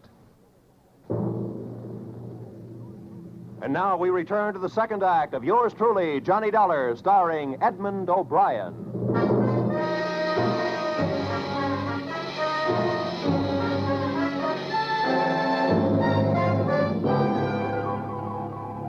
I spent the minute I took out for lunch eating a handful of Mrs. Perry's bonbons on the run. I hit the street just in time to see Donovan pushing Christine Perry into a cream-colored convertible. When they got rolling, I piled into an even yellower vehicle with a meter on it and started off crosstown playing tag through traffic. At 57th and Broadway, things got complicated.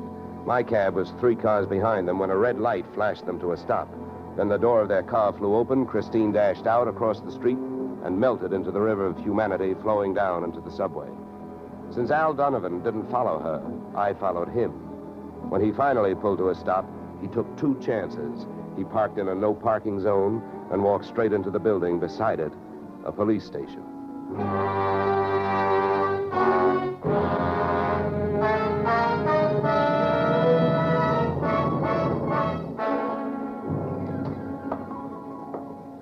This is Mr. Dollar, Lieutenant. He's been waiting for you. Well? My name is Johnny Dollar, Lieutenant. Here are my credentials. Insurance, huh? Yeah, the Perry murder in particular. You've come to the right place, Dollar. A man named Donovan just walked in here and made a full confession. He what? That's right. My clerk's just typing it up. In the meantime, the gentleman is down in the tank having a bite of lunch on the city. He confessed. Well, does his story add up? As far as I know, I haven't heard too much about the case myself. It's not in my precinct. Yeah, but what did he use for a motive? Jealousy. Says he's in love, wanted to marry Perry's wife. Did he say how he managed it? Yeah, he stole a key to the office from the wife's apartment, entered the building last night, and wired the bomb to the buzzer system. Well, I guess guys do a lot of strange things in the name of love. It looks like Donovan did. Yeah, he either killed the man or he's trying to cover up for someone who did. Say, Lieutenant, don't execute him for a couple of days, will you? I spent the rest of the afternoon downtown in the offices of Perry and Van Bruten, importers. The partners' correspondents told me 2 things. They had been extremely friendly, and Van Bruten was extremely bald. Perry had been sending him toupees from a famous Hollywood makeup firm. At 4:30, I got to the employment files, which rocked me with 2 minor explosions of their own.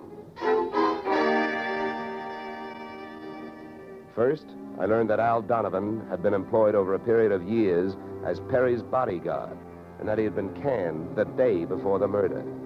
That confession of his, which had been a little hard to swallow, was suddenly more digestible. On top of this came blast number 2. The employment application of Perry's secretary, Miss Susan Gates, informed me that during the war, she had worked in a munitions plant, her specialty, wiring bomb fuses. When Miss Susan Gates reached home at 8:30, she found a visitor, me.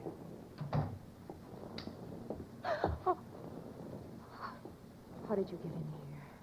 Professional secret. Oh, you scared me. What do you want? Why did you come here this way? I wanted to bring you the good news. I heard on the radio that Al Donovan confessed to Perry's murder. Al? I can't believe it. Why not? Who do you like for the spot? Why, Christine. Al is covering up for her. Well, I'd like to agree with you. If it turns out that Christine wound up her husband's life with a bang, the company that hired me saves $100,000. But I don't know. She claims she has all kinds of alibis. One of them is you. Me? Yeah. Did you see her at the Clover Club last night? Well, yes, Yeah, I know who you were with. Your boss. There's nothing wrong with that. No. I'm not preaching a sermon. I want to know who she was with. I don't know. A man I'd never seen before. Mr. Perry knew him, but he wouldn't tell me who he was. Why not? I don't know. He said I might get the wrong idea. About what? I don't know. We didn't sit there and talk about it all night, so why should we sit here and talk about it all night? All right. Good heavens, when a census taker shows up and asks a lot of questions, people answer them. When an investigator tries to do his job, they make the proverbial clam look like a blabbermouth. Look, Mr. Dollar, believe me. This has been a greater shock to me than to anyone else. Yes, excepting, of course, your late employer, Mr. Perry. How long did you work for him? 4 years. Where'd you work before then? Well, I worked...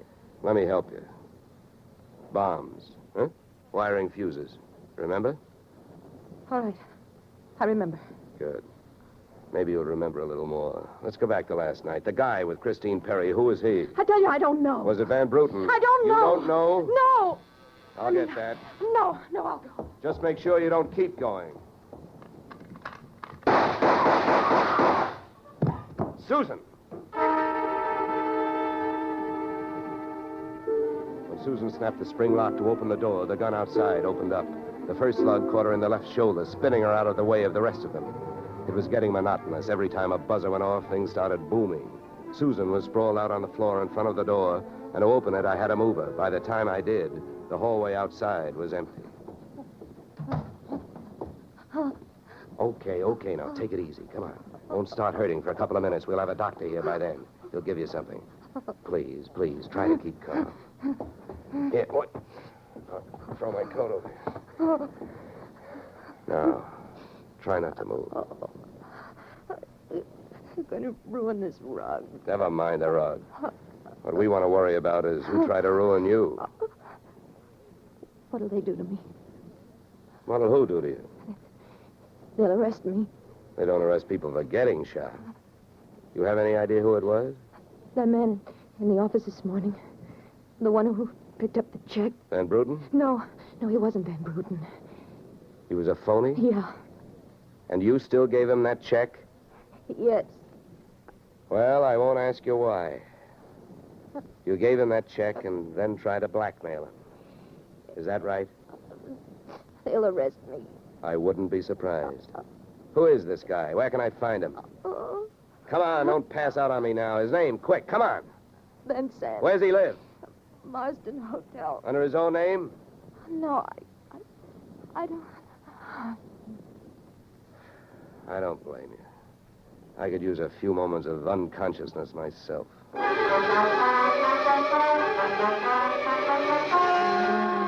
Marsden Hotel didn't have a Dutch name on the register. So I got a hold of the housekeeper and found out how many rooms her staff hadn't been able to make up all day because of no disturb signs on their doors. And then I went a-calling at those particular rooms. On the 9th floor, I wakened one old maid. On the 7th, I startled a bunch of poker players who thought they were being raided. And on the 4th, I struck the door of 427 and the jackpot. Who's there? Don't you see the sign? I do not wish to be disturbed. Sorry, I must have the wrong room. I started up the hall after the fire axe. When I got to it, I changed my mind.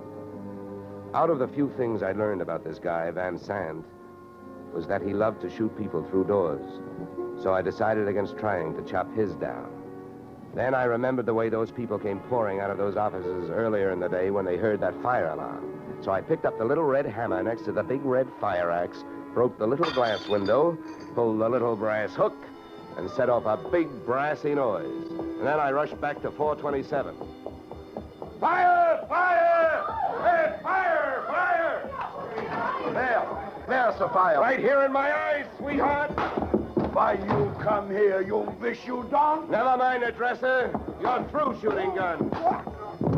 What do you think, Van Sant? You want to try some more? You cannot make me stay here. It's a fire. We will all die. You'll look good barbecued, but I'll make a deal with you. You talk, and if I like what I hear, I'll show you how to get out of here alive. How I know this? You don't think I'm going to stay here and fry, do you? And if you don't start flapping that tongue in a hurry, I'll probably just tie you to a chair and run. So first, where is the real Van Bruten? You will find him in the bedroom. Yeah? He'd better be alive. He's out cold. What's the matter with him? He will be all right. He's under sedatives. Where did this identity switch start? Come on, hurry up, talk. I smell smoke. I knew Van Bruten from Antwerp. I know about the sale of his interests. I know the girl in the office here had never seen Van Bruten. Look, we go now. Don't get up. Come on, keep talking. I can feel it getting warm in here. Ah, the firefighters. We will be saved. Don't be too sure. They always start at the top floor and work their way down. Come on, I can hear those flames crackling. You know the rest.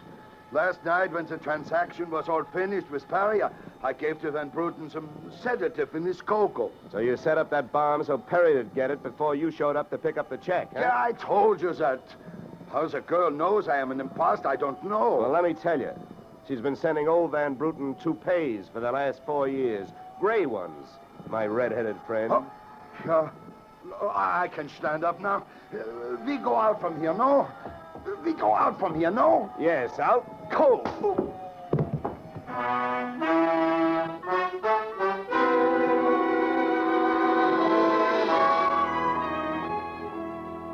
Expense account, item 4, $1.40. Night letter informing you that American Continental would have to meet payment of claim to Mrs. Christine Perry, innocent widow of the insured.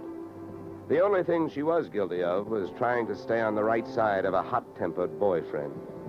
She lied about who she was with at the Clover Club, not to fix herself an alibi, but to keep Al Donovan from learning that she'd been out with another man. That man being the real Mr. Van Bruten, who had only taken her out to try to talk her into reconciling with his friend, her husband. Expense account item 5, $100. Fine for turning in a false alarm, which, since you're paying it with me, is just fine. Expense account total, $463. Yours, truly, Johnny Dollar.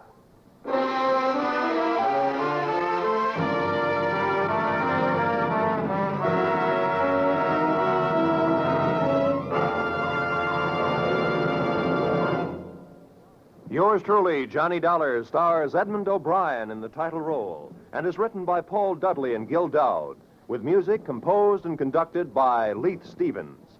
Featured in our cast were Walter Burke, Gene Bates, Joe Duvall, Ted DeCorsia, Joyce McCluskey, and Raymond Burr. Yours truly, Johnny Dollar, is produced and directed by Jaime Del Valle. Beginning next week, we are moving to a new time and day, and we hope you'll join us on Tuesday evenings when Edmund O'Brien returns in another transcribed adventure of Yours truly, Johnny Dollar.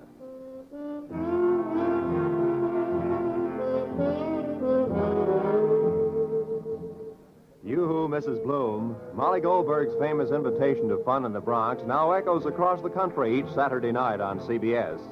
It's the same fine brand of comedy mixed with a tear now and then that's made Molly and her whole family, Jake, Sammy, Rosalie, and the others, favorites for many years. CBS invites you to hear the Goldbergs on most of these same CBS stations this Saturday and every Saturday. This is Roy Rowan speaking.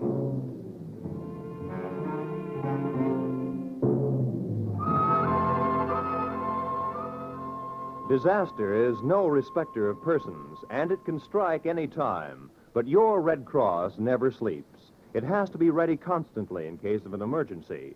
This is your protection. Keep it strong. Now is the time to support Red Cross for your sake. Remember, for every dollar you gave before, this year add a quarter more. If you gave Red Cross $10 last year, this year give it $12.50. Give gladly. Join Red Cross.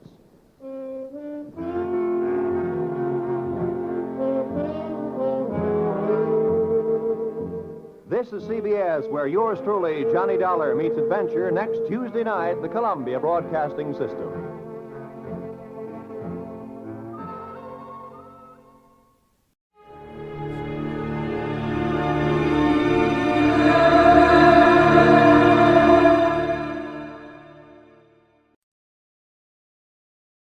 I hope St. Peter's listening. This report may one day help qualify me for that pass through the pearly gates. This case almost rushed me up there.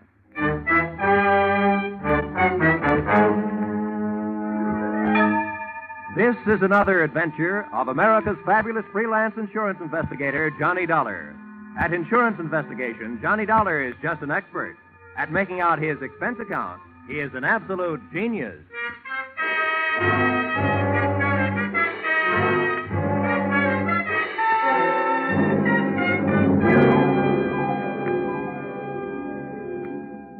Expense account submitted by Special Investigator Johnny Dollar. To Special Investigator Johnny Dollar. This one's on the house. I wouldn't even bother itemizing it, except that the whole thing is probably tax deductible. The following is an accounting of my expenditures during my investigation of Bonnie Goodwin. Or, she was under 21, but that didn't mean she was involved with nothing but minor vices. Or, murder ain't minor. Expense account, item 1. $12.40. Scotch whiskey and cigars consumed at surprise party arranged for me by one Mr. King Hart at my apartment in Hartford, Connecticut at 1:25 in the morning.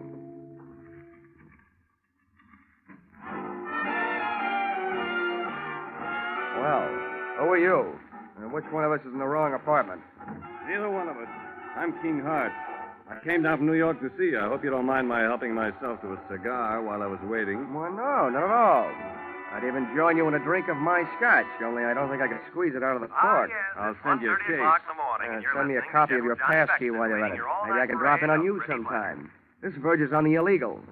Let's not waste time trying to scare each other, huh? Let's talk business. What is your business? Well, that verges on the legal. That's why I need you. In your racket, you're well enough known to do me some good.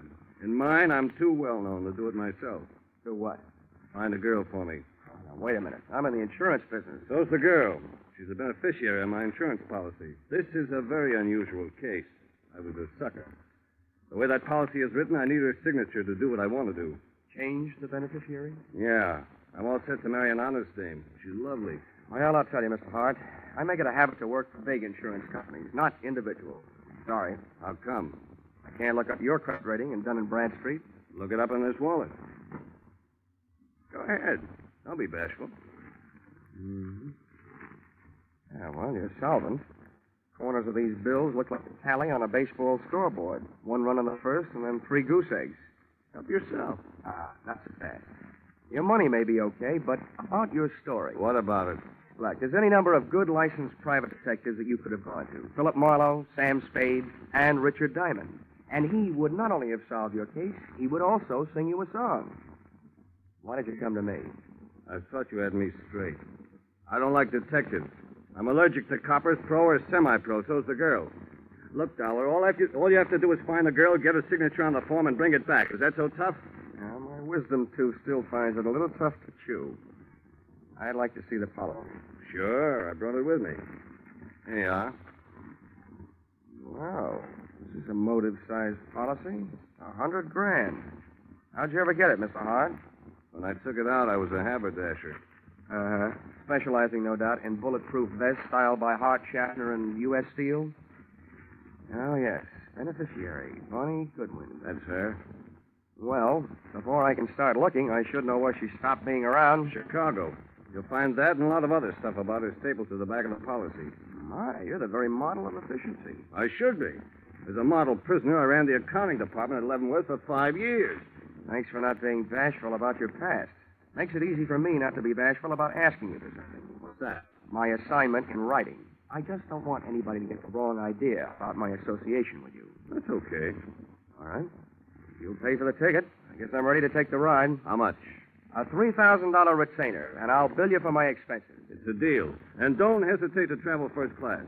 Don't worry, Mr. Hart. Don't worry.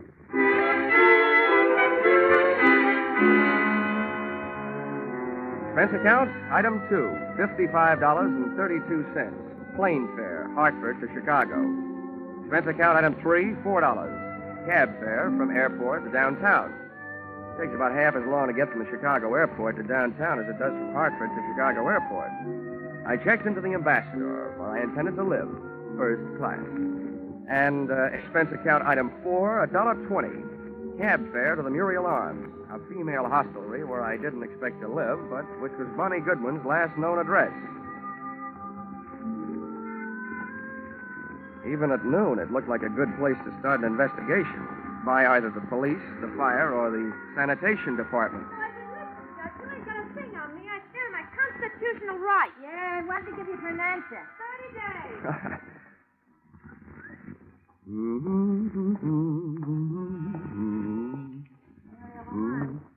She hasn't called back out before. Hello, Muriel Arms. I'm sorry, Miss Graham left a no disturb until 2:30. Hello, Muriel Arms. Call back after 2:30, please. Pardon me. Muriel Arms. No, she isn't. She'll be back in 5 days. Hey! Yes, sir. Where can I find the room clerk? That's me. Oh, good. I'm looking for a girl who used to live here. Her name's Goodwin. You remember her? Oh, the little princess. Yeah, I remember. I'm trying to forget her. Well, I'm trying to find her. You know where she went from here? No, and I don't care. One of the girls said she saw her hanging around Emma's place back over on West Street. You'll hear it before you see it. I'm sorry, mister. That's all I got time for. These calls are piling up. Hello, Muriel Arms.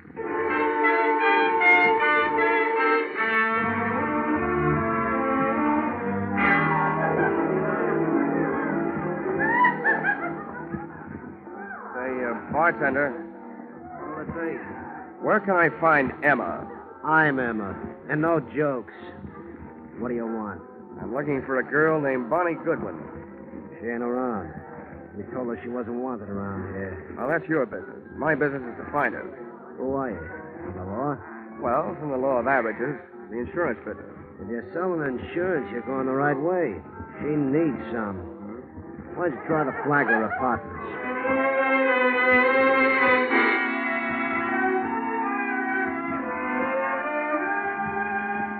Not only did the Flagler Apartments fail to produce Bonnie Goodwin, but so did about 18 other wayward way stations scattered from the Loop to the far north side.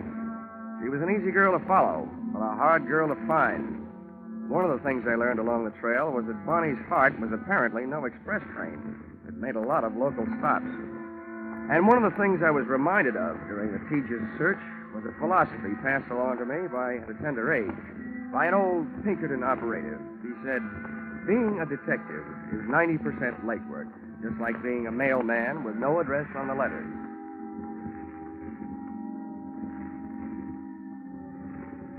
Expense account, item 5. $14.95, shoe leather. My brogans and my nerve ends were worn to a frazzle by 8 o'clock that night when I went sniffing up my latest lead, which took me to the desk of a tasty little flea bag on Dearborn. Oh, it felt like you were picking up the 7-year itch just walking into the lobby. Hiya, Sonny. Are you looking for somebody? Yeah, and if I don't find her soon, I think I'll just sit still and let her find me.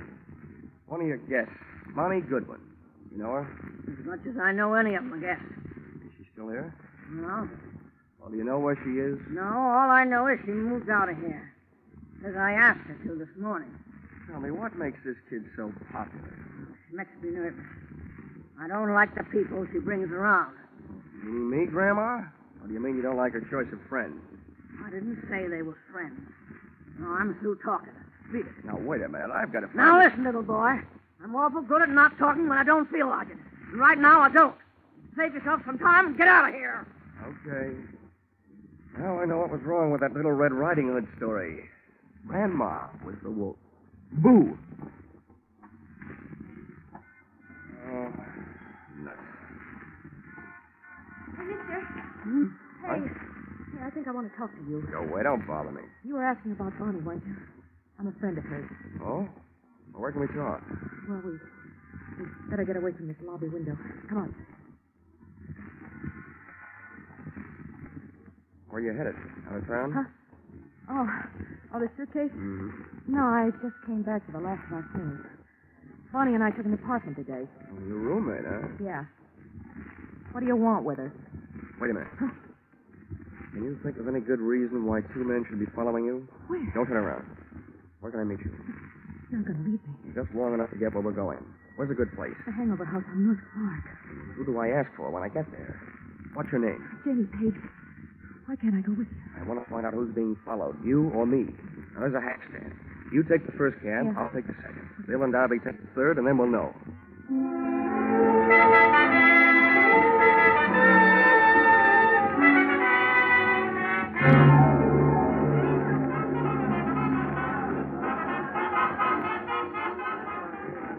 What did you find out? Oh, nothing, Janie. Those guys pitched me the biggest curve since Lefty Grove. What does that mean? Oh, we took 2 cabs, so they took 2 cabs. One of them followed me, so it figures one of them followed you. Any idea why? Now, wait a minute, mister. First, I got to get you straight. I just picked you up on a hunch because you don't look like the other ones. Who are you, and what do you want with Bonnie? My name is Johnny Dollar. My business? Insurance. Insurance? Who's dead? King Hart? Did I hear a hopeful note in your voice, Janie? Well, is he? Like in my business, I've learned never to give a definite answer to that question. But, as far as I know, he's still alive. He was when I saw him yesterday. He hired me to find Bonnie because he wants to get her name off his life insurance policy. As simple as that. The skunk. After what he put her through. You can file this question under N for none of my business, but just what did he put her through? He built her way up, and then he dragged her way down. And she's still too good for him, for anybody who works for him. I'm getting out of here. Maybe I told you too much about my business. Just enough. You're trying to help King Hart take away the only thing he left her. If I have my way, she'll never sign away the money from that insurance policy. Good night. This was the first chance I'd had all day to make anything happen. With a little luck, Janie Page was going to finally bird dog me straight to the little chick who had flown so many coops, thus making herself so hard to find. As she started down the 60-foot length of the long, narrow bar toward the back door, I saw two familiar hulks launch out of their chairs up near the front door. They were after her, and too big for me, our opponents from that game of taxi tag. So I set about stopping them. I took advantage of the narrow room, the big crowd, and a little bitty drunk. I hated to do it, but I had to turn the bottle baby into a bottleneck. I hope he was too numb to care. Hey, lay off the little guy. You're about his own business. I saw it. It's guys like you that give Come on, let me like through here. Get out of our way. We're coming through. If you like mob scenes, it was a great go-round when it lasted. But it only lasted 40 seconds. And then we got upstaged by some off-scene action out in the back alley.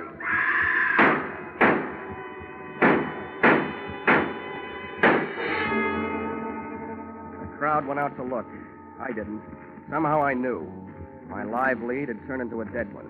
And the morning news flash over my hotel room radio read the funeral services over what little remained of my hopes. Guns roared on Chicago's north side again late last night when 6 slugs tore the life out of a 105-pound brunette in an alley shooting reminiscent of the early 30s. Listed at the city morgue as dead on arrival, the body was identified as that of 19-year-old Bonnie Goodwin, ex-girlfriend of the notorious hoodlum King Hart.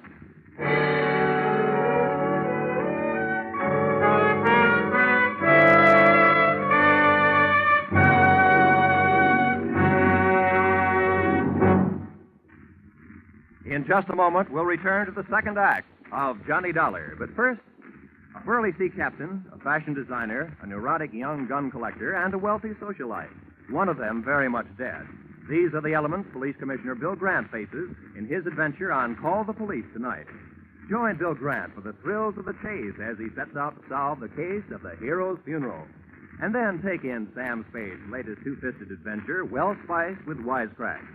Bill Grant of Call the Police and Sam Spade, like Johnny Dollar, are regular Sunday visitors on most of these same CBS stations.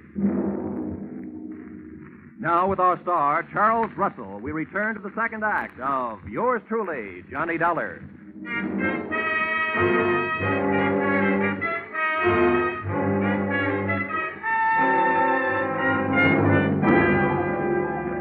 In an alley shooting reminiscent of the early 30s, listed as dead on arrival at the city morgue, the body was identified as that of 19-year-old Bonnie Goodwin, ex-girlfriend of the notorious hoodlum King Hart. And now for yesterday's baseball scores in the National... Expense account item 6, $22.50. Replacement of one hotel room radio, which I punched on the dial, after it had told me that the girl I'd been using as a bird dog the night before was really the bird, that I had spent an hour with Bonnie Goodwin, looking for Bonnie Goodwin. I agree that isn't the proper way to turn off a radio, but the fight up to that time had been one-sided. I had to throw one punch even if the fight was all over. But then the bell rang, calling me out of my corner for another round. The bell on my telephone. Hello. Hello, Dollar. Yeah? This is King Hart. I just got in town at the airport. Well, 9 a.m. News travels fast.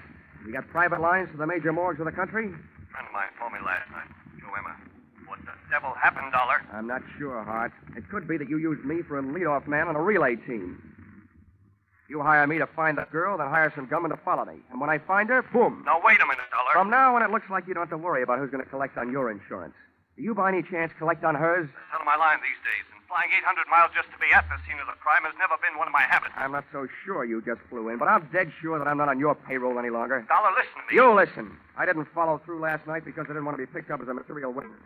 First, I'm going out to prove a few things that'll keep me from being picked up, and then I'm going to make my report to the police. Aren't you jumping the gun, Dollar? You know more about guns than I do, but I learned a lot about Bonnie Goodwin while I was tracking her down yesterday. And one thing I learned, I like her kind better than I do yours. There wasn't anybody around to help her last night when she needed it. But I'll bet she had plenty of help making her first big mistake. Probably from you.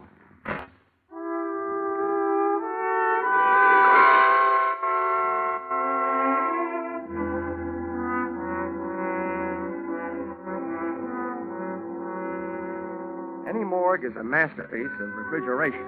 Just thinking of one can give me a real cold chill. When I walk into one, I feel an icicle forming on each separate vertebrae in my spine. And when I start walking out of one, I feel the ice begin to melt. Do yourself any good? Maybe. Thanks for letting me go through a thing. Here, buy us a cigar. Oh, just I'll buy a box. It's a big tip. It should be. You've been a big help. I'd gone to the morgue to find an address, and I'd found it. In the suitcase, monogrammed BG for Bonnie Goodwin. I also found that the body had been identified by her roommate.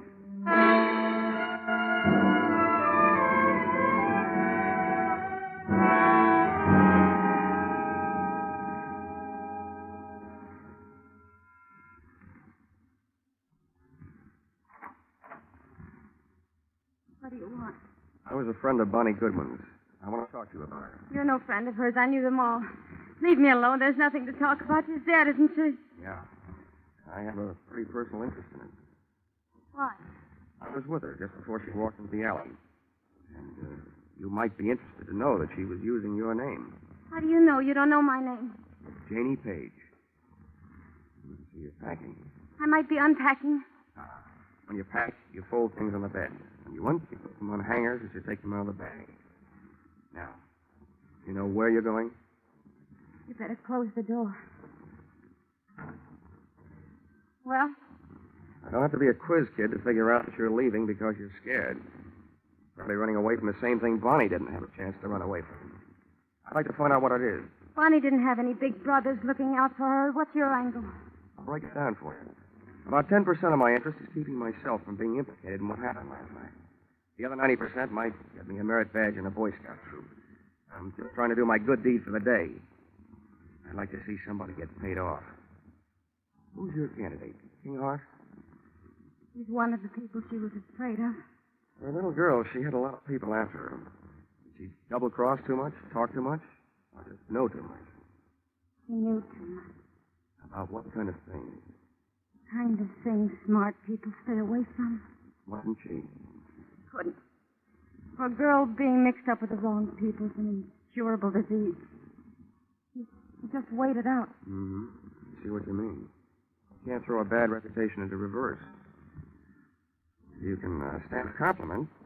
You strike me as being a gal who might have a better chance than most of busting for this unsmart set. I can't figure you out. What do you really want from me? What are you doing here? Who are you working for? I always feel sorry for you, kids. Particularly the nicer ones. Oh, who knows? Maybe I'm just being selfish. Maybe this is a good chance for me to show off in front of heaven. I'd like to revise those percentages I gave you. From now on, let's call it 10% me, 10% Boy Scout, and 80% you. Well, now that I've cut you in for most of the profits, I'll get some help. I haven't got much to give you, but I think it was King Hart. Why? That insurance policy? That'd be one good reason. And the others? She brushed him. He wanted to marry her, but she brushed him. He was crazy jealous. King Hart claims he was in New York at the time of the shooting. If he can prove it, he's clear. But assuming that he did have some gun work to do in Chicago, who would he hire to do it? A guy named Joe Emma, by any chance? Joe Emma? He'd be more interested in shooting King Hart. They split up over Bonnie Goodwin. Emma wouldn't leave her alone till after Hart got out of town. Is there enough reason for him to kill her? I don't know. I don't know how jealous he gets. There's only one other thing I'd like to know. What? How I'm going to help you. I want to do something more than just help you pack. Hey, how does this sound? You and Bonnie are about the same type, same build, same hair, close enough to confuse anybody in a dark alley. Hey, what have you got going? If I could get a little story published on the first page of the evening paper to the effect that the body in the morgue, originally identified as Bonnie Goodwin, is not Bonnie Goodwin, that it was identified in error and actually is you, Janie Page, I think we could sweat Bonnie's killer out into the open, trying to finish the job. Hey, what are you trying to do to me? I'll get killed. No, you won't, because you won't be waiting here for them. I will.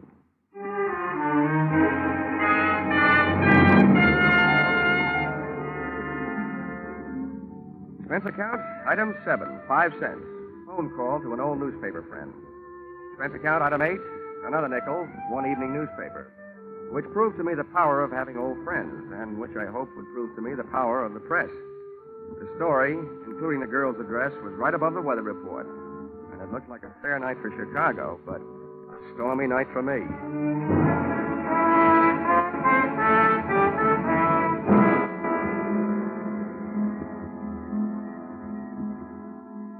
I learned early in my career that when you're waiting in an apartment for the arrival of killers, don't just wait.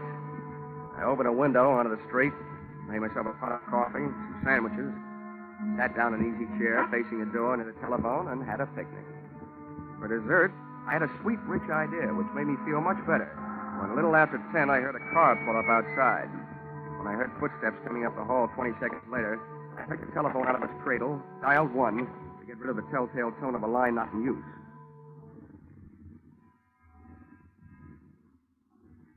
Come on in. It's unlocked.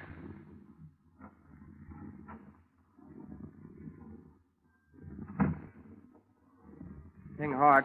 Repeat, King Hart. What are you up to, Dollar? I'll tell you what I'm up to. At the other end of this phone line is a police lieutenant listening. He knows that you're here with me, so don't get rough. I don't care who's listening. Where is she? Who? You know who, Bonnie. That body down at the morgue isn't her. I wish I had this much luck fishing. People seem to bite easier. I suppose you're here because you missed her the first time. Don't be stupid. I'm trying to save her life. Where is she? She's sitting next to the lieutenant who's listening on this telephone. I don't believe it. Come on. You can talk to her. Okay. But you better be right. Here, take the phone. Right over the head. Oh!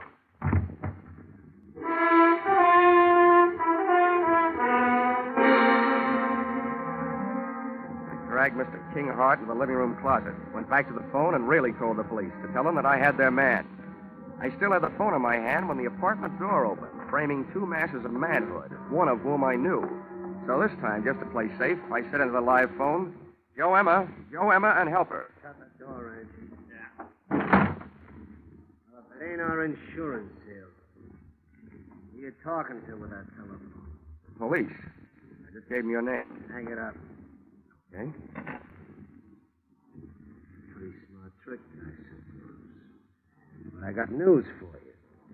What you just did ain't even evidence. Because you ain't going to be around to corroborate it. And we ain't going to be here when the cops get here. Now, where is she? If you're looking for Bonnie Goodwin, your search is narrowed down. You've got the whole rest of the world to look because she ain't here. Too smart. Now, where is she? Hey, Emma. She's hiding in that closet there. The knob just moved. Oh? That's where you got it. Okay, Angie, stay on this guy. I'll take care of Bonnie. On out, sweetheart. I'm coming, Joe! Why, you?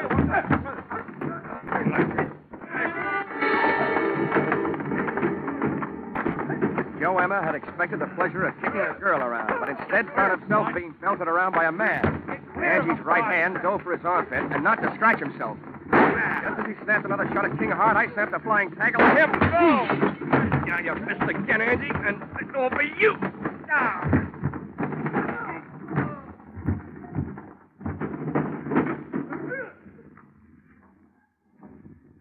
Congratulations, King. It's a delightful right hand you throw. Never mind that. Where's Bonnie? She's dead, Hart. I planted that newspaper story that she's still alive. I didn't read any newspaper story. I just came from the city morgue. The babe they got isn't Bonnie Goodwin. I never saw her before. Isn't Bonnie? Well, then why did... Oh. Emma kills her roommate in the dark alley by mistake. So Bonnie switches identities to make herself officially dead so she can live longer. Where is she? I want her back. I thought all you wanted was to get her name off that insurance policy. That isn't true. I wanted an insurance investigator to find her. What else could I tell you so you take the case? I want her back. You'll have to make up her own mind about that. For you, I'm not playing Cupid. I'll tell you what I'll do.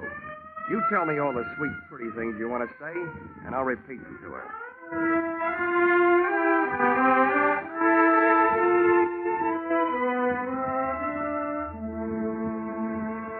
Expense account, item 9. $28.40. Dinner, while repeating all the sweet, pretty things King Hart had wanted to say to Bonnie Goodwin. And telling her all the unsweet, unpretty things I felt about his kind of guy. Don't worry, Johnny. I'm not going to him or anybody like him. Well, where are you going? Back to my hometown again. Your hometown didn't seem to do a very good job of giving you a start the first time. How far from Chicago is it? It's only about 28 miles north of here. Here. Here's an envelope. With what's in it, you'd better buy yourself a ticket that'll take you about $3,000 worth west of here. Oh, Johnny, thank you.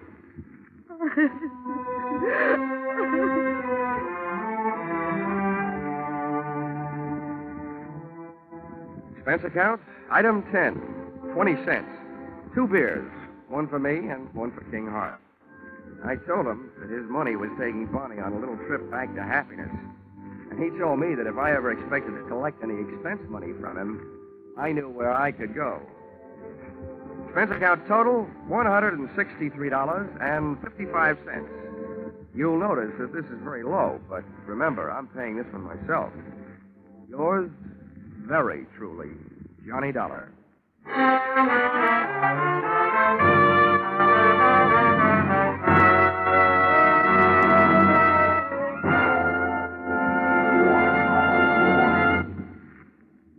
Yours truly, Johnny Dollar, directed today by Gordon P. Hughes, stars Charles Russell, with script by Paul Dudley and Gil Dowd.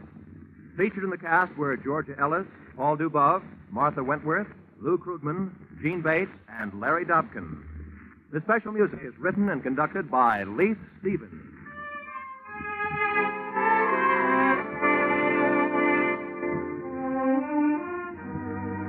Be sure to be with us at the same time next week when another unusual expense account is handed in by yours truly, Johnny Dollar.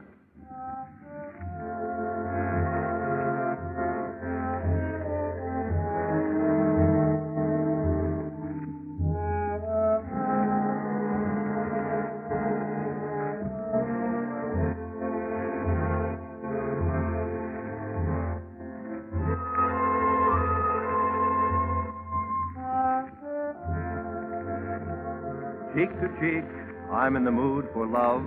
Isn't it a lovely day? That's what you think. Nope, that isn't just a mixed-up sentence. That's just for the top hits you'll hear on your hit parade on parade tonight. Top hits from 1935. Without a word of warning, I'm on a seesaw. Yes, more hits dressed up in bright new 1949 arrangements and played and sung by the nation's top vocalists and musicians. Be sure to hear your hit parade on parade this evening in Jack Benny's time on all of these same CBS stations. This is Roy Rowan. Your hit parade on parade follows immediately.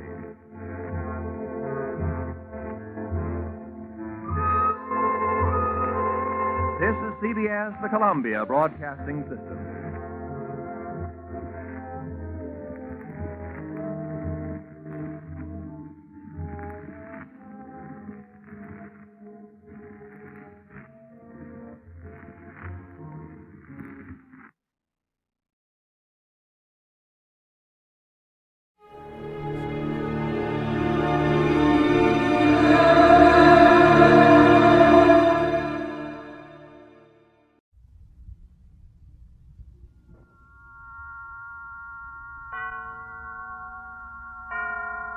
And now, tonight's presentation of radio's outstanding theater of thrills, Suspense.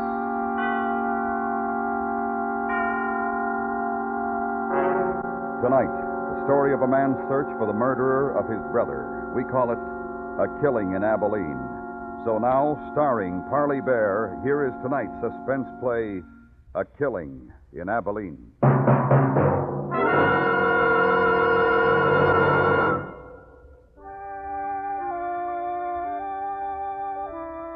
I'd come down out of the Snake Range that morning, had followed the river trail through the canyon, and that afternoon had found Pleasant Valley. A handful of buildings, desolate, huddled in the cold shadows of the mountains around, tall and dark. Quarter of a mile this side of town, on an easy rise, I saw a handful of people standing in a circle. As I got closer, I saw they were gathered around 2 men who were digging.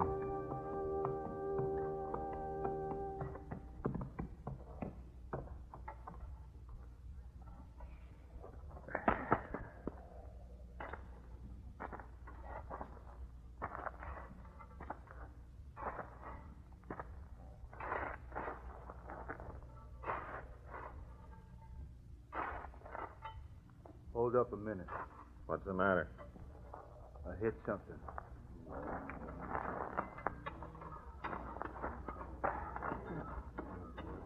wait. Better go slow. Dig around this side.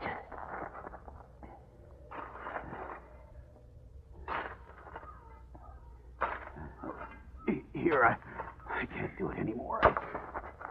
One of you boys take over. I'll do it, Jim. Somebody's got to.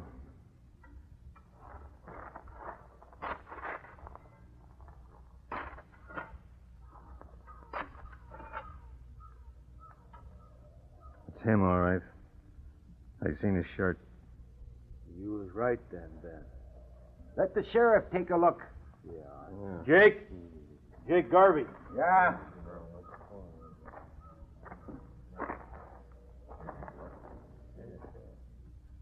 That's him. That's Fred Costin, all right. Fred!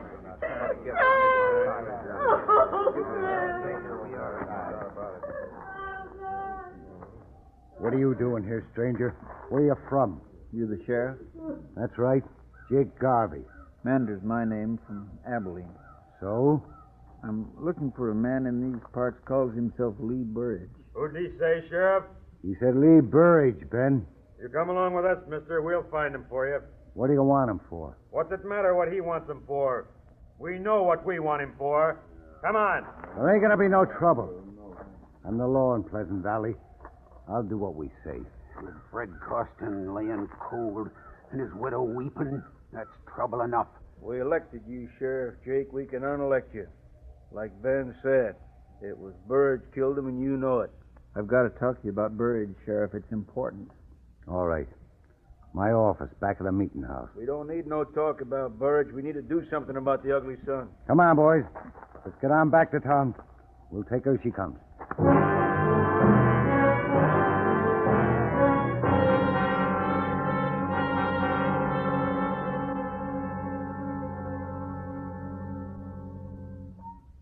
Smoke? No, thanks.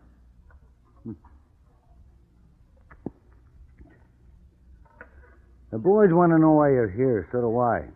I'll tell you, we don't like strangers. What do you want with Lee Burridge? I had a brother. Was killed out in Abilene. Burridge did it. Oh? Him and another one drove a herd into the railroad. Burridge got drunk and killed my brother. Buried him. Same as here. We found this pouch near the grave. His name burned into it. It's taken me 2 years to find him. Now I want to talk to him about it. The boys are pretty sure he killed Fred Costin, too. So am I now. Maybe so. Fred Costin isn't my business. My brother is. And I want to see his killer back in Abilene standing trial. I made a promise I'd bring him back. How? You don't look like the kind of a man who could use a gun. Now, look. We didn't know your brother. But we knew Fred and we liked him. You can help take care of Burridge here if you've the mind to. Try him here, you mean, on both charges? No need for that. Then what do you mean, take care of him? How'd he kill your brother? His head was beat in. He was beat to death. Yeah. Same as he did to Fred. A man who'd do a thing like that don't need no trial. Not for you, maybe. But there'll be no more killing in my family.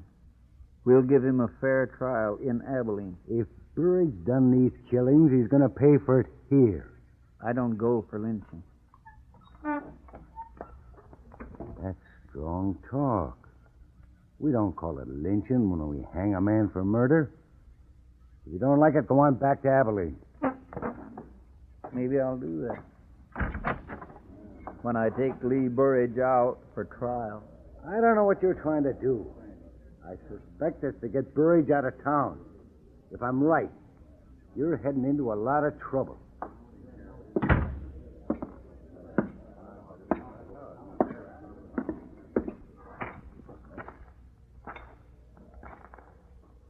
One of you boys direct me to where Lee Burridge lives? Could if we felt inclined. What you want with him? Just want to talk? Anybody got any objections? Yeah, Who are you? Ben Chaffee. There ain't going to be no talking. He's done what he's done. He's going to pay for it. And nobody's going to stand in the way. It's time he was riding out of here. And if I don't? Then I'll help you. Climb off, Ben. We don't need no private wars here. Where does he live? Come on, boys.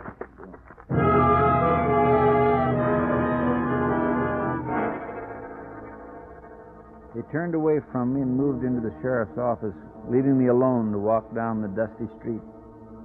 I asked the blacksmith where Lee Burridge lived. He just looked at me and shook his head. Towards the hills, a thunderhead was beginning to gather, moving in slowly. Near the end of the street, two men were building a coffin in front of a small house.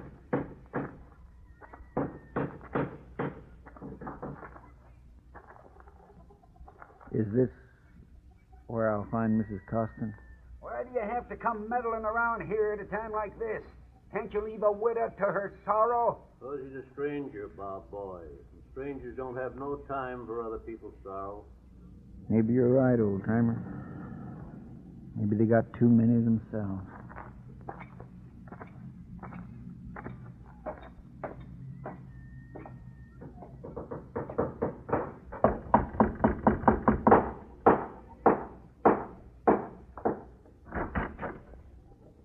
Yes? I'd like to talk to you, ma'am. Could I come in? No. Can't you see this house is in mourning? My friends are making a coffin for Fred's decent burial. I got nothing to say to you. Ma'am, I know how you feel. How can you know how I feel? I had a brother once, killed by this man Burridge. Oh. I'd like you to help me.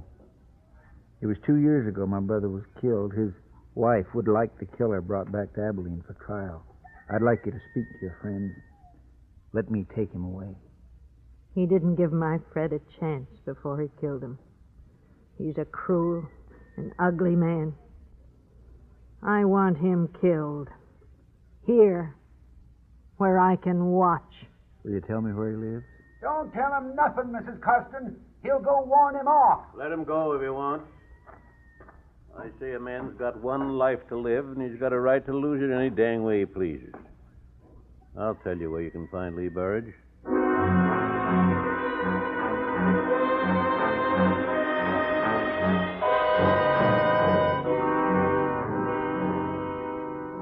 On the way, I passed the open pit that had been a grave and turned up a side canyon. A few miles farther on, where the canyon spread, I saw his hut, set against a fire-blackened hill. There was no growing thing in the rocky ground except one sick, twisted tree, its stunted limbs reaching out, empty, waiting. Horse, easy, horse. Throw your gun down, you, or I won't miss with the next one. Lee Burridge? Throw it down! I'm Jeff Mander. It was my brother Seth you killed in Abilene. If that's who you are, you've caused me enough trouble. Now get out of here. They'll give you a fair trial there. Stay here and you're going to be lynched for Fred Costin's killing. Nobody's going to lynch me while I got this. Don't come no closer. You listen to me.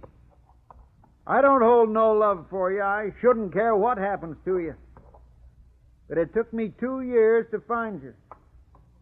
Now I'm taking you out. Don't come no closer. Put up your gun. I'm warning you. Put up your gun. Like out, kid. And tell those folks in the village it didn't work. I'm too smart for them.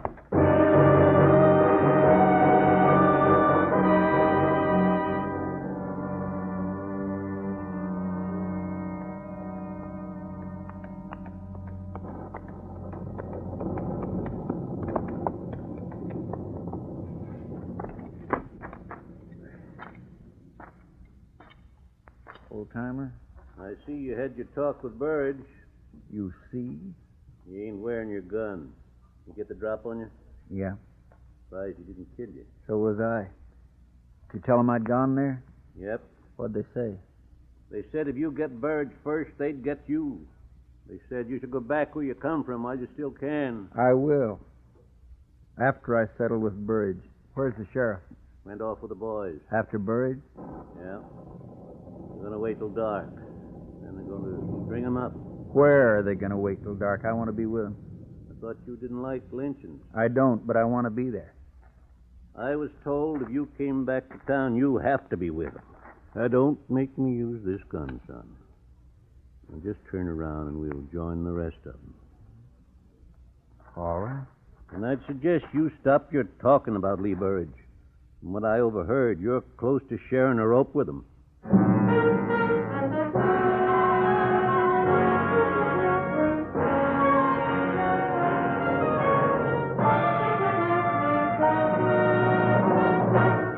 Listening to A Killing in Abilene, tonight's presentation in radio's outstanding theater of thrills, Suspense.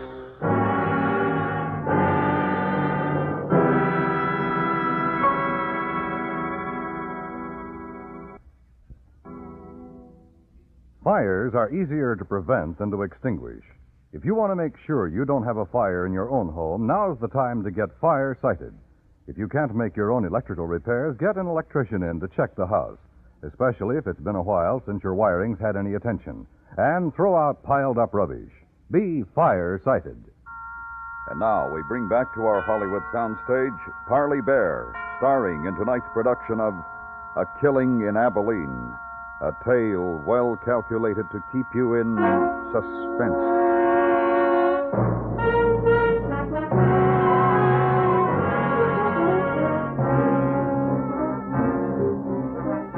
We rode out of Pleasant Valley, the old man, and up speaking through scattered herds of cattle on the lower rangeland. Rolling in from the east, the black clouds smothered the mountaintop. The old man still held the gun on me. Oh, no use winding the horses. Won't be dark for a couple hours yet. Lynching parties get their guts after dark. How come you weren't with them? Waiting for you. I thought you'd be around. Besides, I seen a lynching once. Too much trouble. Yeah. You still figuring to take Burridge with you to Abilene? I can try. Ain't that going to be a mite daring without a shooting iron? Might be. I'm surprised after 2 years looking for him, you didn't shoot him when you found him. That's not what I come for. Why not? He killed your brother. I made a promise to somebody. His wife? Yes, and mine, too. What was it between Costin and Burridge? I don't know. Nobody's seen much of Burridge in the past couple of years. Ever since Ben told us about how he was a killer. Ugly man. Guess it was your brother he killed, too. I guess so. Now, because of him, you might get killed. Why? They know you're trying to take Burridge away. Whoa. Here, we ford the stream here. Watch your footing.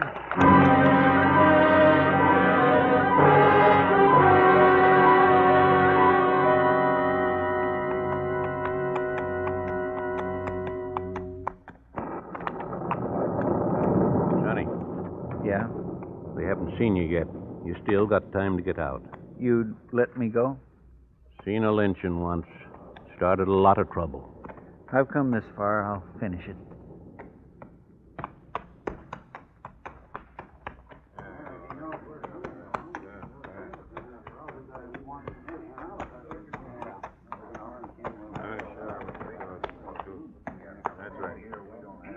Hello, Sheriff. Thought you'd left Pleasant Valley. I told the old man to bring him. We decided he ought to be with us where we can watch him. We're not letting him take Burridge out. You decided, Ben? What do you say, mister? Are you still going to try and take him? I'll tell you what he says, Sheriff. He says he wants Burridge one way or the other. He has to join. That's what he says. Shut up, old man. Get off the horse, mister. All right. I want Burridge as bad as the rest of you. I'd prefer him to stand trial. That's the difference. I don't want this lynching. You... Take your hand off your gun, Ben. He ain't armed. Take it easy, Bear. We decided what to do. You're here because I want you here. Burridge killed Fred Costin in a fight. Now we're going to settle it. Burridge kills easy. I've seen him do it once before. He's not going to do it again. You saw him kill my brother? I saw it. You need more of a trial than that?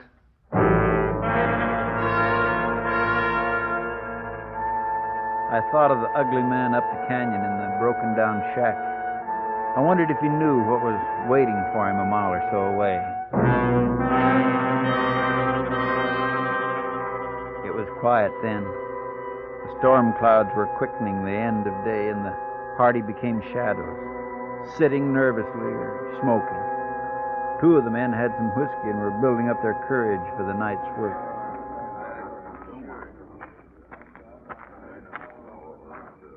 It's nearly dark. What? I didn't think you'd come. I had to. My Fred's dead. So's my brother.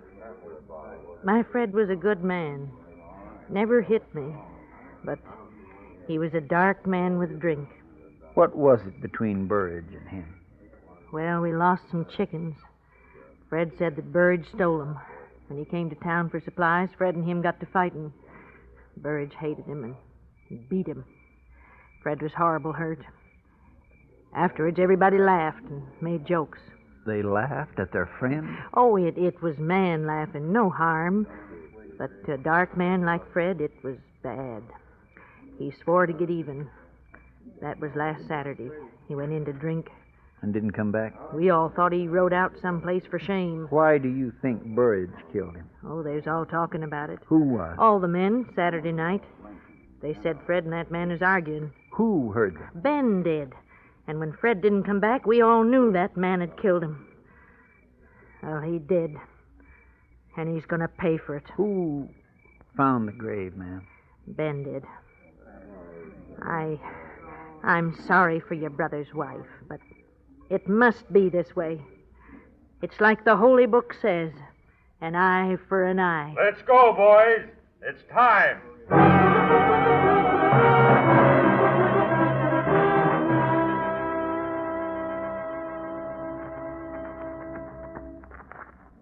He's there right enough. There's a light inside. Hold up, boys. Bob, you, Jim, and Needle come with me. We'll bring them up. The rest of you stay here. What's the idea? You're too quick tonight, Ben, and giving too many orders. You stay. You still gonna try and get him away, son? I might. You're like an Indian I knew once. Had to shoot him 5 times before he knew he was dead. What do you want here? You know what we want, Burridge. Get out of here. Get off my land. You come outside quiet like. We don't want no trouble. I ain't asking for trouble. You asked for it when you killed Fred Costin. Killed him. I didn't kill Costin. Save your breath while you got it. Come on. While you got it. Come on. Let go. Let go of me. I'll kill you. I'll kill you all for this. You've done your last killing. Get the rope over that limb. Right. Is this your doing, Ben? Shut up. Tie his hands, Bob. I'll hold him. You gonna blame this one on me too, Ben? Shut up, I said. Burridge didn't do it. He didn't do it. Let it go, son. You can't stop him now. I gotta talk to him before they do it. He didn't kill. I know it. Wait a minute. Take my gun. Thanks.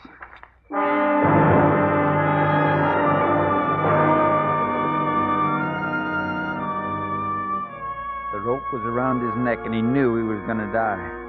But as I came near him and could see him in the light, there was no fear in his eyes. He was lifted onto the horse, the rope was tightened, and he was ready to be lynched. Then he saw me. One request, Sheriff. What, Burridge? Let me talk to him a minute. The stranger here? For a minute. No more talking. Take that horse out from under him. Not yet. Let him talk. Take it out. We don't want to kill the wrong man, Ben, you or Burridge. Let him talk. Why do you think I killed your brother? They're trying to get away with something, Jake. Let's string them up. Come on. A minute don't matter. Get up, Ben. Let them have their say. We found your pouch near my brother's grave, Burridge. Your name on it. And tonight Ben told me he saw you kill him. I didn't. I wasn't with Ben that night in Abilene. Ben wanted to drink. I didn't. He left me and took my pouch with him. What does it matter about his brother? It's Fred Costin we're hanging him for. I didn't kill Fred Costin either.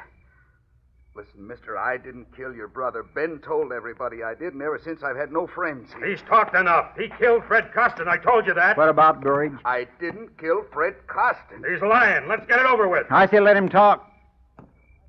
Where'd you get that gun, mister? How'd you know where Fred was buried, Ben?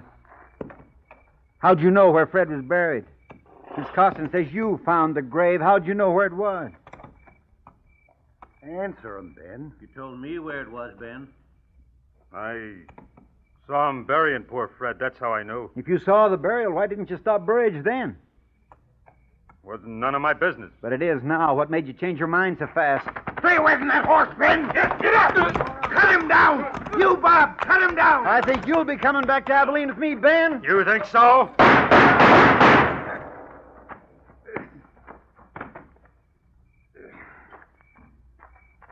You all right, son? My shoulder. How about Burridge? Oh, he'll live. Rest easy, son. You done a good job. But you ain't gonna keep your promise about your brother's killer. There's no sense taking Ben Chaffee back to Abilene. We'll bury him here.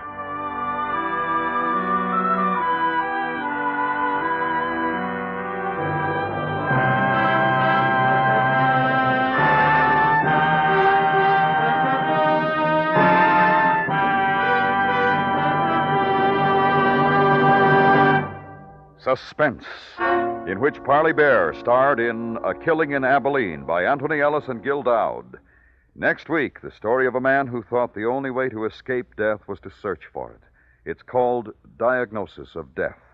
That's next week on Suspense.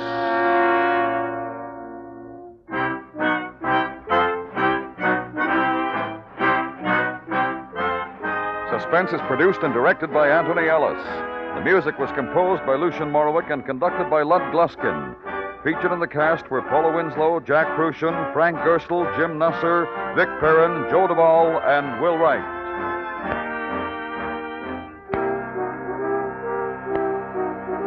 Listen for the Radio Hall of Fame every Sunday night on the CBS Radio Network.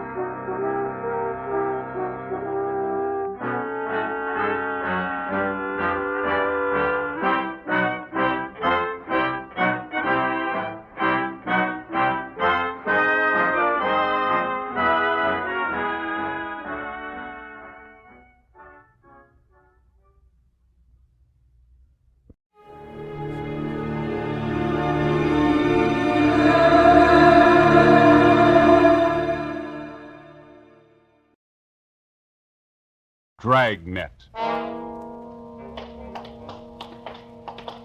It was Saturday, November 23rd. It was warm in Los Angeles. We were working the night watch out of homicide detail. My partner's Ben Romero. Boss is Blaine Steed, captain of homicide. My name's Friday.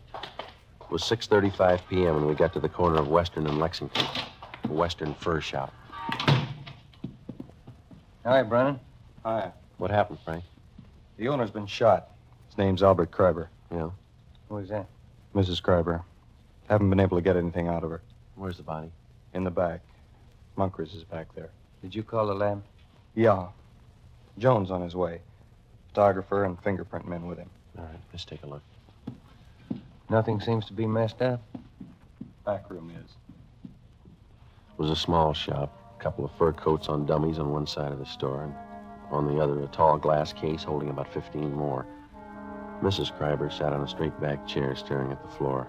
We went through the curtains into the back room of the store. Sprawled out on the floor at the far end of the room was the body of a man. He had a fur coat gripped in one hand. Sergeant Moncrief from Hollywood Division was standing by. What do you figure, Monk? Looks like a couple of hours. Did you call the coroner? Yeah. How long you been here, Monk? Just a couple of minutes. You think Miss Kreiber moved anything here? I don't think so. She was sitting in that chair when we got here. I don't think she's moved except to call in. Did she put in a call? Yeah. Empty shells on the floor. You got a pencil? Yeah. Yeah, 32. Yeah. You think robbery? I don't know. Let's talk to the wife. Wait a minute. Bottle here. Yeah, Sierra Valley Wine Company. World's finest muscatel. 27 cents a pint. Nobody touched this, did they? No, well, I've been here. No. Okay, let's get out front.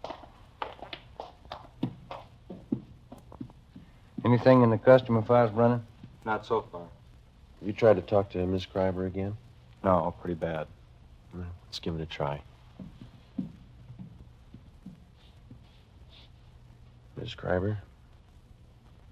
I'm Sergeant Friday. This is Sergeant Romero. We'd like to talk to you if we could.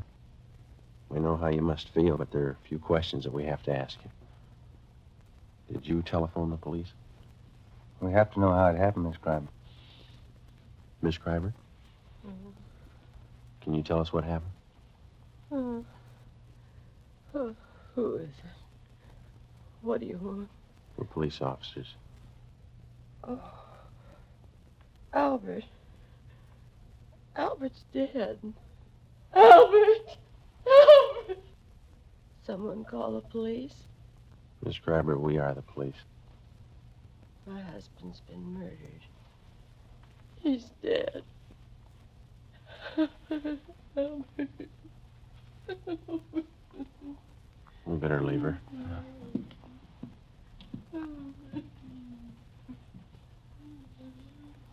Friday. Here's something I found in the customer file. Mm-hmm.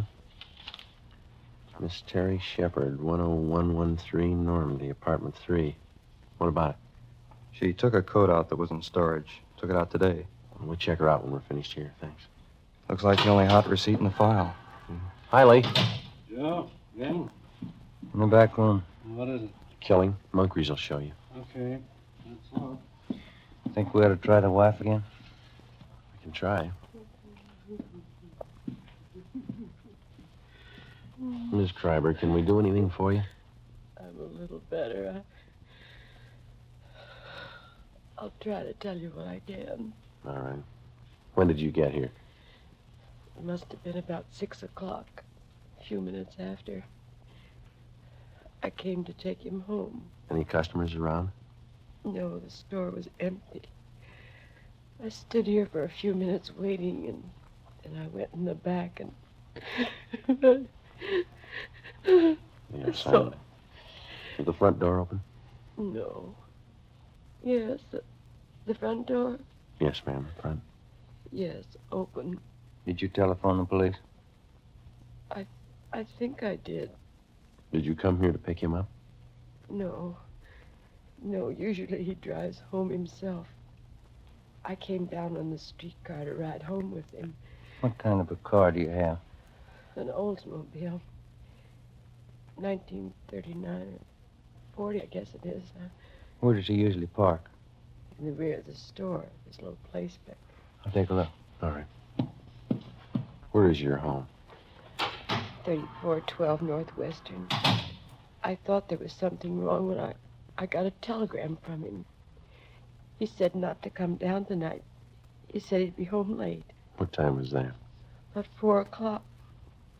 Well, I'm all mixed up. I haven't told it to you as I remember it. First I telephoned here to the shop. That was this afternoon? Yes, 3:30. I'm sure of that because I made some other calls. I spoke to Albert. He didn't say he was going to be late.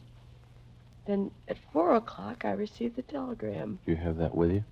Yes, it's in my purse somewhere. Somewhere. Oh, here it is. Thank you. Don't come down. I won't be home until late after see a customer, Albert. Can I keep this? We'll return it to you. Yes. What'd you do after you got this wire, Miss Schreiber? Well, nothing. I thought it was strange, but I didn't think too much about it. Then I started wondering why he didn't say anything over the telephone about being late, so I came down here on the streetcar. Did you phone the store just before you left your house? Yes, but there was no answer. Parking lot's empty. Better get out an APB on the car, huh? Miss Schreiber, you said your car was a 1939 or 40 Oldsmobile, didn't you? 1940. I remember now. What model is that? Oh, it's sedan, light blue. Do you remember the license number? Well, I have it on this chain with the extra keys. Here it is, on this little tag. The veterans make these. Thank you. Joe, can I see you, man? Sure. Excuse me, Miss Kramer. Do you want me to wait? I'd like to go home. We'd like you to wait for a little while, yes. Do you have any relatives living here? A niece and a nephew in Beverly Hills. Jerome Reed. They live on Cannon Drive. All right, we'll call them for you. Thank you. Lee, is this phone out here all right to handle? Yeah, it's been dusted. Okay. Joe, you coming in? Yeah, right away. Pretty clear, easy to trace. Mm-hmm. I'd say he was standing over here by the curtains when he was shot.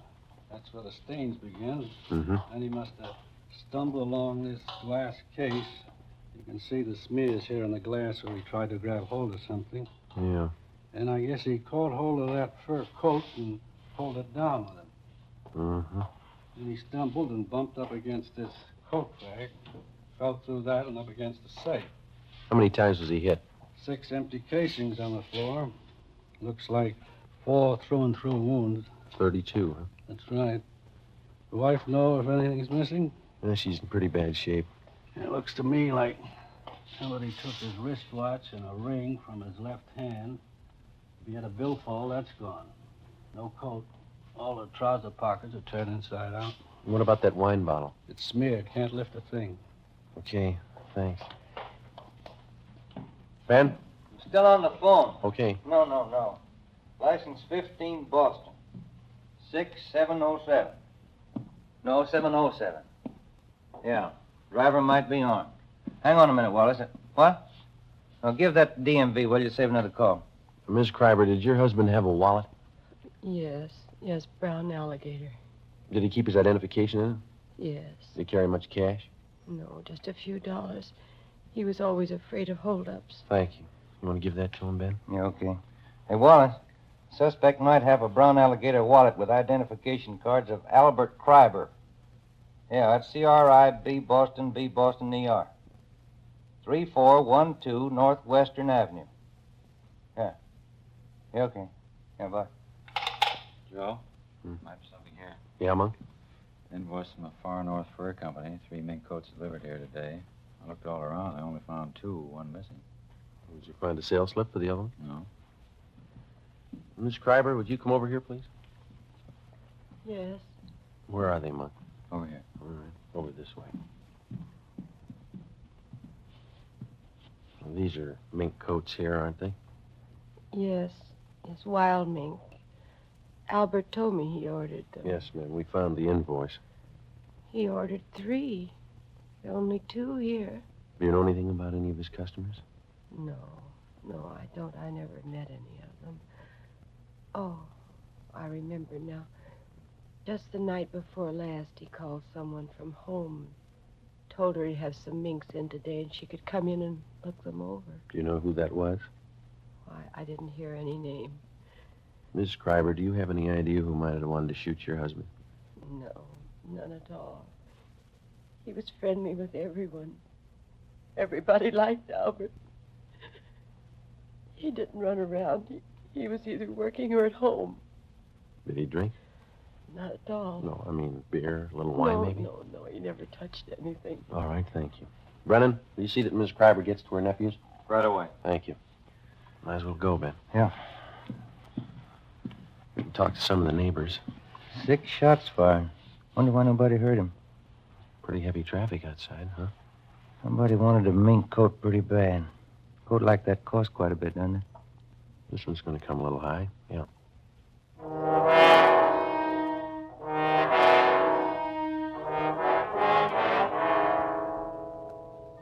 "7:05 p.m. Most of the stores along the street were closed, but a small shoe repair shop across the street was open, so we went over there. On the window was one word, Pete's, and a picture of a shoe. Sitting in the window was a small, dark man wearing a leather apron. He was working on a pair of shoes. Hello. We're police officers. I see you drive up across the street. Are you Pete? Sure. What happens to Mr. Kreiber? He's robbed? No, he was killed. No. Shot? I do not hear anything. Have you been sitting in your window all afternoon? Oh, most all the time. You see, I have machinery here. I advertise that way. People watch me. Mm-hmm. You remember seeing anybody going into Mr. Kreiber's this afternoon? 2, 3 long black cars. Anybody else? Some. Were they women? Officer, they are all women. Did any of them walk out with a new fur coat? There, all done. I do not see all of them, I guess, but I see 2. Can you describe them? One beautiful young girl, tall, red hair. She walk out with big package. What time was that? 3, 4 o'clock. The second woman is about the same time. Funny thing. I do not see the bottle, but Benny from liquor store on corner tell me the second one, the blonde.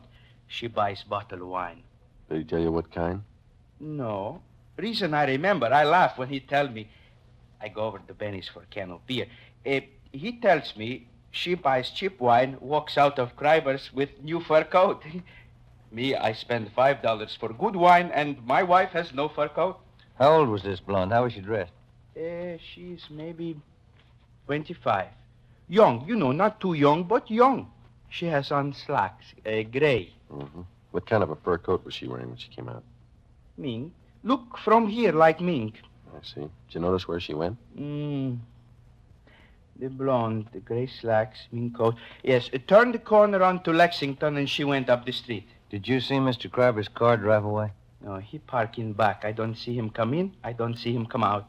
All right. Thanks a lot, Pete. Mm-hmm. Officer, that blonde, something wrong there. How do you mean?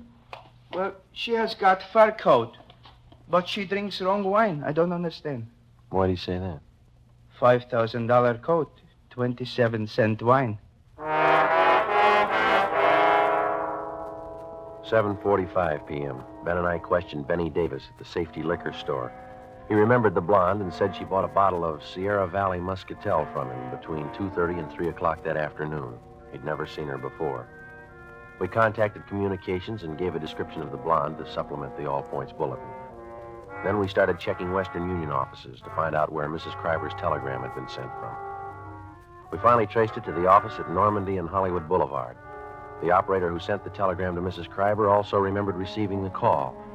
She told us that the person who phoned in the message was a woman. The time, 3:22 p.m. We asked her to put a tracer on it and told her we'd check back. 8:24 p.m. Ben and I went to 10113 Normandy to talk to Miss Terry Shepard, whose name had appeared in the customer files at the fur store. The receipt showed she'd taken a coat out of storage that afternoon. This is something like the place the wife and I used to live in. Yeah? Same people must have built it. Apartment 3. Miss Terry Shepard. All right, come in. The door's open. Find yourself a seat, Fred. I'll be with you in a minute. Police officers, Miss Shepard. Oh? What's wrong? We'd like to talk to you.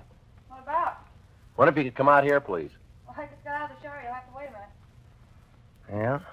Yeah, this place has got the same floor plan as mine. Huh? Kind of small, isn't it? Oh, not too bad. Wonder what rent she pays. You don't mind if I wear this tubing, do you? My hair's wet. It's all right. We're sorry to bother you. What can I do for you? You got a fur coat, Miss Shepard? Yeah, sure. What if we could see it, please? Sure, but I don't think it'll thrill you. It's only muskrat. I bought it in Pittsburgh. Where is it, in the closet? Yeah. I'll get it. It's down the hallway, first door on the right. I think I know where it is. What's this all about, Lieutenant? What time were you at the Western Fur Shop today?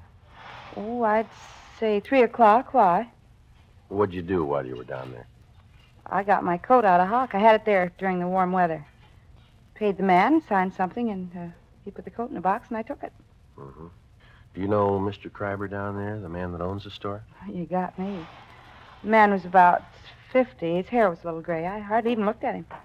This is the only fur coat, Joe. Could have passed for mink when I first bought it. It's pretty sad now, isn't it? Not me. I'll give that closet a last check. All right. What happened? Did somebody steal a coat? Was anybody else in the store while you were there? Yeah. Yeah, there was another girl there. What was she doing? Nothing, just sitting. Do you remember how she was dressed? She was wearing a gray suit. Slacks. Blonde. Her face wasn't much, but she had a neat little figure. Do you remember anything else about her? Well, I didn't pay that much attention. Anything else in there, Ben? Not a thing, Joe. Maybe I'd better take this towel off my head. It doesn't look so hot when it's wet, but it's natural. It's natural red. Yeah. Is there anything else that you might be able to tell us? I think that's about all. I gave the man my claim check and the money. And he got the coat and put it in a box and gave me a receipt. Nothing else. No. Well, when I got the receipt, I saw the blonde walk over and pick up the telephone. I was just leaving then. Did you hear any of the conversation? She asked for Western Union.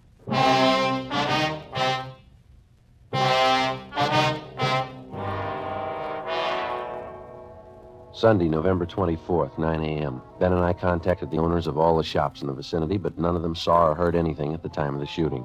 Officers Brennan and Moncrief interviewed all the regular customers of Albert Kreiber's fur shop. Only 3 had been in the store on Saturday, but none of them had noticed anything wrong. 11:35 a.m. We spoke to Mrs. Kreiber again, but she could add nothing to her story. Her niece and nephew had been to a football game at the Coliseum in the afternoon and knew nothing had happened until they were telephoned by Officer Brennan. 2:55 p.m. We spoke to all the tenants of the apartment house at 5513 Lexington, which is in the rear of the fur shop. None of them had been home, but the owner told us that he had some men working on the roof of the apartment house at the time of the murder. Through the owner of the durable roof company, we traced the 2 men who had been working on the roof, and they told us that about 4 o'clock they'd seen a blonde in gray slacks enter the parking space in the rear of Kreiber's fur store. They whistled at her, but she paid no attention to them. She got into an Oldsmobile and drove east on Lexington. 7 p.m. We checked in at the office and got word that Albert Kreiber's car had been located in a parking lot at Vermont and 8th. We drove down to the location and talked to the parking lot attendant. Well, the car must have come in sometime last night. It probably came in the back way, because I don't remember it coming in, and it doesn't have our lot tag on it. Did you work all last night? No, I finished at midnight and started at 10 this morning. I kept waiting for somebody to claim this thing, and after supper, I figured it might be stolen, so I phoned the police. It's been sitting here all that time. Are there any keys in it? No, sir. There weren't last night either. Have you ever seen this particular car before? No, sir. Have you ever seen a blonde woman about 25 wearing gray slacks? You mean hanging around here? Yeah, or in the neighborhood. Yeah, but not today or yesterday. You remember one? Well, yes, sir. Does she drink a lot? Maybe. Well, there's one that hangs out in these bars around here. Once in a while, she comes in the lot, but not lately. When'd you see her last? Oh, a couple of weeks ago. Was she with anyone? Yeah, but I don't remember him. I seen her with a lot of different guys. Does she hang around with anybody in particular? Yeah, her husband.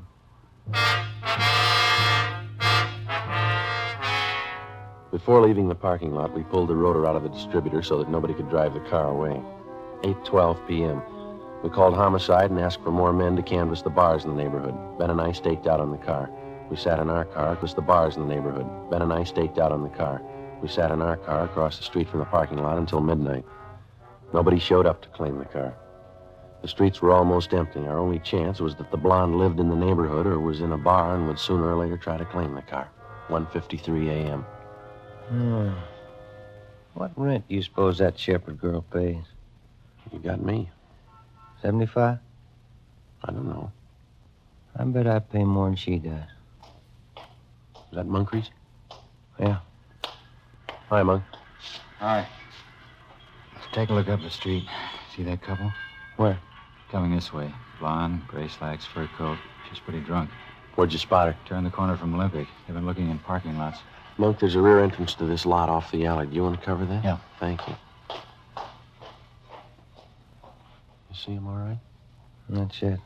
Where'd they walk under that light? Yeah. Pretty drunk. Looks like the same kind of coat, isn't it? Yeah. They're stopping. Looking for another parking lot, I guess.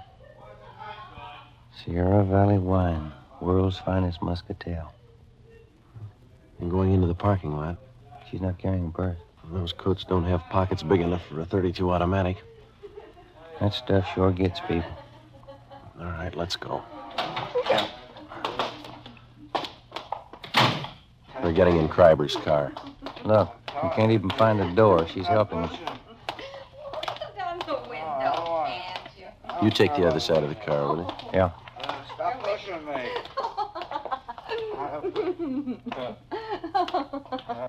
Who are you? Police officers. Can I see your driver's license, please? I ain't got his driver's license. What's going on? What's your name? Betty Moore. What's it to you? The registration slip on the steering column says Albert Kreiber. What's the matter with this car, anyway? Who's Albert Kreiber? Oh, I know who he is. This guy here. Who is this man? Huh? What did you say? He's a friend. That satisfy you? Yeah, friend. What's the matter with this thing? Take a look in the glove compartment, Ben. You okay? Come on, honey. Let's get going, huh? Yeah. It's locked. What do you want in there for? Let me have those keys. Hey, Here you are, Ben. How about going home? there's nothing in there. Let's go. Here's a purse. Give me that. You keep your hands in the wheel. Some gun, 32. It's his. It's empty anyway. There's nothing wrong in that. Do you have a permit to carry it? Yeah, I got a permit. Can I see it? I lost it. Give me those You keys. keep your hands on that wheel. Here's a wallet, identification cards, Albert Kreiber. Where'd you get these? I don't know. A man's watch, Albert Kreiber engraved on the back. Who's Albert I Kreiber? don't know, I told you. All right, let's get out of the car. Hey, let me push. Why didn't that car start? All right, come on. Stand up. You get over there. Where'd you get the fur coat? I bought it. Where? I don't know. Joe, look at her slacks. Wine stains. I spilled wine on them. What kind of wine? Muscatel. Muscatel isn't a red wine, it's a white wine. Who's Albert Kreiber? I don't know. This is his wallet. This is his car. Where'd you get him? I don't know. I don't know. This the gun you shot him with? This the gun you shot him with? I was going out with him. He said he'd give me a fur coat. He promised me a watch, and he never gave me one. And then we sent a telegram to his wife and everything. Said he'd give me a fur coat and take me out. He backed out on me. So you shot him. Sure I did. He promised me the coat. He said I could have any coat in the shop.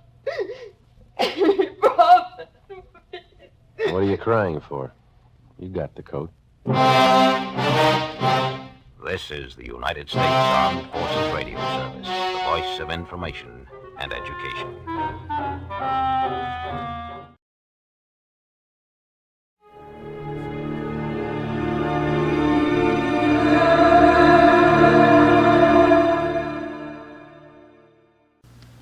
Here is another in NBC's great parade of new shows.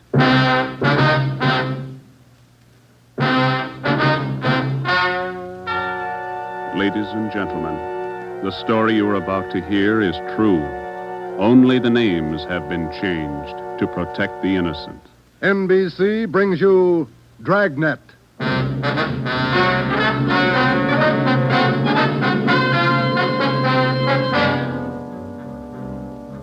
You're a detective sergeant. You're assigned to auto theft detail. In 3 months, more than 250 cars have been broken into. Property amounting well into thousands of dollars has been stolen. 2 youthful members of the gang have been apprehended. The all-important brains of the criminal ring, the leaders, are still at large. Your job, get them. Dragnet, the documented drama of an actual crime, investigated and solved by the men who unrelentingly stand watch on the security of your home, your family, and your life. For the next 30 minutes, in cooperation with the Los Angeles Police Department, you will travel step by step on the side of the law through an actual case from official police files. From beginning to end, from crime to punishment, Dragnet is the story of your police force in action. It was Monday, March 2nd. It was cold in Los Angeles. We were working the night shift out of auto theft. My partner's Ben Romero. The boss is Ed Backstrand, chief of detectives. My name's Friday. I was on the way back from the interrogation room, and it was 10:58 p.m. when I got to room 26, chief of detectives' office. Real tough kids, aren't they? Yeah, they won't admit a thing. Now, sit down. Thanks. When'd you pick him up? About 8:30 tonight in the parking lot behind the Star Theater out on Sunset. He was lifting the radio out of a 48 convertible. He's had lots of experience. The report says you picked up a 19-year-old girl with him. She was waiting for the guy in a parked car across the street from the theater. Car was full of loot. The first real break we've had on those auto burglaries in 3 months, and it's no good to us. Neither one of them will talk. They won't even admit they know each other. You run makes on them? Just did. We've been questioning the boy for an hour, getting nowhere. What's his name again? Freeman, Stanley Freeman. Oh, yeah. Age 20. Address? Butte, Montana. Down here for a vacation. He doesn't lie very well, Ed. He's never been to Butte, Montana in his life. Knows less about the town than I do. Well, get to him. Right, Ed. Where'd you put the girl? We had a policewoman take her to our office. We can talk to her when we finish with the boy. Well, what's her story? Hasn't any. She won't even open her mouth. 19 years old, probably needs a good spanking. Now get him to talk. Right.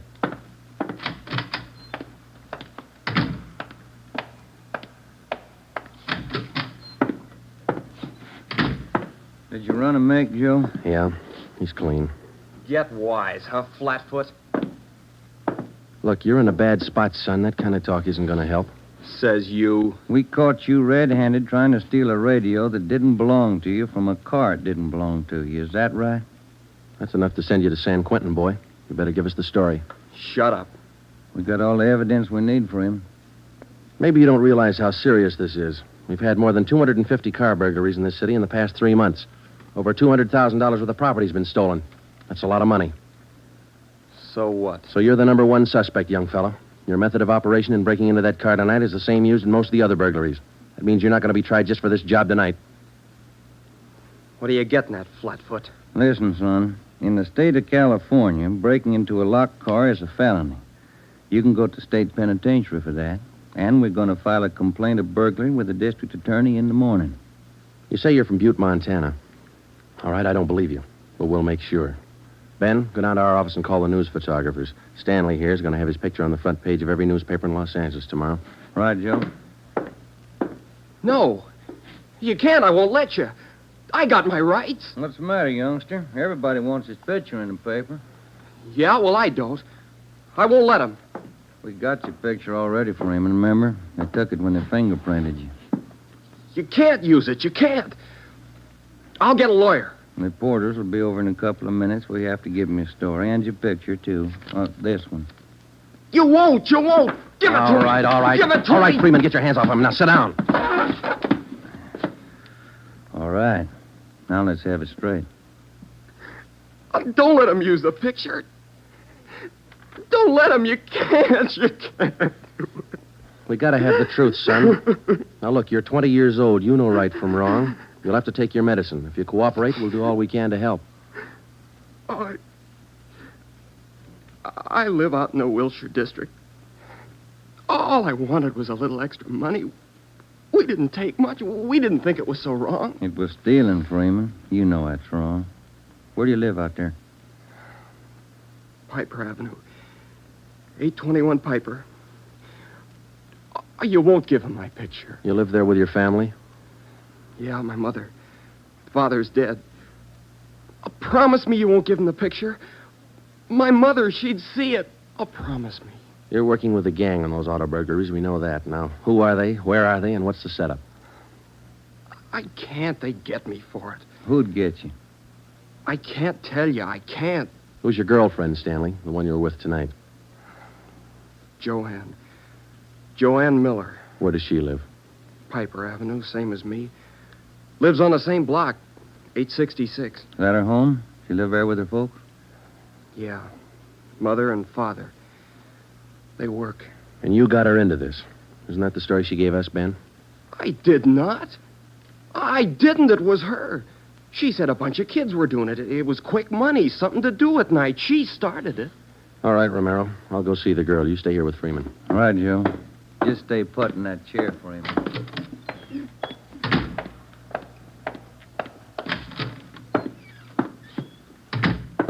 Hi, Marge. Hello, Joe. You and Romero handling this case? Yeah. I'd like to talk to the girl a few minutes. Marge, will you stand by? Right, I'll sit over here. Thanks. All right, miss. What's your name, age, and address? I told this lady cop 15 minutes ago I'm not saying anything. All right, then we'll tell you. Your name's Joanne Miller. You live at 866 Piper Avenue. You live with your father and mother. Both of them work. You're a liar. That's not me. You're 19 years old. You live on the same block as your boyfriend, Stanley Freeman, and you're the one who got him mixed up in this gang. Isn't that right? No, it's not right. It's not. I didn't do anything. Well, that's only half the story. Freeman told us everything. You want to hear the rest? No. Stan wouldn't tell you. He wouldn't. He told us how you got him mixed up in it. Quick money. That's what you told him, didn't you? No, it was him. I can prove it. The rest of the kids will tell you. He got me in this. Ask them, they'll tell you. It was Stanley and Fred Milford and George Jansen. They started it, all three of them. All right. Will you tell the story to a police stenographer? I'll tell him everything. He's not blaming this on me. Marge, will you go get the stenographer? Right, George. Now, how many persons in this gang of yours? Oh, about 10 or 12. And it's not my gang either. He got me into this, and now he's trying to lie his way out, blaming me. How long you been doing this, burglarizing cars? Me? Oh, only about 2 weeks. It was supposed to be fun, something to do at night. The rest of them been at it a couple of months. Who's the head of the gang? I told you, it's him, Stanley, and Fred Milford and Jansen, all three. I only started going out with them 2 weeks ago, maybe less. All right, Joanne. Tell it to the stenographer the same way. Stenographer will be in a minute, Joe. Okay, Marge, thanks. Stay with her. Right, Joe.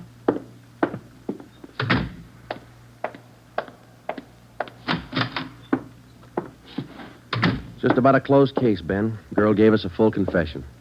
She didn't. Oh, you're not tricking me again. She didn't. She told us you're one of the leaders of the gang, Stanley. Said you got her into all this. The other two are George Jansen and Fred Milford. About a dozen kids in the gang, all of them about your age. Isn't that right? She's lying, can't you tell? She's lying. She got me into the gang. Well, she did. She's Milford's girlfriend. Ask her. Oh, she can't lie out of that one. She got me into it. I can prove it. Who's the real leader of the gang? Milford. He started it. He organized the whole thing. He collects the stuff we get, and he delivers it. Jansen helps him do it. What do you mean he delivers the stuff? Where does he deliver it? Somewhere in Dogtown, I think. Down around South Main, near the railroad yards. Who's it delivered to? I don't know exactly. I heard Jansen mention the name once. Myra, he said. It's supposed to be a big secret. Myra, that's all I remember. Where does Jansen and Milford live? Well, Jansen rooms down on East Flower. 1042, I think. It's a rooming house. And Milford lives 2 blocks over from me on Quincy. 234 Quincy. He lives with his grandmother. Got that, Ben? Right. All right, let's pick up Milford and Jansen. It was 10 minutes past 1 when Ben and I returned to headquarters with George Jansen and Fred Milford in our custody. In Jansen's room at 1042 East Flower Street, we found 2 fur coats, a box full of new car accessories, an S&W .38 revolver, and a .45 automatic. When we picked up Fred Milford at his home, we discovered 5 deluxe car radios hidden in the garage, plus a valuable assortment of cameras, cigarette lighters, and clothing. Both Jansen and Milford refused to talk, but when we got them to headquarters and showed them the signed statements of Stanley Freeman and the girl, Joanne Miller, they broke. Milford, where else did you and your gang operate besides the Wilshire district? No place, only out there, that's all. Same type of car burglars have been committed all over the city. You telling us your gang didn't have a hand in them? It's the truth. Our territory was Wilshire district. We didn't go outside. You mean some other gang's responsible? I don't know. All I know is we didn't have any part of them. Is there another gang, Milford? Maybe, I don't know. You find out. It's none of my business. It is your business, Milford. You admit you and your gang committed 55 jobs in the past 3.5 months. That leaves about 200 jobs to be accounted for. That's right. You figure it out. We have figured it out. I think you and your gang of young thieves pulled every one of those 250 jobs. There isn't any other gang. That's the story the district attorney's going to get. You're crazy. There is. I know there is. Then give us the information and save yourself a lot of trouble. Well, we're not the only ones. That's all I know. Milford, do you know how many years you get for auto burglary? I told you, we're not the only ones. There must be a couple of others besides us. Vince Mahoney, he's got a gang. Where does Mahoney operate? West Hollywood and Beverly. Where's he live? I don't know. Honest, I only met him a couple of times. Where'd you meet him? I don't remember. Where'd you meet him, Milford? Delivery. I met him down at the delivery place a couple of nights. When you delivered the property you stole from cars, is that right? Yeah. Where was that? Down by the railroad yards. Where? Chavez Street. It's a little alley off East Main. Who'd you deliver the stuff to? I told you, her name's Myra. That's all I know. We meet her and some guy on Tuesday nights. We give them the stuff and they pay us off. Mahoney delivers the same night I do. Do you meet her every Tuesday night? Yeah. You're going to meet her this Tuesday, tomorrow night? I don't know. I guess so. Same place? Yeah. Are you the only one she deals with? Sometimes Joanne. Me or Joanne. I know what you're thinking. You want to use me to trap Myra. Well, what's it worth? You know better than that. How about it, Milford? Oh, what else can I do? Give me another cigarette. By 3:30 that morning, the signed statements and confessions were piling up fast. Milford gave us a list of the names and addresses of each member in his gang, and within an hour, they were all under questioning at headquarters. Most of the suspects, about 1/3 of them girls, ranged in age from 18 to 21. As they told their individual stories, the scope of the case grew until it covered most of the city. By late afternoon of the next day, Tuesday, March 3rd, 3 more gangs operating in Venice, Bel Air, and North Hollywood had been apprehended. They confessed to more than 175 burglaries from locked cars during the past 3.5 months. At 5 o'clock that afternoon, Ben and I met with Chief Backstrand in his office. How many admissions you have now? Over 50, Ed. Here are the gang leaders' statements. What's their story? Yeah, it's pretty much the same. They all say this woman, Myra, set up the operation. You mean she got the kids and put them to work burglarizing cars? Well, not exactly. She picked the leaders, contacted them in bars or on the street, asked them if they wanted to pick up some spare money getting auto parts for her. Then she didn't tell them to go out and burglarize cars. Well, not in so many words, Ed, no. After they brought in auto parts for a couple of weeks, she told them to bring her everything they could find, outside the car or inside. Those are the words she used. 5 of the kids dictated those words into their signed confession. That should hold in court. What else did you get on this woman? Oh, she taught them how to work, told them to wear gloves, all angles. Well, we got most of the small fry. Now, where do we find this Myra woman? Any description on her? Yeah. Kids say she's about 33, 34. Good-looking redhead. 5'5", about 120, well-dressed. No description on the guy she runs with. You run a make on her yet? Yeah, no previous record. We've set up a stakeout for her tonight. 2 of the gang leaders have volunteered to go along, Miss Milford and Vince Mahoney. Good. Down on Chavez, where she usually meets them? Yeah, that's right. When? 11:15. That's the regular time for the meet, according to the kid. All right, I'll be at home. Call me. I don't want to miss out on this one. When Ben and I left Ed Backstrand's office, we went home for dinner and a few hours' sleep. At 9:30 p.m., we were back at the office. We met the men in the special detail which Backstrand had assigned for the stakeout that night. We briefed them on their duties, and then we got Fred Milford and Vince Mahoney out of their cells. To avoid any possible suspicion of the presence of a trap, we had Milford's permission to use his car in the stakeout. The car which he had said he had driven to the delivery meetings with the woman Myra at least a dozen times before. We arrived at the stakeout area, Chavez Alley in East Main, at 9:58. The meeting was scheduled for 11:15. The moon was out, but the sky was overcast, and there was a cold wind blowing from the east. Hey, what time you got, Sergeant? About 10. Why, Milford? Getting nervous? No, I'm just wondering. How you cops gonna rig this thing? In just a couple of minutes, we're going to plant you 2 in Milford's car parked up there in the alley. Now, you stay there until Myra shows up. We'll do the rest. Yeah, I know, but what'll we say? Suppose she asks for some stuff. We ain't got any. You won't need any. You won't have much time for talking. Suppose she wises up. Maybe she'll pull a gun. Maybe. Does she carry one? No, never saw her with one. Don't worry, Milford. We'll make sure you're not in danger. She's got an awful temper, that redhead. Got mad at me once when I squawked at the prices she was paying us for radios. What was she paying you, Mahoney? For an 8-tube radio, good shape, $7. She got all the gravy and you got all the grief. You're not kidding. Joe, are you? Yeah, Steve. What do you got? Well, the men are all staked out, Joe. Got the area covered from every angle. All right. You got an extra man to stay in Milford's car? I'll handle that myself. Fine, thanks. Okay. All set, Joe? Yeah. Now, Milford and Mahoney, we're going to put you 2 in your car now. There's going to be an officer with you, so there's no need to be nervous or afraid. You just sit in the car and act natural. When this Myra drives up, don't leave the car. Have her come to you. You got it? Sure. Okay. All right, Joe, let's go.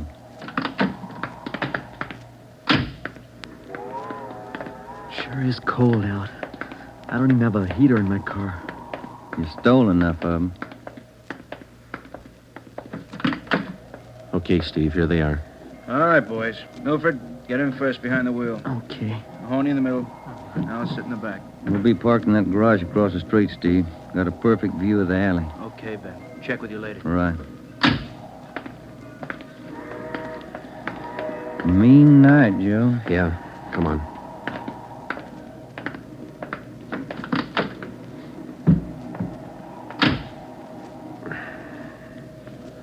It's cold here in the garage, isn't it? Yeah. It might be a long wait. What time you got? 6 minutes past 10. Thank you.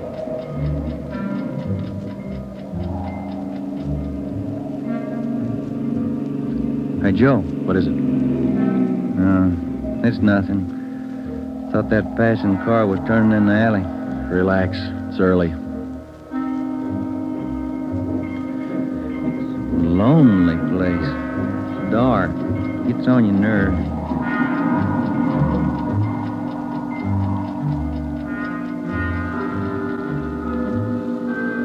That's it, Ben. 11:30. Nothing yet. Somebody might have tipped her off. Yeah, that's what I was afraid of. Now, let's wait it out anyway. Joe, that blue coupe. Yeah, he just turned in the alley. Let's go. Come on, run, Ben. Behind you. All right, you fella. Quit your fighting. What'd you get, Steve? Here he is. Just drove up in the coupe. Got out and called Milford Mahoney by their first names. He's in on it. What about the girl? No sign. Kid was the only one in the car. All right. Tell the men the stakeout's off for tonight. Have them report back in. We'll take the kid with us. Okay. All right, young fella, this way. What do you cops think you're doing? I ain't done nothing. Look, sport, we heard that from 54 different kids yesterday. We're tired of that line. Come on. When we got back to the office, we took the boy to the interrogation room and questioned him. He gave his name as Matthew Leiter, age 21. He wouldn't break until Vince Mahoney definitely identified him as a member of his car burglary gang and the special favorite of the red-headed woman they called Myra. Then Leiter copped out and told Ben and I that he had talked with Myra as late as 10 o'clock tonight. He told us that she had heard that the police had picked up some of the gang members, and she asked Leiter to drive down to the Chavez Alley meeting place. He was supposed to tell Milford and Mahoney that the weekly delivery date was off until further notice. We questioned Matthew Leiter for an hour and a half. You told us a little while ago that you talked with this woman, Myra, late tonight. Yeah. Where'd you talk to her? At her home? Her home? Don't be stupid. Nobody knows where she lives. I met her at a bar. Which bar? Julia's. Out in Santa Monica. How did she contact you? Called me at home. She's not such a bad dame. She treats you right. Sure, that's why you're in jail. Did you ever call her on the phone? I don't know her number. None of the kids do. She's smart. She taught me all I know about the racket. You'll have a rough time getting her. She taught me all I know about the racket. You'll have a rough time getting her. Maybe, but we'll get her. Ben and I left the office at 2 a.m. and went home to bed. We reported in at 8 that morning to head back Strand. The three of us went down the street to Koken's restaurant for a cup of coffee. Nobody was in a good mood. We had most or all the small fry in the citywide burglary ring, but it seemed we were still a long way from cracking the inner circle. The latter kid said that none of them knows where she lives, what her phone number is, nothing. Pass the sugar, Ed. I think we still have a few angles to study on that score. Right now, I've got some more bad news for you. What's that? You been through your mail this morning? No, not yet. We haven't had a chance. I saw the overnight reports. There were 32 car burglaries last night. 32. All the way from Wilmington to North Hollywood. How you figure it? I can't. This girl Myra must have an army of kids working for her. How much did they get, Ed? Any idea? Rough estimate, about $3,000. Usual stuff people are foolish enough to leave in their cars. Watches, cameras, furs, expensive clothes. M.O.'s the same? And like the others. If the car happens to have a rigid handle lock, they slip a piece of pipe over the handle for a lever and break it. If that doesn't work, they pry open the wing window. Some of the windows were smashed out. Sounds like you're in an awful hurry, Joe. Yeah, maybe this Myra wants a few big nights before she peddles the stuff and gets out. If we're going to get her, we can't waste time. Any suspects picked up last night, Skipper? None. Well, where did they hit most of the cars? Outside the Pan Pacific. The parking lot. Hockey game going on. Must have been 4,000 cars for them to pick over. They picked the best. As usual. Well, you better get on it.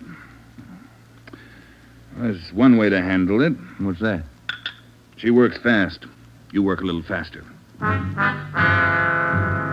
got back to the office and we went over the reports one by one. Then we called the young gang members to the interrogation room and questioned them separately and re-questioned them. We got nowhere.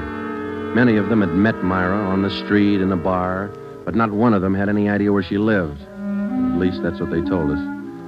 Ben had a hunch that Matthew Leiter knew more than he was telling. We had him brought to the interrogation room, and all that afternoon until 10 o'clock that night, with interruptions for his meal periods, we talked with Leiter. He would admit nothing more than what he'd already told us. Yeah, it's got me beat, Joe. Yeah. Well, let's check with Ed. Good morning, Joe. Ben? Hi, Mike. Skipper in? Just went down the hall for a minute. Be right back. Hold it a minute, will you? Yeah. Chief of Detectives always handing. Yeah. For you, Joe. Oh, thanks. He does? We'll be right over. That was Sergeant Hopkins over at the jail. Yeah? Matthew Leiter's got something to tell us. Says it's important.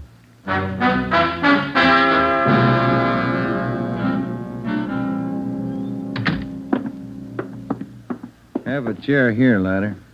Yeah, thanks. All right. You wanted to see us. I'm getting even with that dame Myra. I'm squaring with you. Yeah? She told me if I was picked up, she'd have me out in a couple of hours. She promised me a lawyer if anything happened. Said she'd get me bail. All right. Where can we find her? I don't know if she's there now, but you can find out at Francisco Motors. Big used car lot. Garage, too. It's out on Melrose past La Cienega. What's the tie-up? That's where she fenced most of the stuff we stole. Some old guy she buddies with runs the place. Big shop in the back. Store a lot of hot stuff there. Barney, Yes, Sergeant? we're through with him. Take him back. We checked with Chief Backstrand, and then we drove out to the Francisco Motor Company. We located it on the corner of Melrose and Geneva Avenue. It was a big layout. Consisted of a large used car lot sign bannering the slogan, Deluxe Auto Accessories, lowest prices in town. Along the back end of the lot, there was a large L-shaped garage. We found the man in charge, and he gave his name as Paul Hackett, the owner of the car lot. In the garage, we found the entrance to a large back storeroom. It was loaded with thousands of dollars worth of auto radios, spotlights, cratefuls of assorted car accessories. Special closets built into the walls of the garage contain racks of fur coats, suits, dresses.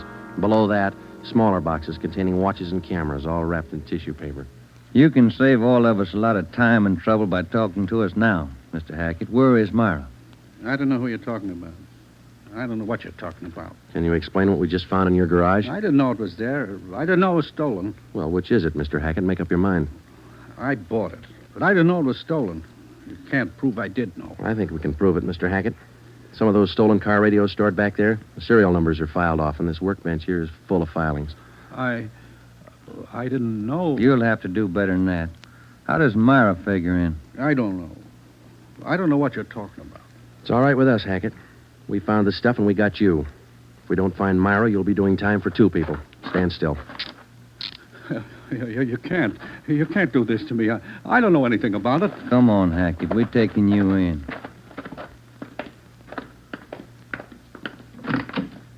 All right, get in the car. Come on, in the car. Am I going to jail? You're going to jail. All right.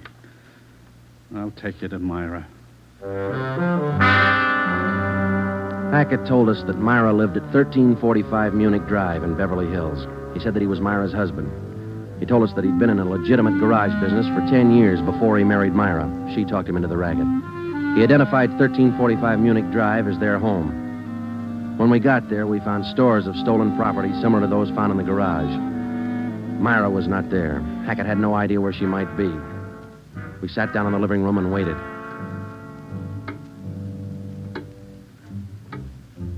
One hour, 2 hours, 3 hours. After 5 hours of waiting, the monotony started to wear on everybody's nerves, especially Hackett's. And the whole thing, it was her idea. I should have known, all hers. She did this to me. I won't take it alone. Where is she? You tell us, Hackett. Told you, I don't know. She couldn't have gone. She didn't know. I'm not going to take All right, this quiet alone. down, quiet down. That you, Paul? Thought I heard you talking to some. Who's he? The police, Myra. The police. Your smart kids told them the whole story. What are you talking about, my smart kids? What are these cops All doing right, here in the that's living... enough. Get your dirty hands off me. Get away. Kids are right, Joe. She got a Get away. temper. Who do you think you're... There, that ought to hold you for a while. All right, come on, you two, let's go. All right, copper. You win. Stupid husbands. How many times did I tell you? Don't trust those kids. Don't store the stuff in the garage. Don't open it for anybody. Get a lawyer. No, you knew better. Dumb jerk. The idea of having those cops camping in the living room waiting for me. Why didn't you warn me? I'm going to divorce you. That's what I'm going to do. I'll stick you for plenty. Jerk. All right, inside you two.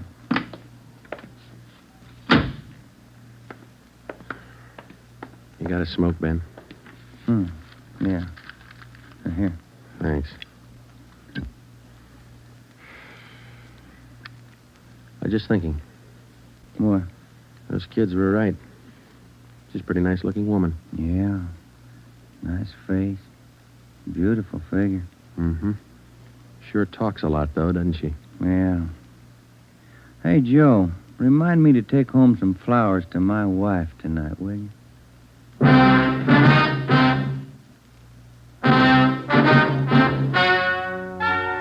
The story you have just heard is true. Only the names were changed to protect the innocent. Paul and Myra Hackett were tried and convicted on 7 separate counts of receiving stolen property. They are now serving out their sentences in the state penitentiary. Realizing that most of the young persons involved in the case were influenced by the strong personality of Paul and Myra Hackett, a separate investigation was made into the backgrounds and home life of the young offenders. In most cases, they were found to be basically good, and they were placed on probation and returned to their homes.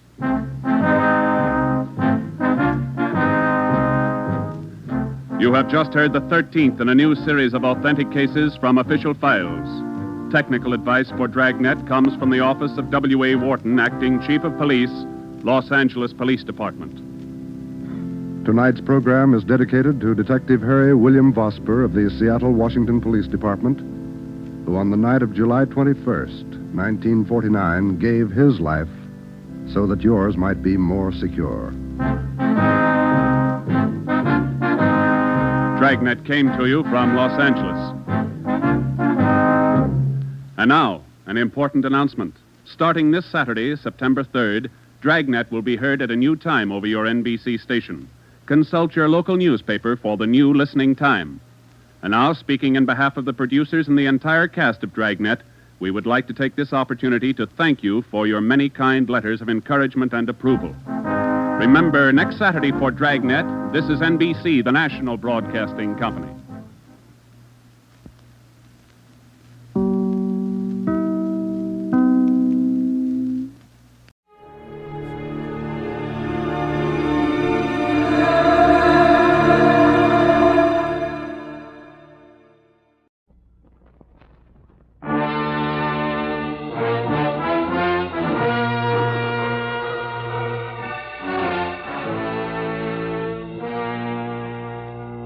Columbia Broadcasting System presents a thrilling new adventure series starring Dick Powell.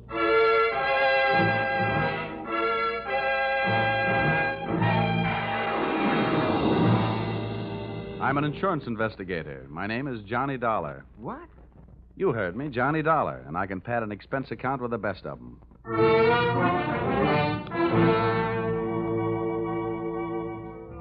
Yep, I'm a freelance insurance investigator, and I live in Hartford, Connecticut. At least that's where I pay rent. My work sees to it that I really live anywhere, except at home. I'm free, white, and 34, and so forth. If you're interested in buying me Christmas presents, I take a size 42 suit. Shirt's 15 and a half collar, sleeve length 33. My hat size is 7 1/8, except when I wind up a successful case. Then it runs about 7 3/8. At insurance investigation, I'm just an expert. At making out my expense account, I'm an absolute genius.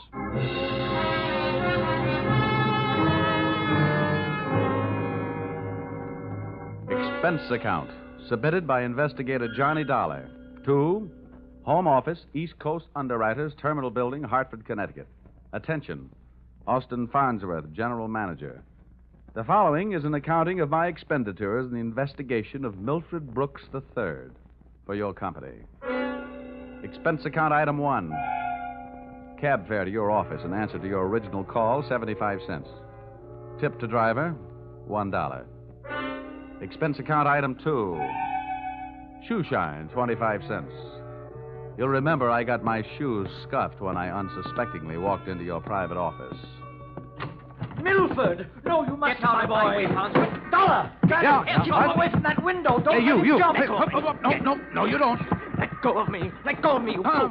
No. There are better ways of making a big splash in life. Get away!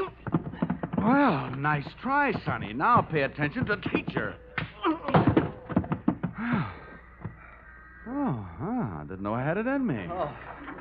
Oh, goodness gracious, Dollar. Did you have to hit him so hard? I hope you haven't killed him. He isn't too strong, you know. Don't worry. There. Now Now, Mr. Farnsworth, would you mind telling me on whose head have I the dubious pleasure to be sitting? That, sir, is Milford Brooks III. His policy with this company is in the amount of $2 million. Wow. Yes. And the boy seems bent on committing suicide. Dollar, I want you to stop him. What do you want me to do? Threaten him with death? Anything. The conditions of his policy are such that we would be forced to meet with the claim in the event of his suicide. Oh, I say, Dollar, sitting on his head that way, aren't you in danger of smothering the boy? Smothering him doesn't worry me, but these crew haircuts don't make very comfortable cushions.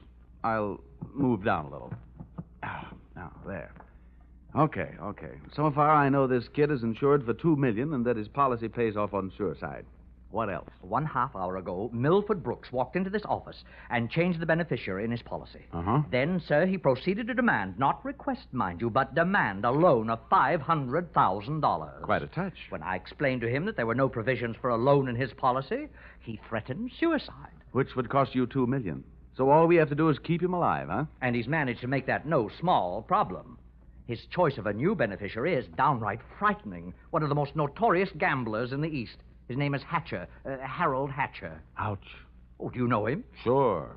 That kid's been a post office pinup boy for a lot of years. Well, that's the situation. I'm engaging you to protect Milford Brooks' future. Dollar, I want you to protect the boy. Give him something to live for. You know, an interest in life. An interest in life? Well, then, let's see. I know here. This should help. What's that you got there? Well, it's what's commonly referred to in the more successful of bachelor circles as my little black book. Oh. Well, now, let's see. Ruby? No. Her favorite expression is drop dead. Bernadine? No. She'd be the new beneficiary by midnight. Oh, dear. Now, here. Here's the one, Butter.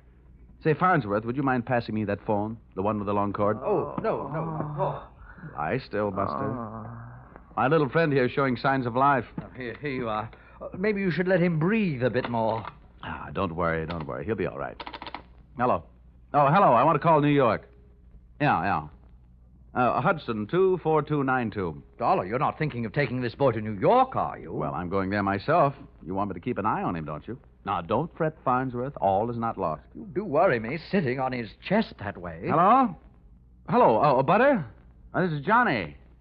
Yeah, I'll be in town tonight. I want to see you. And look, here's what I want you to do. Yes, it's all right to say over the telephone. Yeah, I want you to reserve a table at the hatchery in my name for 10 o'clock tonight. Will you do that? Okay. I'll see you at your apartment in a few hours. But, honey, I can't make it any earlier. I'm sitting up on a sick friend. Okay, goodbye. I'm not sure that I agree with your methods. Huh? Ow! What's the matter? Did he hit you? Hit me? He bit me.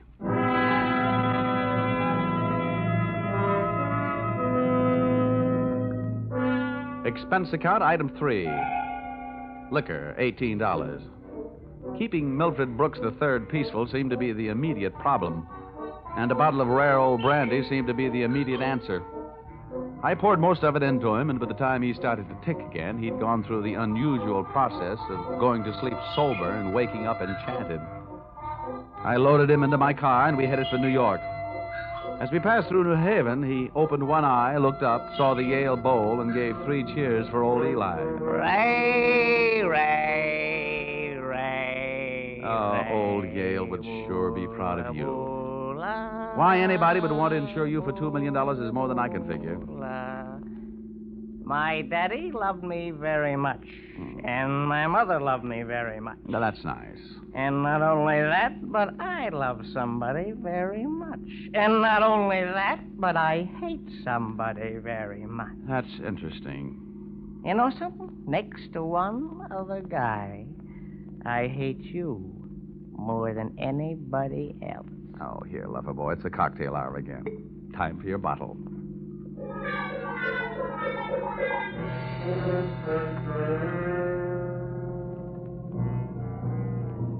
Rolling along the Merritt Parkway, I felt very much alone with my thoughts.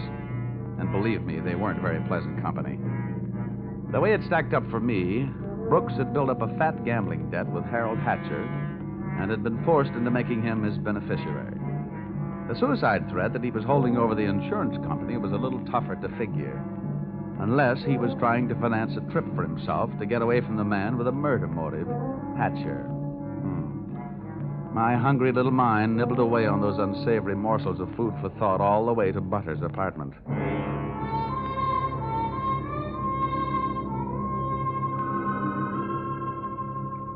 Hey, where are you taking me? I want to go to New York. If you don't behave, Buster, I'll punch your ticket. Johnny, darling, welcome to New York. Well, that's the fastest trip I ever had. Quiet. Well, where did you find this? In a box of Cracker Jack. Let us in, dear. I don't know about you. Some men bring me flowers, some bring me candy. What do you bring me? A boiled owl and a Brooks Brothers suit. Pleased to meet you. Yeah, let's trot him into the bedroom, honey. You'd look more at home in the bathtub. Let me pull down the cover. All right. Now, come on, Buster. Lie down. Charm. That kid's liquor sure can hold him. How long have you been playing nursemaid to this bottle baby? Get behind that bar, sweet, and I'll tell you all about it. Sure. Horrible examples don't seem to bother you, do they? If you knew how that guy has been bothering me. What did he do to you? Well, let's just say he put the bite on me.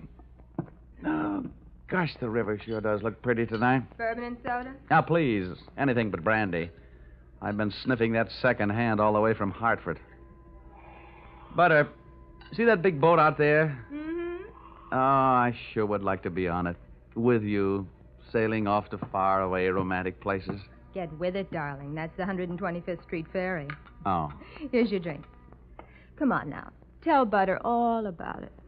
So, friend Bourbon and I proceeded to tell her all about it. It wasn't easy. Everything about her kept flagging down my train of thought. The longer she looked at me, the less I wanted of Milford Brooks III, and the more I wanted of beautiful Butter the First, and only. She was a sympathetic listener to my story until I gave her the answer to her first and only question. And where do I fit into all this? Well, baby, I thought you understood. My job is to give this poor misguided boy something to live for. That's you. Well. Now, honey, hold everything. Don't go getting your corn all popped. You misunderstand. I really mean it. I thought if he'd just got to look at you and realize that things like you exist, why, you'd make any man glad to be alive. Oh, come on now, Butter. Melt a little. I wouldn't let anything happen to you. You know that. Did I hurt you? Oh, no, I'm getting used to it. People have been taking pokes at me all day. I'm sorry. Ah, that's better. You want some more bourbon? I want some more you. Well, help yourself.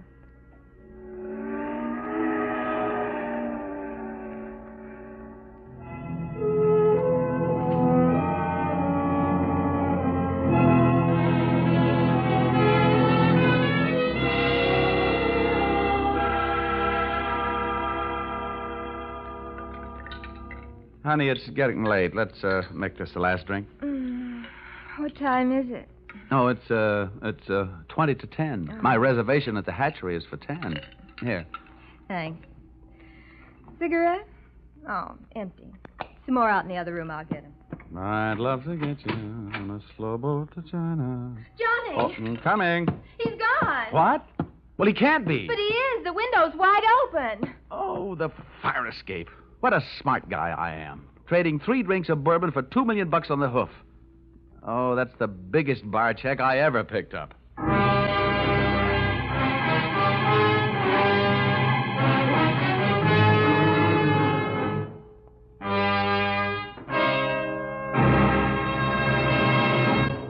That's a big bar check for anyone to pick up. As a matter of fact, it's a bigger bar check than you've ever heard of anyone picking up before. And that should give you an idea of what to expect in the second act as you follow this new CBS series starring Dick Powell in the title role, yours truly, Johnny Dollar.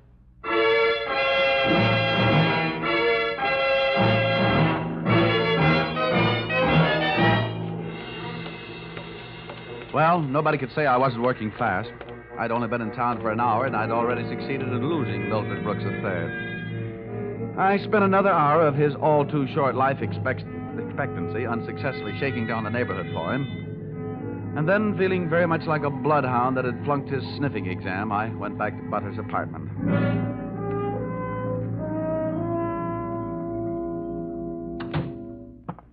No luck, Johnny. Oh, sure, plenty of luck. All bad. Is there anything I can do to help?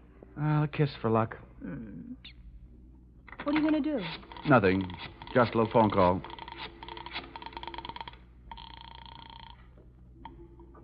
Police headquarters. This is Johnny Dollar. Give me missing persons.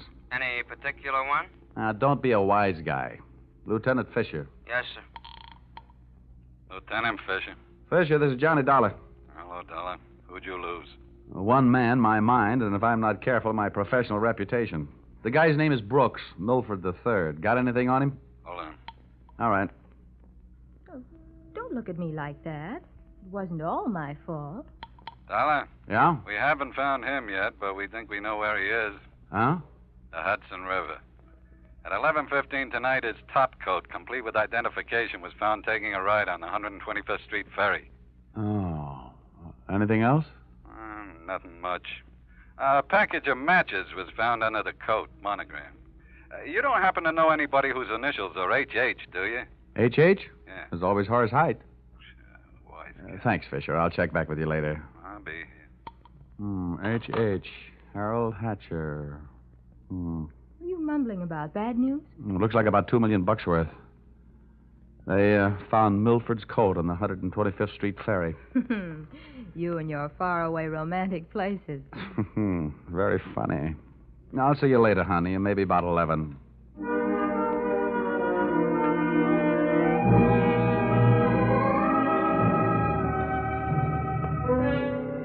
Expense account, item 4. Nightclubs.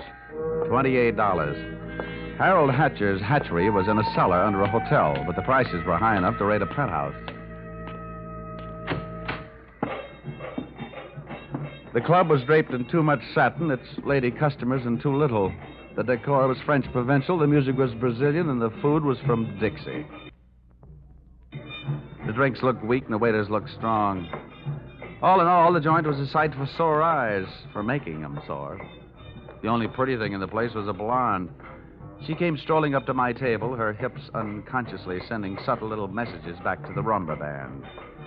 She opened her mouth, slid her tongue over her lower lip, and let a few warm, soft words slide out. Looking for someone? Well, you'll do until the real thing comes along. Sit down. Thanks. I won't have a drink. Well, I didn't ask you. My name is Janelle. Janelle? Wow, that's a nice name.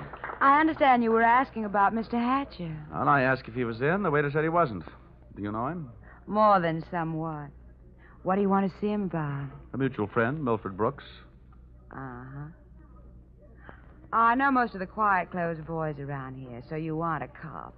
You don't look like the type that would be a society friend of the Brooks family, so what are you? I'll ignore that. Is Hatcher around? He might be. Well, then come on. Where's his office? The top of those stairs. Can I expect any trouble getting in? You won't have any trouble. How do you know? Because Harold sent me down here to look you over. Oh. I think you're all right. So, I won myself the good housekeeping seal of approval, huh? Keeping a house with you would meet with my approval. I ran for my life, at a slow walk up the stairs.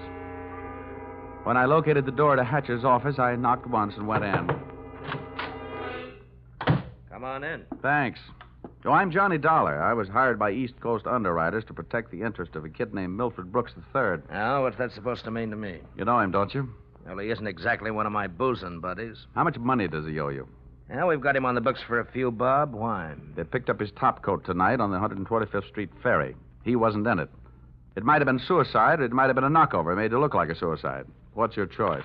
What do you get off asking me about my choice? Where were you between 11 and 11:30 tonight? What's it to you? I thought you might like to rehearse some answers. The law will be asking some questions real soon now. I don't know why I should tell you, but I was driving around in my car getting some air. Oh, now, you'll have to do better than that. They found one of your match folders under Brooks' coat. You're out of your mind. Let me ask you. The kid owed me a couple of $100,000. You think I'm going around knocking off my own assets? Hatcher, I don't know whether you're stupid or bright. Don't worry about it. I know. What about that insurance policy? What insurance policy? Now, look, Hatcher, we're big boys. We both know that changing a beneficiary in an insurance policy is a legal transaction. That means witnesses. That means it isn't secret. What are you talking about? That you and East Coast underwriters and I know all know that Brooks made you the beneficiary in his policy and that you stand to come into $2 million when they fish out his body. I don't know anything about it. Motives don't come much bigger. I'm telling you, this is all news to me, and you and nobody else is going to make me move off that story. I feel the same about mine. It doesn't take a genius to know that Brooks didn't love you $2 million worth. There's only one logical reason for his making you the beneficiary. You forced him into it. Who'd believe anything else? Who cares? They'd have to prove it. And, brother, that can't be done. Now, how would you... Yeah. Okay, Rocky, thanks for the news. Take the inspector into the bar and buy him a drink. I'll be right down. Dollar, did you turn me in? They're here, huh? Yeah. No, I didn't turn you in. I'm not a cop. Here, have a cigarette. Thanks. Here's a light. Well, come on. Maybe they just want to sell me some tickets to the policeman's ball. For a guy in a hot spot, Hatcher was certainly a cool customer.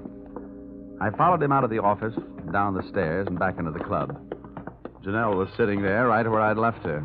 And I thought to myself, now there's a gal who should never sit down. She looks so pretty standing up. Janelle, buy Mr. Dollar a drink. I have to go play 20 questions with some fellas in the bar. Sure, baby. Anything you say. Anything. I'll see you, Dollar. Yeah. How'd you make out? Well, you can never tell about a guy like that.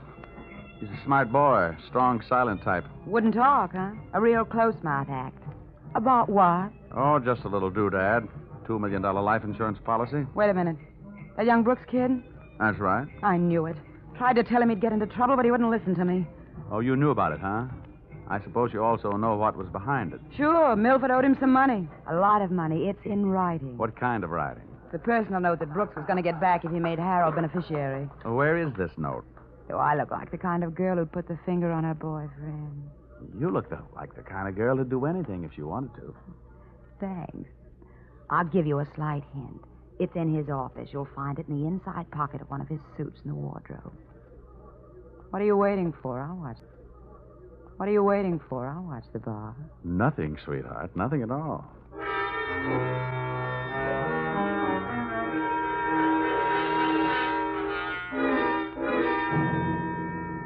Whatever her reasons, Mr. Harold Hatcher's little female playmate was trying awful hard to send him up on a murder rap.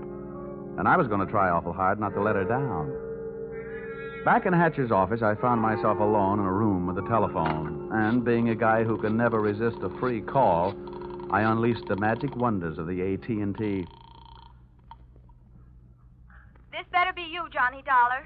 Quiet, Butter. I've only got a few seconds. It seems that's all you ever have for me. Now, if you Now, look, think that Angel, just another hour. I'll get you a nice present. I don't care if you're another century. And as for presents, the last one you brought me was a drunk, and you even let him get away from me. Good night. Life presents a gloomy picture ever downward toward the tomb. Having wasted those few precious moments of an already misspent youth, I decided I'd better get on my pony before Mr. Hatcher showed up. I found Milford Brooks' personal note in one of Hatcher's suits, all right. As a matter of fact, I found something in all his suits. A great big glimmer of light. Expense account, item 5. Taxi fare, $10. I left the office in a hurry, Janelle at her table and Hatcher at his bar. I got out of the club and into a taxi parked a half block down the street. There, I waited until my favorite suspect left the hatchery and piled into another cab, and off we went. On a chase that would have made Ben-Hur look like a plowing bee.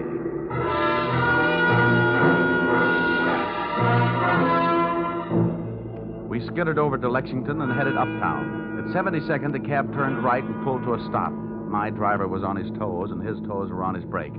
We stopped, too, half a block behind. You want I should wait, huh?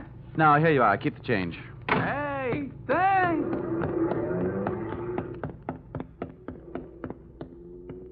It was a garage that belonged to a residence on the parallel street a block away. The living quarters upstairs were dark enough to look interesting.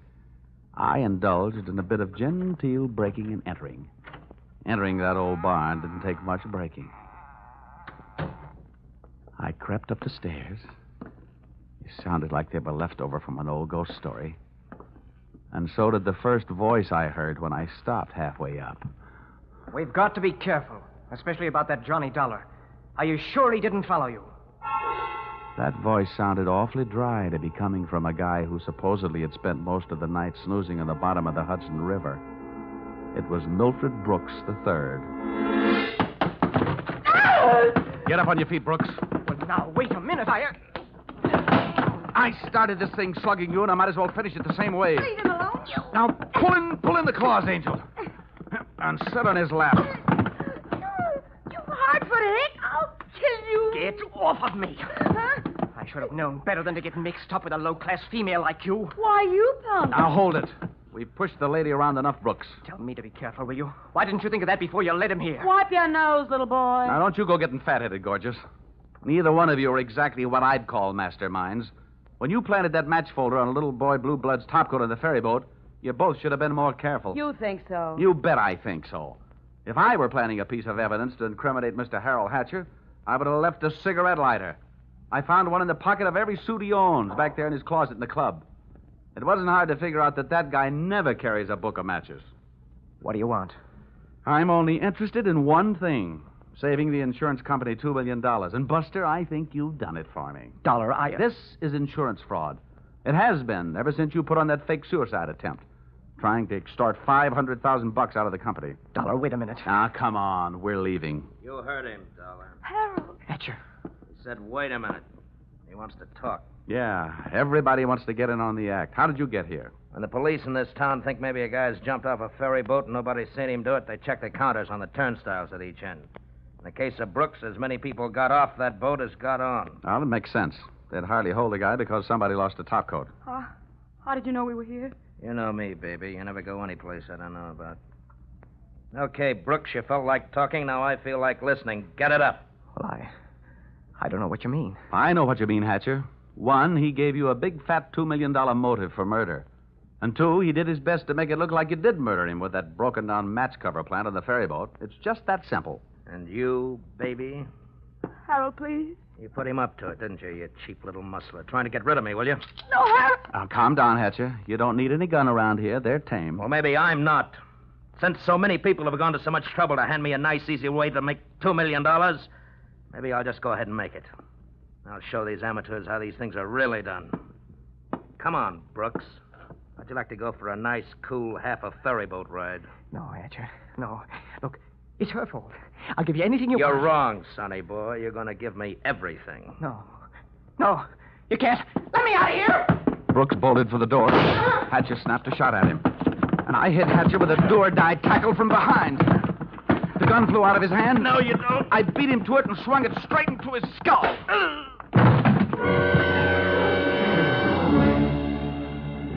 Half the people in the room were lying there bleeding. Brooks from gunshot, Hatcher from gun butt. Janelle and I stood there panting. But believe me, not for each other. We stood that way until the police arrived.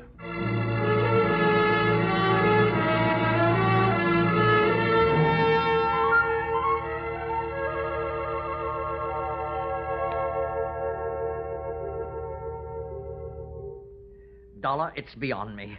I sent you out to protect the life of a very important policyholder, and now where are we? Standing in a hospital corridor worrying about whether he's going to live or die. As far as I'm concerned, Mr. Farnsworth, you're only half right. I'm just standing in a hospital corridor. Oh, Dollar, you're heartless. Well, if you'd been bitten where he bit me, you wouldn't care if he lived or died either. I'm getting out of here. Well, where are you going? It'll be explained in my expense account under miscellaneous expense. Oh, don't fall over when you come to an item for $318. $318? For what? Not for what, Farnsworth? For whom?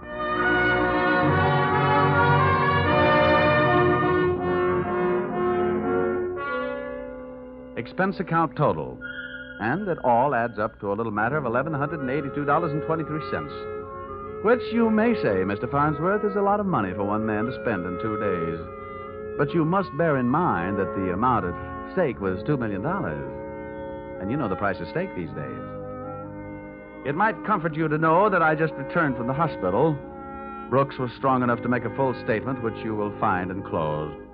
This in itself should prove sufficient to establish evidence of attempted fraud against your company, allowing you to immediately avoid his policy. It boils down to one sentence, to wit. Brooks and Janelle wanted to get rid of Hatcher so that they could live happily ever after. Knowing those two, they never had a chance. And oh, yes, that that miscellaneous item, the one for $318, it was a bracelet for a certain party who made this special investigation for me very special. Oh, if you want a receipt for this item, I'll send you a lock of her hair. Yours, truly, Johnny Dollar.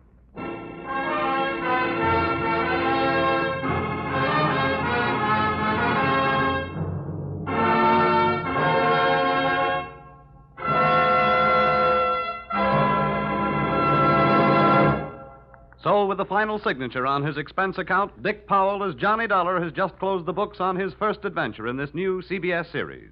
The script for tonight's broadcast was written by Paul Dudley and Gil Dowd, and the music was created and conducted by Dick Arant. The entire production was under the direction of Tony Leader.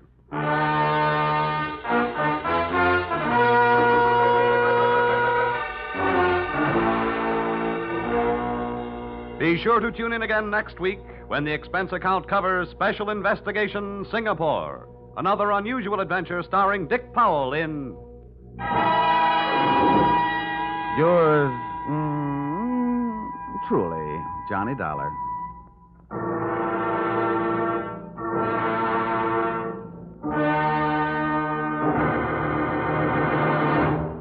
This is CBS, the Columbia Broadcasting System.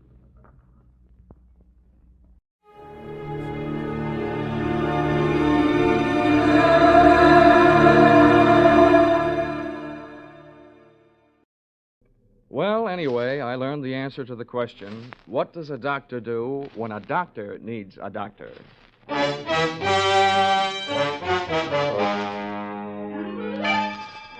This is another in the adventures of America's fabulous freelance insurance investigator, Johnny Dollar. At Insurance Investigation, Johnny Dollar is only an expert. At making out his expense account, he's an absolute genius.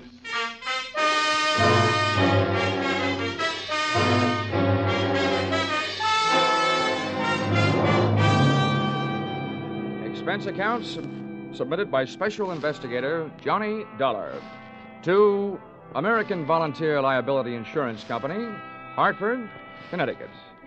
Attention, Homer Shalley, General Manager. The following is an accounting of my expenditures during my investigation of one of your policyholders, Dr. Otto Schmedlick. Or, an apple a day sent the doctor away. Or, it couldn't have happened to a bigger worm. Expense account, item 1. 80 cents cab fare to your office in answer to your call. Tip to driver, $1. Oh, morning, Mr. Dollar. Hiya. Go right in. Mr. Shalley's expecting. Thanks, sir. Good morning, Dollar. Good morning. Sit down. Thank you. I'm sorry we had that unfortunate altercation over the last expense account you submitted to this office. Oh, that's all Of right. course, it was ridiculous. You're going around tipping cab drivers $1 after a 50-cent trip. Well, you know me, Homer. Just a silly, headstrong, impetuous boy. It was somebody else's money, yes. We've been through all that. What I want to talk to you now is, policy. Oh, here it is. Dr. Otto Schmedlick, Los Angeles, California. California? Doesn't anything ever happen in Hartford? I've been using an airplane seatbelt so much lately, I'm about ready to throw away my suspenders. Dr. Otto Schmedlick. I suppose you're familiar with the existence of that type of insurance policy which protects doctors against charges of malpractice. Yeah, I've heard of them. Well, we had the rare misfortune of issuing such a policy to this quack Schmedlick. Well, what do you want me to do? Go out and take his temperature? Dollar, when I want to laugh, I tune in Jack Benny. Now, this is serious. The policy we issued to Dr. Schmedlick only covers him up to the extent of what is construed as accidental malpractice. If we can prove criminal malpractice, we can cancel the scoundrel's policy. Do you have a good reason to think it's criminal, or are you just toying with a happy thought? Look, Our company has already paid off on 2 claims. Recently, we've heard rumors about this man. It seems the Medical Association is watching him very closely. But so far, no one can prove anything. Now, Dollar, do you want the assignment? No, but I'll take it.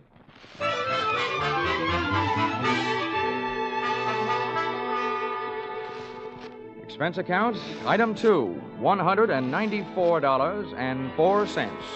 Airfare, Hartford to Los Angeles. Item 3, $4.50. Cab fare, Los Angeles Airport to the Sun Tower Medical Specialist Building, which I first spotted looming through the smog on Wilshire Boulevard, high in the high-rent district of the City Beautiful. Item 4, 55 cents, 11 nickels. Spent telephoning the Schmedlick office at 15-minute intervals until I at last found the doctor not in. In California, the doctors really specialize. And the buildings they work in sometimes really make the most of it, as I found out in the elevator going up. Second floor, eye, ear, nose, and throat. Doctors Care, Kreider, Whitetis, and Osterban. Pardon me. Third floor, fractures, strains, sprains, and dislocations. Doctors Fowler, Woodruff, Toigo, and Brown. Oh, pardon me. Fourth floor, obstetrics, orthopedic, pediatrics, and general practice. Dr. Small, Collier, Reynolds, Frank, Stanley, Feinbaum, and Schmedlick. Would all these medical terms you just tossed off by any chance mean that we have now arrived in the land of the mechanized stork? To put it crudely, yes. Thank you, Jack Armstrong.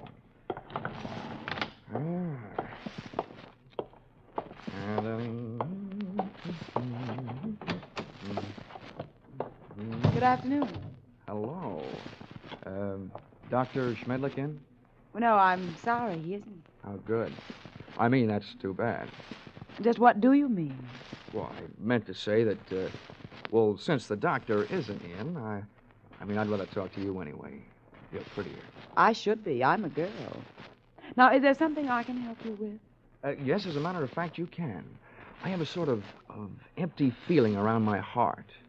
What would you prescribe? Bicarbonate of soda. Is that all? Touche. Now I have an empty feeling around my head. Please, will you state your business? Oh, now, honey, you should know that anybody who walks into a doctor's office wants to live. And after seeing you, I really want to live. What are you doing tonight? Well, I am not in the habit of making dates with strange men. Who's strange? And furthermore, you are perhaps the most insufferable, egotistical Now, if you just person give me a chance, darling, I'm sure I'll be able to prove you're right. Why, I wouldn't be caught dead with you.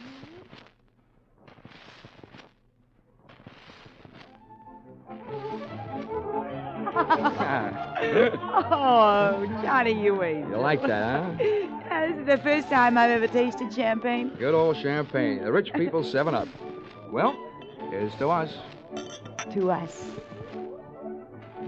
Doreen, I feel like talking. Well, thanks for putting me on guard. Listening to you can do strange things to a girl. I want you to know more about me. I'm an insurance man. I didn't go up to your office hoping to see the doctor. I wanted to see his nurse. You. Why, Johnny Dollar, if you try to sell me... Oh, hey, now, wait a minute. Hear me out. You can probably guess it's getting pretty tough trying to sell insurance these days. More than anything else, a guy needs a new angle, and I've got one. People who go to doctors are worried about their health. Now, people who are worried about their health are worried about the security of their families. So they become good prospects for insurance policies. No, but at the same time, aren't they also bad risks? A lot of them are, yeah. But they can't pass the insurance physical. But there are plenty of others. You should know the figures prove that as many healthy people go to doctors as do unhealthy. Perhaps the most popular disease in America is hypochondria, and the national headquarters seems to be located right here in Los Angeles. I see. And from me, you want a list of Dr. Schmedlick's patients? Smart girl. Smart boy.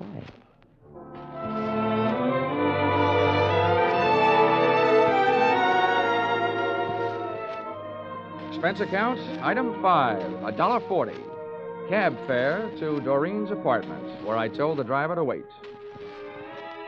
Expense account, same item, part 2, $28. Waiting time, before I took the cab the rest of the way back to my hotel.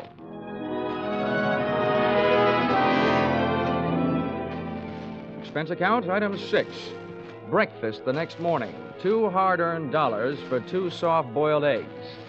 The hen that laid them must do barnyard bits in the movies. At least at those prices, she could have autographed them. At 9:30, I was right on time for my morning appointment with Doreen to pick up the list of Dr. Schmedlick's patients, a half hour before the doctor was due to arrive. Well, Johnny, for a man who stayed up so late, you're very punctual. Oh, that's me. The early worm who so often gets the bird. You got a copy of the list? Yeah, got here at 8 to type it for you. Oh, fine.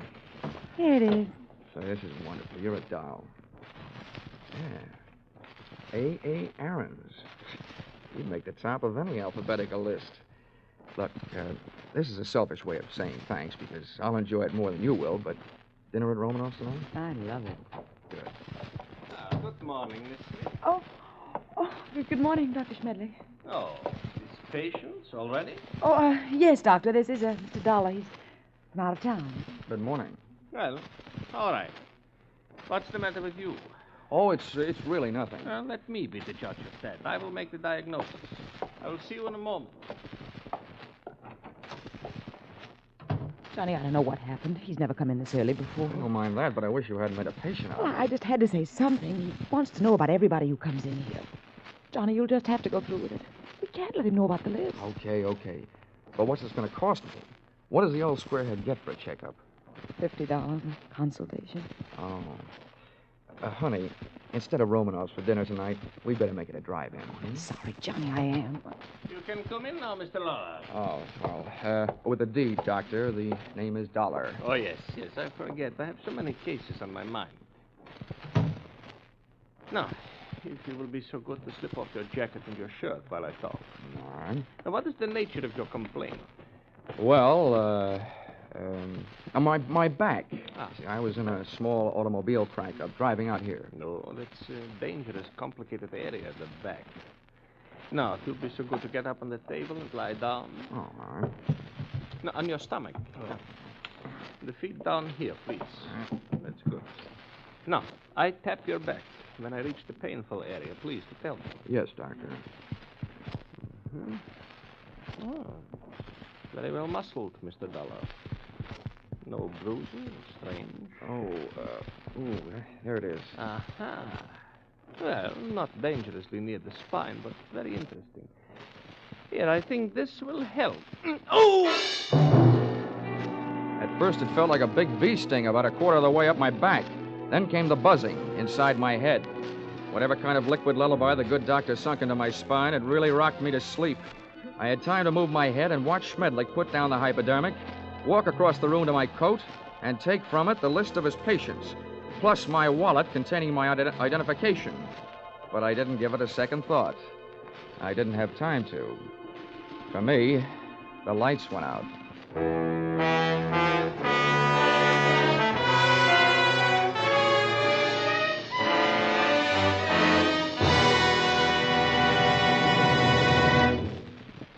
In just a moment, we will return to the second act of Johnny Dollar.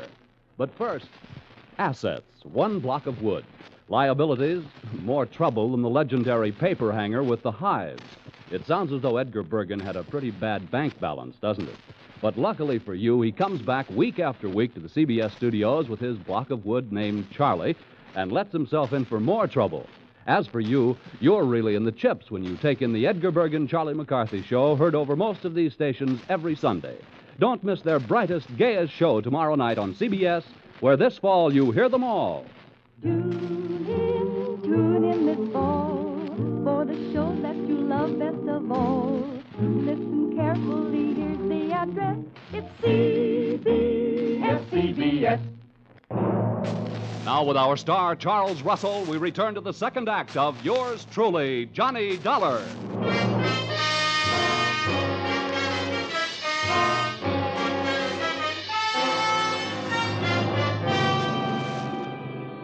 In my racket, sleeping on the job isn't always fun, and this was one of those times.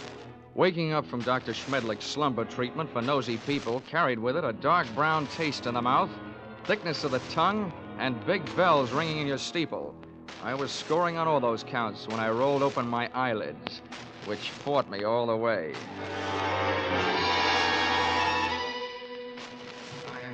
sat up and found myself on a hard canvas cot in a bare room with soft walls. They were padded. The window wasn't much. What there was of it was barred. So was a tiny opening in the upholstered door.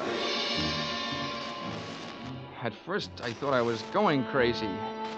Then I realized I was in the kind of place where they put people they think have already joined the ranks of the enchanted. It took me only 10 years to make it over to the door before I looked out through the small slit. Hey! Hey, come here, someone!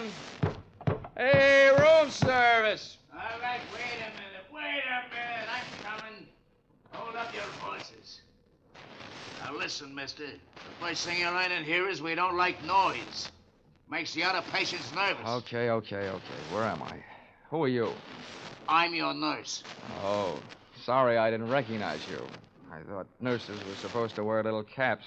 I got a little cap, but I don't wear it indoors. Hey, listen, you. Don't go making fun of me. You'll be sorry, see? I'm sorry now. How'd I get in here anyway? Well, all I know is this place is for your own good. They say outside you're dangerous. You can depend on it. If I ever get out, I will be. What'd you say? Nothing. You're one of them, all right, talking to yourself. What's your name? Well, it's none of your business, but I'll tell you. I don't like people calling me hey you, so I'll tell you. My name is Foggy. Okay, Forgy. Listen, all I want is a chance to talk to somebody who's in charge. How about it? That's easy. When your time comes, the boss will be here without no asking. You get one visit from the boss every day, just like all the others. When'll that be? Just before supper. So why don't you go back to sleep? That won't be for 4 more hours. Oh, dandy. Who is this boss? What's his name? The boss is not a he. It is a she. And her name is Dr. Doreen Smith. I had 4 hours to think up different ways of calling myself a sucker. At the end of hour number 1, I ran out of fingernails. At the end of hour number 2, I ran out of patience. And the other 2, I spent devising torturous new ways of getting even with a combination that shanghaied me into that fancy 4-walled straitjacket. They had left me only one move to make. That was out. I figured that if the winsome Dr. Doreen Smith paid me a visit, she'd come with her body well guarded, probably by the charming, bemuscled behemoth, Nurse Foggy, who, from what I saw of him through that slit in the door, was no Florence Nightingale, believe me. For him, I needed a club. I didn't have much to work with. The iron and canvas cot was heavily bolted to the floor, as was the only other piece of furniture in the room, a small but sturdy table. Took off one of my shoes, ripped the heel off in an angle of the cot, and looked lovingly at the shiny little nail points gleaming back at me from the solid piece of leather in the palm of my hand. I put it to work, ripping a 4-foot square of canvas out of the cot. Then I put both of my shoes into the center of the square, picked up the corners, tied them together close to the weight, gave it a heft, feeling that I now had at least the start of a weapon. Hey, you! Here we are. Oh, I suppose you think that's good news. He's safe, Dr. Smith. He's still groggy from that joke. Don't trust him. Grab his arms when you go in and hold on. Now go ahead, I'll follow.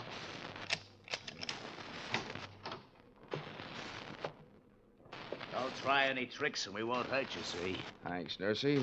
I wouldn't think of it. Come here, you. Back in here, sweetheart. Oh, dropped your hypodermic. Planning on rocking me to sleep again, huh? You let go of me. Sure, but let me tell you something. This is one squirrel that's going to get out of this cage. Don't rub my fur the wrong way. My head aches. I'm seeing double.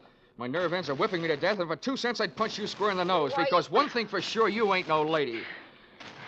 Now, sit down. Stay there while I put on what's left of my shoes. You better go back to Hartford, little boy. This is too big for you. Being around you will make anybody grow old in a hurry. What do you think you're gonna do? Right now, I'm going to take your keys, lock you in here with Sleeping Beauty there, and then I'm going out for a breath of fresh air.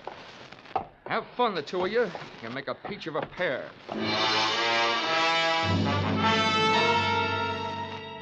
I stumbled through the rest of the building, which turned out to be nothing more than a country house. There were no other rooms like the one I had just vacated. For that matter, there were no other so-called patients. It could have been a place maintained for the purpose of making people talk or keeping them from talking. There was no telephone. I couldn't call out, but neither could anybody call in to find out that something was going wrong. This little crime crib was apparently located well out in the country. That meant that Dr. Doreen Smith had arrived in a car, which I commandeered and drove to the nearest filling station.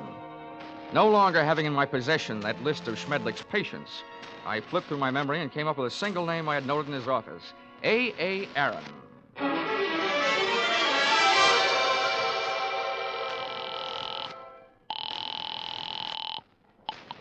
Hello? Hello, is Mr. A.A. Aaron in, please? It is Aaron speaking. Oh, good. Mr. Aaron, I'm representing a group of West Coast druggists. I'm making a survey. Where do you have your prescriptions filled? It is at the Enjoy Pharmacy on Beverly Boulevard. Oh, I see. One more question, Mr. Aaron. I know that in many cases people go to the pharmacist recommended by their doctor. Is this the case with you? Yes, that is right. Well, thank you, Mr. A.A. Aaron.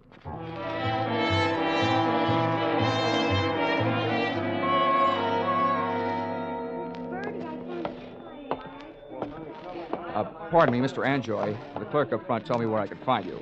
My name is Dollar. I'd like to have a word with you if you have the time. On the basis of ethics, the state of California should have picked up the gentleman's pharmaceutical license and issued him a barber's permit. Mr. Anjoy loved to talk.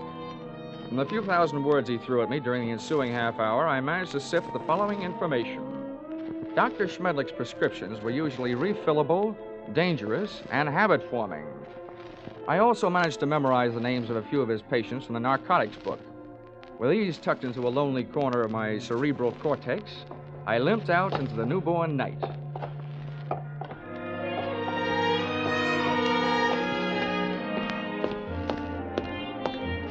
Expense account item 7, 50 cents.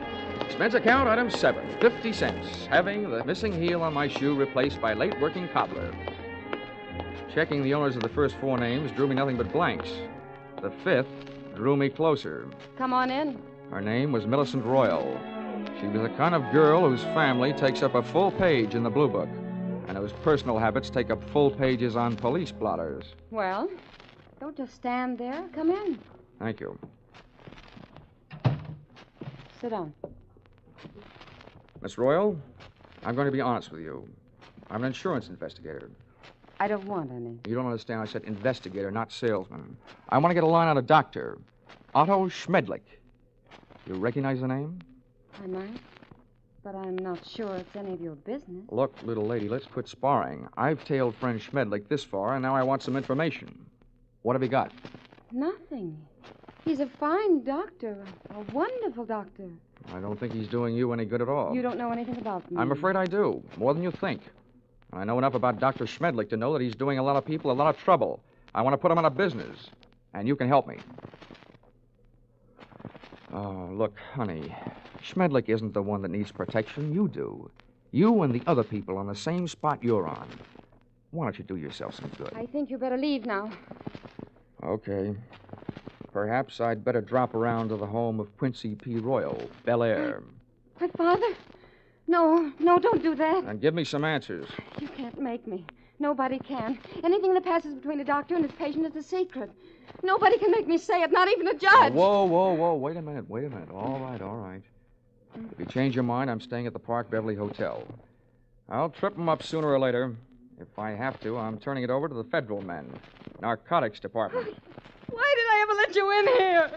Get out. Leave me alone. Go away. Please. You can't make me do anything. Well. Is my estranged wife having a lover's quarrel? Bill, get this man out of here. Make him leave me alone. I don't see why I should rescue you from anybody's clutches. But you, I don't like your look, so get out before I bust you in half. You know, you look like just the guy who might be able to do it. Happy honeymoon.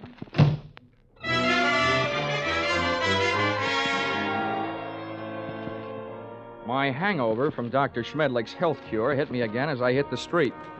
What I needed was a hot shower and a cold drink. After the water hit me in the face, and a trifle of the same hit the scotch in my glass, I sat down in the big easy chair in my room, posing for a picture. Johnny Dollar, lonesomest man in town. I was mixed up in something mighty big and mighty wrong, but something I couldn't as yet put a finger on. Up until then, I had to go on with ability, experience, and instinct, all unacceptable to the police as evidence. I asked myself why I hadn't called the law and told them about my party with the lady doctor and the man nurse.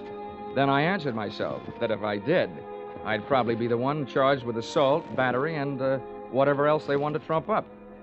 Again, it would only be my word against that of an established medical man and his doctor-type nurse. So I decided to leave Doreen and her monster-type nurse where they were until I could turn them over to the cops. 4 drinks later, I was beginning to realize that those kind of troubles don't drown easily. And then the phone rang. Yeah? Mr. Dollar? Yes, this is Dollar. This is Millicent Royal. I want you to come over right away. Right away. Wait a minute, what's the matter? I changed my mind. I'll tell you everything. Anything you want to know. Oh, listen, Millicent, take the advice of an old hand at this sort of thing. If you want to help, tell me now, over the phone. No. You can't trust telephones. Somebody's always listening. Oh, listen to me. It never fails, Miss Royal. You're playing around with the kind of suspense they like to put into movie scripts. The dame calls with some hot information she's afraid to spill over the phone. Then when the investigator gets there, she's dead. Hurry. Bye.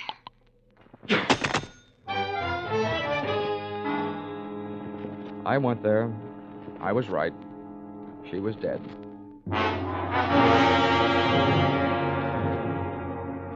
That gave me 2 people to go looking for.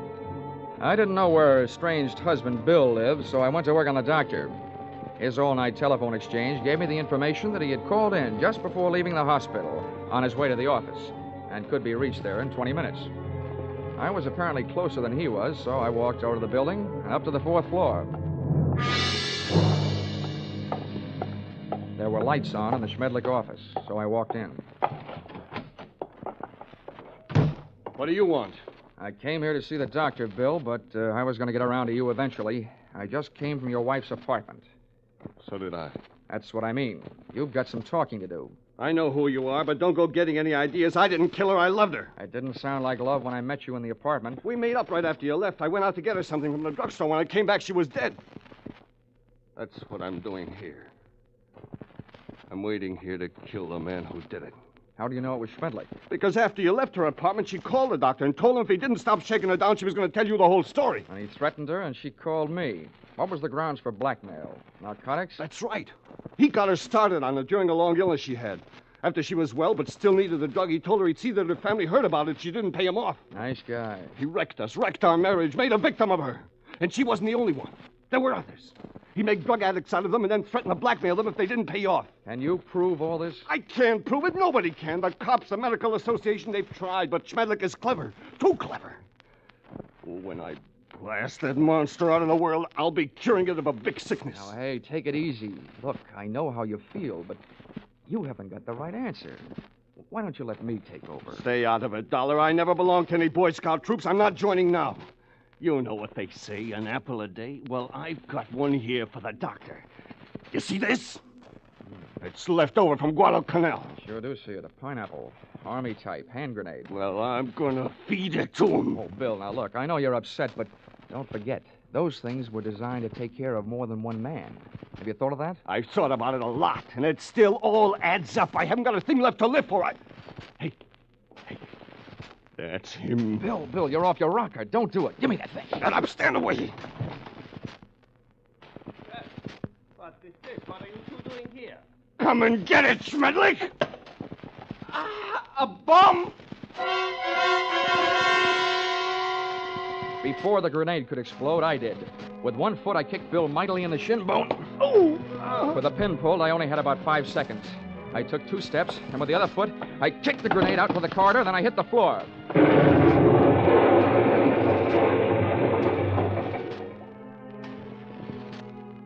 All right. I'll still take you to pieces, Schmedlick. I let Bill go to work on the doctor until he had socked him into a state of unconsciousness. And to save Bill from a murder rap, I did the same for him with a loose portable typewriter. Sorry, but it's time to typewrite the tagline, William. Oh! P.S. Then I called the police.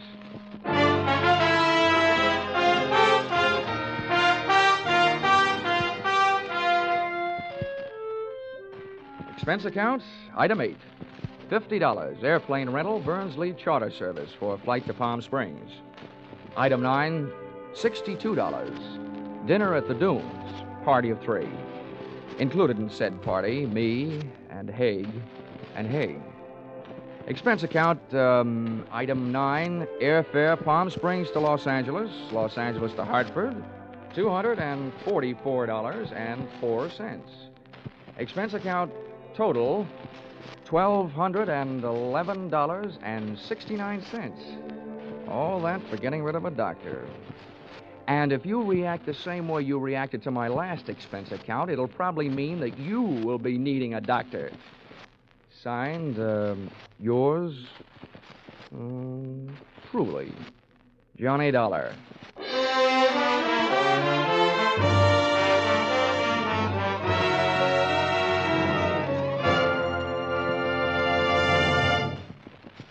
Yours truly, Johnny Dollar, is produced and directed by Gordon T. Hughes and stars Charles Russell. Script by Paul Dudley and Gil Dowd.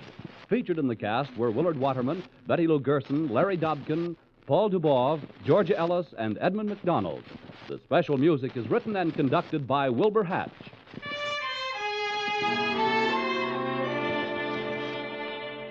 Be sure to be with us next week when another unusual expense account is handed in by yours truly, Johnny Dollar.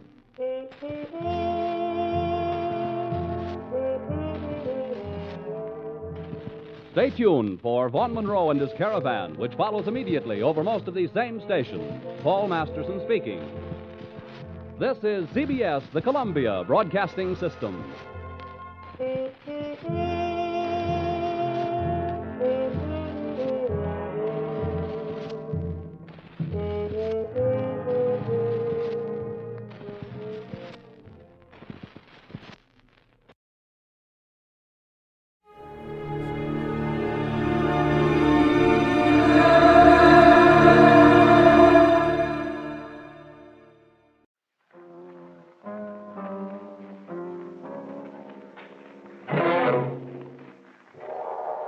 The Columbia Broadcasting System presents yours truly, Johnny Dollar.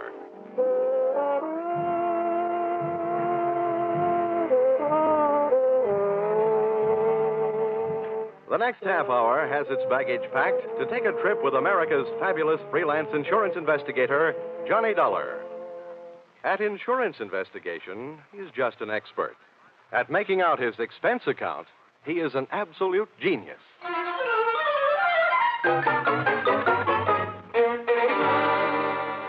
Expense account submitted by Special Investigator Johnny Dollar to Home Office, Honesty Life Insurance Underwriters, Terminal Building, Hartford, Connecticut. Attention, Austin Farnsworth, General Manager. The following is an accounting of my expenditures in the investigation of policyholder Milfred Brooks III for your company. Expense account item 1, 75 cents. Cab fare to your office in answer to your original hurry call. Tip to driver, $1.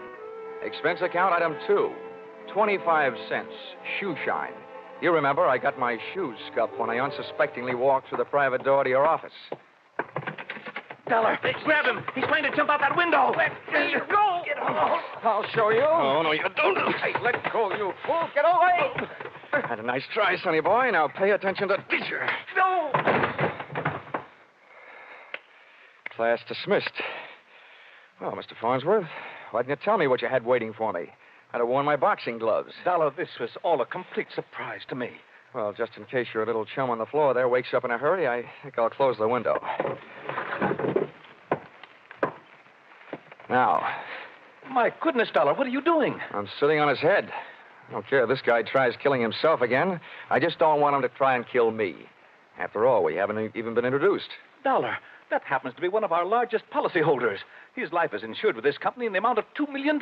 Oh, now I can see why you're so anxious to keep him from putting a dent in the sidewalk. Precisely. He'd also put quite a dent in your company's bank account. By the way, Dollar, aren't you in danger of smothering the boy sitting on his head that way? Maybe. Now, tell me, what's this guy's name and what's his story? That, sir, is Milfred Brooks III. As I said, we have him insured for $2 million. His mother and father left him with a paid-up policy for the sole purpose of enabling his heirs to pay the inheritance taxes on his estate when he dies. Unfortunately, due to the kind of life he's been leading, Brooks not only hasn't any heirs, he hasn't any money. He blew all his cash? That's right. Now he's trying to get some out of us by threatening to kill himself. And that policy pays off on suicide. In a mortuary, he'd be a millionaire, huh? Please, Dollar. Sorry, go on.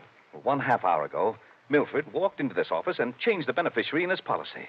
When that was done, he proceeded to demand, not request, mind you, $500,000 in cash. Oh, well, say, that's quite a touch. When I explained to him that there was no loan provision in his insurance policy, he threatened suicide. He said I could either give him the $500,000 cash or pay off the $2 million on his policy. So all you have to do is to keep him alive.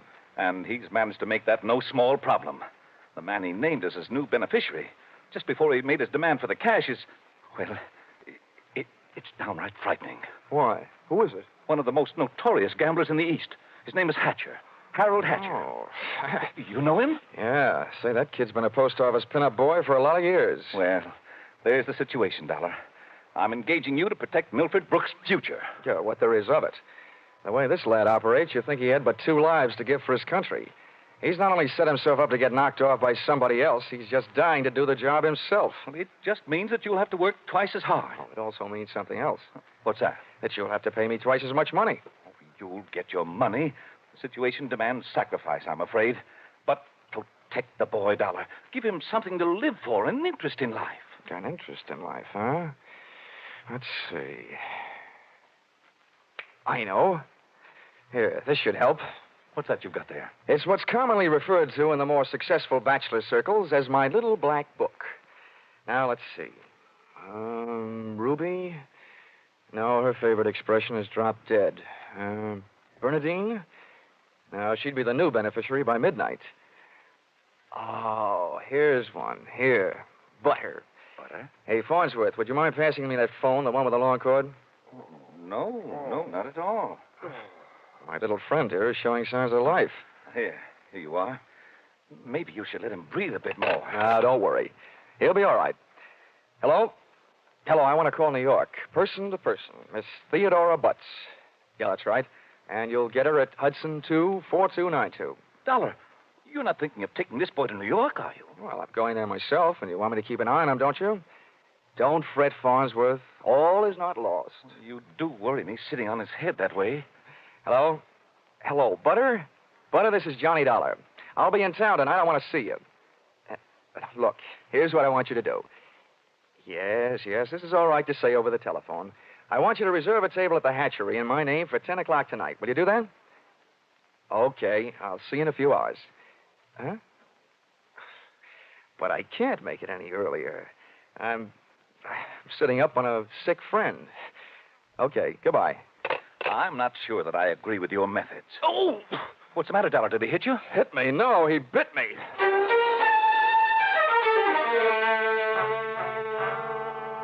Expense account, item 3. Liquor, $18. Keeping Milford Brooks III peaceful seemed to be the immediate problem, and a bottle of rare old brandy seemed to be the immediate answer. I poured most of it into him, loaded him into my car, and we headed for New York. As we passed through New Haven, he opened one eye, looked up, saw the ale bowl, and gave 3 cheers for old Eli. Yeah, right. Old Yale would sure be proud of you. Why anybody would want to insure you for $2 million is more than I can figure. Yeah, well, my daddy loved me very much, and my mother loved me very much. Not only that, but I love somebody very much. And not only that, but I hate somebody very much. Hey, you want to know something? Huh? Next to one other guy, I hate you most of anybody else. Here, lover boy, it's cocktail hour again. Time for your bottle.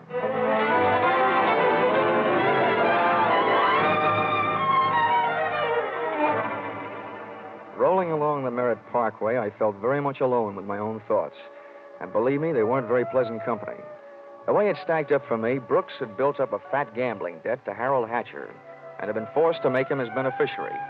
The suicide threat that he was holding over Honesty Insurance Company was a little tougher to figure, unless he was trying to finance a trip for himself to get away from the man with a custom-tailored murder motive, Hatcher. My hungry little mind nibbled away on those unsavory morsels of food for thought all the way to Butter's apartment.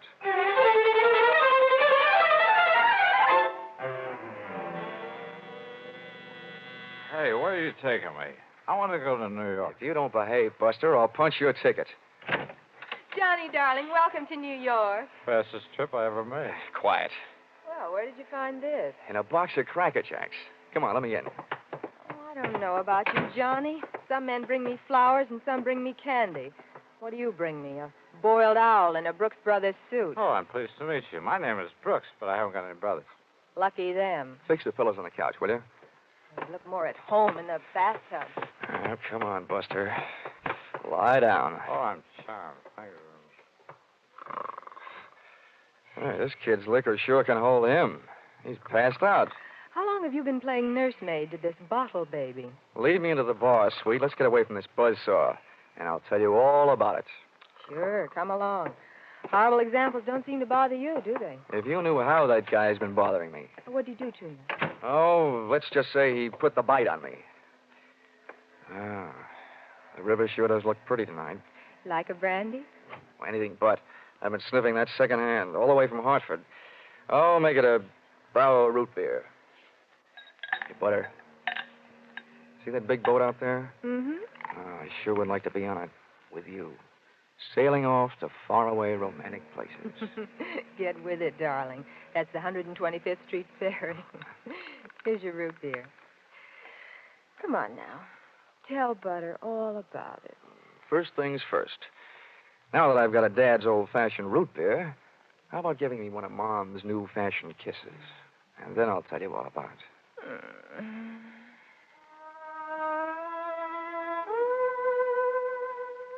A few seconds later, I proceeded to tell her all about it, and it wasn't easy. Everything about her kept flagging down my train of thought. She was a sympathetic listener to my story until I gave her the answer to her first and only question. Where do I fit into all this? Well, baby, I thought you understood. My job is to give the poor, misguided boy something to live for. That's you. Well, he should live so long. Now, Butter, wait a minute. Well, don't butter me. Now, don't get excited now. You misunderstand. I really mean it. I thought if he just got a look at you, realized that things like you exist, you'd make any man glad to be alive. If you can't stand it, I'll take him away. But I sure need you, Butter. Come on, baby. Melt a little. I wouldn't let you get hurt. You know that. Did I hurt you? No, I'm getting used to it. People have been taking pokes at me all day. I'm sorry. Ah, that's better. Want some more root beer? I want some more of you. How about another kiss? Well, help yourself. Darn. I'll get it, Johnny. Okay, and if a man answers, hang up, will you? Oh, don't worry. Hello. Yes, this is Hudson 24292. Well, that depends. Who's calling? Oh, just a moment. It's for you, Johnny. Mr. Farnsworth. Huh? Oh, okay, I'll take it. Thanks. Say, while I'm talking, be a good girl, will you? And take a look at Milford in the other room. And while you're at it, get me in the root beer, huh? Oh, sure. The service is good around here.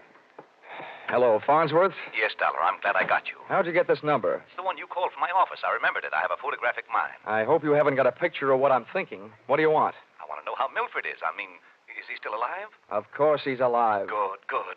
Do you suppose I could talk to him? I mean, do you think he'll talk to me? Well, the last time I saw him, he was sound asleep.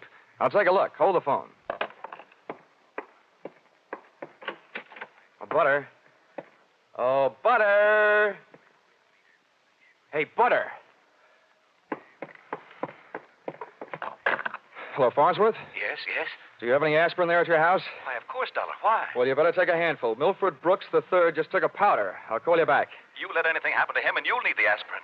I've already got a headache. When Milford left, he took my girl with him.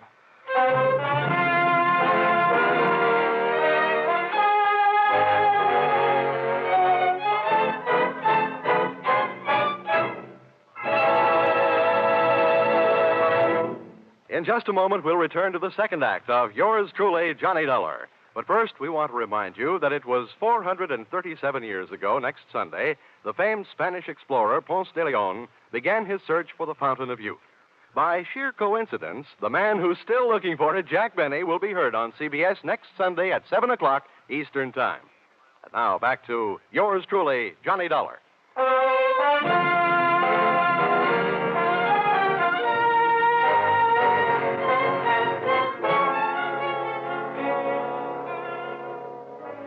Well, nobody could say I wasn't working fast.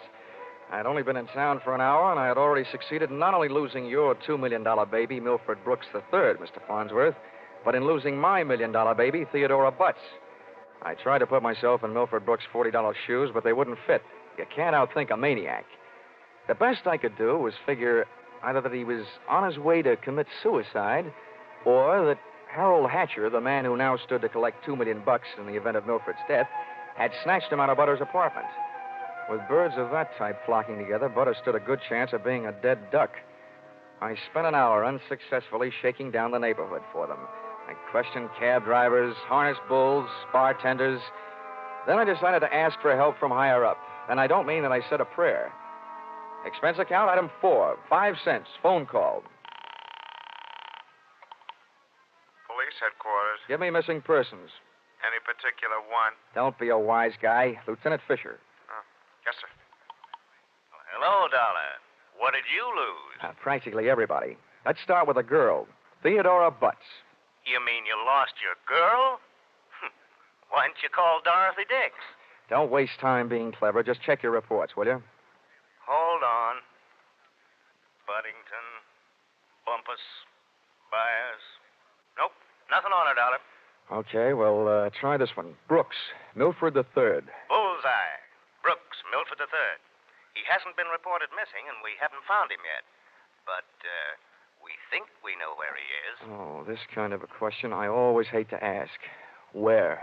The Hudson River. At 11:15 tonight, his top coat, complete with identification, was found taking a ride on the 125th Street ferry. Anything else? Nothing much. Package of matches was found under the coat, monogram.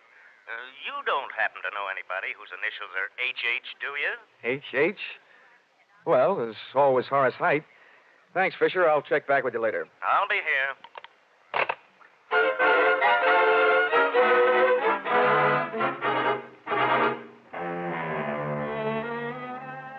Expense account, item 5.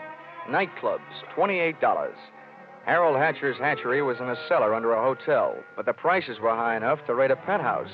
The club was draped in too much satin, its lady customers in too little. The decor was French provincial, music Brazilian, and the food was nowhere.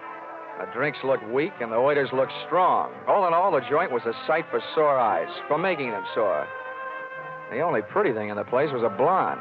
She came strolling up to my table, her hips unconsciously sending subtle little messages back to the rumba band. She opened her mouth, slid her tongue over her lower lip, and let a few warm, soft words slide out. Looking for someone? Oh, well, you'll do until the real thing comes along. Sit down. Thanks. No, I won't have a drink. My name is Janelle. I understand you were asking about Mr. Hatcher. Yeah. You know him? More than somewhat. Are you Mrs. Hatcher by any chance? I might be. Does that mean you might admit it, or that you might talk him into it someday? I'll ignore that. What do you want to see him about? A mutual friend, Milford Brooks. I know most of the quiet-clothes boys around here, so you aren't a cop. You don't look like the type to be a society friend of the Brooks family. So what are you? I'll ignore that. Is Hatcher around? He might be. Oh, come on now. Where is this office? At the top of the stairs in the back. Can I expect any trouble getting in? You act like you just saw a B picture. Harold is doing his best to act like an honest businessman these nights. You won't have any trouble. How do you know? Because Harold sent me down here to look you over. I think you're all right. Oh, so I've won myself the good housekeeping seal of approval, huh? Keeping house with you would meet with my approval. I ran for my life, had a slow walk across the dance floor, edged my way through a cluster of tables, and went up the back stairs. When I located the door to Hatcher's office, I knocked once and went in. Come on in. Thanks. I'm Johnny Dollar. I've been hired by Honesty Life Insurance underwriters to protect the interest of a guy named Milford Brooks III. What's that supposed to mean to me? You know him, don't you? Well, he isn't exactly one of my boozing buddies. How much money does he owe you? We've got him on the books for a few grand. Why?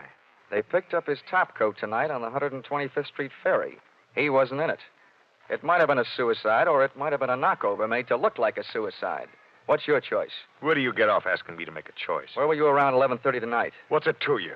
I don't know. I just thought you might like to rehearse a few answers. The law will be asking you some questions real soon now. I don't know why I should tell you, but I was driving around in my car getting some air. You better do better than that. They found a match folder under Brooks' coat. It had your initials on it. You're out of your mind. The guy owed me $200,000. You think I'm going around knocking off my own assets? I don't know whether you're stupid or bright, Hatcher. Don't worry about it. I know. What about that insurance policy? What insurance policy? Now, look, Hatcher, we're big boys now. We both know that changing the beneficiary of an insurance policy is a legal transaction. That means witnesses. That means it isn't secret. You mind telling me what you're trying to say? That you and the Honesty Insurance Company and I all know that Brooks made you the beneficiary in his policy and that you stand to come into $2 million when they fish out his body. I don't know anything about it. Motives don't come much bigger. I'm telling you, this is all news to me. You or nobody else is going to move me off that story. I feel the same about mine. It doesn't take a genius to know that Brooks didn't love you $2 million worth. There's only one logical reason for his making you the beneficiary that I can see. You forced him into it. Who'd believe anything else? Who cares? They'd have to prove it. And, brother, that can't be done. Now, how would you like... Wait a minute. Yeah? Yeah. Oh, okay, Rocky. Thanks for the news. Dollar, did you turn me in? Oh, they're here, huh? Yeah. No, I didn't turn you in. What's the matter? You got a good story, Hatcher? You're not worried, are you? Here, have a cigarette. Thanks. Oh, I got a light. Oh, worked the first time. Yeah. Nope, I'm not worried. I'll be out in 48 hours. You'll be lucky if you're out in 48 years. Okay, boys, come on in. The homicide boys invited Hatcher down to headquarters. He accepted and invited them down to the bar for a no-hard-feelings drink. They accepted. I walked back down the stairs into the club. The place hadn't changed. Same stale customers, the same stale music, same stale air. And the same lovely Janelle sitting at the same unlovely table. Hello. How'd you make out? Oh, I left before they started playing 20 questions. But I wouldn't worry.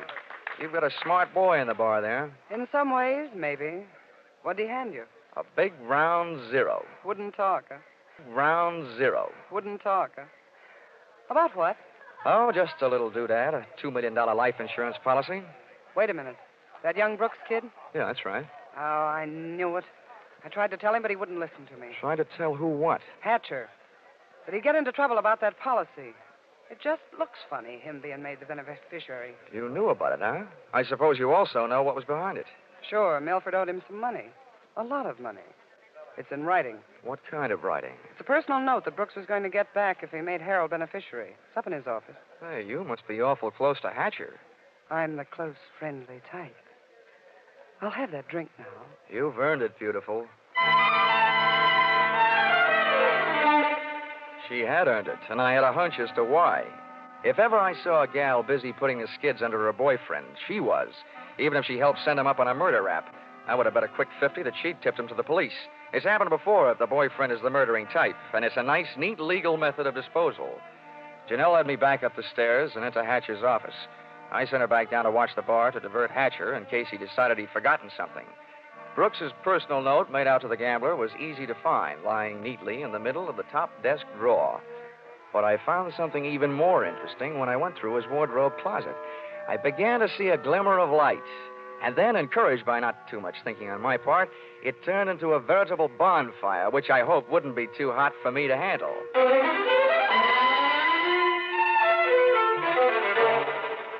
Did you find everything? Honey, if I were a judge, I'd be ready to sentence the guilty party. Good. Oh, waiter, the check. Where are you going? To the police? Bright girl. I'll see you later.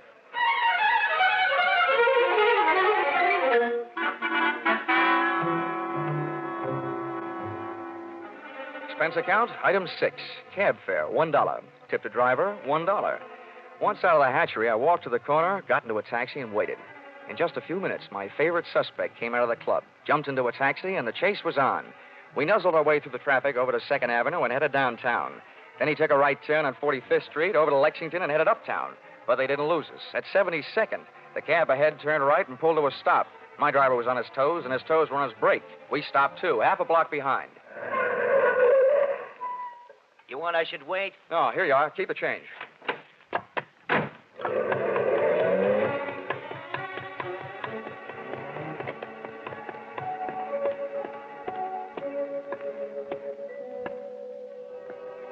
garage that belonged to a residence on the parallel street a block away. I made out a for sale sign on one of the big doors. The living quarters upstairs were dark enough to look interesting, so I indulged in a bit of genteel breaking and entering. Entering that old barn didn't take much breaking. I crept up the stairs. They sounded like they were left over from an old ghost story. And so did the first voice I heard when I stopped, halfway up. So we've got to be careful, especially about that Johnny Dollar. Are you sure he didn't follow you?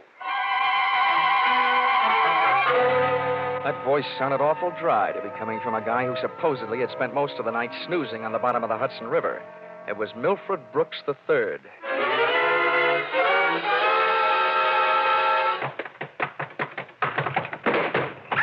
Get up on your feet, Brooks. Now, wait a minute. I started this thing slugging you. I might as well finish it the same way. Leave him alone. He's mine. Pull in the claws, Angel, and sit on his lap. Oh, you Connecticut hick. I'll kill you. Look, I'm the last guy in the world who enjoys physical violence, give or take. But believe me, you two are coming mighty close to changing my whole character. Now settle down before I really lose my head.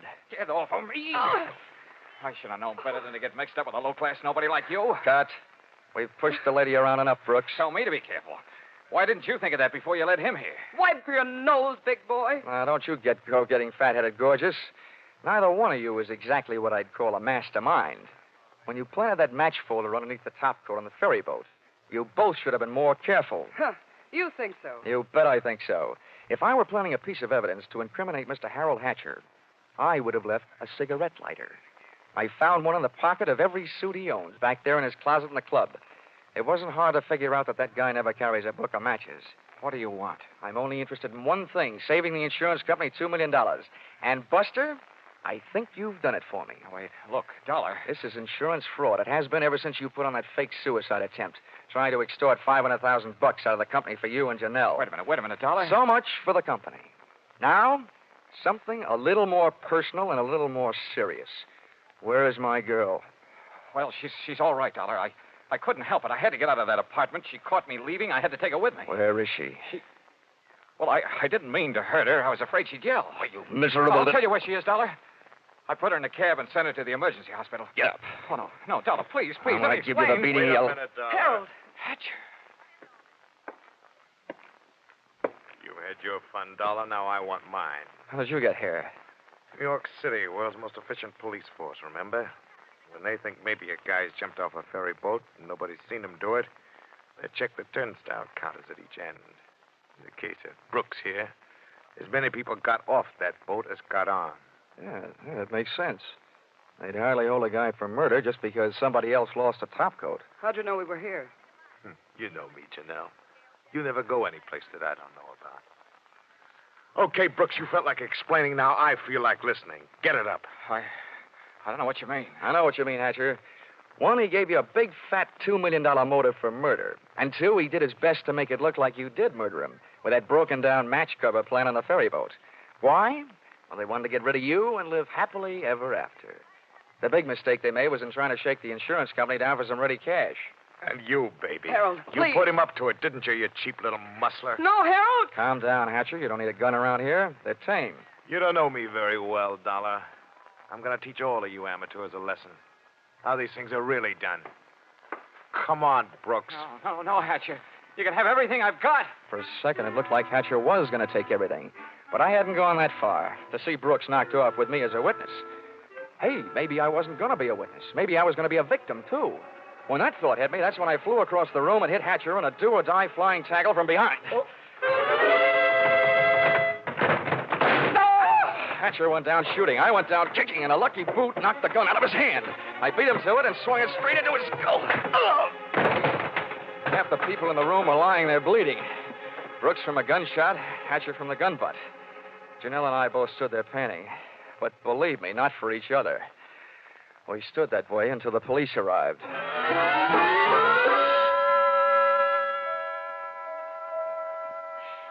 Johnny, I hate being in the hospital, but I look awful. Butter, honey, you look lovely in white. This patch on my head, Johnny, they had to cut a big hunk of my hair off to put in the stitches. Oh, that awful man. Well, if it'll make you feel any better, baby, that awful man got taken care of. He's upstairs in the same hospital. Oh, Johnny, you didn't show No, me. Butter, I didn't have to. Harold Hatcher saved me the trouble. They don't know yet whether Mr. Brooks is going to live or die, but it doesn't make much difference to me or to the insurance company. He signed a statement admitting attempted fraud. Serves him right, hitting a lady on the head. Oh, Johnny, what am I going to do? My hair will look awful. It'll take months for it to grow out. Now, don't worry, Butter. I'll buy you something to cover it up. I know a guy over on Fifth Avenue who claims he makes something that looks prettier on a woman's head than her hair. Expense account, item 7. $640. Ladies' hats. To cover the lump on lady's head. Expense account, item 8. $20. Tip to nurse for reminding Butter on the hour every hour that accidents will happen. Expense account, item 9. $7. Mileage driving back to Hartford. Expense account total, $1,182.23. Which you may say, Mr. Farnsworth, is a lot of money for one man to spend in a day and a half. But you must bear in mind that the amount at stake was $2 million. And you know the price of steak these days. Signed, yours, truly, Johnny Dollar.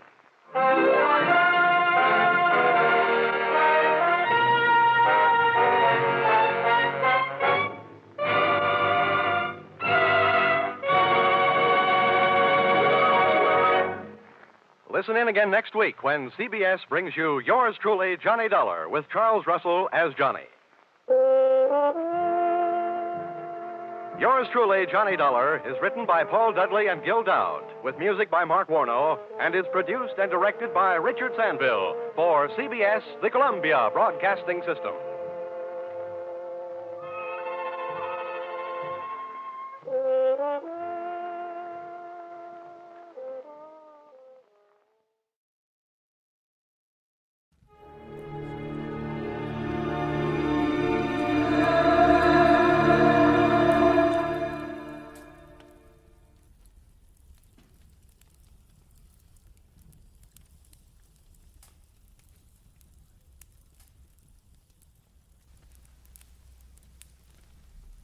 Get this and get it straight. Crime is a sucker's road, and those who travel it wind up in the gutter, the prison, or the grave. They dressed in red, white, and blue and jumped from an ancient biplane at 3,500 feet. Twice a day, every day, and nobody worried. Until $5 million went along just for the laughs, and death went along for the ride.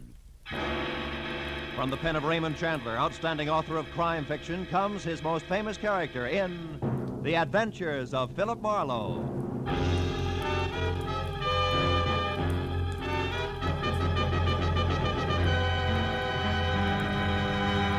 Now, with Gerald Moore starred as Philip Marlowe, we bring you tonight's exciting story, The Birds on the Wing.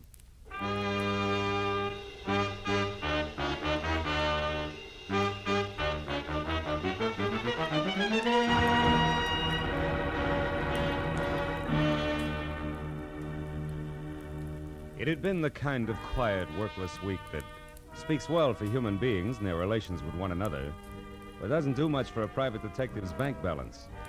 So when at exactly noon, a telephone call had jerked me out of Chandler's new novel, The Little Sister, and a voice edged with anxiety had dangled $100 worth of negotiable bait my way, I had snapped at it. But then I wondered if I'd done the right thing, because it had been my Mus Hattie Pembroke, guardian of the millionaire thrill-seeking screwball Page Pembroke. And now an hour later, I left the sunlight and felt my way into the gloom of the carefully tucked-away Hollywood bar, where she had suggested we meet. When I could see again, I spotted her at a corner table. That the old girl would be the other side of 50 and doing a little too much to disguise it, I had expected. But that she would be drinking her whiskey neat, I hadn't. When I approached her and introduced myself, Mr. Marlowe, she started to come you right to the probably point, know as much- but didn't quite make it. Oh, how rude of me. I'm sorry. You're probably dying for a drink. Oh, waiter. Well, frankly, no, Miss Pembroke. I'm not exactly dying. Oh, no. I know you men in your early afternoon appetite for a friendly drink. There's no harm in it. Matter of fact, I've already had... Well, I've had a small drink myself. No fooling. Oh, waiter, this gentleman's order, please. Yes, ma'am. What'll it be, sir? Scotch and soda, if the lady will join me. Oh, no, I couldn't. Really? Well, all right. Scotch for me too, waiter. Johnny Walker. Yes, Now, Mr. Marlowe, let's get down to business. Have you ever been to Oxnard, California? Uh-huh. Good. because that's where my nephew is. Also, it's where the Calumet Valley County Fair is being held. Really? Whatever that may be. Most important, it's where you can probably find out what kind of trouble Page is in. You see, the poor boy is Down just... to his last $5 million. No, I'm sorry, Miss Pembroke. I don't think I want the job after all. Now, one moment. Why not? Well, frankly, I hope you'll excuse the reference to actual living persons, but your polo-playing, motorboat racing daredevil nephew is a jerk. I know. Page Pembroke III is an unmitigated ass, a virile egomaniac, an idiot who's never done an honest day's work in his life. Wait, where is that drink? Right here, ma'am. Oh, thank you. Now, Mr. Marlowe, sit down and drink your drink.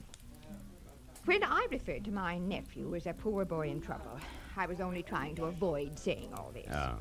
Your health, sir? Yes. Well, my health. Now, your next question. Since I obviously share your sentiments about my nephew, why all this concern over him, correct? Close. Right. I want to help Page Pembroke, Mr. Marlowe, because it's my job. My, shall I say, bread and butter? All right, say it. You see, I'm executor of his estate, which my brother, Page's father, left for him. Well, as such, I get $20,000 a year until Page is 35, another 6 years. But if Page should die, disappear, or be committed to any kind of a public institution... Institution. Oh. Before then, the entire estate goes to charity, and I go find another job. And specialized jobs like handling $5 million estates are hard to come by these days, huh? Now, Mr. Marlowe, this letter here's all you have to go on. It was postmarked last night from Oxnard. Read it. Oh. If you want your precious nephew to keep on being healthy, you better come and get him at once. The three of us had a nice little act going here at the Calumet Valley County Fair before he joined us just for laughs. We intend to have a nice little act going after he's gone. And one way or another, he's going to go. A friend, huh? Yeah? Well, what do you think? Oh, it's 5 to 1. It's nothing more than a woman spurned. Very young woman, Miss Pembroke. So you might be wasting $100 sending me up there. Then you'll go. Good. Yeah, but only because of my bank account. Mr. Marlowe, there'll be another $100 for you if and when you get all this straightened out. Now, call me at my home, Beverly Hills. Crestview 5412. 4124? Yes. As soon as you find out what's wrong. And, Mr. Marlowe. Yes, Miss Pembroke. On your way out, signal the waiter for me, will you please?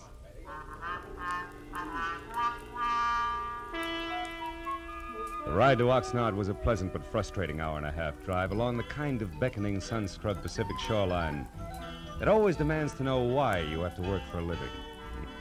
The ride through Oxnard to the sprawling county fairgrounds located at a semi-retired airport was a fast 10 minutes. So all in all, it was a little better than 3 o'clock, and there was still a measure of boyish bounce in my stride when I started past the prize cows and plain and fancy leghorns and headed for the Midway, looking for the act Page Pembroke had joined just for laughs. But it was 4 o'clock, and I had checked a half a dozen death-defying numbers before I was standing in front of a banner Columbus could have used for a sail. It said I was getting warm. In iridescent orange cloth on black, it read, "The Plunging Comets. Taffy Starr and Midge Maynard on wings of death with fearless Eddie Knapp at the controls. The greatest parachute act in the world, admission free. 5 and 9 p.m., north end of the Midway. Come one, come all." Yeah, this had to be it. At the north end of the Midway, just outside of a sagging, weather-peeled hangar, I found the World War I biplane that went with the Plunging Comets being mothered by a mechanic who didn't have grease on his face. And beyond that, on an inside wall of the hangar, were the parachutes used in the act, each on a separate hook, its owner's name carefully block-lettered on a card tacked above. Taffy, Midge, and Eddie. And then, scrawled in black crayon, the name I wanted most of all to see, Page. Lost something, mister? The voice went with the woman and the woman with the act. At the top, there was what used to be called the boyish bob, sticking out of a white aviator's helmet circa 1918. Then a bright red leather jacket open wide at the throat, black riding breeches, black boots, a color of hair that stuck out and said this one was Taffy. I asked if you lost something. Have you? Well, come to think of it, yes. 6'2", eyes are blue, and carries a big, big checkbook. Seen one around? Maybe. Why? Who are you? Name's Philip Marlowe, the millionaire's friend. I'm a yacht salesman. Here's my card. Never mind your card or the very funny jokes. Now, what do you really want? Page Pembroke before he breaks his neck in your act, or isn't he in it yet? I don't remember. Now, your point. What is it? A letter you could have written? A letter that says Page is in trouble. Where is he? Goodbye, Mr. Marlowe. Take it easy, Wings. You wouldn't want to hold out on somebody who's only trying to help Brother Page, would you? I mean, what reason could you possibly have? Other than $5 million you might want for your very own. Why, you...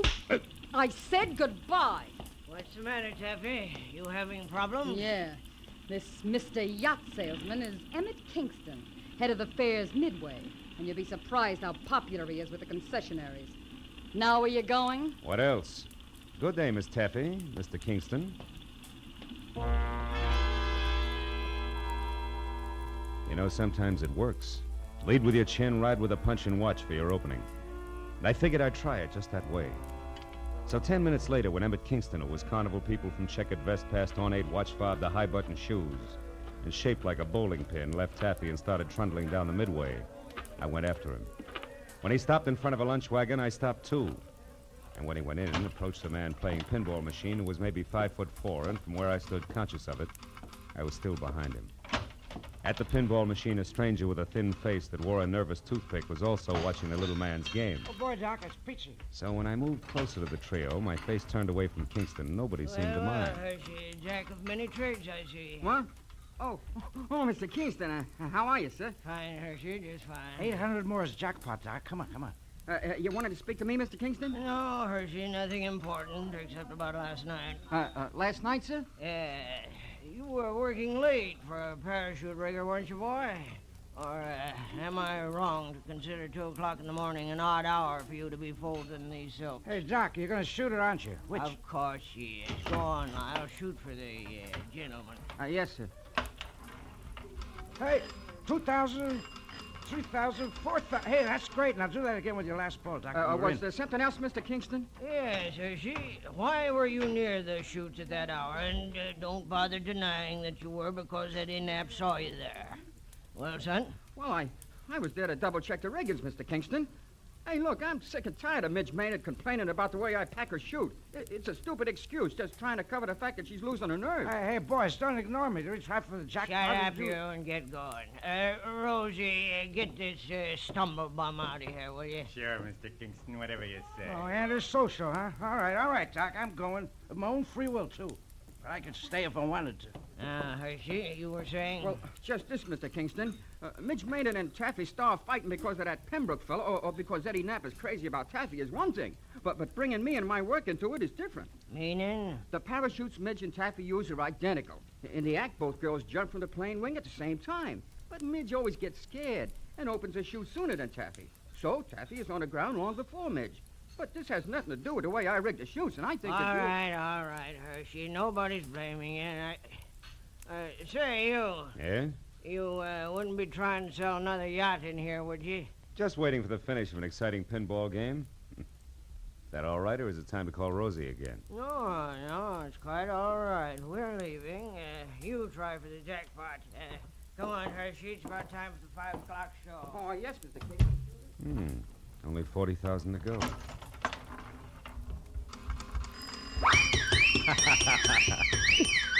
Oh, it's the first time I ever hit the jackpot.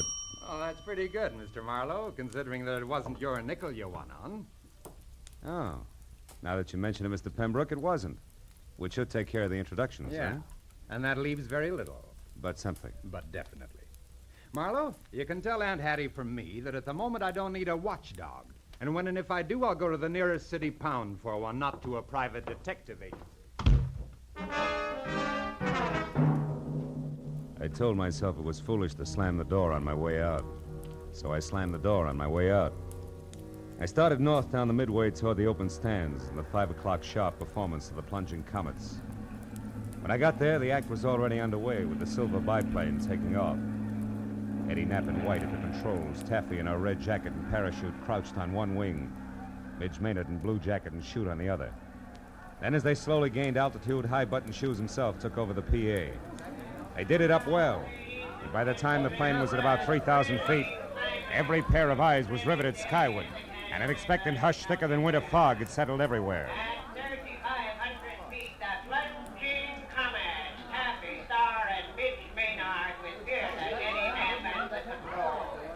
They will not open their parachutes until they are within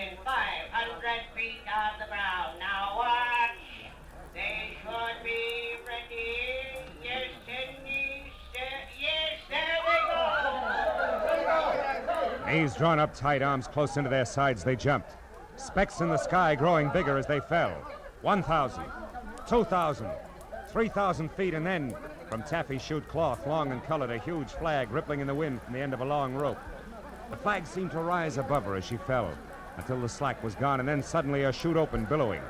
And then Midge, another flag rippling from the end of a long rope, and then the flag drifting free. Midge's chute not open, Midge plummeting down to the hard ground.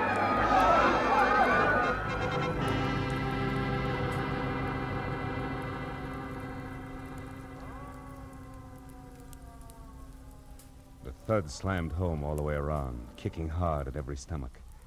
A minute ago, a girl, very much alive. Now a smashed, still body. Someplace near me, a woman cried. There was a bitter, sick, sweet taste in my mouth as I headed for the hangar where I'd first met Taffy. At the moment, I figured the guy who packed the parachutes was a good man to see. When I got there, the only one present was Emmett Kingston. Stop right there, boy, and tell me straight and fast just who you are. Philip Marlowe, Los Angeles private detective, Mr. Kingston. You can prove that? Sure. Here's my business card, state license, county permit. I'm working for Paige Pembroke's aunt. She wants his nibs kept out of trouble. Which has what to do with your being here now, Marlowe? Here at this hangar, I mean. Close to where the parachutes are kept. I'm not sure, Kingston. I've only got a hunch. A hunch that Midge Maynard's death was no accident. Yeah, I got more than that already, Mr. Detective. I've got proof. Oh? You see this flag? It's the one that came off Midge's chute. There's a long rope attached to it. Yeah, I know. I saw the act. Pulls the chute open after the flag's flown a while, right? Sometimes, but not tonight, Mr. Marlowe. Tonight it couldn't. Why not? Wasn't it attached to the chute? It was. One end to the chute release cord, the other to the base of the flag. What went wrong? Nothing. Nothing, Mr. Marlowe, except that the long rope on Midge's chute was cut in two by a very sharp knife.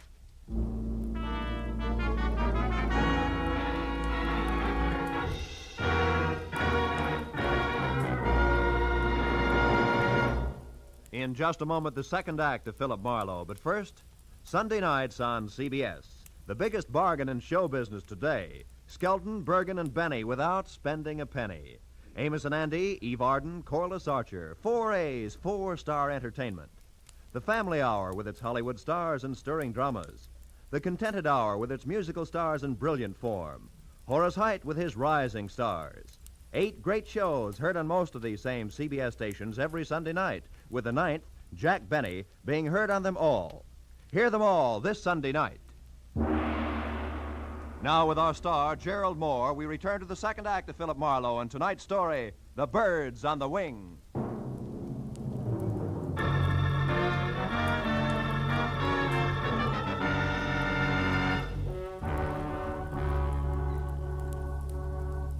When Midge Maynard's grim accident turned out to be grimmer murder, I left Kingston and headed for a phone to call my client. Everywhere the chill of the viciously spectacular death lay like a soggy blanket. At the exposition office, I found a phone and finally got through to Hattie Pembroke. She listened up to the word murder and then, between gasps, insisted on coming out to help me. When I hung up, I turned to see that the pilot, Eddie Knapp, had been standing in the door listening. He looked sick. What's it to you, mister? What's what to me? Midge. The long drop she took out there. And Pembroke. I heard you say Pembroke. What do you got to do with him? Just a minute, fella. I'm not sure it's any of your business. It's my business, all right. The kid gave me a big grin up there just before she jumped. And I watched her fall every inch of the way. So did everybody else. Look, I know how you feel, Eddie. You don't have any idea how I feel. Don't try to kid me. That mob out there loved it. That's the only reason they come to watch, the hypocritical buzzards. You got a finger in this pie, an angle all your own. I'm going to find out what it is. Take it easy, Knapp. You're talking yourself into something real silly. Yeah? Listen, ever since that louse Pembroke showed up here, there's been trouble brewing. Now Midge is dead. She was a friend of mine. Best friend I had. Aren't you pulling a switch, Buster? What happened to your red-hot passion for Taffy Star? Oh, you nosy... Come here, you jerk! Look out my Yeah, arm! Buzz boy, and unless you want to take over the busted wing, stand still. Now get this, Eddie. I've got no beef with you yet. In fact, we might even be on the same team because I want Pembroke out of here just as much as you do. So cool off! Who are you? Private detective named Marlowe. I got news for you. Midge fell because her chute was fixed. She was murdered. Murdered? You heard me. Where's Hershey? He packed the chutes. Have you talked to him? No, I can't find him. You mean he's run away? With that filthy half-pint Now psycho. listen, for your own sake, Eddie, leave Hershey to me and the police. You know where he's staying? No, I don't. In town someplace. Well, didn't he ever tell you where? Come on, think, Eddie. Well, yeah, he told me he had a buddy in town. Some guy who runs a pool hall. I didn't pay much attention. That's enough for a starter. I'll find him. And keep a lid on your temper, Eddie. I'll see you. As I crossed the grounds to my car, I looked back once at Eddie Knapp standing in the office door, rubbing the shoulder I twisted for him. I hoped he'd stay out of circulation until I got back because the barnstorming flyer was charged up like a high-tension wire. The way he felt there'd be sparks no matter who he touched, Taffy, Pembroke, or Lyle Hershey. But my immediate worry was the location of the lambing parachute packer, so I drove into Oxnard, found a phone booth, and went through the book calling pool parlors. I finally hit pay dirt at a joint called Pindy's. It's 212 B Street, upstairs in the back. 212 B Street was an apartment, second floor rear over a boarded-up fish market. I went up the stairs to the half-open door with my hand around my .38. But the shooting part was all over. Because Lyle Hershey was crumpled in the bedroom door with the slovenly abandon that violent death always has. From the look of the puddle of blood under him, he'd been that way over an hour. I started backing out, just as someone else started up the stairs. So I flattened myself against the wall beside the kitchen door and waited. Lyle, it's Taffy. Come on in. Take a good look, Taffy. What are you doing in here? Where's Lyle? It's a great act, baby. Holds water like a duck's back. What do you mean? That wherever there's murder, there's also motive, and you've got it, Taffy. Lots of it. Me? What are you talking about? Maybe he's dead, and maybe you killed him. Keep him quiet, because maybe he fouled up Midge Maynard's parachute on your orders. Consequently, he had you over a barrel. On my orders? You're out of your mind. And maybe you had to get Midge out of the way because you objected to Page Pembroke and his idle millions honing into the act. Pembroke and his idle millions honing into the act. Objected so strenuously that she was doing something about it, such as sending threats to his Aunt Hattie. Let's face it, baby, it fits. But not tight enough, Marlowe. Oh, Paige, darling. Taffy, I got worried when you didn't come back to the car, so I decided... Don't move, Marlowe, or I'll shoot. Pembroke, if you got any sense in that gold-plated skull of I'll yours... show it, Marlowe. I stood outside and listened to enough of your crackpot theories to know you're nuts. I don't need any advice from you at this point, so keep your long nose out of my business. Now listen, you harebrained now dope. You just stand there like a good little boy. Taffy and I are leaving, and don't try to follow too fast. Go on, Taffy, outside. I'll follow you. So long, detective. I let him go. Spent 20 useless minutes searching the almost bare apartment for any kind of an answer, but came up with nothing. Hershey's body at my feet convinced me there was nothing in Oxnard for Marlowe. And the sooner I dumped the whole mess into the laps of local law and order, the better. So I kicked out the 10-cent lock on the flimsy door and went down the stairs. I cut through an alley to the street and started across to where my car was parked. And I was bracketed by a pair of headlights on a sleek Nash convertible. Hey there, Marlowe. Marlowe, what you doing here, boy? Nothing. Even that's an exaggeration, Kingston. What about you? I thought you had a show tonight. I certainly do, but the police don't give a hoot about that, boy. No. They insisted that I bring the rest of Midge Maynard's parachute harness in for investigation. Get in and come along, will you, son? Maybe you can help me out. Okay. I want to see the police myself. Oh, is this Midge's stuff here? That's it. Don't mind holding it, do you? No. You know, this wasted time, boy. All they have to do is pick up Lyle Hershey, and they'll get all the answers. They'll have to pick him up, all right, but he'll give them problems, not answers, Mr. Kingston. Lyle Hershey's dead. He was murdered. You say, Lyle? Yeah, I just came from his place. Somebody shot him. Great suffering sardines. Well, that means there's another killer, and still on the loose. I knew I shouldn't let him do it. Let who do what? Why, Taffy's going to give an air performance tonight. They pulled me into the grounds just as I was leaving and told me that Pembroke fella's going up to Midge's place. You mean those two showed up out there? It doesn't make sense. Well, Pembroke's got plenty of nerve in his own chute, so I guess... Shoot? Yeah, he's... Wait a minute, Kingston. Stop under that streetlight, will you? Why, what is it, Marlowe? What are you looking at? Sure. Red smudges on the inside of these straps. There's something wrong here, Kingston, but I can't quite peg it. Say, Kingston, what time was that performance going to start? Why, 9 o'clock. 5 minutes and 5 miles to go. Come on, boy, turn the heap around and romp on it. We got a killer to catch.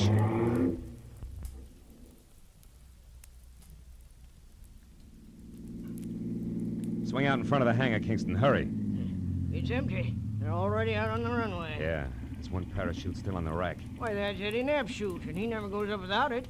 So who's at the controls of that plane out there? I don't even have to guess. It's Eddie Knapp, all right, but he figures a suicide doesn't need a chute. Pile out, Kingston. It's as far as you go. I'm taking over from here. What are you talking Come on, about? move. Get out. They're turning around now. Okay, he's going to make us run back this way. So long, Kingston. Here he comes. What are you doing? Come back! I waited until there was no possible chance for a miss. Then I headed the car straight into the path of the plane, pulled the hand throttle out as far as it would go, and jumped.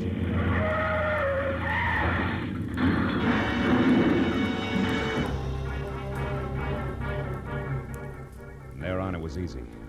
The plane sort of stumbled over the car, rolled up on its nose, and stayed there. Quick work by the volunteer crash crew took care of that. A box of bandages took care of the collection of minor cuts and bruises all around, and the Oxnard police took care of Eddie Knapp. Everything had come out more or less even, except my client, Hattie Pembroke. She showed up at the finish line slightly on the bias, which no doubt was her normal late evening state. Also, she was as full of questions as an insurance adjuster. Now, young man, I paid you a substantial sum of money for this day's work, and therefore, as your employer, I'm certainly entitled to a comprehensive report of the entire business. And I insist All right, Hattie, whoa. I'll run through it once more, and that's all. Now, look. First, the threatening letter you got was written by Midge Maynard because she was afraid Paige was going to break up the act. You get it? But the real screwball was Eddie Knapp. He was crazy about Taffy Star and insanely jealous when your nephew and his money showed up. Knapp decided if he couldn't have Taffy, nobody else would, because he'd kill her. And yet, Midge Maynard was the one who got killed. You catch on quick. Knapp killed Hershey because he was afraid Hershey had seen him tampering with the chutes. You get that? No. No. On second thought, Marlowe, maybe you better submit a written report tomorrow. Yeah, with adding machine enclosed. Now, look, Hattie, it's not Hey, that... Marlowe, Paige and I want to apologize. We treated you pretty badly tonight, and, well, you did save our lives. Business is business. Yeah, that's right. He was hired to do a job, dear, and he did it. I'm only interested in one thing, Marlowe. How'd you know it was Eddie Knapp? Well, nobody had a really good motive for killing both Midge and Hershey, so when I realized the chutes had been switched, I knew Midge's murder was a mistake. From there, it was easy. How'd you find that out, Marlowe? From red smudges on the inside of the harness shoulder straps. Red that had to come from your leather jacket there, Taffy. The one Midge always wore was blue. Mm-hmm. Very interesting. Well, Hattie, write the detective a check so he can go. That's the best idea you've had to date, Pembroke. And include on it the price of a repair job on Kingston's car, a new tweed suit to replace this one that lost knees and elbow on the runway when I jumped. And also, don't forget the bonus you promised for keeping your job alive, Hattie. Oh, just a minute, Marlowe. As for you, Pembroke, the only reason I'm not filing an assault and battery charge against you is that you've got great grounds for a countersuit. What do you mean? This! Bless you, my boy. Mail me the check. Good night.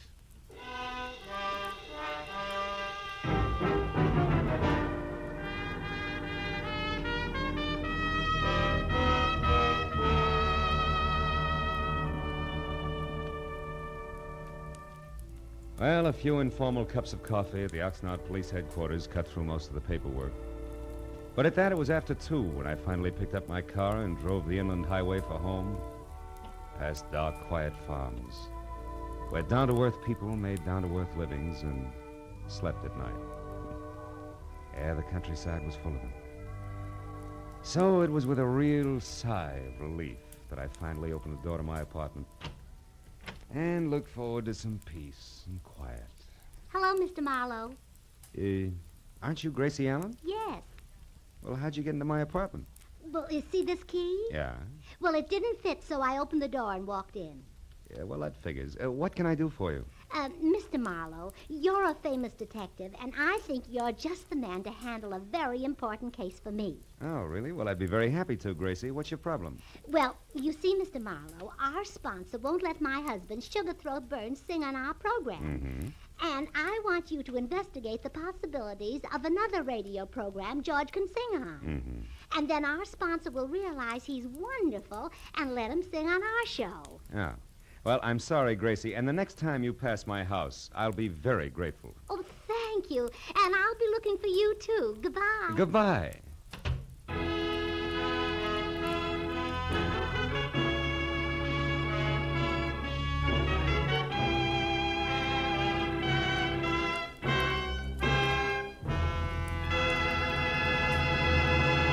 The Adventures of Philip Marlowe, bringing you Raymond Chandler's most famous character, star Gerald Moore, and are produced and directed by Norman MacDonald. Script is by Robert Mitchell and Gene Levitt.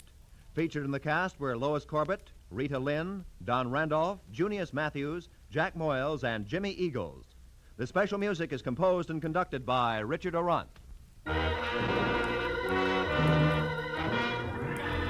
Be sure and be with us again next week when Philip Marlowe says... It started with a kid hawking papers on Hollywood Boulevard and moved from there to a house full of hate on a quiet street, a blonde liar on ice skates and a corpse in a burned-out shack. And it all wound up right where it began, in the heart of the kid, on the corner.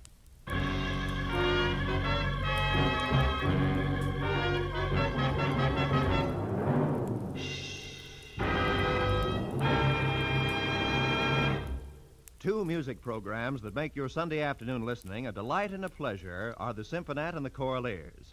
The Choraleers sing popular and semi-classical songs in stirring style. The Symphonette brings you excerpts of great orchestral works. Hear the Symphonette and the Choraleers tomorrow and every Sunday, as well as Sammy Kaye's Sunday Serenade, now heard exclusively on CBS. All of these outstanding music programs are heard on most of these same CBS stations. This is Roy Rowan speaking. Stay tuned now for Gangbusters, which follows immediately on most of these stations. This is CBS, the Columbia Broadcasting System.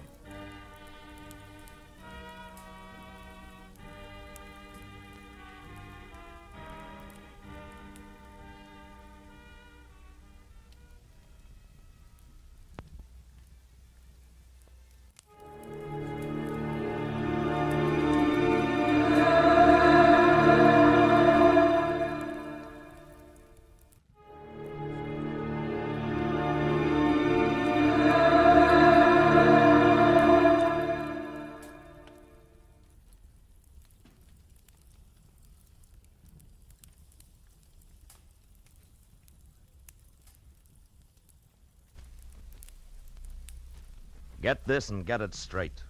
Crime is a sucker's road, and those who travel it wind up in the gutter, the prison, or the grave. This time, a platinum wristwatch, a body on a lonely strip of beach, and a case of heart failure in a Beverly Hills garage, all added up to blackmail, 25 years old. And a killer who would never be caught. It happened like this. From the pen of Raymond Chandler, outstanding author of crime fiction, comes his most famous character in The Adventures of Philip Marlowe.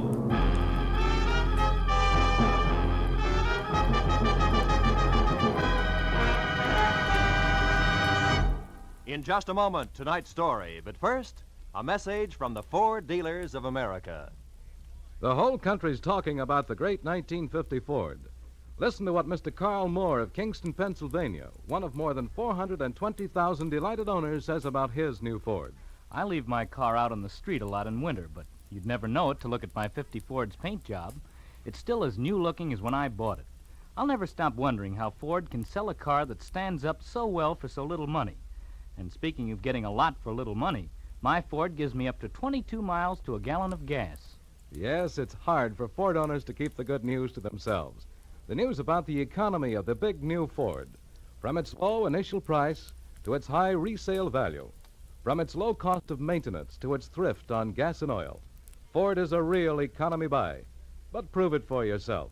Your neighborhood Ford dealer has the facts on Ford economy, and he'll be glad to have you test drive the big 1950 Ford in your own way. And now we bring you tonight's exciting story, The Anniversary Gift.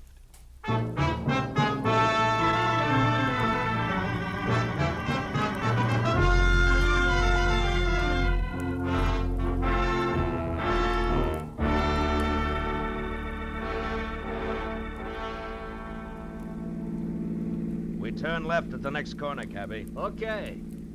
Boy, this Beverly Hills in a sunny afternoon is really something, ain't it? Yeah. Wide streets, classy homes. Boy, these jokers got it made. Some life. Nothing ever gets to them to bother them except the income tax, maybe. Yep. Here it is, mister. 8834 Beverly Road. What a joint. Yeah. Wait for me, huh? Sure, mister.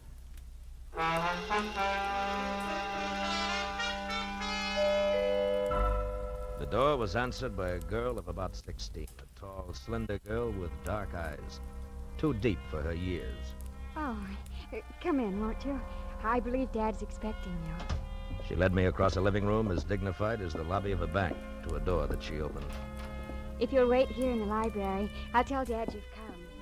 The library of Stanley Towner, my new client, was as somber as his living room, except for one thing. Over a fireplace that half filled one wall was a life-size portrait of a woman, a most beautiful woman. Could have been a painting of what the girl who had just left would look like in another 25 years. I was still staring at the picture when Stanley Towner came in. That's a portrait of Margaret, my wife. We lost her 1 week ago today. I'm sorry, Mr. Towner. Well, we'd been expecting it for over a year. The doctors had warned us, but even when you're braced for a blow like that, Yes, I know what you mean. It was her heart, Marlowe. She was coming home from a shopping trip in Westwood last Tuesday evening when it happened. She had her own car and was just pulling into the garage here when the attack seized her. Catherine, my daughter, and I both heard her car hit the garage wall. We ran out and found her. The doctor did everything possible. But Wednesday morning, she was dead. I'm sorry. It's all right, Mr. Towner. I must tell you all this because the reason I called you here has to do with Margaret's death. I don't understand.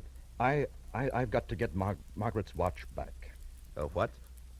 A watch? Yes, a wristwatch. It's, well, I'll try to explain.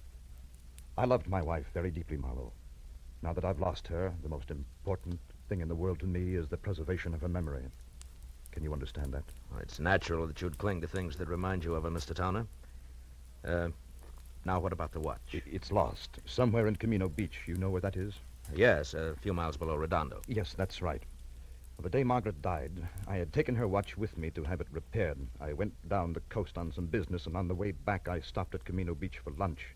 A place called the Trade Winds. You had the watch with you when you went in? Yes, in my overcoat pocket. I came out and got in my car and was halfway back to my office before I realized it was gone. I've got to get it back, Marlowe. How much is it worth? In cash, about $500, but to me, now, it's worth 20 times that. What's the watch like? It's a Benares, platinum, and set with emeralds. Mm-hmm. I gave it to Margaret on our 20th wedding anniversary. There's an inscription on the back to Margaret from Stanley with eternal love. I know that watch is somewhere in Camino Beach. Can you find it and bring it back here to me? There's nothing more you can tell me? Unfortunately, that's all there is. I'll do my best, but I can't guarantee a thing.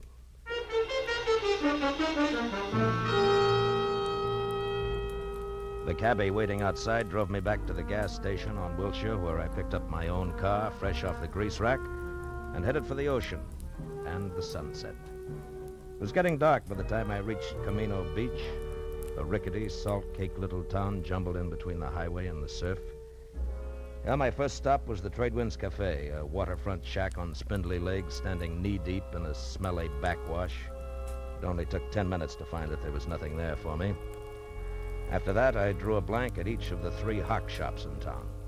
Wound up an hour and a half later, no farther than the sidewalk curb, where I watched a traffic cop brand my tire with his parking marker, plant a heavy foot on my bumper to steady his bike, and light a cigarette. Hiya.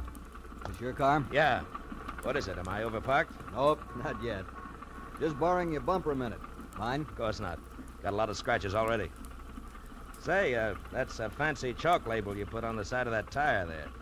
Z, the mark of Zorro, huh? No, the mark of Ziegler. That's me. Just a little thing I worked out to add a personal touch to my business. You're a stranger around here, aren't you? Yeah, from L.A. Uh-huh. Saw you coming out of the pawn shop there. You don't look like the type. Well, I'm not, as long as my luck holds. Actually, a friend of mine lost a wristwatch here in town. I'm trying to locate it.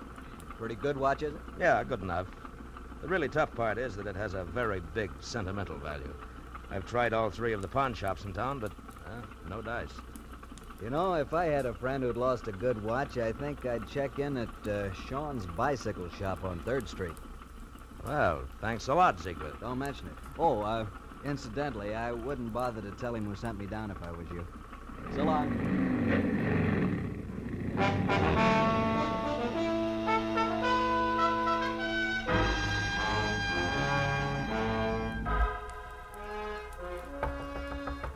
Hello. Hello, anybody there? Hello, Sean? What do you want? I'm closed for the night. I'm, interested in a lady's wristwatch, Mr. Sean. How do you know? And just how does that bring you to a bicycle shop? Look, we both know your offense, so let's not waste time on that. The Right. watch I'm after is platinum, set with emeralds, and has an inscription on the back. To Margaret from Stanley with eternal love. A bright sentiment, I'm sure. Have you seen the watch? No. Look, Sean, either I beat your tongue as limber as the St. Bernard's ears, or you accept this $20 in exchange for some straight information. Peacefully. Now take your choice and take it fast. $20. Kind of a choice is that? But I don't have the watch buckle.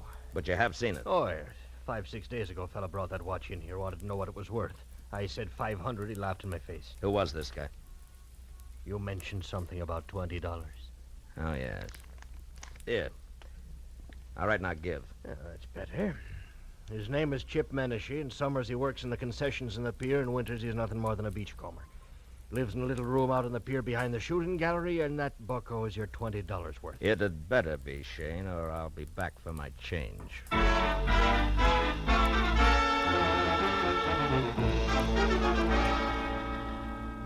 The amusement pier was deserted. When I finally found the one-room shack tacked on behind the shooting gallery, it was dark and quiet. I knocked once, got no answer. So I pushed a wad of rags out of a broken pane of glass in the door, reached inside, and unsnapped the lock and went in. With a light from the one naked overhead bulb, I started through the room. On a packing crate that passed for a dresser, I found a week-old newspaper clipping that said the body of one Leon Stice of Camino had been found on an isolated beach Wednesday morning, shot in the chest. No apparent reason. Stice was survived by his wife, Nancy, of 320 Front Street. I got real busy wondering why a bum like Chip Menashe saved old newspaper clippings of murder stories when a noise outside turned me toward the open door. What are you doing in my place? You weren't home, so I came in to wait. You a cop or something? No, I'm no cop, Menashe. The name's Marlowe. Maybe we can do business. Sit down. I don't get you. I, collect old watches. A mutual friend sent me, Menashe. Yeah? I'm interested in ladies' watches, particularly. Maybe something in platinum with emeralds. Okay, Pally, what's the proposition? Nothing until I see the merchandise. Now, how about putting it on display, huh? I can't hear you, Pally. Ah, come on now. Where's the watch? Don't rush me, mister. Don't rush me. It'll get you nowhere. All right. Make me a proposition. 10 grand? 10,000? Uh-huh. You must be out of your mind. Yeah, we'll see who's out of their minds. That's a very valuable watch. Maybe you better get out of here and add it all up again. Yeah, maybe I'd better at that. But, Menashe, don't go away, because I'll be back. I won't go away. I know when I'm sitting on top of the pile.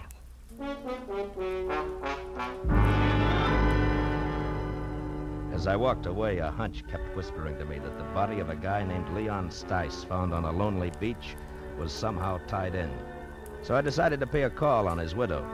I drove down Front Street to number 320. But there was nobody home. As a matter of fact, the only sign of life on the entire block was a red neon pelican in a blue neon martini glass above the door of a bar across the street. So I walked over and went in. A couple of questions later, I found Nancy Stice sitting alone in the back. The offer to buy a drink was the only introduction I needed. Sure. You can buy me a drink. Hey, Charlie. Okay, Nancy. I'm an old friend of your husband's, Nancy. I just heard. That louse didn't have no friends. Yeah, Nancy. Something for you, mister? No. Here, keep Thanks. Mud in your eye. Nah. I got nothing against Leon Stice. Except 25 years of living with him in a Camino Beach rat hole on nothing. That's all. Any idea why he was killed? For the role he was carrying. After what you just said, that makes no sense. That's the way it was. And I didn't get one red cent of it. It was all gone when they found him. Did you tell the cops he had money on him? Nah. I hate cops. Yeah, sure. Where did Leon get this dough? It told me he ran into an old acquaintance who was staking him. Some guy named Martin Vogel who used to live here in Camino Beach years ago. Martin Vogel was staking him? To what? Leon said him and Vogel was going in business together. The cash was in advance. Oh, sure, he was going to be such a big shot. What kind of business, Nancy? Just between you and me, the only business that crummy mind of his would work on was blackmail. Take it from me. And now, how about another drink for his grief-stricken widow, huh? I'll, leave a buck on the bar on my way out.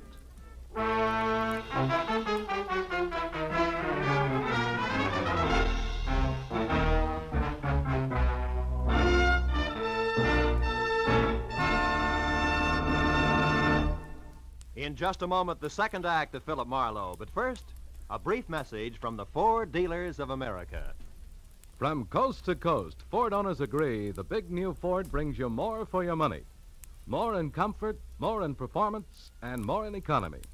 But only through personal experience can you appreciate the restful ease of Ford's famous midship ride and the luxurious comfort of Ford's non-sag foam rubber cushion front seat. Only by driving this great car can you enjoy its smooth power and solid roadability. And only by getting the facts about Ford's economy can you understand that so powerful, so smooth riding, and so beautiful a car can cost so little to buy. To run and to maintain. But see what the new Ford gives you. Find out how much it saves you. Yes, before you buy any car at any price, it will pay you to stop by your local Ford dealers. Take the wheel of the 100-horsepower V8, or its companion in quality, the 95-horsepower 6. Once you've driven it, you'll agree the new Ford is the one truly fine car in the low-price field. Now we return to the second act of Philip Marlowe and tonight's story, The Anniversary Gift.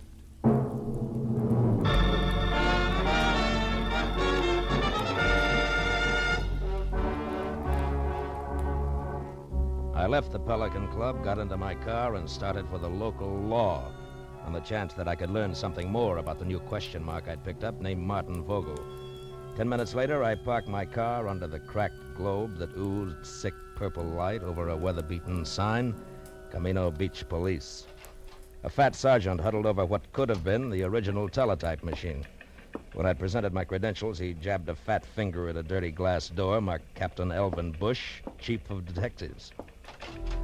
Inside, a small old man, neat in a clean white shirt, groomed silver hair, and a gentle smile, was strapping on a shoulder holster when I put my license on his desk. When I stopped talking, he got up and extended an almost delicate hand. I certainly hope we can help you, Mr. Marlowe. Martin Vogel, you say? Yes, it might have been a long time ago, Captain, maybe even 25 years, if he was mixed up with the police at all. Do your records go back that far? Oh, yes, by the apple crate load. And I mean that literally, Mr. Marlowe. You see, in Camino Beach, police files, fixtures, and furniture are somewhat lacking. City appropriations only go where they show. Public bird baths, statues of the mayor. Oh, here. This bottom crate here. Marked, let's see. 1921 to 1930. Figure he was arrested along in there, this Vogel? Yeah, if he was arrested. Yeah, it's dusty, isn't it? Well, the cards are alphabetical. Yeah. And let's see. Riker, Rooney, Stemple. By the way, Mr. Marlowe, what's your angle? I'm not sure, Captain. Svensson, Underley, Utterman, Van. Vogel. Martin. Got it, eh? Yeah, picture and all. Bring it over here in the light. Yeah. Martin Vogel arrested Camino Beach Hotel, May 28, 1923, on warrant from Chicago, Illinois police. Returned to Chicago, sentenced to 5 years in state penitentiary for embezzlement. Arresting officer, Patrolman Elvin Bush. Picked him up myself, did I? Well, I've locked up a lot of people in the last 35 years. Yeah, I guess you have it. Holy smokes. Huh? What? That can't be. What is it, Mr. Marlowe? You look kind of pale. There was no mistaking it. The time-yellowed picture of Martin Vogel made it plain. Vogel and my client, the distinguished Mr. Stanley Towner, were one and the same. That meant that Towner had lied to me, and more important, had no doubt killed Leon Stice, who was blackmailing him because he knew he was Vogel.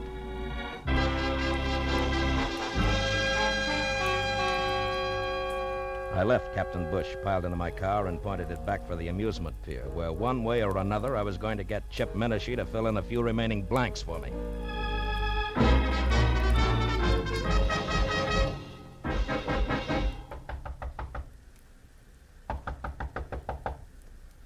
Yeah, who is it? Marlowe, Menashe. I want to talk business. Okay, Marlowe. Looks like I doped it right. I thought you'd come back. All right. Now get up. And listen hard. I want the watch and the story that comes with it. I told you my price. It's still 10 grand. You're bluffing, Menashe.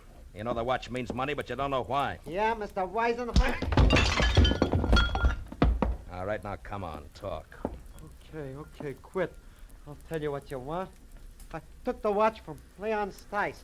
I found him dead on the beach. It was clenched in his fist. And the dough you're spending? Was in his wallet. Let me up, will you? All right, come on. Now sit over there. Hands in your lap. School isn't out yet. What more do you want, Marlowe? How do you tie the watch in with Stanley Towner? What makes you think I did? The fact that I was sent here to Camino Beach and the fact that you were ready and waiting for somebody. Well? Okay. I was lucky. When I read about Stice in the papers, I also just happened to read another article, an oddity, you might say, about a woman in Beverly Hills, a rich man's wife who got a heart attack in her car just she pulled into her garage.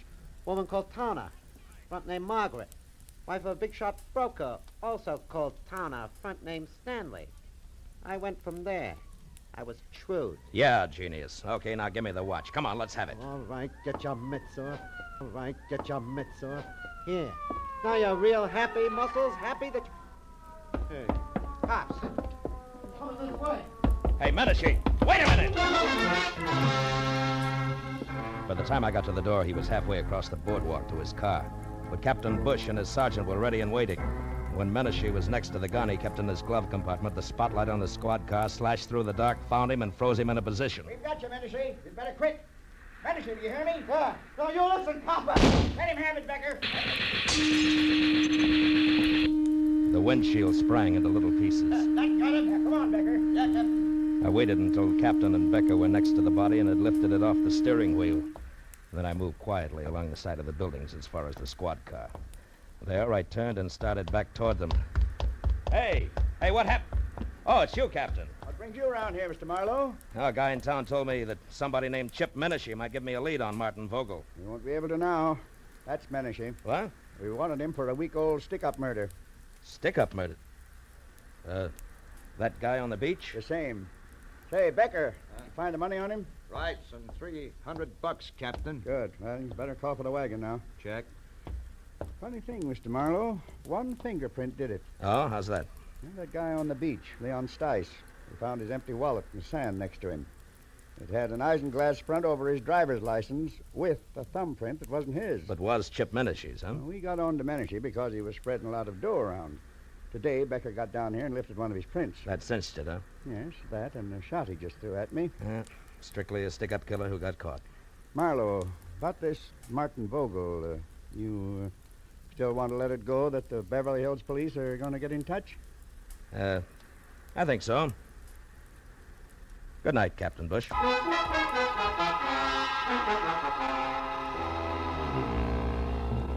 The ride back to Beverly Hills was an uncomfortable hour and a half, cold and empty.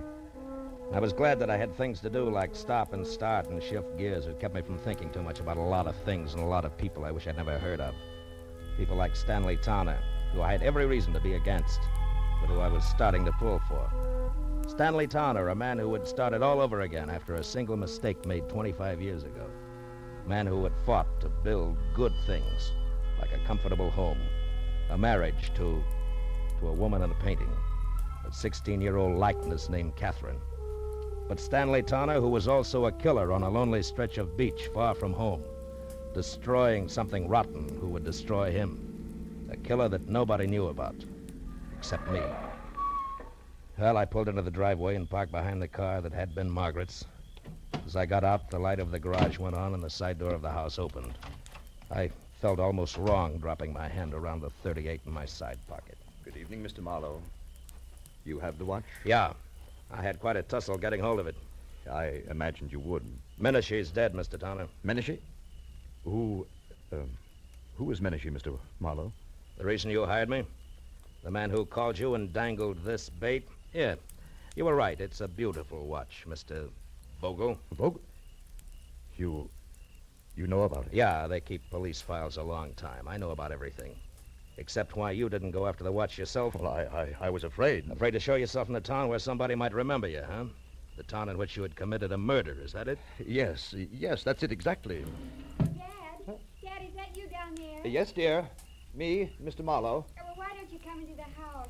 It's so late and it's chilly. You'll catch your death of cold out there. Yes, in a while, dear. Now go back to bed. All right. Good night, Dad. Good night, dear. Well, good night, Mr. Marlowe, and please make him do as I say, will you? Yes, I will, Catherine. Good night. Do you mind if we go along to the police at once, Mr. Marlowe? I'd rather she didn't know right now. Tomorrow's soon enough. And, can we take your car? Yeah. The lights go off out here? Yes. The switch is on the garage wall over there. Okay, get in. All right. You know, Mr. Tanner, I'm sorry about Catherine and the way she's going to be hit by this thing. The switch is there on your right. On your right, Mr. Marlowe.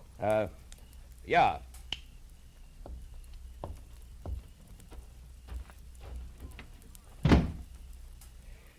It was a very nice house. Mm-hmm. Mr. Tanner, you certainly loved Margaret a lot, didn't you? Completely, Mr. Marlowe. And her memory, too? Why do you ask? Something that makes me awfully happy. Mr. Tanner, you didn't kill Leon Stice. Marlowe, what are you saying? That you never lost your wife's watch at Camino Beach. You never had it. She lost it herself. Lost it when she struggled with Leon Stice just before she killed him for your sake. For you and Catherine and everything you've worked for. No, Marlowe, no. Yes, Margaret had a bad heart. She knew she didn't have long to live. Also, she knew that Stice was blackmailing you. It figures, Tanner. And what also figures is that you'd rather pay for a murder that you didn't commit than to have Margaret's name soiled. Yes, I would, and I will, because you can't prove any of this. Correction, Mr. Tanner, I can. With your wife's car there in the garage, the car in which she died on what you said was her return from Westwood. Which it was? No, not according to a funny little chalk mark I just saw on one tire, it wasn't. A little white Z that a policeman named Ziegler in Camino Beach makes to check on parking time. And we can go on from there. Your confession won't mean a thing. But, Marlowe, it must... No, I guess it won't. I guess you can't hide the truth very often, can you? No. Only once in a great while. And then, strangely enough, only when it seems like the right thing to do. What do you mean? Why did you stop the motor? There's one thing I haven't told you yet. The way things worked out in Camino Beach, Mr. Tanner. The police there think that Menashe killed Leon Stice, and they're happy that way. They never heard of you or your wife. And I don't see why they should. No. Yes. I mean that nobody really knows the whole story. Nobody except you, Marlowe. Nobody, Mr. Tanner. Good night. Thank you, Mr. Marlowe. Good night.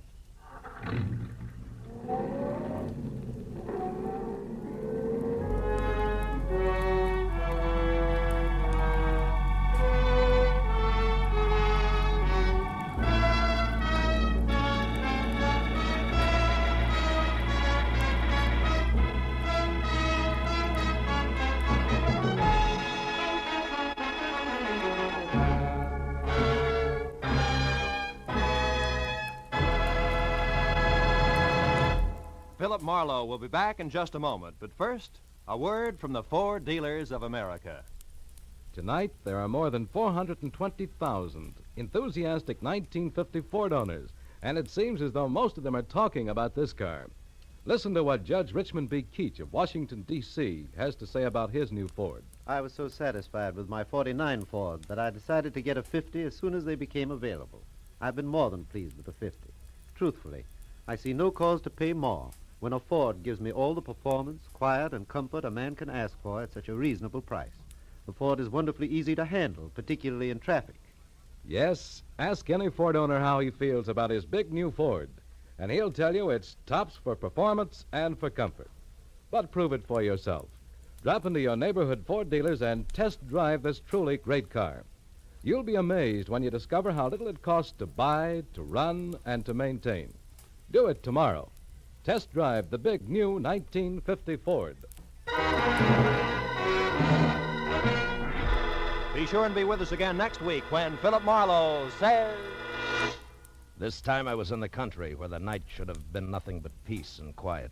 But a pair of angry eagles changed all that. One was solid gold and too close to a battered corpse. The other weighed 160 pounds and was too quick with his fists, in or out of the ring.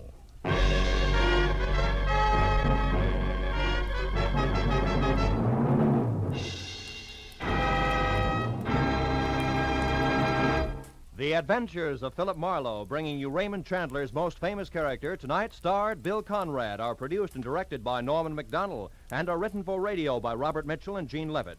Featured in the cast were Sammy Hill, John Daner, Gene Bates, Ralph Moody, Larry Dobkin, Harry Bartell, and Edgar Barrier. The special music is composed and conducted by Richard Orant. This is Roy Rowan speaking for CBS, the Columbia Broadcasting System.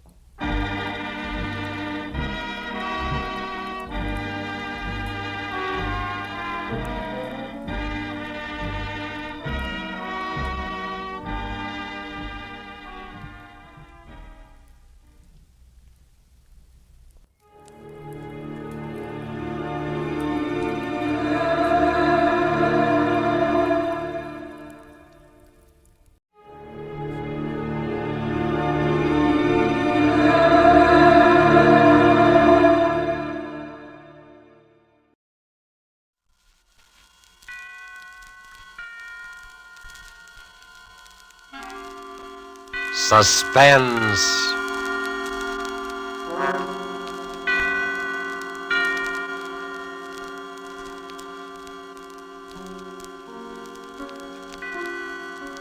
This is the Man in Black, here again to introduce Columbia's program, Suspense.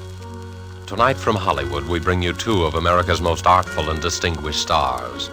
From the Metro-Goldwyn-Mayer Studios comes Mr. Robert Young, and from Warner Brothers, Miss Geraldine Fitzgerald. Mr. Young and Miss Fitzgerald are with us to play in an unusual tale by the unusual James Thurber. An excerpt from the book My World and Welcome to It, called A Friend to Alexander, adapted for radio by Freya Howard, is tonight's study in suspense. If you've been with us before, you will know that suspense is compounded of mystery and suspicion and dangerous adventure. In this series are tales calculated to intrigue you, to stir your nerves, to offer you a precarious situation, and then withhold the solution until the last possible moment. And so it is with Mr. Thurber's poignant and strange story, and the performances of Robert Young as the man who was a friend to Alexander, and of Geraldine Fitzgerald as his wife Bess, who relates these events to us. We again hope to keep you in suspense.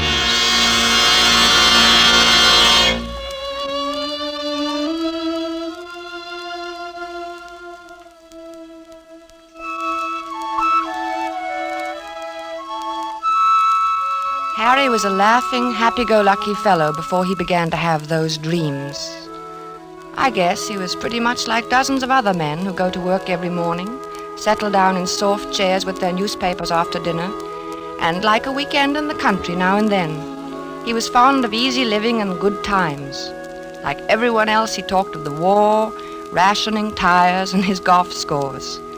Until those nightmares began to plague him. At first, I was amused. You know, I've been dreaming about Aaron Burr every night. What for? Well, how do I know what for? Aaron Burr is a funny person to be dreaming about nowadays. Why? I mean, with all the countries in the world at war with each other. What's so funny about dreaming? Maybe you're upset. Well, everybody dreams, don't they? I don't see why you'd see Aaron Burr in your dreams. Well, I do. Where do you see him? Oh, places. In Washington Square, or Bowling Green, or on Broadway. Even here on 55th Street?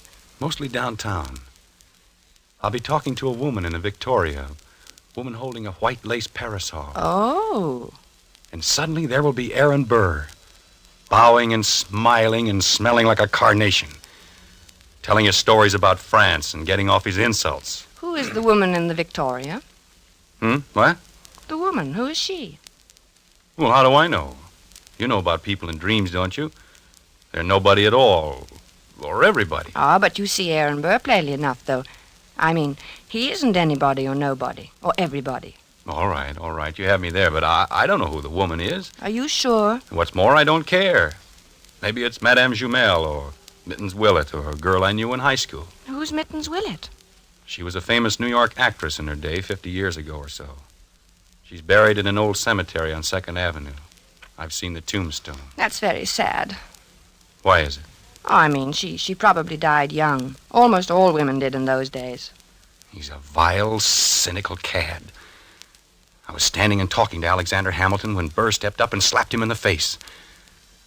When I looked at Hamilton, who do you suppose it was?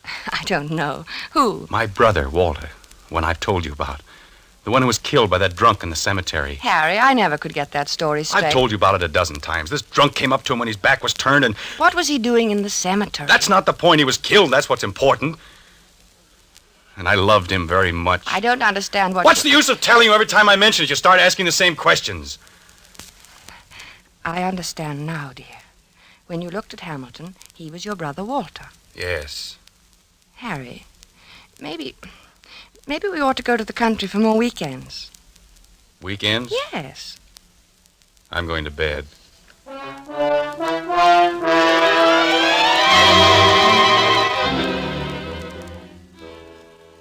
For a time that evening, I worried about Harry. Not about his dream. Why shouldn't he dream? But I wondered about his health. He looked so worried somehow, so unlike himself. I was glad when he went to bed. A good night's sleep was just what he needed, I thought. How could I know? The next morning, we were quietly eating our grapefruit when Harry flung down his spoon. I wish he'd go back to France and stay there, him and his la-la. Who, dear? Oh, you mean Aaron Burr. Did you dream about him again? Yes, he said la-la to me. Why should he say la-la? I was at the tavern and we were drinking ale, and I said something funny. I don't remember what it was. Something amusing about what Ben Franklin had said to Washington once. It was one of those things, you know. No, I don't. Have some more coffee, dear. I don't want any coffee. I made this remark and everyone laughed. Everyone but Burr, that is. He sort of sniffed, and then he said, la-la. Well, why not? I mean, is there anything wrong about him saying la-la? It was the way he said it. He was sneering at me. They all noticed it. Who, dear? Who noticed? The others, all of them. And Hamilton. I was there with Hamilton. It was swell until Burr came in. Aaron Burr. I don't see why you dream about him all the time. Don't you think you should take some luminol? I'm not sick, I tell you. I know what I'm dreaming. I just thought, well, it's always Burr, and that seems odd. Well, why? Why shouldn't I dream about Burr if I want to? But you don't want to. No, but I can't help it. Everywhere I go with Alexander, sooner or later Burr shows up and makes those nasty remarks. Last night he elbowed Alexander out of his way. Did it deliberately. Alexander? Hamilton. Oh, Alexander Hamilton. Yes, goodness knows I'm familiar enough with him by this time to call him by his first name. Harry, you know, we might go to the old Drovers Inn this weekend. You like it there. Hamilton has become not only my brother Walter, but practically every other guy I've ever liked. Don't you like the old Drovers Inn anymore? Isn't it natural that Hamilton should represent my brother and guys I like? That's natural, isn't it? Yes, I suppose it is. Well, then why are you looking at me like that? You know, dear, I wish you'd go and see Dr. Fox. I don't want to see Dr. Fox. I want Aaron Burr to stop sneering at me in my clothes. He looks at me and his lips curl up and he says, "La, Mr. Andrews, what odd taste you have." I wish you'd go and see Dr. Fox. I'm going to the zoo and feed popcorn to the rhinoceros. That makes things seem right. For a little while, anyway.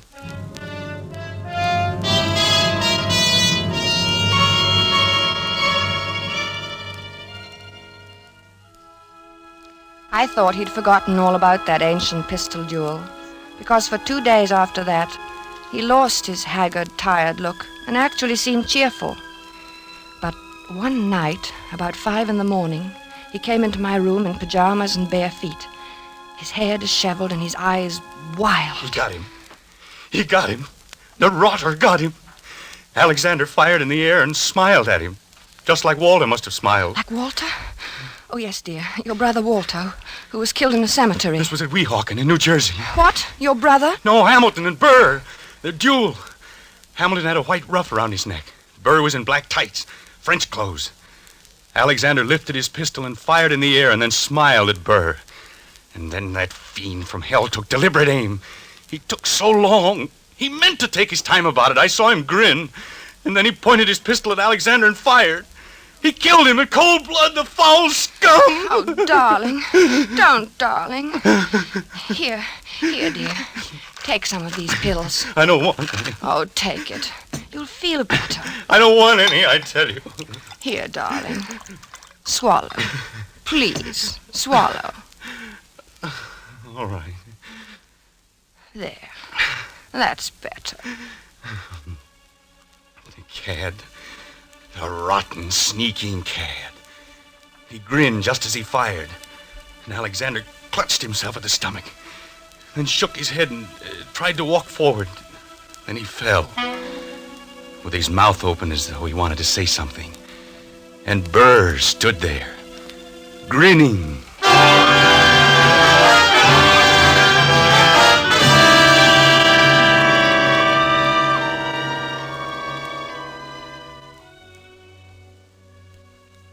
He was better after that, but I kept urging him to see Dr. Fox. At first he refused, but later he decided to humor me. He was humoring me by this time, and Dr. Fox, too. How you been feeling, Doc? Oh, fairly well, Mr. Andrews. My pulse has been Now, just what seems to be the trouble? Nothing wrong with me. He has nightmares. You look a little underweight. Perhaps your diet. Oh, I'm not underweight. Overweight, maybe, but not underweight. Getting enough exercise? Same as usual. He's worried about something. He always has this same dream. Aha, a dream, eh? What kind of a dream? Just a plain old dream. Aha. No, it isn't. It's about his brother Walter, who was killed in a cemetery by a drunken man. Only it isn't really about him. Really? Why, very few people are actually killed in cemeteries. It's an interesting coincidence, if I may say so. You mean you know somebody who was killed in a cemetery, too? Is that the coincidence? No, I meant your brother being killed in a cemetery. You know, dead in a cemetery. A sort of, do you follow me? No. I think you should go see Dr. Fox, Dr. Fox. Interesting. Yes, very interesting. I wonder if you would mind stepping into the next room, Mr. Andrews. I want to give you a thorough examination. Right in here, sir, and we'll just have a look at you.